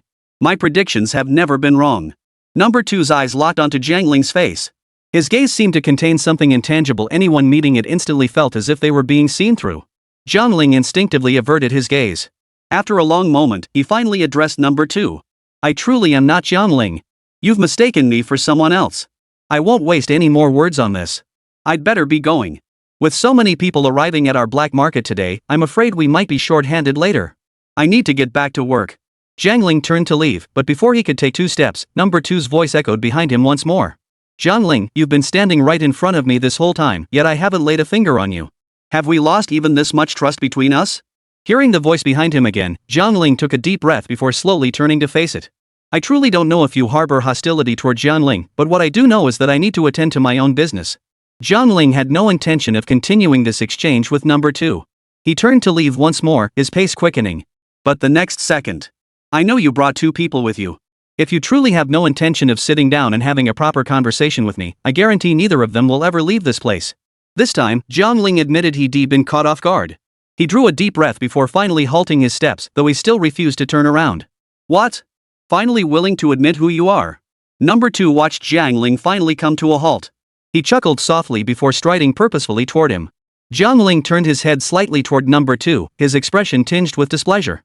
I don't know how you recognized me, but it seems like there isn't much connection between us. Is it really necessary for you to investigate me like this? Hearing Jiang Ling's words, number 2 shook his head repeatedly. You need to understand one thing, this isn't me investigating you. You appeared before me of your own accord. And honestly, I didn't even know you'd infiltrated until I tested the waters at the auction earlier. Number 2's face broke into a smile. Though masked, Jiang Ling could still see the corners of his mouth turn upward. After a long moment of staring at each other, Jiang Ling finally walked over to number 2. Just tell me what you want. There's no need to threaten me like this. Also, can we find a slightly safer place to talk? Don't you think this spot is far too dangerous? Hearing Jiang Ling's words, number 2 finally nodded. So you're afraid of being seen after all. I thought since you'd already snuck in, you wouldn't worry about that anymore. Jiang Ling could tell number 2 was trying to make him slip up. But who was Jiang Ling? How could he possibly slip up over something like this? Jiang Ling stared at number 2 for a long moment before turning his gaze toward the auction hall. So you were the one calling me inside at the entrance. What's your game? If you recognized my identity from the start, why haven't you revealed it until now? Aren't you number 2? Working for the black market? Jiang Ling was growing perplexed, yet number 2 remained silent. You don't need to know about this matter. Just do what you're supposed to do. Today's business ends here. With that, number 2 turned and walked away. For a moment, Jiang Ling felt even more bewildered. It's not like we're buddies. You called me over, and you exposed my identity. You haven't explained anything, and now you just want to leave? The thought seized Jiang Ling, and without hesitation, he reached out and grabbed number 2. You're not leaving until you explain yourself today. What the hell are you playing at? Jiang Ling tugged at number 2, who took a deep breath before pulling him toward a nearby room. Chapter 129, Cooperation is your only way out. Jiang Ling instinctively tried to resist, but number 2 was incredibly strong. He couldn't break free from the other's grip. Before long, number 2 had led Jiang Ling into the room. Honestly, Jiang Ling, before I met you, I assumed you must be incredibly clever. At the very least, sneaking here without a solid plan wasn't something I expected from someone like you. Facing number 2, Jiang Ling was momentarily at a loss for words. After a moment's thought, however, he snapped back to reality. Why should he explain himself to number 2? But it doesn't matter. I'm different from the others. No matter what they say about you, my opinion of you has always remained the same. I never saw you as some utterly depraved person, Jiang Ling. Even if what they say is true that you made a contract with the Beast Princess, I still don't believe you intended to do anything wrong. I trust your character. You act according to your capabilities. The tasks ahead will be greater and more challenging than anything you faced before. I even know why those people speak of you this way. It's simply because as you grow stronger, you'll inevitably threaten their positions. Am I right? But when number 2 finished speaking, Jiang Ling remained silent. He couldn't understand why this had happened. How had he suddenly become the target of everyone's hostility? He hadn't done anything particularly wrong. But rest assured, Jiang Ling, the top 3 of us all believe in you. Number 4 isn't on the black market right now, and number 5's position is unstable, but the 3 of us will definitely support you. Honestly, if you're planning to tear this place apart today, Jiang Ling, we're in it with you. Jiang Ling was taken aback. He looked at number 2 and remained silent for a long time. He never imagined anyone would speak to him this way. Not even his own friends or so-called brothers would necessarily say such things. Of course, if there's anywhere you want to go, I can take you there. Let's go. Number 2 finished speaking and pulled Jiang Ling toward the door. But the moment they stepped outside, they saw number 72 crouched by the entrance. Instantly, number 2 released his grip on Jiang Ling. 72, what are you doing here? Why aren't you handling your own duties? Did you receive orders to monitor me? Number 2 whispered at number 72, who remained silent, only lifting his gaze to the figure behind him, Jiang Ling. Seeing that Jiang Ling appeared unharmed, number 72 finally exhaled in relief. Second brother, I brought this white card over. If anything really happened to him, the blame would ultimately fall on me. That's why I thought I should follow along. Besides, second brother, you always insist on having a reason before punishing someone. While I don't know why you brought the white card here, I'd like to understand if he's done something wrong. Number 2 stared at the man before him, suddenly at a loss for words. How had he never noticed before that 72 was actually this kind of person? After a long moment of mutual staring, number 2 finally turned his gaze to Jiang Ling behind him. Have you two become quite familiar already? Hearing this, Jiang Ling hastily shook his head at number 2. Of course not. We've only just met. We can't exactly be considered familiar with each other. As he spoke, Jiang Ling glanced back at 72. Number 72 might not realize it, but Jiang Ling understood. At this moment, anyone associated with him could only mean trouble. But number 72 was displeased with Jiang Ling's words. White card, if I hadn't pulled you out of trouble just now, you might have been chopped up by now. And now you turn around and say we're not familiar? How can you be so ungrateful? Seeing the displeasure on number 72's face, Jiang Ling ultimately offered no explanation. He simply turned his gaze toward number 2. Let's just leave first. If he wants to follow, let him. Just keep an eye on him and make sure he doesn't spill any secrets to anyone. Number 2 nodded slightly at Jiang Ling's words before turning and striding forward. As for 72, trailing behind them, he didn't know where they were headed. But he understood that with number 2 now present, aligning himself early could benefit him later. After a moment's thought, he immediately followed Jiang Ling's pace. Soon, number 2 led Jiang Ling to a doorway. Jiang Ling looked up and couldn't help but frown. This was the very door he had instructed Yi Qingling and Lina to guard. But now, looking around, where were their figures? Noticing Jiang Ling's scrutiny, number 2 chuckled softly. Rest assured. Before coming to find you, I already visited this place. If you agree to cooperate with me to become grasshoppers on the same string, I won't harm them. But if you refuse me from start to finish, then I'm afraid you might never see them again. Jiang Ling's heart skipped a beat at number 2's words.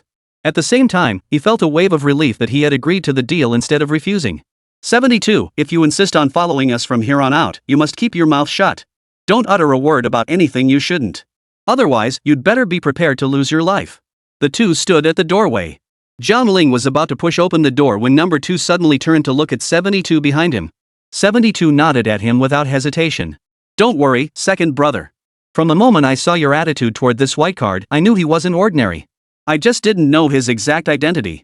Besides, I can see now that you don't have many people you can rely on, second brother. I may not be particularly powerful, but at least I can run errands for you, right? Seeing the smile on 72's face, number 2 said no more.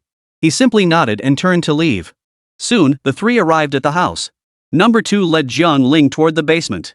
Only 72 was left waiting at the basement entrance. Clearly, number 2 didn't want him to know Jiang Ling's identity just yet. Before long, Jiang Ling saw the two people locked in the basement. Qingling, Lena. Are you both okay? Chapter 130, Just trust me. When Qingling and Lena saw Jiang Ling, terror instantly filled their eyes. Don't come any closer. This bastard used us to lure you here. How could you fall for it? You were so cautious before. Why did this alone lead you here? Run. Run now. Qingling and Lena never once called out Jiang Ling's name. They only shouted for Jiang Ling to leave quickly, but Jiang Ling had no intention of leaving. He strode straight toward them. The terror on their faces was utterly unmasked in that instant. Why are you still coming over? Didn't we already tell you? This guy has no good intentions. He just wanted to lure you here. Who knows what will happen next? We have no idea at all. Are you really going to let him imprison you here without doing anything? Qingling glared at Jiang Ling, her voice filled with disappointment. After speaking, she expected Jiang Ling to comply whether he took them with him or not, at least he would leave immediately. But Jiang Ling remained as if he hadn't heard a word, continuing to untie the ropes around the two women as if nothing had happened. Only then did Qingling and Lena notice that number 2, standing behind Jiang Ling, remained frozen in place, showing no intention of stepping forward. Faced with such silence, Qingling and Lena were momentarily at a loss for words. Exchanging a glance, they both turned to face Jiang Ling. Jiang Ling, tell us the truth. Did you reveal your identity to that guy? Or does he already know something? Why isn't he coming to arrest you? Before you arrived, he swore up and down he'd definitely take you away. Hearing Qingling's question, Jiang Ling finally let out a light chuckle before nodding to them both. Rest assured, he knows who I am, but he has no intention of doing anything to me. So there's no need for you to worry either. As Jiang Ling spoke, his hands worked tirelessly, and in no time, he had untied the ropes binding the two women. The two women froze for a moment, momentarily unable to comprehend the meaning behind Jiang Ling's words. So Jiang Ling, are you saying you've reached an understanding with him? That you're even going to cooperate with him? Jiang Ling finally nodded. He knew they probably couldn't grasp why he was doing this, but Jiang Ling himself understood perfectly well. If he truly refused to cooperate with number 2 and instead adopted a different approach toward him, it wouldn't be long before more people learned of his whereabouts. Number 2 wanted to cooperate with him, but not solely with him. He had no doubt that the moment any of his actions displeased number 2, he would become a target in plain sight. On the surface, it seemed Jiang Ling still had choices. Yet he understood he had none. After all, he was now on someone else's turf. His every word and action could only be dictated by others.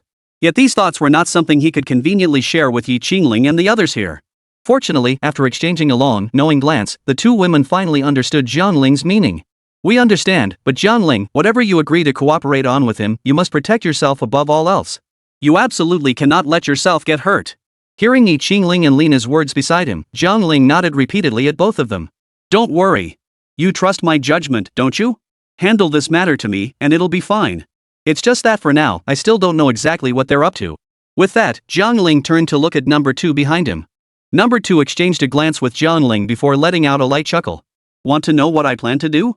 That's simple enough. But what I want to ask you is, even if you knew, what could you possibly do about it? Number 2 wore a smile on his face, speaking to Jiang Ling after a long pause. But as Jiang Ling listened to his words, he found himself falling into an involuntary silence.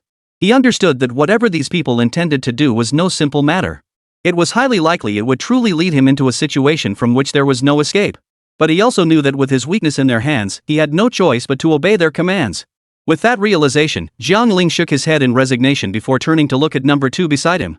Though I don't know what you intend to do, you'll still follow my orders, correct? Number 2 looked slightly surprised, but immediately shook his head at Jiang Ling. Jiang Ling, it is you who must obey our commands now, not the other way around. You should be clear on that. Seeing the amusement in number 2's eyes, Jiang Ling forced himself to swallow the words he wanted to say but couldn't bring himself to utter. In the end, he merely turned his gaze to Lena beside him. Can you sense any nearby beasts? What level are they? Or rather, if we actually face one, do you think you could defeat it? Lena hadn't expected Jiang Ling to suddenly address her like this. She froze for a moment before turning to look at number 2 beside her. He already briefed us on this before we arrived. Didn't he tell you? This room is specially constructed, meaning it completely blocks any external signals. That's why we had no idea you were here when you first arrived. As he listened to Lena's explanation, the tension in Jiang Ling's eyes began to fade. Just tell me what you want me to do. There's no need for all these messy tricks to threaten me. Number 2 said no more, instead slowly approaching Qingling. He sat down beside her and fixed his gaze on her as he spoke.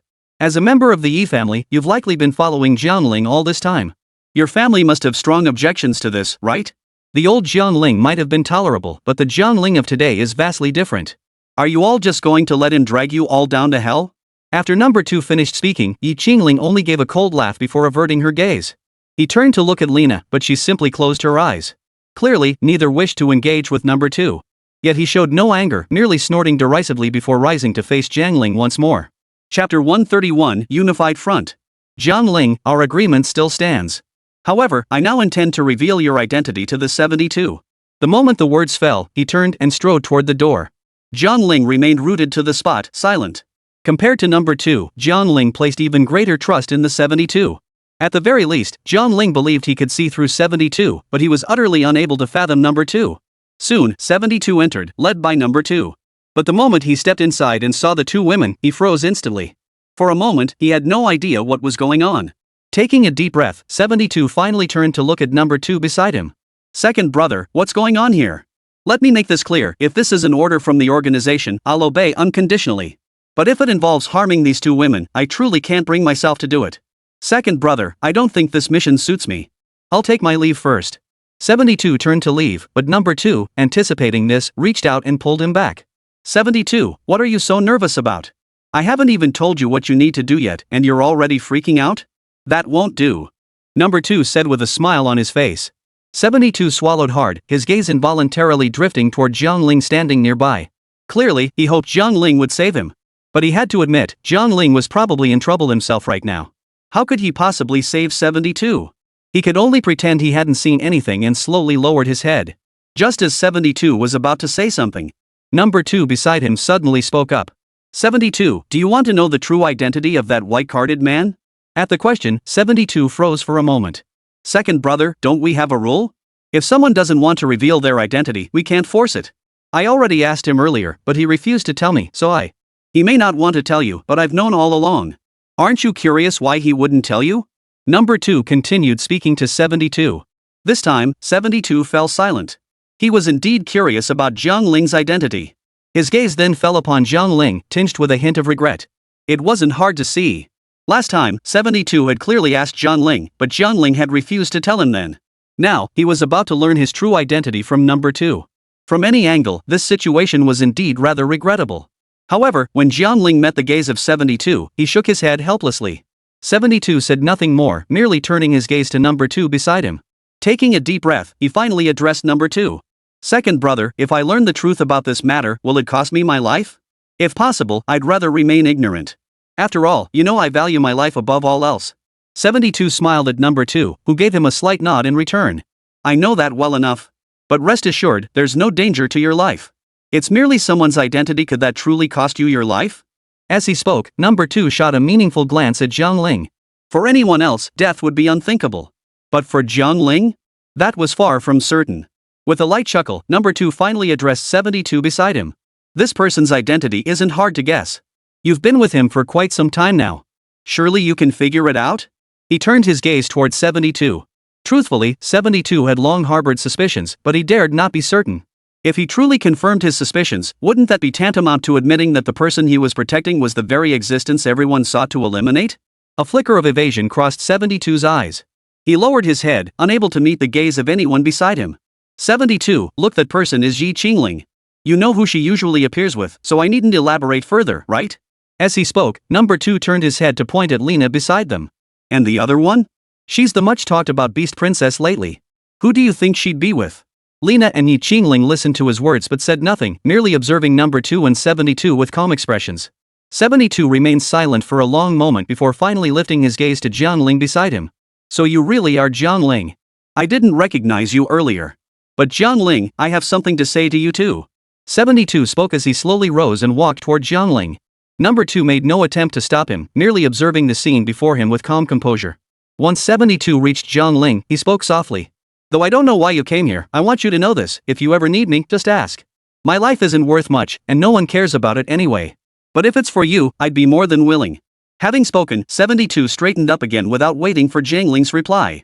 However, the look Jiang Ling gave 72 was tinged with a hint of complexity. He hadn't expected Kishir to say such things to him. After all, for Jiang Ling, he was already in their grasp. If they didn't want him to leave alive, they could simply take him out. Moreover, his weakness was now in the hands of number 2, leaving him powerless to resist even if he wanted to. Yet here stood 72, not using this to prove his loyalty to the black market, but instead telling him that whatever he needed, 72 would help. For a moment, Jiang Ling found himself at a loss for words. He stared at the man before him, silent for a long moment. Only when 72 had spoken to Jiang Ling earlier, his voice had been deliberately hushed. No one else could possibly understand their conversation.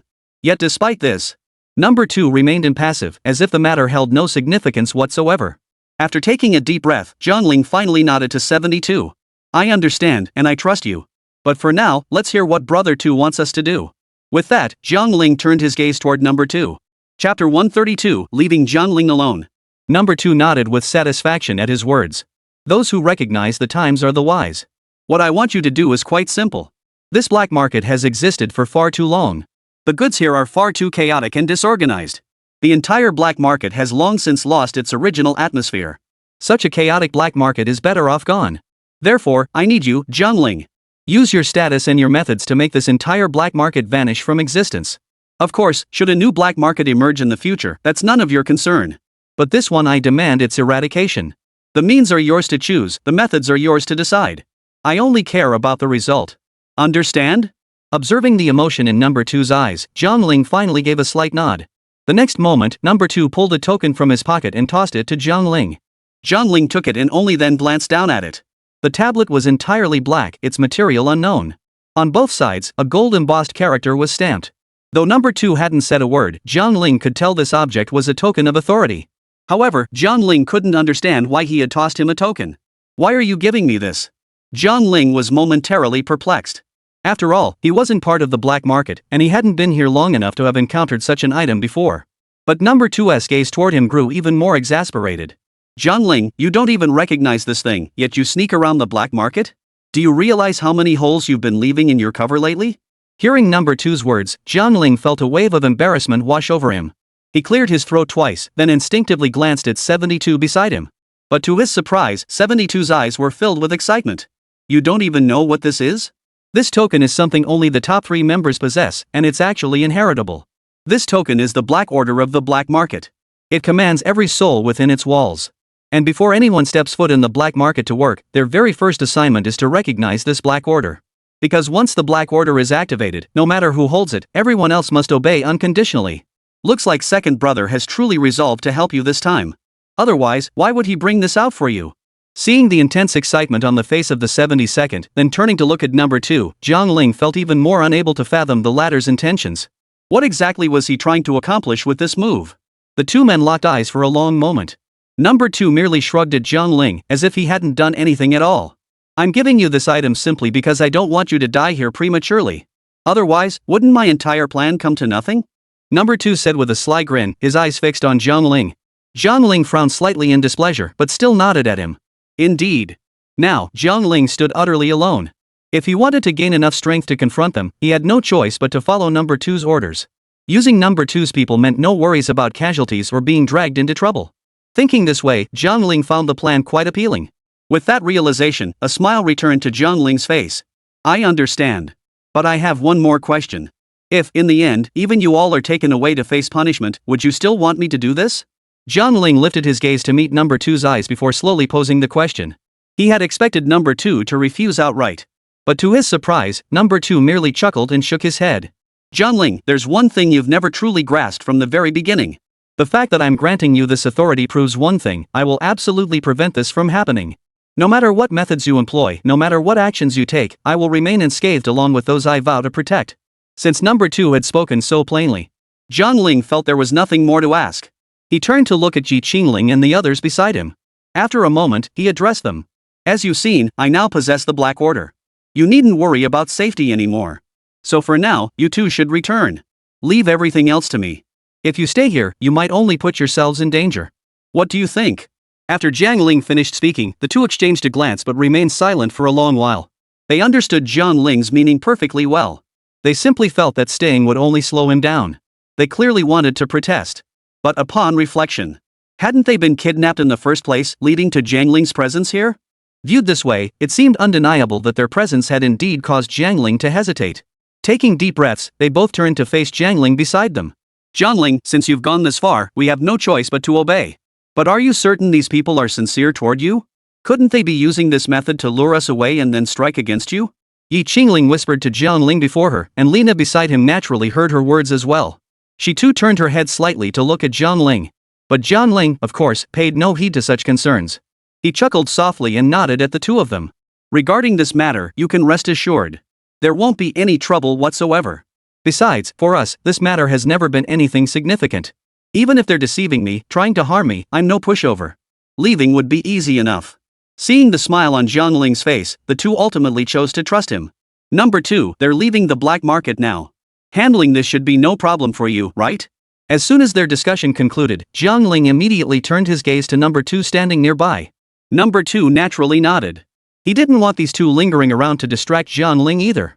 The initial decision to bring them here by force had only a small part to do with threatening Jiang Ling.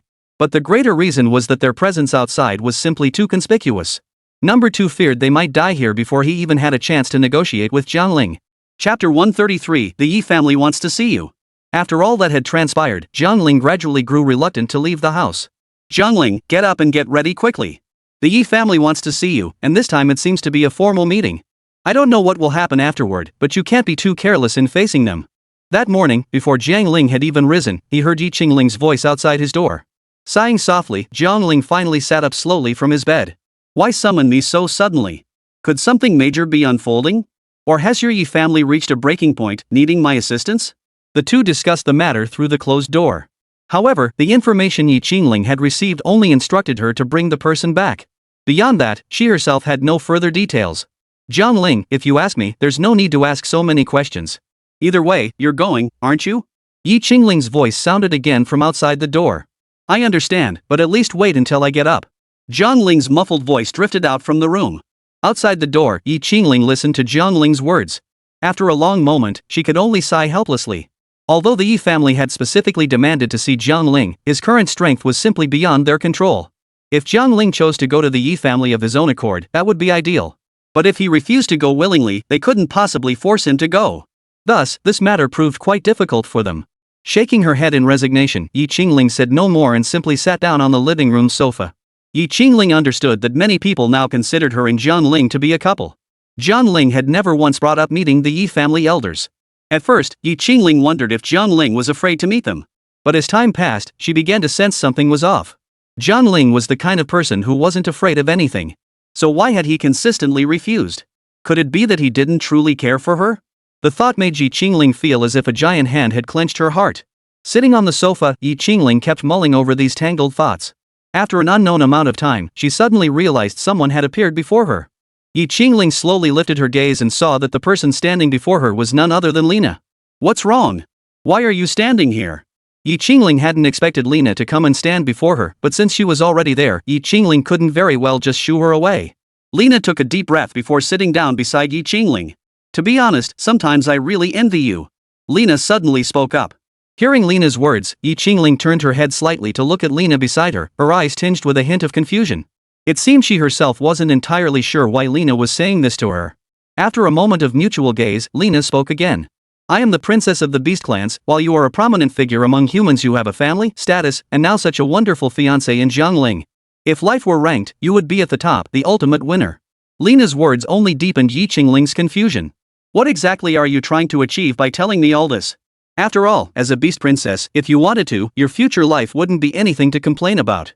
If you think I envy you, have you seen what my life was like before? It was nothing like yours, utterly carefree, do you understand? In the human world, countless rules govern every action. Make one mistake, and you face condemnation from tens of thousands. Given that, do you still think humans have it better? Yi Qingling turned her gaze slightly toward Lina before speaking to her. Lina froze for a moment, utterly at a loss for words. As the princess of the beast clans, she had never truly grown up in human society. The places she lived were always surrounded by beasts. Even when humans were present, they were so weak they held no interest for her. But during her time following Jiang Ling, Lina had witnessed many differences among humans. She had witnessed the scheming among them and how they would stop at nothing to obtain what they desired, heedless of the lives of those around them. After witnessing this series of events unfold, Lina had indeed grown to despise those who resorted to unscrupulous means. Yet for someone of Yi Qingling's standing, Lena still believed her life was truly enviable. After locking eyes for a moment, Yi Qingling clearly sensed a lingering trace of envy in Lena's gaze. After staring at Lena for a long while, Yi Qingling finally shook her head with a hint of resignation.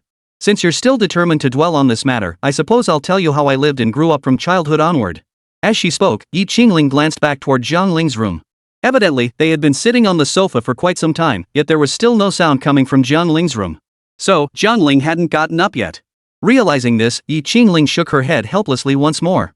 Since Jiang Ling hadn't gotten up yet, it meant there was still time for her and Lena to discuss this matter. After letting out a soft sigh, Yi Qingling spoke up. I was never the one with the highest natural talent in the family, and I still am not. But all along, everyone has been saying that I, Yi Qingling, am destined to be the strongest member of the Yi family in the future, and that I possess the highest natural talent. You must have heard these words too, right? Yi Qingling spoke, turning her head slightly to look at Lena beside her. Lena didn't hesitate, immediately nodding in agreement. Lena was indeed aware of this matter. After all, the story of Yi Qingling and the Yi family had long since spread far and wide.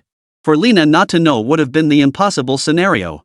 Seeing Lena's nod, the smile on Yi Qingling's lips grew even more bitter in the next instant. Chapter 134, I'll lead you to freedom. Seeing Yi Qingling's expression, a thought suddenly flashed through Lena's mind. Could it be that all along, you were just a fabricated genius? That the real genius isn't you at all? Or perhaps, simply because the Yi family has been so mediocre in recent generations, they needed someone to be disguised as a prodigy? Lena quickly asked Yi Qingling. The moment her words fell, Yi Qingling instinctively turned her head to look at her. Lena was undeniably sharp, no wonder she was the Beast Princess. Given the matter at hand, if she chose to think it through, she could likely uncover the truth quite quickly. But no matter how you look at it, this seems unlikely. After all, it's just an infant. How could anyone possibly determine whether this child truly qualifies as a prodigy?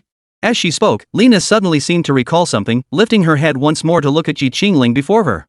Weren't you born with some kind of extraordinary sign? Yi Qingling nodded. To others, such signs meant the child was extraordinary and destined for greatness. But aside from those within the Yi family, no one else knew. That so-called heavenly omen was nothing more than a fabrication orchestrated by a few members of the Yi family. From the very beginning, the Yi family's claim of producing a prodigy was pure nonsense. But you did succeed later on. Your talent, and even your cultivation speed afterward, far surpassed those ordinary people, didn't it? Lena, however, disagreed with Yi Qingling's words. Regardless of what the Yi family had done, she still believed Yi Qingling was uniquely herself. Her innate talent was something no one else could ever possess. She had hoped these words might offer Yi Qingling some solace. But to her surprise, the smile on Yi Qingling's lips turned slightly mocking the moment she finished speaking. Lena, as the Beast Princess, can't you see what kind of power lies within me? Yi Qingling suddenly addressed Lena. As Lena heard Yi Qingling's words, a sense of unease suddenly washed over her. She stared blankly at Yi Qingling, unable to utter a word for a long moment. Why don't you try and see? Yi Qingling extended an arm toward Lena. Lena hesitated for a moment before lowering her head. Her hand slowly touched Yi Qingling's arm. Moments later, she snapped her head up to look at Yi Qingling, her eyes filled with utter disbelief. How is this possible? If you truly devoured the beast completely, why aren't you dead? How can you still be alive and well? We beasts exist only to be commanded by humans. It's utterly impossible for you to devour us. Human bodies simply can't withstand it. Seeing the intense emotion on Lena's face, Yi Qingling let out a soft chuckle. Yes, we humans truly cannot endure it. But do you recall something? When I was born, I wasn't the only one from the Yi family. But now, how many of my generation in the Yi family can even be named? As she gazed into Yi Qingling's eyes, Lena suddenly grasped a possibility. The Yi family must have failed countless times through relentless experimentation. Yet in the end, they succeeded in obtaining someone capable of complete fusion with a beast. And that person was Yi Qingling. That's why you're hailed as a prodigy in beast taming, and also known as the gifted daughter who displayed extraordinary signs from childhood. So it wasn't due to your innate abilities at all, but because the Yi family employed such methods and completely made you. Lena spoke, her gaze lingering on Yi Qingling with a complex expression. She paused for a long moment before continuing. Seeing the emotions in Lena's eyes, Yi Qingling gave a light chuckle. Yes, it's all thanks to those elders of the Yi family, the ones who truly wield power within the clan, that I've achieved what I have today. However, they never intended for me to know about it. They planned to keep it hidden from me for the rest of my life, but I ended up discovering the truth by accident. But to this day, I haven't told them that I know the whole truth. Besides, the beasts rarely attack humans now. As long as people don't court disaster, nothing excessive will happen.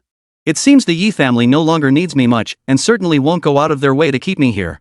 As her words trailed off, Yi Qingling's gaze once again fell upon the doorway to Jiang Ling's room. Yet Jiang Ling remained utterly still. If Jiang Ling were willing to take me away, I'd be overjoyed. But if he chooses to stay here, I won't say another word. After all, this is his home too. As she spoke, the sorrow in Yi Qingling's eyes deepened. Lina stared at Yi Qingling, unable to utter a word for a long moment. Just then, Jiang Ling's door swung open. Stretching lazily, Jiang Ling walked toward the two of them. If you want to leave this place with me, you could have just told me directly. There was no need to be so conflicted and hesitant. Jiang Ling stood before Yi Qingling and spoke to her slowly. Yi Qingling lowered her head, refusing to meet Jiang Ling's gaze. She had deliberately directed those words at Lina. These feelings had been bottled up inside her for so long. If she could voice them, it would be a form of release for herself. But what she truly hoped for was for Jiang Ling to hear her. That's why she'd been gambling all along. Thankfully, her gamble paid off. Jiang Ling had truly heard her voice. He knew everything that had happened to her. Jiang Ling crouched down slightly, then lifted his head to look at Yi Qingling. You intended to take me to the Yi family today, didn't you? But now, I'm giving you a chance to change your mind. If you don't want to go back to the Yi family, we don't have to. If you want me to take you away, I can do that too. What do you say? Yi Qingling hadn't expected Jiang Ling to speak these words directly to her. She stared at Jiang Ling. After a long moment, she finally nodded toward him. All right. I agree. As long as you can take me away, anywhere is fine. Yi Qingling nodded firmly as the words fell from her lips. Jiang Ling then turned to Lina beside him. What about you? Will you come with us? Lina hesitated for a moment before agreeing as well. There's no time to waste. Let's go now. With that, Jiang Ling led the group away. At the same time, the Yi family also received the news. Chapter 135, The Hidden Paradise Final Chapter. They've already left? No. We must pursue them immediately. Someone from the Yi family immediately spoke up. They could never allow such a thing to happen. Yi Qingling was raised by our entire family as a divine gift. If we let her vanish like this, how will the Yi family ever recover? That's not right. How could the entire Yi family's survival possibly hinge on just one Yi Qingling? But regardless, we invested immense effort in cultivating Yi Qingling. She must be found today. If she isn't, you'll all go to hell. As soon as news of this reached the Yi family, opinions began to surface. Among them were those who believed there was no need to pursue Yi Qingling at all. First, Yi Qingling wasn't a criminal. They couldn't resort to such methods against her. Second, Yi Qingling possessed formidable innate strength. If they truly attempted to lay a finger on her, it was highly likely that those pursuing her would be the ones who wouldn't return alive. Moreover, if the Yi family now dispatched large forces to pursue Yi Qingling, it would utterly ruin the family's reputation. After all, the Yi family was attempting to capture their own prodigy daughter. And Yi Qingling, as the Yi family's own territory, dared to attempt escape. Should word of this leak out, it would inevitably draw scrutiny from those with ulterior motives. If this continued, there was a high probability that the deeds the Yi family had committed in the past would no longer be concealable. Only then did someone finally speak up. Enough! What kind of positions do you hold? Do you think you're still reckless youngsters who can bicker without consequence? This matter will be left as it is for now. Yi Qingling need not be pursued. Should anyone spot her in the future, simply relay the information back. It would be neither appropriate nor reasonable for us to send men to capture Yi Qingling. You must understand this. Furthermore, if the events of that year are truly uncovered, it could spell utter ruin for our entire Yi family. This matter is settled. There's no need to discuss it further. Soon, the group that had secretly gathered at the Yi residence quietly dispersed without anyone noticing. Meanwhile, Jiang Ling, accompanied by Yi Qingling and Lina, had already walked a considerable distance. Jiang Ling, do you think the Yi family will send people to pursue us? Yi Qingling turned to look at Jiang Ling, who was focused on keeping pace and discerning their direction, so he didn't immediately turn to face her. Yi Qingling could only gaze at his profile as she slowly asked him. Hearing her words, Jiang Ling chuckled softly. Do you really think the Yi family would definitely send people to capture you? Yi Qingling hesitated upon hearing this. Jiang Ling, since you heard everything I said earlier, you should understand that my growth over the years was entirely funded by the Yi family. If I run away, all their hard work would go to waste. So they will definitely pursue me. As Yi Qingling's hesitant words trailed off, Jiang Ling chuckled softly. If it's truly as you say, then why hesitate? You should tell me firmly that they will come for you, shouldn't you? Jiang Ling spoke, turning his head slightly to look at Yi Qingling beside him. But Yi Qingling remained silent. Or rather, she no longer knew what else to say. Though she had once considered leaving the Yi family, she had never taken concrete action. Now, following Jiang Ling, she understood that it seemed she truly would not remain with the Yi family any longer. Her emotions were tangled and complex at that moment, leaving no room to dwell on other chaotic thoughts. Taking a deep breath, Yi Qingling finally turned her gaze toward Jiang Ling. If you think my perspective is wrong, then tell me what you think. Yi Qingling felt a bit defiant. Jiang Ling didn't believe his own argument was right, yet he refused to share his perspective. Jiang Ling chuckled softly before turning his gaze toward Lena on the other side. Lena, what are your thoughts on this matter? Lena was taken aback. She hadn't expected Jiang Ling to ask her, but after a moment's hesitation, she spoke up. I don't think the Yi family will resort to open conflict. They might secretly send people, but that wouldn't pose any real threat to us. After all three of us possess formidable strength. If they truly intended to bring you back, they'd have to send a large force and it would have to be composed of exceptionally powerful individuals. But the Yi family is a major clan now. They wouldn't risk deploying that many people to hunt down their so-called princess over this. So rest assured no one will ever disturb our lives again. After speaking, Lena chuckled and turned to look at Jiang Ling beside her. Am I right? Jiang Ling finally nodded. Exactly. That's pretty much what I was thinking too. Rest assured, the Yi family won't pursue us. Our lives from now on will only grow richer and more colorful, with nothing else to worry about. After this, wherever the two of you wish to go, I can take you there. After all, I still have money. And even if things get tight, as the prodigal daughter of the Yi family, you should have plenty of funds yourself, right? Jiang Ling said, turning to look at Yi Qingling. But Yi Qingling only gave an awkward smile. Seeing this, Jiang Ling understood. He shook his head helplessly. It's fine. If we run out of money, we'll just go begging together. After all, the sky is vast and the road is long. There must be a place where we can make a life for ourselves. We could even go farther to remote areas untouched by beasts. That way, no one around us would ever know. We'll live much more freely too. As Jiang Ling finished speaking, the two beside him nodded in agreement. After searching for over half a year, the trio finally found a place beyond the snow-capped mountains. The snow-capped mountains stood like a dividing line across the continent. With the aid of the beasts, they had barely made it across the snowy mountains, only to discover that on the other side, a completely different, thriving world lay before them. Here, there were no beasts, nor any beast tamers. Everyone lived ordinary lives. Upon arriving, the trio instantly understood. It seemed this was the utopia they had been searching for all along. They had finally found it. Add me on WeChat, MNY66618. More book recommendations in my moments, Tomato, Tushio, Shuchi, Jihu, Story Club, and various other platforms.